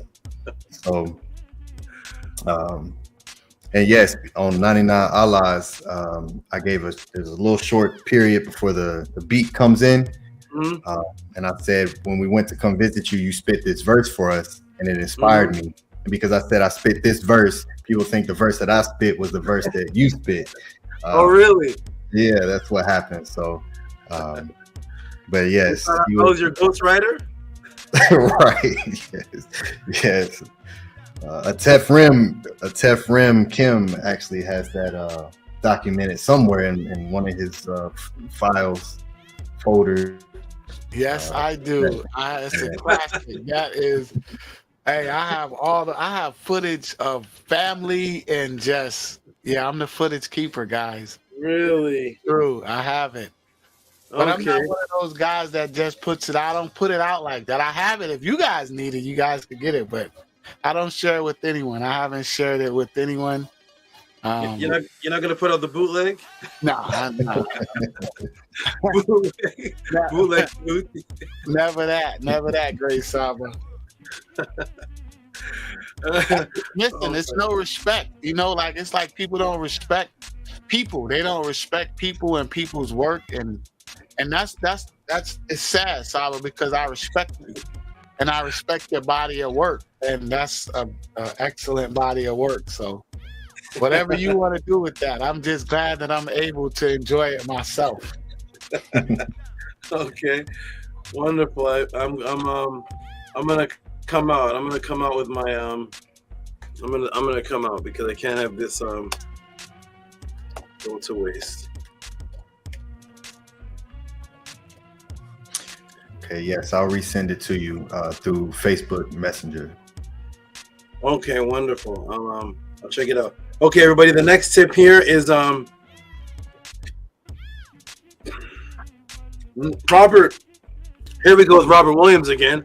Every class is a tip. So 1072 from the Gnostic Shuffle. Tua for the Revelations. Give him some noise, please.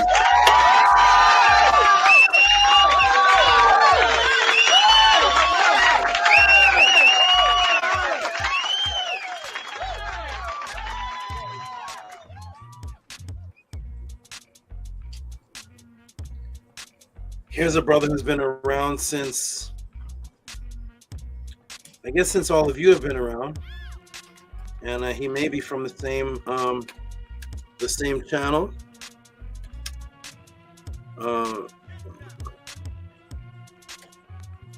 Hypnosis. Maybe there'll be a new track. Hypnosis. Okay. This brother's been around for as long as probably everyone on the channel. And he his name is none other than the good brother Ashneil Kumar. Sent $9.72 for knowledge. Hotep Ma'at Namas Karam. Give him some noise, please. Give him a clap.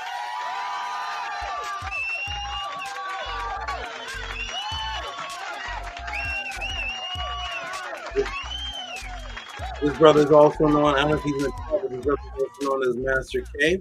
One of the things I like about Master K, I'll give him, I will say this about the good brother Master K, is that Master K can have a nuance of appreciation for my teaching because he comes from an Indian or Hindu type background, and some of the things that I teach,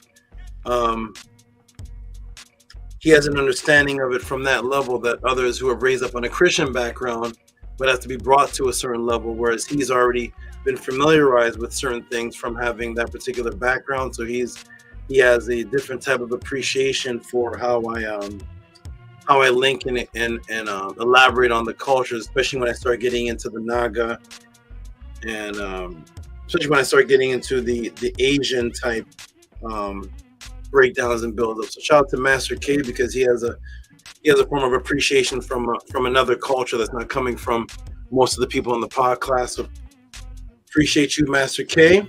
You've been around for years. Shout out to you. All right, next up is Nook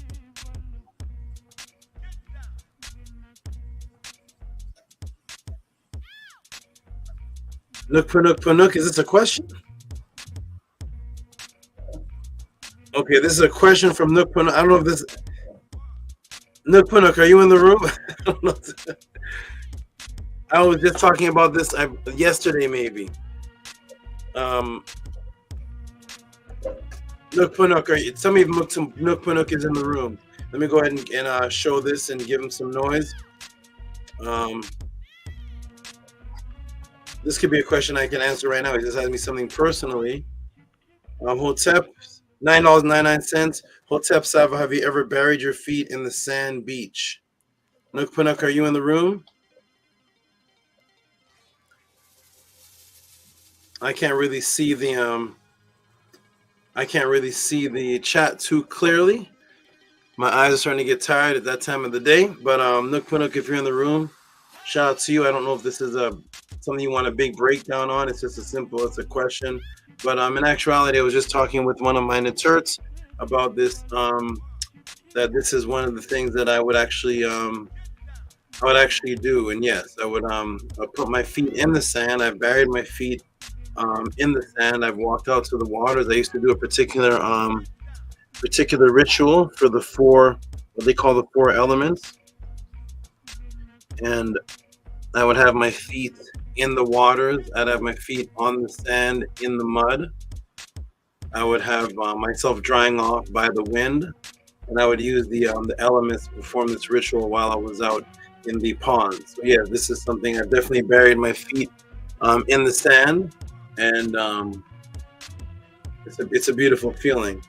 Sometimes it can be a little dangerous because if you fall, you may break your ankle because your feet is actually in the sand, buried, and if you fall, you could get hurt. But while your feet is in the sand, it's definitely a beautiful frequency. This is something that I've done, connecting myself to the mud, the waters, and doing a particular ritual. When I was in Atlanta, I used to be in Jamaica, in different parts of Florida, and I would do rituals where I would walk barefoot. And I actually did a class. If you want to know this class, I actually did a class that I could give you the link for on walking on with your feet on the ground and associating the frequencies through the ground, and why they invented shoes with rubber soles today. I did a class on it. If you want to know about it, send me the question. I'll send you the link.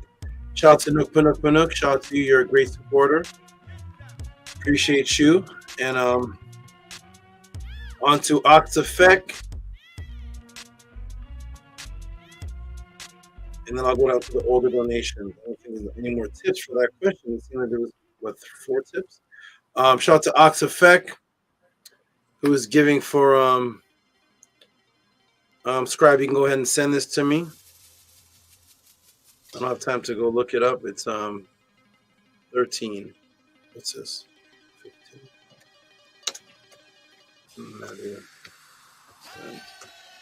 Shout out to Oxafek. We're going to give him some noise. And Nook, I'm going to give you some noise too in a moment, because I know you have some other one down here. I'm not sure in the room. Shout out to Oxafek, Medinator class number 13. Give him some noise. Wonderful. Everybody support you.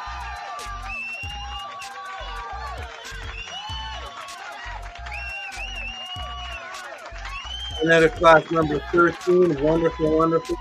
Shout out to Oxafek. And subscribe. Go ahead and send me 13 again. I don't have time to go look right now. It has been sent. Thank you. Speaking of Medinator classes, we have the brother Robert E. Williams. He sent this through the week, and I'm going to give him shout outs. This was not for the I believe I've already sent this to him, but I'm going to log it and give him his respect to show everybody that there are several Medu classes that you can catch up on. And this is an example of someone I'm sending for them. These classes are no longer live. They're Medu Magic classes. They're no longer live anymore. I don't do them right now anymore, and you can only order them right now. So this brother ordered 5 of them. He ordered men in the classes, 54 to 59, yeah. So 54 to 59. Give him some big noise. This was throughout the week. It wasn't today, but I want to shout him out anyways. Give him some big noise.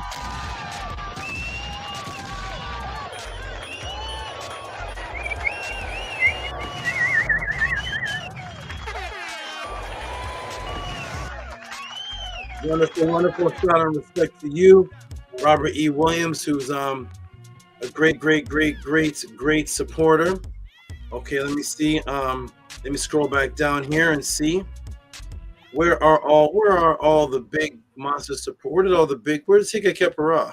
What happened to Hika Kepara? Shout out to Hika Kepara. Hope he's alive. I don't know what happens to brothers. I'm not sure what takes place with them, but I just hope that they are safe out there. Like I said, it's all about consistency, and consistency doesn't mean that you have to be somewhere at all times. Consistency is also the communication. So are you a consistent communicator? So let's say Annie, I checked out, Annie did send me a message. So Annie is consistent coming to the pod class and being my sound man every week and being the tech man every week. He's consistent with that. When he's not consistent with that, he sends me a message before the class begins and lets me know, and that's still a part of the consistency because he communicated. So if you can't do something or can't be somewhere, communication is also consistency. We were raised up in a culture where you don't have to communicate with anybody. It's to do what you like, Humpty Hump culture. Do what you like, be where you like, what you want, no accountability to anybody. And therefore, you can never raise a nation up like that, because if you try to raise a nation up like that, the soldiers would be missing, the military would be missing, the doctor would be missing. I don't feel like coming today. I'm not going to come.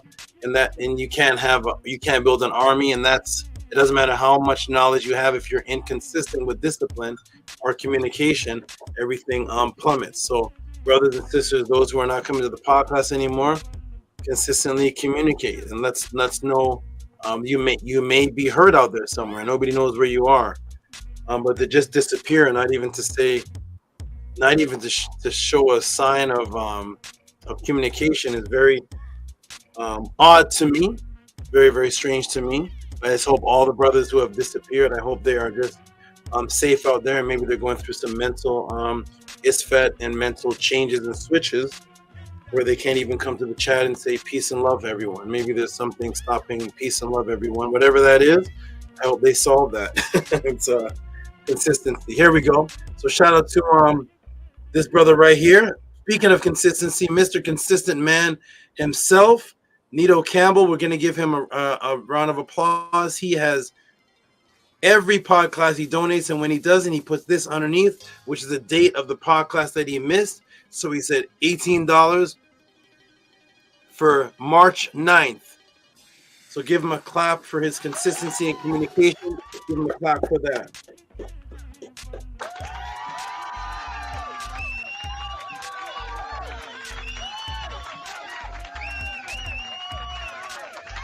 Wonderful, wonderful, wonderful.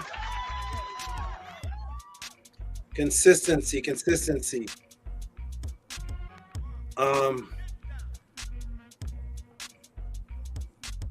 Here we go. Now for the big, here we go. Anu and Antu shaking the room with their consistency. And here they go, right here.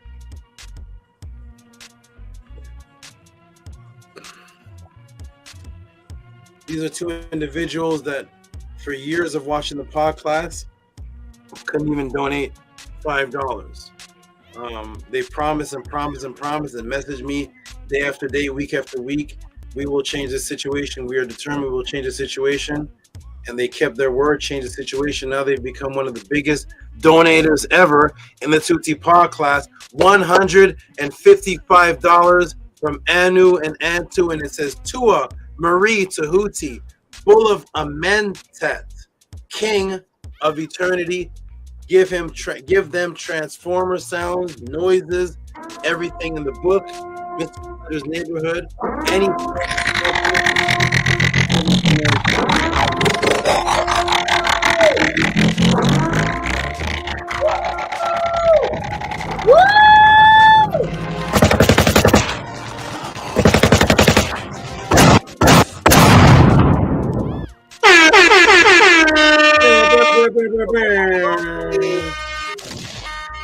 Let's go. Let's go.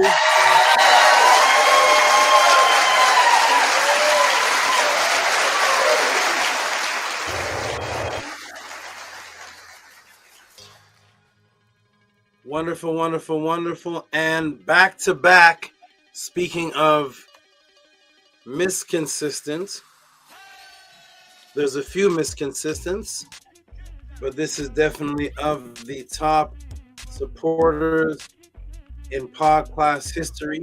Coming up next, one of the top supporters ever in the Podclass, who was another person who, when watching the Podclass for a long period of time, had absolutely nothing to support, and gave me her word she's going to make things better. One day, in order to support, she emptied out her piggy bank, shook out the nickels and dimes and the quarters, took a handful of quarters and nickels and dimes and ran to the bank and sorted them out and turned it into dollar bills and put it on the Cash App. All because one morning I said, I need, there's a situation that has arisen and there's an emergency.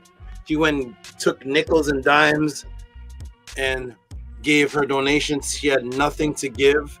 And now she has become top 2 of the biggest female supporters, maybe the biggest, male and female included, of the entire Tehuti Podclass. And that's this young lady right here, which I'm only showing one of her donations.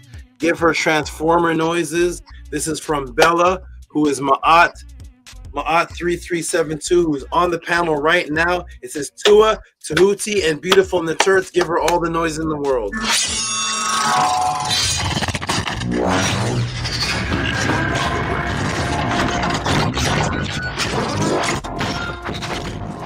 You see, that's how it's done.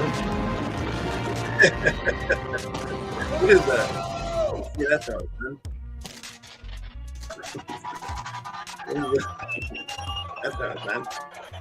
Yeah, we're here, and we're the best. He has one of the best sample voices. Minty Hotep's voice is one of the, it's like a crisp, demanding sample voice. When you hear it, it's like she's commanding order or something. I don't know what it is. Shout out to Minty Hotep's sample voice. Is one of the everything is beautiful in life. It sounds like an oracle, like the oracle from the Matrix or something. So shout out to Minty Hotep. Bella, bombs. They're giving you bombs in the chat. They're giving you Robert Williams giving you hand claps. Somebody put "Do what thou wilt," and somebody put "Do what thou wilt" in my heart. I don't know what's going on in the chat because I don't really read it much, but I read it when I read the comments and the donations in the class. It's like "Do as thou wilt" and "Do as thou wilt" in my heart. Shout out to Bella, who's in the room right now, wearing the red. Wait a minute, hold on a second. Wait a minute, I just noticed something. Let me see something. Hold on. Hold on 1 second. I don't know if this happened. Wait a minute. Hold on. That hat. Bella, what's the symbol? What's on that hat? Could you put that hat up to the screen for us, please? Way up to the screen. Right up. Put that headbutt. What is that? Ladies and gentlemen, we're at synchronicity again. There's a synchronicity. I did not even notice that until now. And the hat she's wearing, I believe, I don't know, is that the shirt that I'm wearing? Is that this? Is that the match? What are you wearing there, Bella? Is that this green? What does it say there? It says Ma'at, and it has smaller words below it. That matches. The hat is also the shirt I'm wearing. Yes. There we go. That is how we are linked in the Tehuti Podclass. Bella, did we plan that? Did you know I was wearing this today? No. I put my other shirt away. I pulled out 2 shirts for the podcast today and just grabbed one, and it was this one. My other shirt is still up. It's the other one I was going to wear, and I grabbed this one, and it's the hat that Bella is wearing. Shout out to Bella. Anku Jasaneb, Shuna Ma'at. And that is a beautiful thing. Okay, here we go, everybody. Let us continue. And we got Black Alucard. Oh, he has a string of them. He has a string of them. You know what? I'm going to go for the big one first. Here we go. Black Alucard. This is the man. It was him and Stephen E. who began the large donations. This is the man right here. Him and Stephen E. Black Alucard started off the large donations to the Tehuti Podclass with no question involved. He started that. This is this man right here. What's this for? Let me see what this is for. Oh, for the Anubis. Oh, he gave a tip for the Anubis class, the dog class and the Anubis class. Let me go ahead and fix that. That's a tip for the Anubis dog. Let me go ahead and do this. Tip and Pooh and the dogs, dog classes. This meant a lot to him. He sent me a personal message to discuss what this meant to him. And I want to say this about the brother Black Alucard. He's not a good speaker. He doesn't like to speak. He's very one-worded, two-worded. But his writing is wonderful. When he writes me messages, absolute clarity and wonderful. And he doesn't talk much.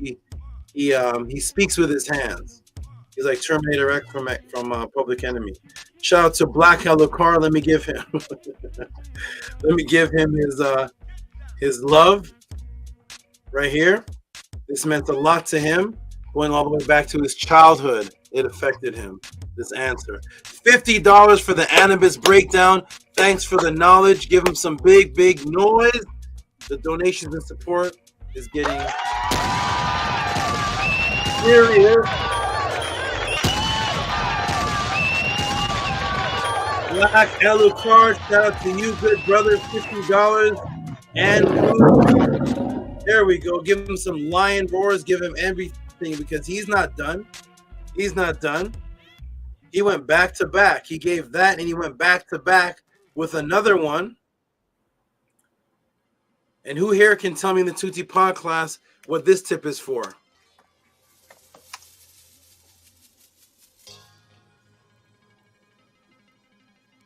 What was that class called? Oh, never mind. Did it show? It just says for the Anubis, thanks for the knowledge. Okay, so the next one I'm going to show. Who can tell me what this tip is for right here? It's an extra $10 given. And who here can tell me what class? Let me do a quiz right now with everybody in the pod class. Tell me what this tip is for right here. First of all, give them some hand claps for that. This is a tip for a class. Who knows what class this is from?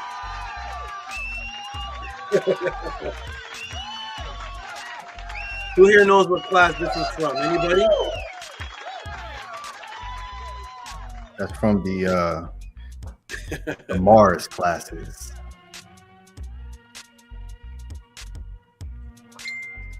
From the what?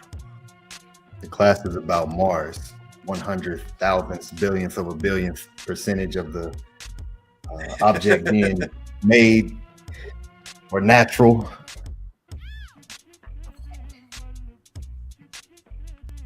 Okay. Menkura, I just got your message. Good, I got this because I would have done something else, but I will check for this one, and I will do as you as the message requested. And I knew I got yours about the EP, and Annie, I got yours about the EP, and Anu, I got yours about the Apesh realm. So everybody remember, so scribe, you are right, but that's where I first broke it down. But what recent class is this from? This is from a recent class. That Mars one is from a year ago and one from the Kill the Priest show. But who remembers what class is this from recently? Anybody? Is that the petabytes? Oh no. The classic petabyte. Menti Hotep is responsible for setting off the momentum of the Meta classes turning into ritual classes.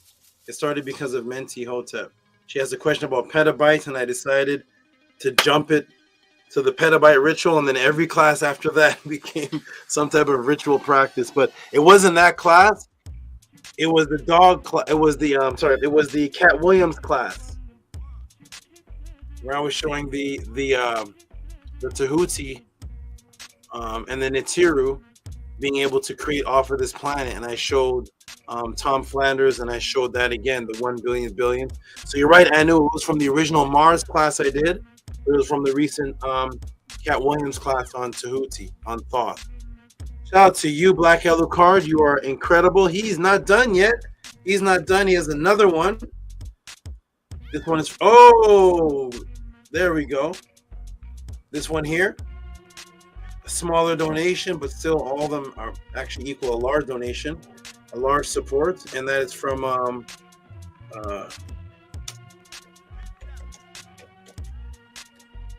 the same brother.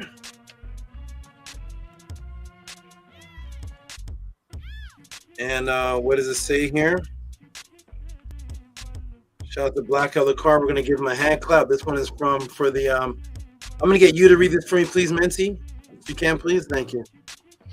Sure. For a guru breakdown. Yes, the Hebrew. Say that again, Menti. Is that the Hebrew breakdown? You were absolutely right. That's exactly what it's from. Give him a hand clap for this.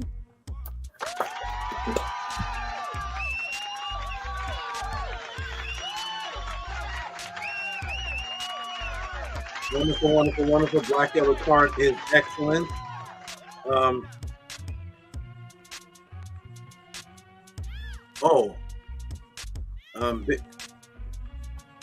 Scribe, do you remember the brother that used to donate with Bitcoin? Have you seen him lately? All eyes are me or something like that? He's a Bitcoin donator. Yes, I haven't seen him in months. Okay. I just saw something with a Bitcoin and reminded me of him. Shout out to that brother. He donated. He was consistent for a little while and then disappeared. I hope he's okay. Okay, and on to Mr. This is another man that is Mr. Consistent. He actually sent me something that it was a question. He didn't word it properly. And we resolved it by figuring out it was a question, and that he may come to the podcast panel and elaborate a little bit on why he asked, and then based on what he says, may go into a breakdown, a class with me, or may just be that conversation right there. But this is the brother right here. He is Mr. Consistent Man, none other than Owen Height. Give him some big noise with the palindrome 2772. Give him some noise. Mate Tehuti, Mate Terminator, Hotep. Tehuti, Matrix Dominator, Hotep. Wonderful, wonderful, wonderful. You are excellent, and Mr. Consistent Man. Mr. Consistent Man. Okay.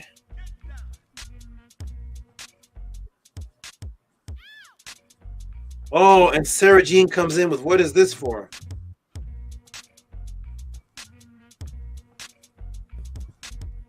And here it is, everybody. People are definitely supporting and ordering the Med classes. These are classics. Each class will never happen again.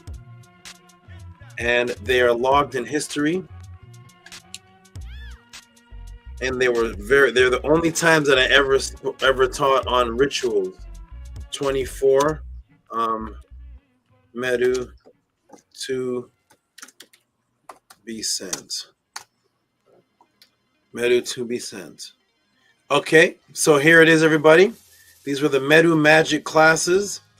The only time Tehuti has ever openly taught on elaborate rituals, practices, contacting the deceased, out-of-body practices, mirror magic, color coordination magic, synesthesia magic, neuron memory magic practice, all of that.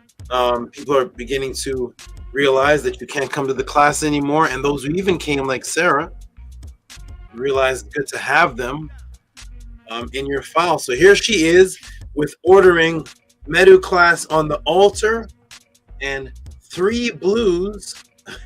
What? 3 blues and August 14th, 2023 class. So Medu class of the altar. Oh, 3 blues. Maybe I did teach on the color blue at least twice. I'll see if there's 3. So you'll go ahead and that will come to you. That should come to you tomorrow. Shout out to you. Give her some big noise. Give her some big noise, please. Wonderful. You are excellent. Great supporter. For those who are watching this and not knowing what are these magical classes, where can you get them? For right now until April, they're only $20. I don't know where that price came from, but I was doing that to I just wanted to be accessible for everybody. But you can't go anywhere and get Immortality 3.5-hour classes for for $20. I'm scouring the internet for them. I can't seem to find them. I can't find them. So they're $20 for now. When the class starts back up, if it do starts back up, they will definitely not be that. That will not be the case whatsoever, because that was too draining for that. Doing pod classes for 10 hours and then 4-hour Medu classes, much too much toll on my eyes and my energy. But I started to do it strictly out of love. The class is only supposed to be from 1:30 till 3. There was never any class that ended at 3. I was doing two Medu classes in one. It was only supposed to be $20 and up from 1:30 till 3. My classes were ending at 5. So everybody who got Medu classes, you were getting 2 Medu classes for one for $20. Is that even the price of a movie's? Is that 2 popcorn bags? So that was a gift and token of love. That cannot happen again. But peace and love for those who want to know where to get those classes. This is where you email. They used to be 1:30 p.m. They were supposed to only go from 1:30 till 3. It was every Monday. Now they're on record and they're all saved, and you can order them. Send me the email and you will get the directions on how to get the classes. It's actually very easy. It's just Cash App, TT Moon, PayPal at RockSV, and they're $20 a class for now. They're classes that will change your complete life.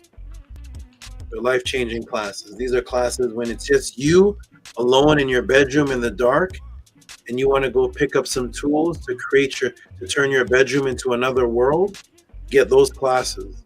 You get those classes. Okay, shout out to, we already gave her a big noise, right? Yes. Okay, wonderful. Menkor, Rosh, shout out to you. I hope you're just gone to rest. Appreciate you. I hope you're just gone to rest. I didn't see you come back afterwards, but maybe you're just getting your rest. Have a good night's rest if you don't come back before the pod class is done. And shout out to you. So now we're gonna go to oh my gosh, let me see. Oh, JDUB is back. JDUB is a brother who made a big donation, and now he's as his first one, And now he's back. He's not done. He's back. He's becoming Mr. Consistent as a brand person. And he wants to. This is Metanetter class day. How many Metanetter magic classes have been ordered? This is now JDUB sending for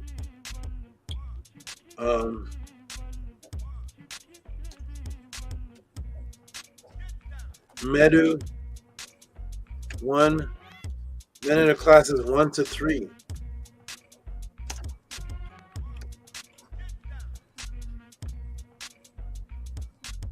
Give this man some big noise. He's brand new.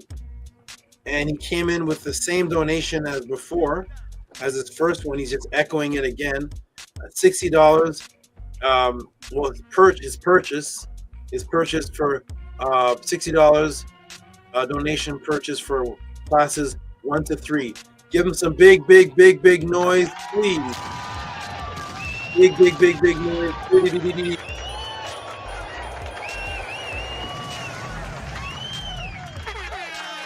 With Stephen E in the room.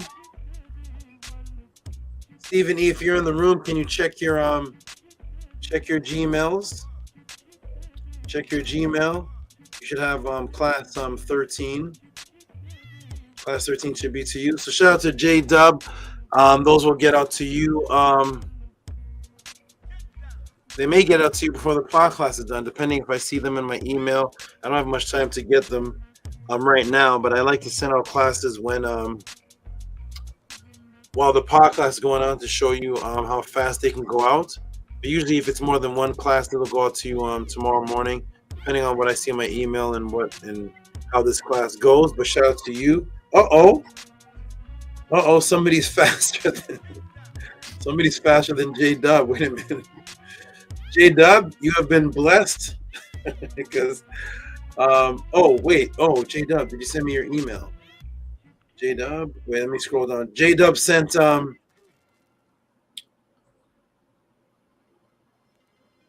where's JDUB? He sent me okay, good, JDUB, you're smart. JDUB sent me another Cash App with his email in it. That's right, because I can't send anything without the email. So when you send a Cash App, if you order from me, you can put your email in the Cash App or email me, then I'll have your email. But some people send me for the Metanetter classes and I have no email to send it to them, and I don't know how to contact you because I just got a Cash App. So send me your email. So wonderful, wonderful good brother JDUB. Let me see if I have it in my my memory. Oh, I think I do. Okay. Let me go ahead and do this. JDUB, you're getting blessed tonight because you're getting 3 classes right now. They're being sent to you right now. JDUB, if you're listening, check your emails because you just got 3 Metanetter classes. Stephen E, you got yours. Sarah, I'm going to look for those ones for you and send them out to you probably tomorrow because I don't have those by number right now. I have to put my Tehuti BEAK in the mud and dig for them, which will take me a minute or so. I'll do that tomorrow. So JDUB, if you're listening, brand new student to the Tehuti Podclass. He's already starting out with classes 1, 2, and 3, and he received them. I have the best technician, fastest secretary technician on the well, he's not even on the market. I don't know. Scribe, do you hire out your services? Do you make websites for people and such? For certain people, specific people that I have a relationship with, but no, not just anyone.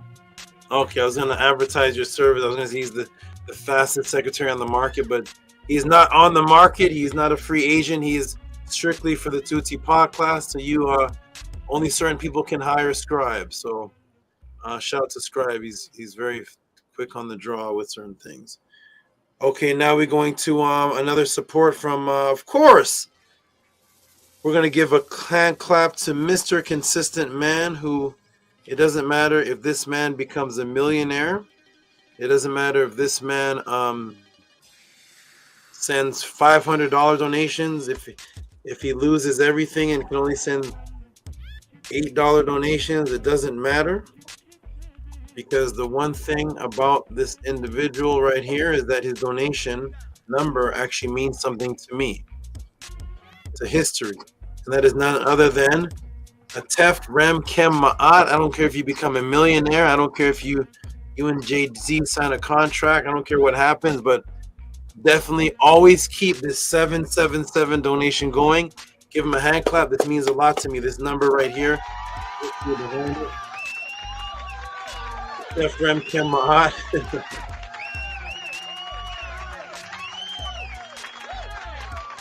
Oh my goodness.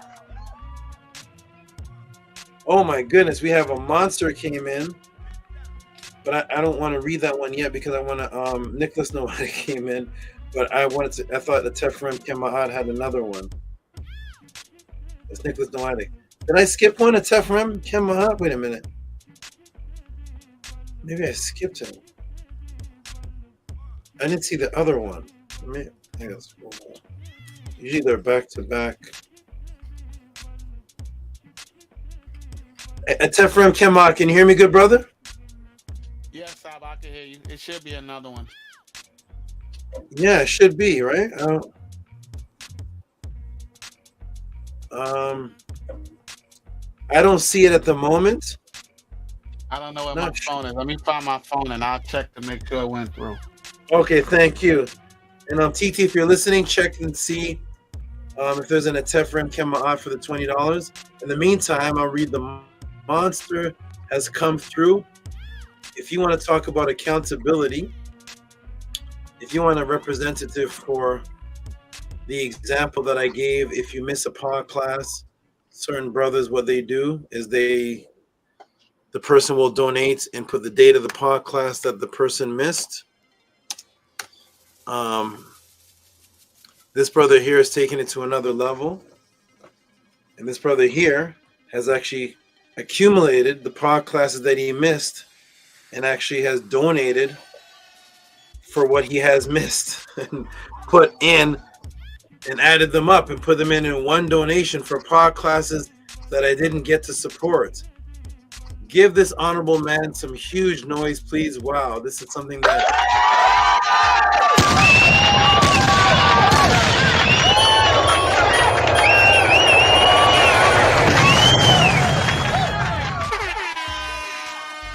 It's something that he did not have to do.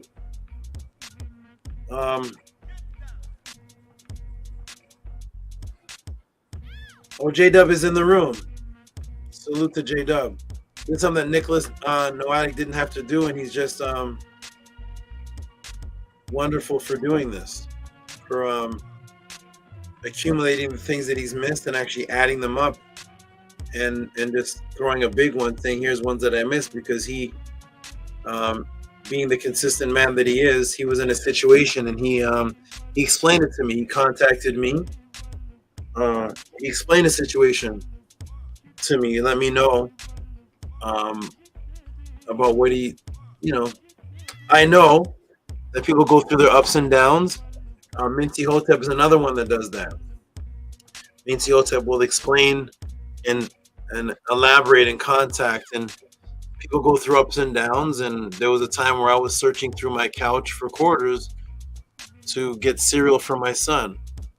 There was a time when I used to drive Cadillac Escalade with 22-inch rims designed with Ramesses carpets and Kemetic chairs in there to get attention from people so that I could teach classes to the ballers and the pimps. So there, I used to set up my Pimp My Ride truck to attract all the people that like ballers and balling out, but I would have it all Kemetic imagery. And I went from different levels. I used to live in a mini mansion, and I also was a couple stages from being homeless not too long ago. So I understand the ups and downs, and it's all about keeping a good ka energy while you're in your ups and downs. And it's about the people that still support you in your ups and downs and knowing that you have that support. So shout out to the Nicholas Noatic, good brother, who had his up and down. And once he went up, he didn't forget about the podcast and went back to his support. And Minty did the same thing. And Bella did the same thing. And Anu and Antu did the same thing. So peace and love to all of them, because I respect that. Absolutely. Thank you. And I will continue to respect that behavior, because at any moment right now, anyone could be homeless. Menti Hotep could be homeless at any moment. Scribe could lose everything right now. And at any moment, anybody in the podcast can win the $2 million lottery. So, at any moment, it can happen in one night. So that's why you keep good vibrations with everyone while they're having their ups and downs. You don't knock somebody when they're down. You respect them still, knowing that their intention is, as soon as they win the lottery, they have your back. When they're down, you have their back. And that's how we work here as a family in the House of ATTON. And that's why there's no time for negative energy, no time for scuffle and squabble. And we have each other's back for support. Okay, so thank you to the people that communicate, those who communicate. I know not everybody's back. If I don't hear from somebody for a long time, I don't have your back anymore. So if you gotta communicate, and we have your back. Don't disappear. Don't disappear and come back in 2038. You got my back. And who are you? What's your name again? I don't know what you are. Communicate with me on a regular level. And we got your back. So shout out to you, Minty. Communicate. Minty probably has a message to me right now. So shout out to you and everybody in the podcast. I actually do. I would like to say Tua for creating this beautiful environment, so we feel free and we feel comfortable coming to you with things that are personal to us like that. So Tua, wonderful. Yes, you're welcome, and that's what we are all here. We're all here for. And as long as I see people consistently supporting, then I'll always appreciate and respect the support. If you disappear for a while, there's no reason why I shouldn't be communicated with. Communicate, Nicholas Nowadik communicated. Communicate. Let me know your situation on a regular basis. Okay, because I'm quick to cut people and energies off. I'm very quick for that. I'm quick on the draw. I'm quick on the draw because I didn't come to this world with you, and I'm not leaving this world with you. So therefore, while you're doing things on a consistent basis, then I see the snowball effect, and I'm with you while you're in that. You stop, don't communicate, you're a ball of dust back in the past. So shout out to everybody who communicates. Shout out to everybody who has each other's back in communication. So speaking of which, Menti Hotep is the next one up who gave support. We're going to give her a clap. What did she give? What did she say? She said, Hotep, Mary Kess. Usually I don't give people claps if you donate. You have to support more than $20 to get the hand claps and the noise, but Menti Hotep is going to get a hand clap for this. So go ahead and give her a hand clap.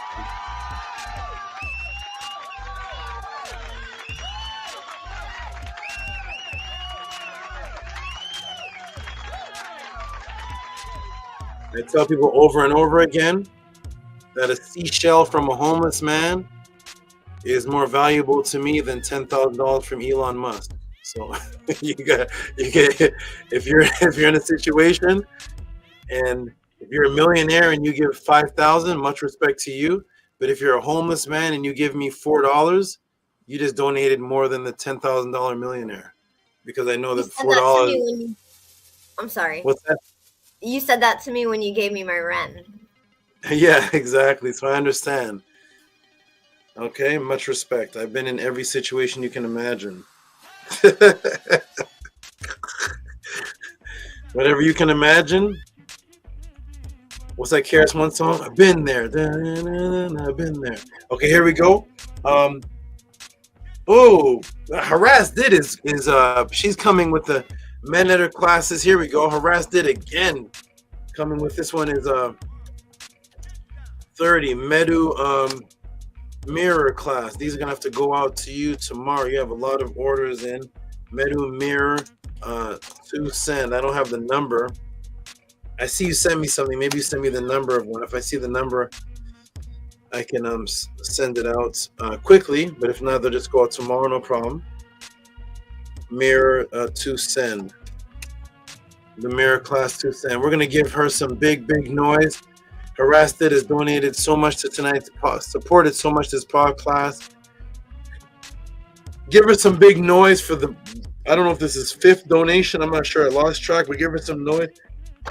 Give support. Magical Mirror Medu class. Give her some big noise. Thank you, HARAS did. Okay. Thank you, HARAS did. Appreciate you. Who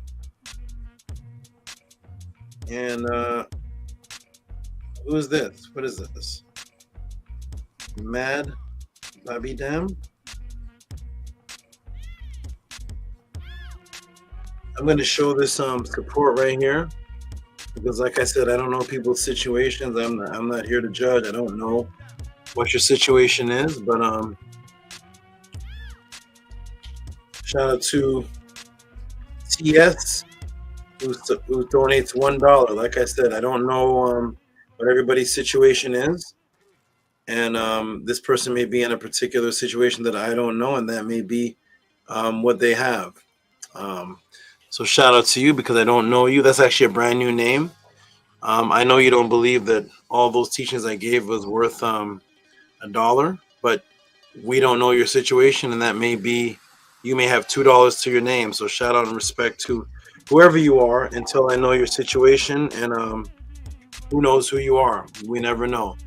But shout out to you until when I know who you are, then I can judge what that donation was more about. But until then, peace and love to that new person. Yes.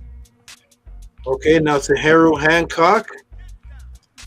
Here's another brother. Kemet Haru Hancock has been around. He's been around from the Killer Priest days as well. He used to call. He used to call in. And he was an active member in the Killer Priest show, if I remember correctly. I believe this is the brother with. I think this is him.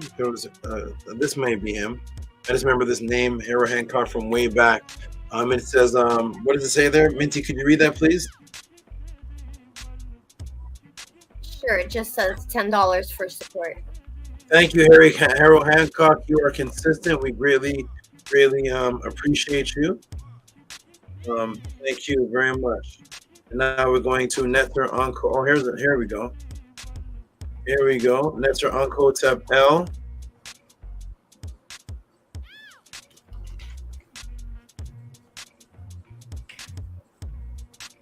Kemet Haru Hancock.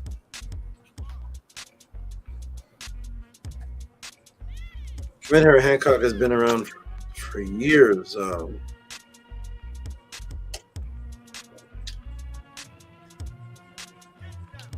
out to Kemet Haru Hancock and everybody else that came from my showings, my teachings at Killer Priest. That was, can you believe that was years ago? Scribe, that was years ago. Doesn't seem like it, but yes, it was. Can you believe that, Bella? Can you believe you've known me for years? From years ago? That's years ago. That's years. Wow. Yeah. Go ahead, Bella.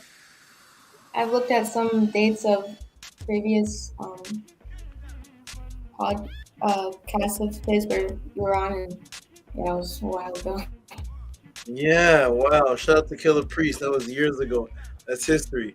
Let's give some big noise to Netzer Unkhotep L. Shout out to you. $25. Give him a hand clap. Netzer Unkhotep L. Shout out to you. Okay, wonderful, wonderful. See what's going on here. Let me reset the page. Where is everybody? Where is everybody? Let me reset this. Oh, wait. Whoa. Reload. Let me reload the page. I'm going to go back. Hopefully some more support should show up before we close this class down. We've had 82, 100 viewers, 72 viewers.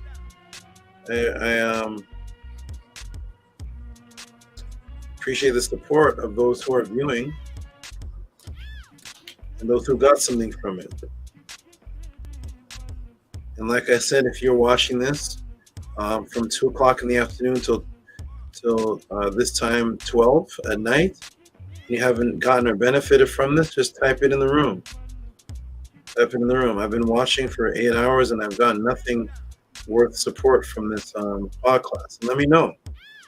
Let me know. Let me know. Let me overstand.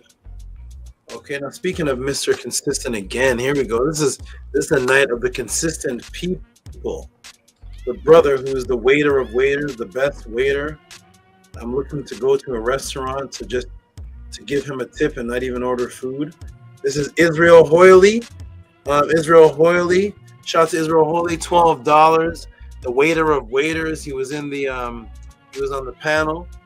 He's one that appreciates and understands what it takes to make a living off of tips and what is that word called that waiters? What is a word called for tips? It's a gratuity.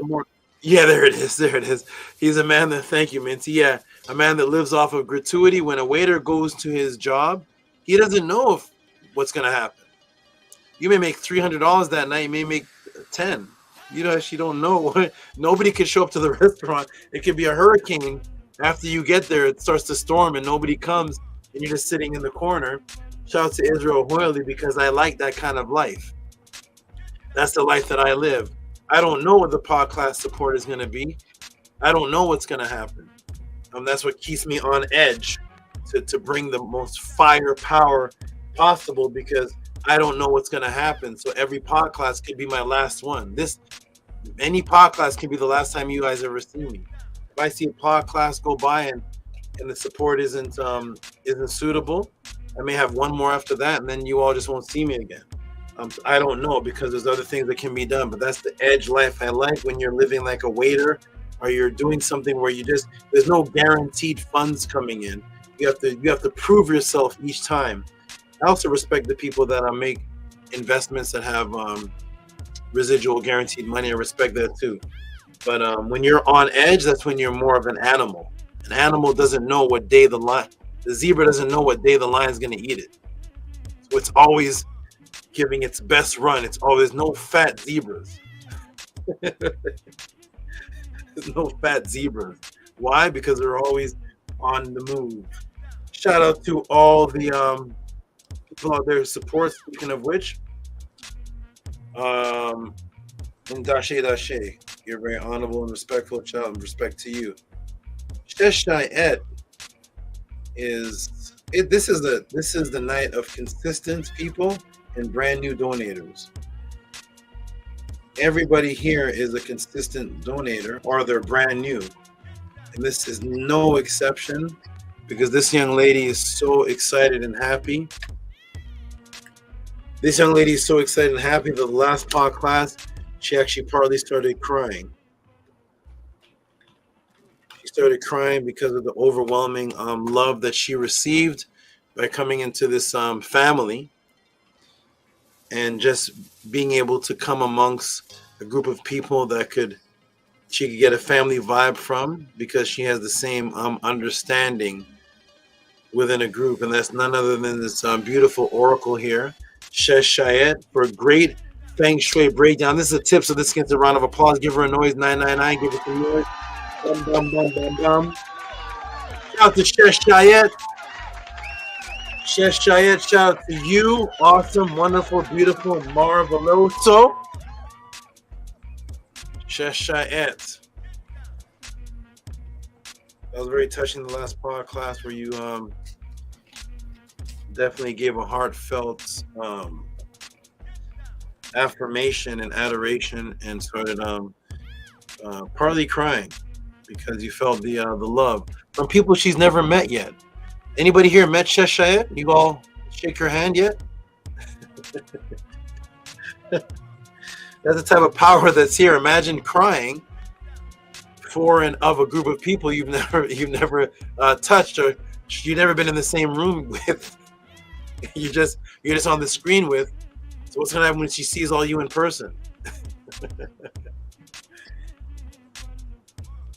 That is a beautiful thing. Many brothers here in the podcast have come over to have been in classes and come over here to see me and started breaking out in tears.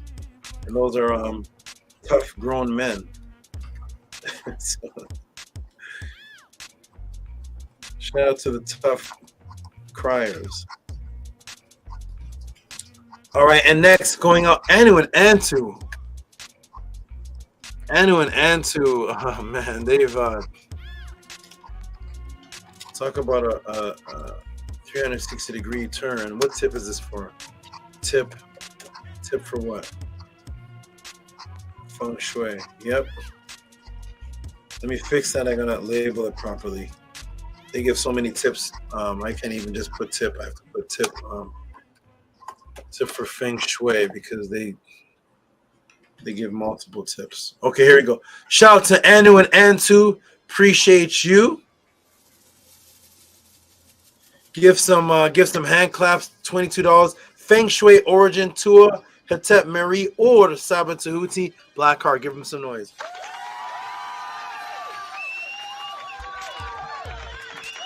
Thank you. Anu and Antu. Hey, Scribe, can you hear me, brother? Yes, I can hear you. We got a quick appearance of Nefer Keperet. Did she slip into the Upesh room already? She came up. Is she gone already? Yeah, I depleted her energy. Oh my God. How is she just starting to go to the gym recently, or has she been a regular for months? Yes, this is a new journey for her, starting very recently. Okay, and she's already tiny, and yeah, she's probably gone. She's done. Yeah, she's done. Okay. Rest well, Nefer Keperet. Rest well in the Upesh, wherever you are. I hope you're watching this from the dream realm. Mm-hmm. Okay, here we go. We only have a few more. Interesting. I got a PDF about Plato and the Statesman. What's happening? I never ordered this. I have a PDF in my email called Plato and the Statesman. I don't know what's happening right now. That's funny. That is interesting. I guess they were what? They were looking at. I don't know. Welcome to the podcast. Okay, now we got Annie and the Nefer Keperet. Okay. The creativity. Here we go again, everybody. I love the support with the creative tips and the labels, and it's fun to read. And I appreciate that. This is a big writing, so I can read this one on my screen. Feng Shui tip. Okay, shout out to Annie and Nefer Keperet. Peace and love to you. $47.74 on a palindrome for Tua Ishin, ATTON, and Nefer Feng Shui knowledge with a G.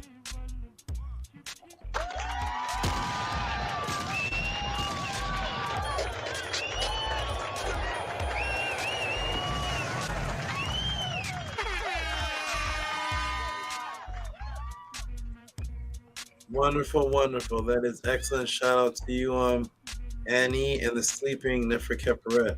What's on your mind, Minty? Knowledge with a G. Okay. Okay. I saw something stirring up in you. Did you see that? Yeah. I saw something moving. Saw something moving in the unseen. Okay. Yeah. Okay. Wonderful. Knowledge with a G. Okay.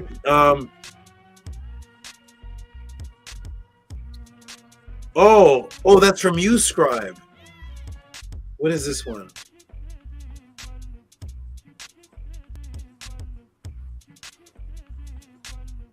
Okay, I see what's happening. HARAS did. Let me update something. HARAS did check your Gmail. I have one that has been sent for you tonight, and that is the altar one. Let me update that.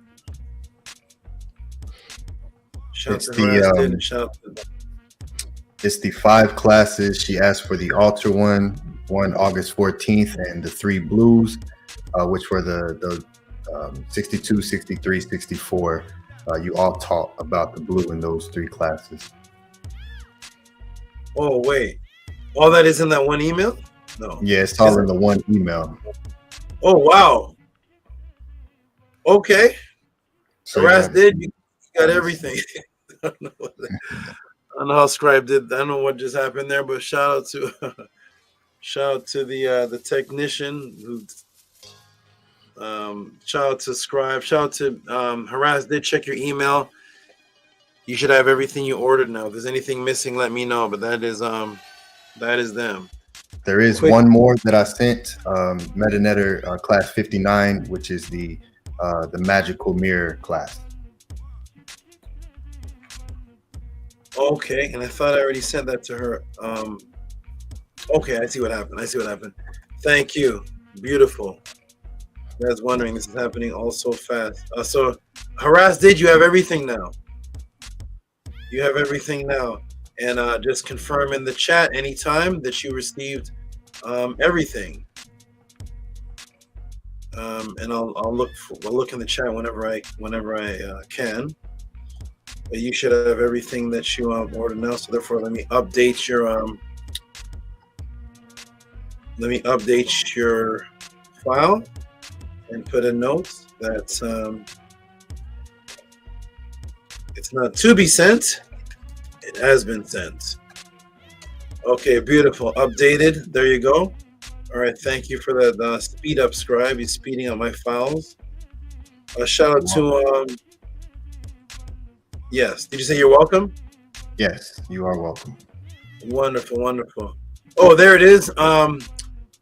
Atef, your $20 is showing up now.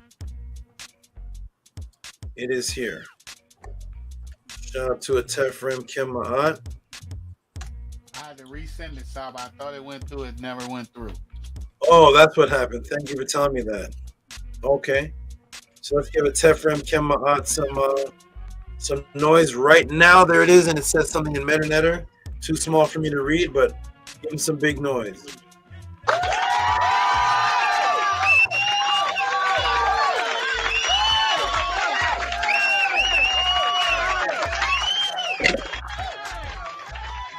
Read that for me. Atef, could you read that for me, please? It says Hotep Ma'at Tua Ishin. Nice. Beautiful. Beautiful, beautiful. Thank you for your consistency. I have a whole tribe of consistent students. Shout out to all the new people too. Okay, and let me take this off here. Shout out to you, Bella, for your other support and donation. I appreciate you.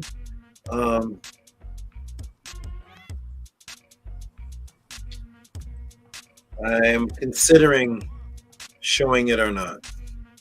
I'm in consideration.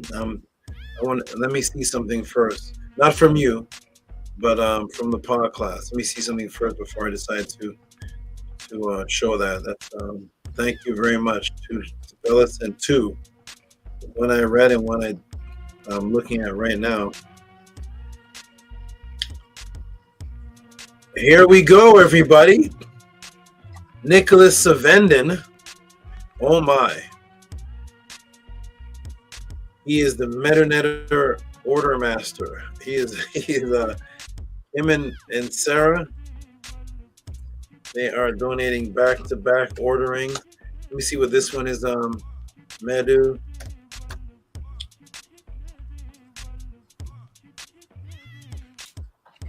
Shout out to Nicholas and Venon, who's ordered. I'm gonna let Minty. Minty, could you read that for me, please? Sure. Let's see. Excuse me. For Marinette class 65 and 64. Give him some big noise, Scribe or a tap. One of you give him some big.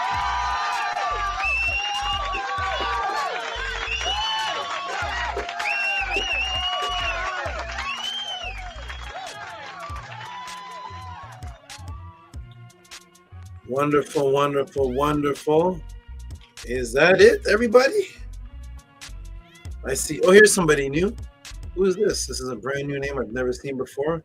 And peace and love to. Oh, there's the brother right there. There's the brother L7.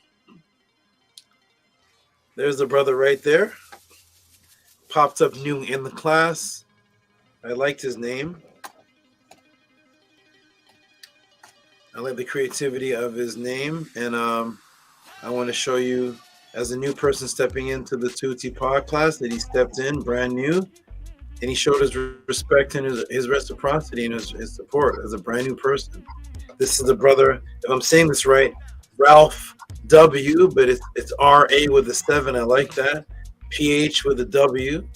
And you know, for his first donation, it says, "Thank you, Tehuti, peace and love to all." For a person giving their very first donation, I want to give them a round of applause. Give a round of applause.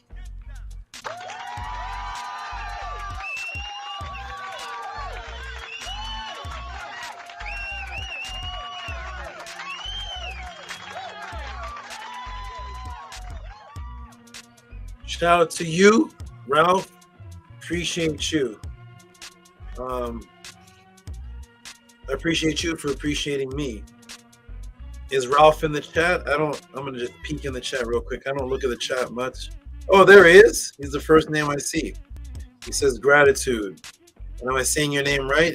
Is it Ralph? Is that 7 an L upside down? Shout out to you. And Nicholas says Tua Annie. Nini Ook, brother. Okay, wonderful. Okay.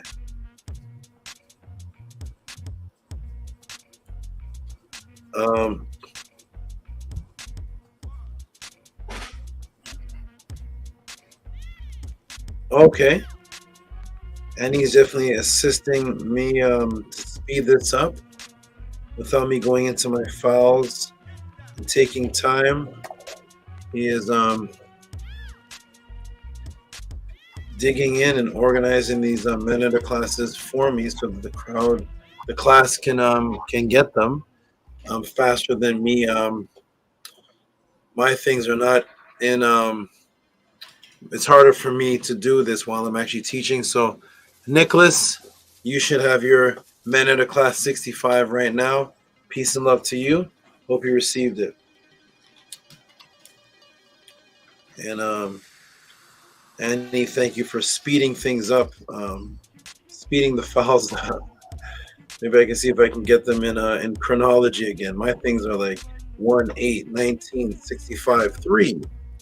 So it's like the chronology is completely chaotic. So you're sending it to me. You have chronology. I don't know what I have to get mine to stay like that. So shout out to Annie for helping me chronologize, if that's even a word, the classes faster to get them out and sending them fast. So shout out to Annie for that. All right, everybody, I think that's it. Is that donations for the night? I believe that's it. We are 10 hours and 8 minutes. That seems to be it.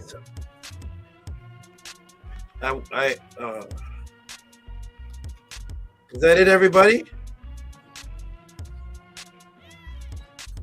Is that it? Let me refresh the page. Is the brand new person, Ralph, the last donated to the Tehuti Podclass? Oh, that's why he's thanking you, Scribe. You knew the number. Do you know what number the altar class is? Want to check? Okay. I got it. Okay, good. Wonderful. Glad you can help them out. That is the purpose of the moderators, helping the people out with questions that I can't see in the chat because I don't look at the chat. Appreciate you. Shout out to everybody. Another beautiful podcast.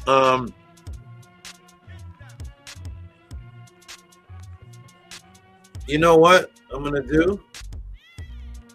Oh man.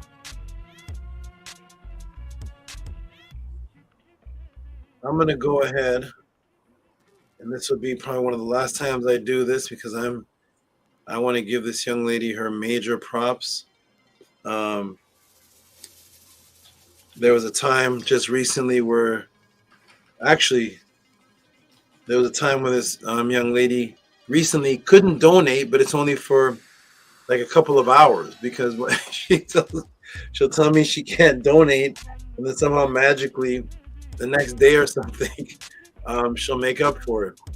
I want everybody to know that this young lady works a regular job. There are grown people in this podcast that are twice and 3 times their age that have paperwork making much more funds than this young lady. I don't know how she does it, but she finds a way to magically manifest. She is absolutely, her and Sherika and as far as consistency, this is the absolute top donator of the entire podcast, especially from the female. This is coming from a young lady that doesn't have a PhD college degree, isn't 40 years old, hasn't had 20 years to collect money for jobs, doesn't have a 401k or nothing saved up, nothing like that. This is a young lady that has a regular job, but she's doing something magically to manifest what you're all about to see, which is about the biggest support donation given to the House of ATTON, Tehuti Podclass. I'm going to go ahead and show this, then I'm going to talk to her about how we're going to do future versions of this, but I want to give her major props right now because I want to give her an energy that she needs for something right now. So she's going to get an energy from me by showing this and giving her a major support. This is the top donator, supporter of the entire Tehuti podcast in consistency with amounts to the House of ATTON. This is the top young lady who dug into her piggy bank. I want to hear noises that is not even, I want you all to take this time to go sample new noises right now.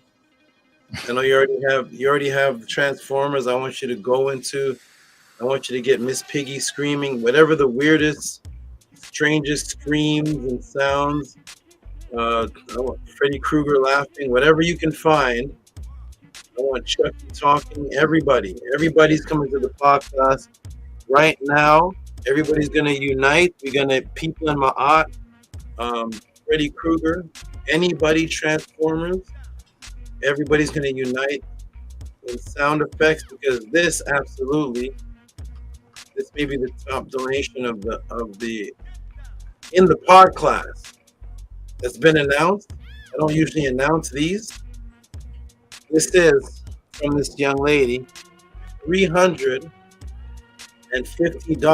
House of ATTON, Tehuti Podclass, and I want her to read this. It's too small for me to read, but I want to hear her little voice right now. So if you could, the young lady whose hat is matching my shirt, could you please read this, please? It says to Tehuti and beautiful nectars. Which is what her last one said. So shout out to, she already gave a big one saying this, and here we go with another one to echo the same sentiments. Could you all give some, Tef put his headphones on for this. I know he's looking. He's in every movie right now. I want to hear Sherlock Holmes breakdancing. I want to hear every sound ever imaginable. Give this young lady her huge noise right now. I'm gonna step away from the screen while the noise is playing for a moment. I'm gonna put this back on the screen. I'm gonna step away from the screen, take it off camera because I'm gonna be doing the Harlem Shake. So go ahead and give her some noise, please. Give her to her right now. Yo, let's go. All I'm offering is the truth, nothing more. But I can only show you the door. You're the one that has to walk through it.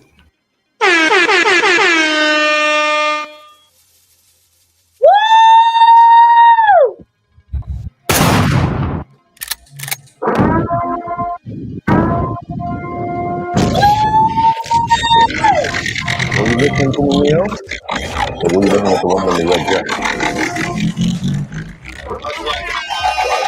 Oh my. Oh my. I don't play with pseudos.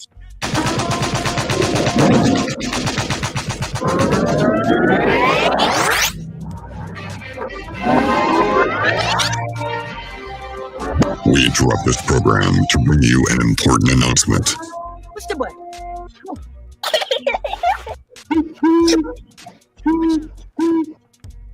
You see, that's how it's done. Everything is beautiful in life. You are watching a master at work. You are watching a master at work. You gotta keep teaching like this. Stop working is not where the line is drawn. There's God's side and the other side. And we don't care nothing about the other side. Just like people that tell you the Egyptians, they're not black. Egypt is in Africa, folks. As long as Egypt is in Africa, then Egyptians are African. Oh, okay. I feel you like a pizza slice. I'm tripping, huh? You gotta keep teaching. I don't play with pseudos. There is no spoon.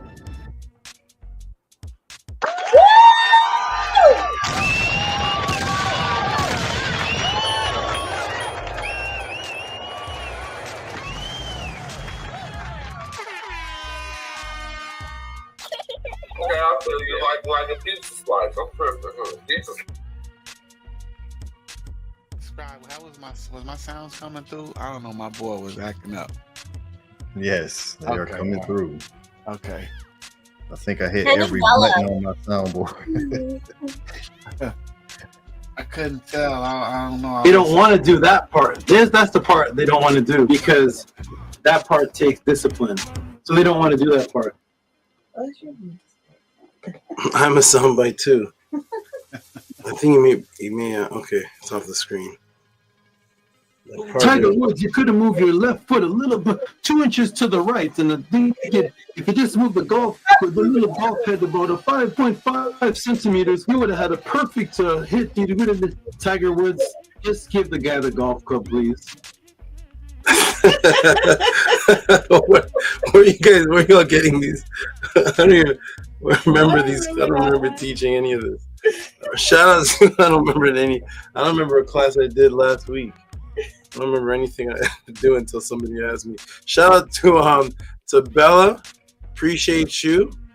I was about to grab Big Mama and start doing the Harlem Shake, but Manatur didn't think that'd be a good idea. So I was about to do a Harlem Shake with a viper whose head is almost the size of my head, but Nanny said she didn't. That's not good. So shout out to the greatest, the greats of everybody. Shout out to everybody, but shout out to definitely Bella for coming out of nowhere, from being a young lady who just shook her piggy bank. And if she kept doing that with the piggy bank, it would have been the same. Because like I said, I appreciate what people actually can do, because I used to search for quarters.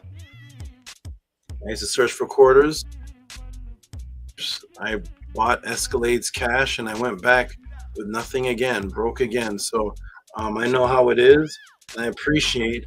And these are things that I would do. I gave my all when I joined a particular organization, and when I came to giving my all, I gave everything and gave up everything for what I believed or knew was the truth for that particular stage of my life, which it was the truth. And so shout out and respect to all those who truly appreciate and want to keep Tehuti here. So it looks like I'll do one more podcast. So shout out to Bella. I will do a podcast next week. Okay, but I appreciate everybody. I appreciate everybody from Bella to the person that gave the $1. I don't know. Gave $1, and I don't know what I don't know who that was. So I'm just gonna assume it's somebody that's what they have. So I don't know. I'm always looking at the nice side first, and then I get vicious later. But I look at the nice side first, and then when I find out this is fed, then you just cut off. But no, just $1. So shout out to the $1, all the way up to the $3.50, the $7.77, the $2. Everything is greatly appreciated for the House of ATTON to keep moving. And you will see in the future, very near future, that the House of ATTON products that are coming out are going to be groundbreaking. So, so you will see that, and then people will be able to, those who are watching that are saying, well, you know what, I don't have much to support, but I'm going shopping at Walmart, but instead of buying this at Walmart, I could buy the exact same thing at the House of ATTON with the House of ATTON symbol on it. Why am I supporting Costco? So that's going to be available too. So shout out to everybody. Appreciate all of you. All the great supporters, Nicholas Noatic and everybody. Sarah Jean, hope you got all your classes. This new brother Ralph came in first time. He gave $11. That $11 is priceless because I don't know who Ralph is. That $11 is how Rigo started. Rigo started $11, then it turned into $111. So you never know. So peace and love to everyone for the great support in all the fashions you can do so. I'm gonna go ahead and refresh the page, and if nothing else, then I will go ahead and we'll do a closing with everybody and close the podcast out. Let me refresh the page. I got a PDF sent to me about something I taught in class today, and I never asked for this. Plato's Statesman. I don't believe I've ever. I taught on it, and it came to me while I was doing the class. I don't know who's watching or what happened. But shout out to everybody. Okay, so that seems to be the last donation of the night. I'm going to go ahead and get everybody to close out.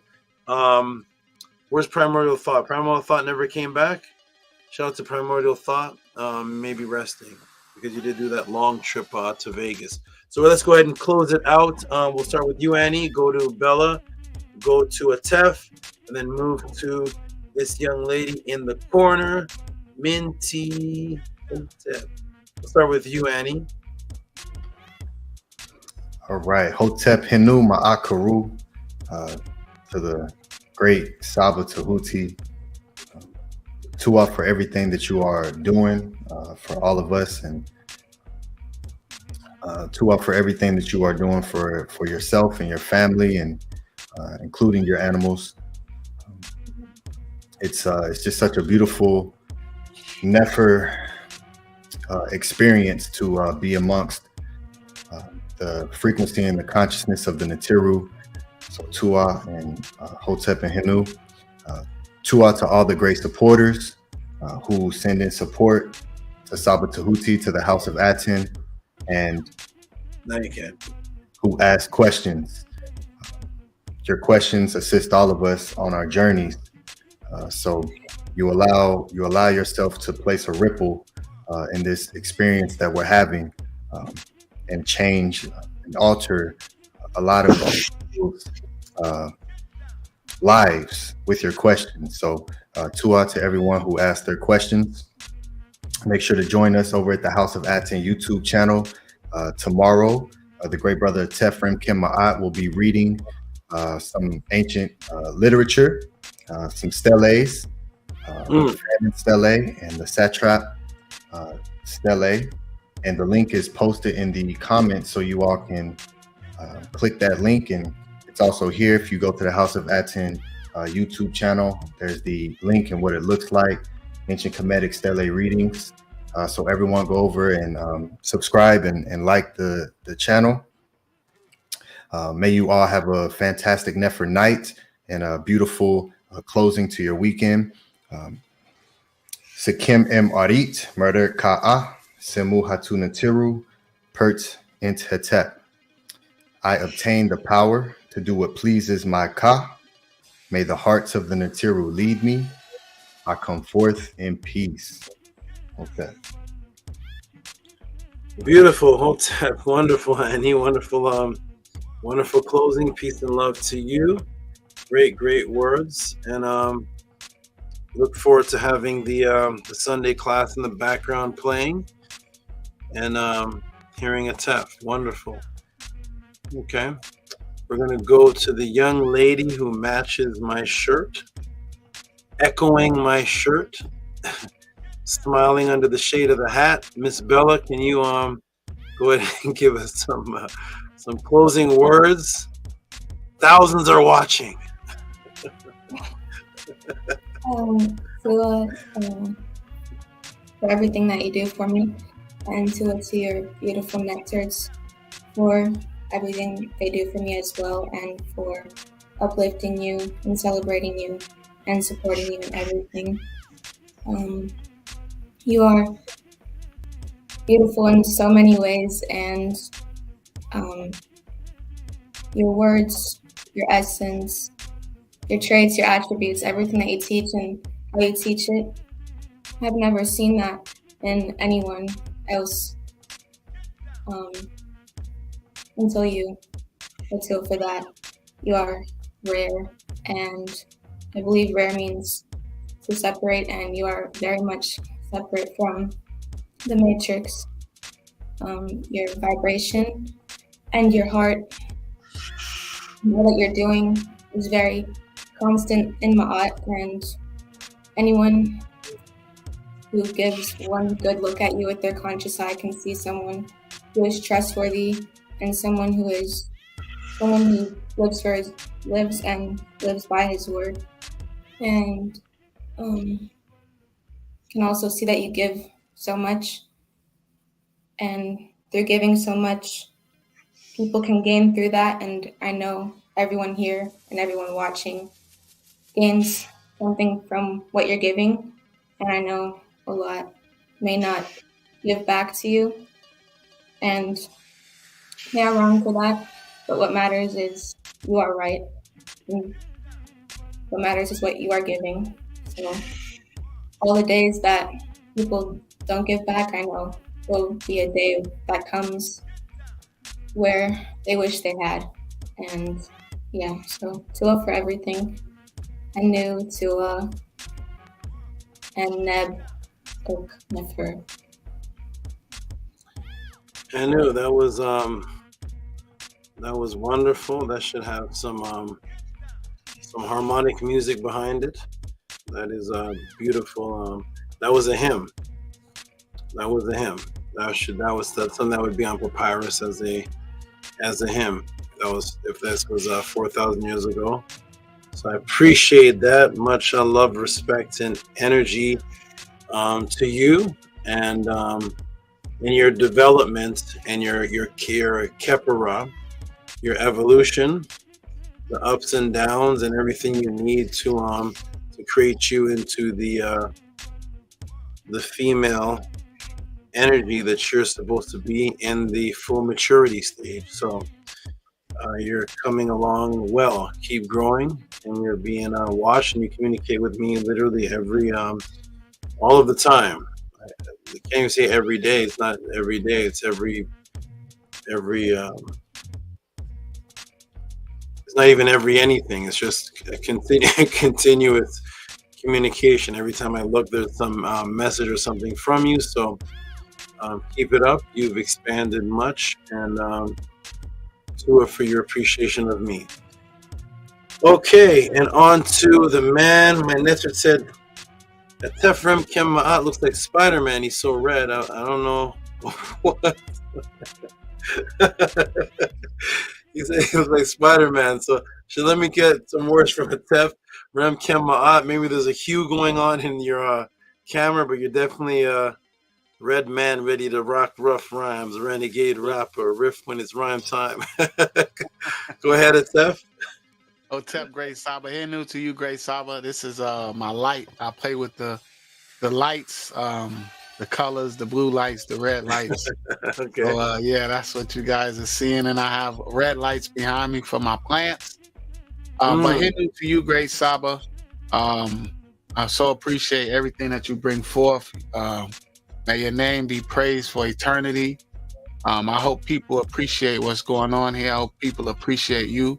Here new to all the people in the panel that support, everyone in the chat that supports what's going on here so we can keep this going.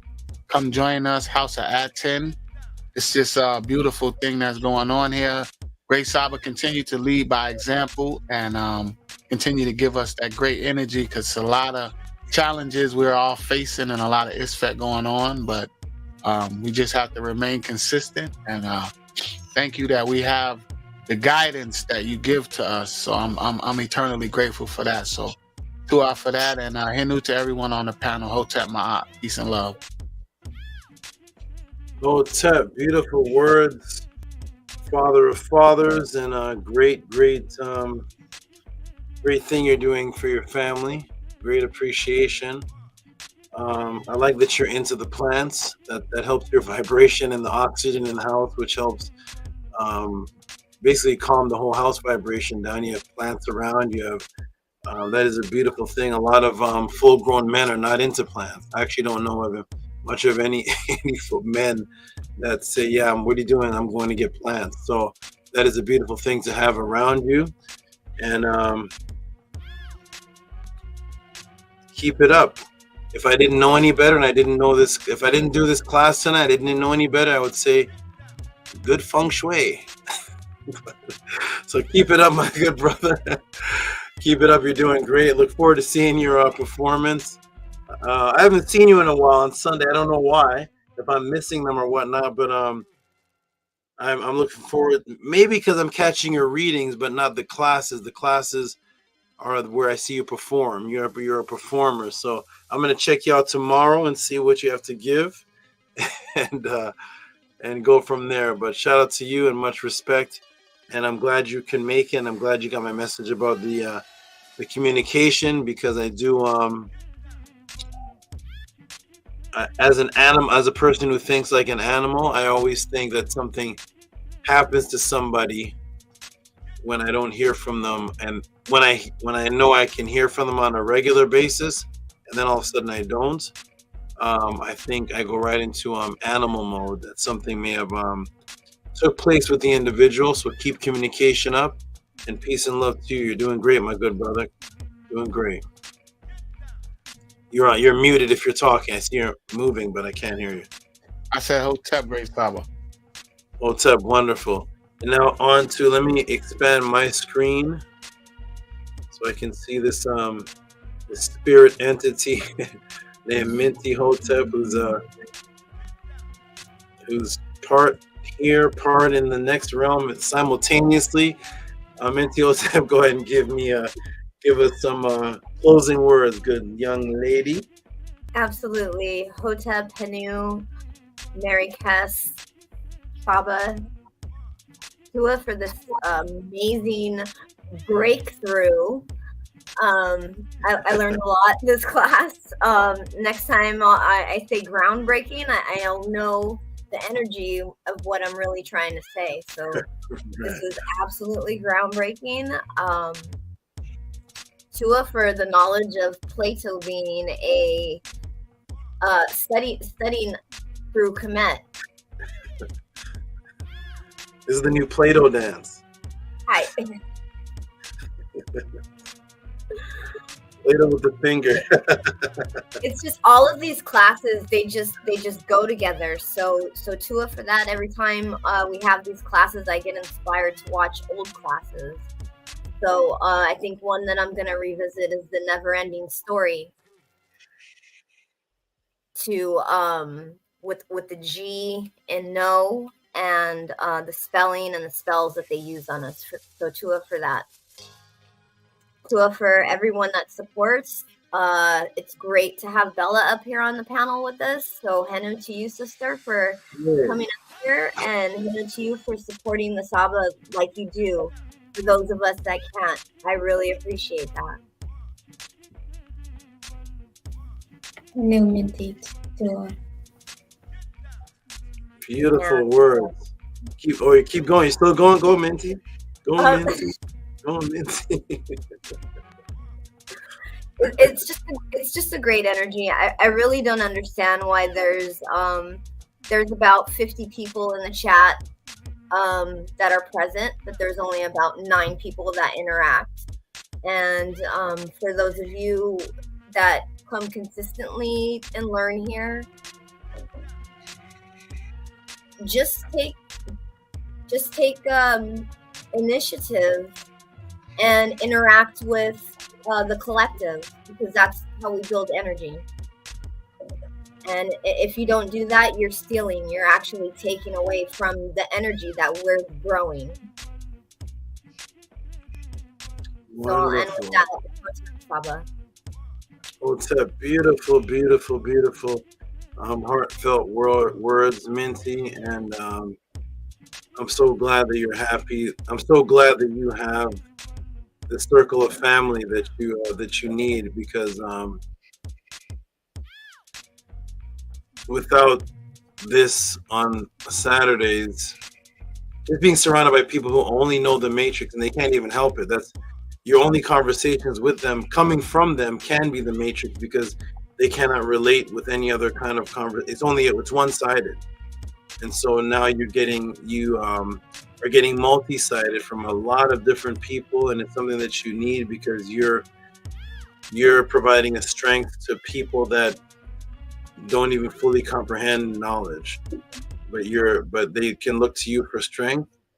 But then who does someone look for strength when they're the person providing the strength?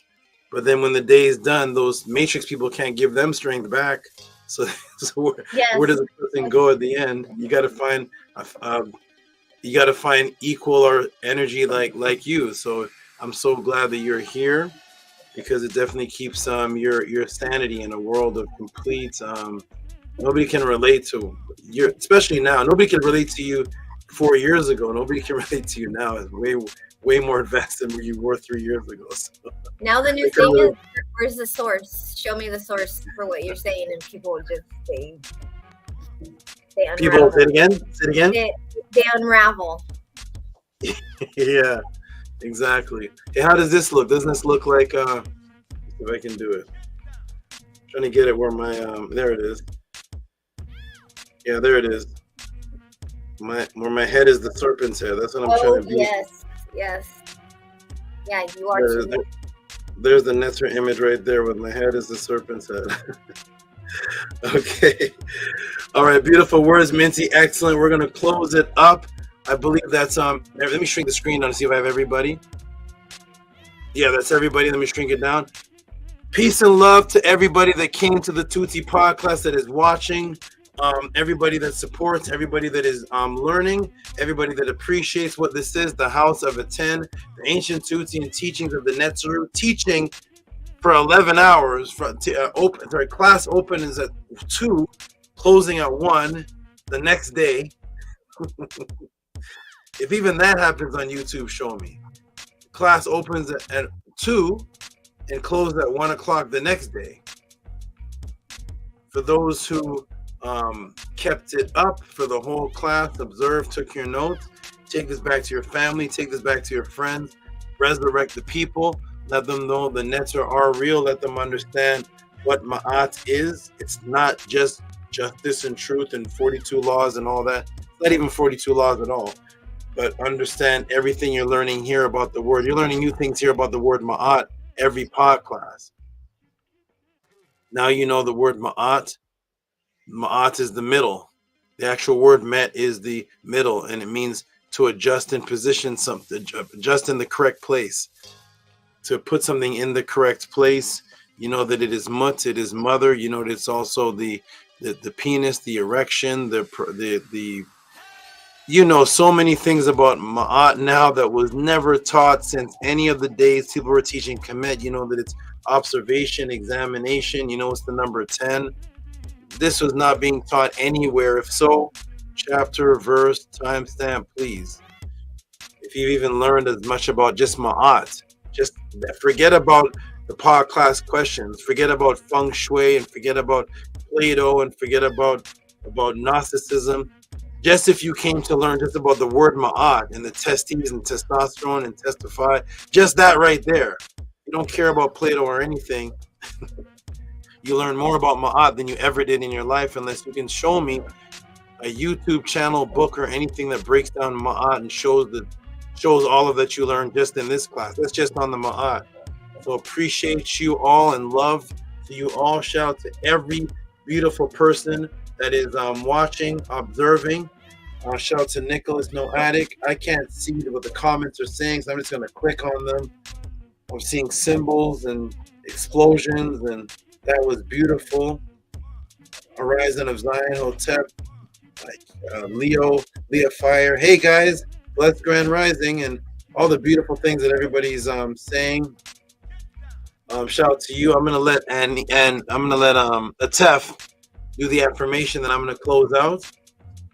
Atef likes to do the affirmation, so I'm gonna keep it going with him for at least 90% of the pod classes and let him close it out.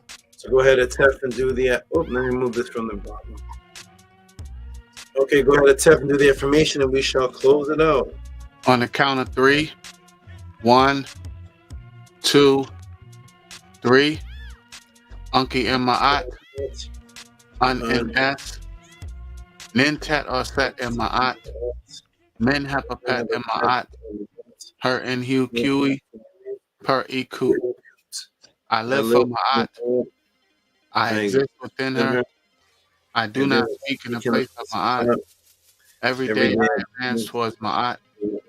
My being is surrounded in darkness. I come forth as conscious light. Beautiful, everybody. Okay, family, I'm going to go big screen and close it out. Much love to Annie Patan. Much love to Bella, Atef, Remkem Ma'at, Minty, Hotep, Nuti, all the beautiful names and everybody. Okay, beautiful love. I'm going to close it out on the big screen. Peace and love to everybody. Red Man ready to rock rough rhymes. Shout out to Atef playing with his lights. Okay, everybody, beautiful. What a wonderful class. We're closing it out. It is over. Shout out to King Lamua coming at the end with his hands. Clap. Horizon Zion, Nicholas Noatic, Haras Did is somewhere in here. Robert Reyes, Heru Hancock, and everybody. I can't even name everybody that was in the class. All the great donators, Netzer, Uncle Tep L, and everybody. JDUB with his multiple donations. His 2 donations, even 3 donating to give me the. I think he donated to give me the email. Unks Effect, everybody. Never kept right. The sleeping people, the people that are awake. All the beautiful people that come to the podcast and support. What does it say? Good night, fam. Good night, Horizon of Zion. Peace and love, everyone. This is a 10. Peace and love to all of you. And what a beautiful thing. Nefer Upesh Minty, sleep well in peace tonight. I'm going to check my messages. I know people are messaging me. I'll check my messages before I go to bed.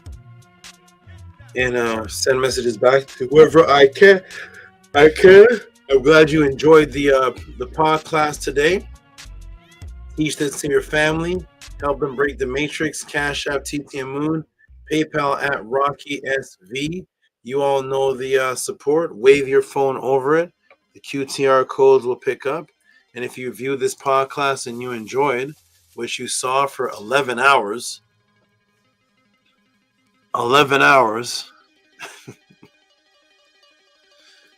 then support the Tehuti Podclass.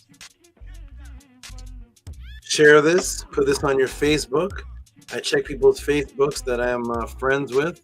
people friend request me and then I check and see they're not sharing the podcast, I may just unfriend them because I'm not sure why somebody would friend request me on Facebook if you're not promoting the podcast. I'm not sure what kind of friend that is, but if you're friend requesting me, you only know me from the Tehuti Podclass. So if you know the Tehuti Podclass, then share the Tehuti Podclass to your people. Let people know about where you're getting the teachings from. If you're a person watching and enough to the point where you're friend requesting me. Peace and shout out to everybody. That's the AI moderator. Support with Cash App, TT, and Moon. That's the AI moderators. Shout out to the actual moderators that are none other than Nania Setmer, Ankia Ma'at, Ani, Pita, Aten Tehuti, and Atef, Ram, Kem Ma'at. Those are the beautiful moderators that help the room work smoothly. You all know what the class was on. The class was on Feng Shui, practice in Kemet, Gnosticism, Tehuti, the netter of your dictionary. Send live questions with reciprocity to what's scrolling at the bottom of the screen. You all are beautiful, wonderful, and excellent. And it's because of you all's questions that this class continues. Answers are prepared based on the questions of support. We go by ancestral artifacts over religious opinions. Shout out to all those who supported, who sent through the week, or sent after the podcast is over and I don't get to announce you. Amun Sut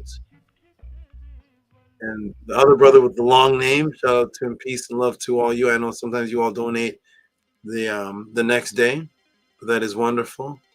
And I announce it when I can, or if you donate right before the podcast, I announce it in the podcast. You are not forgotten. You are actually greatly appreciated, and we appreciate everything and everyone that wants to be a part of the Tehuti Podclass.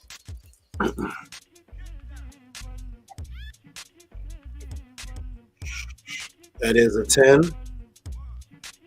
Peace and love, everyone.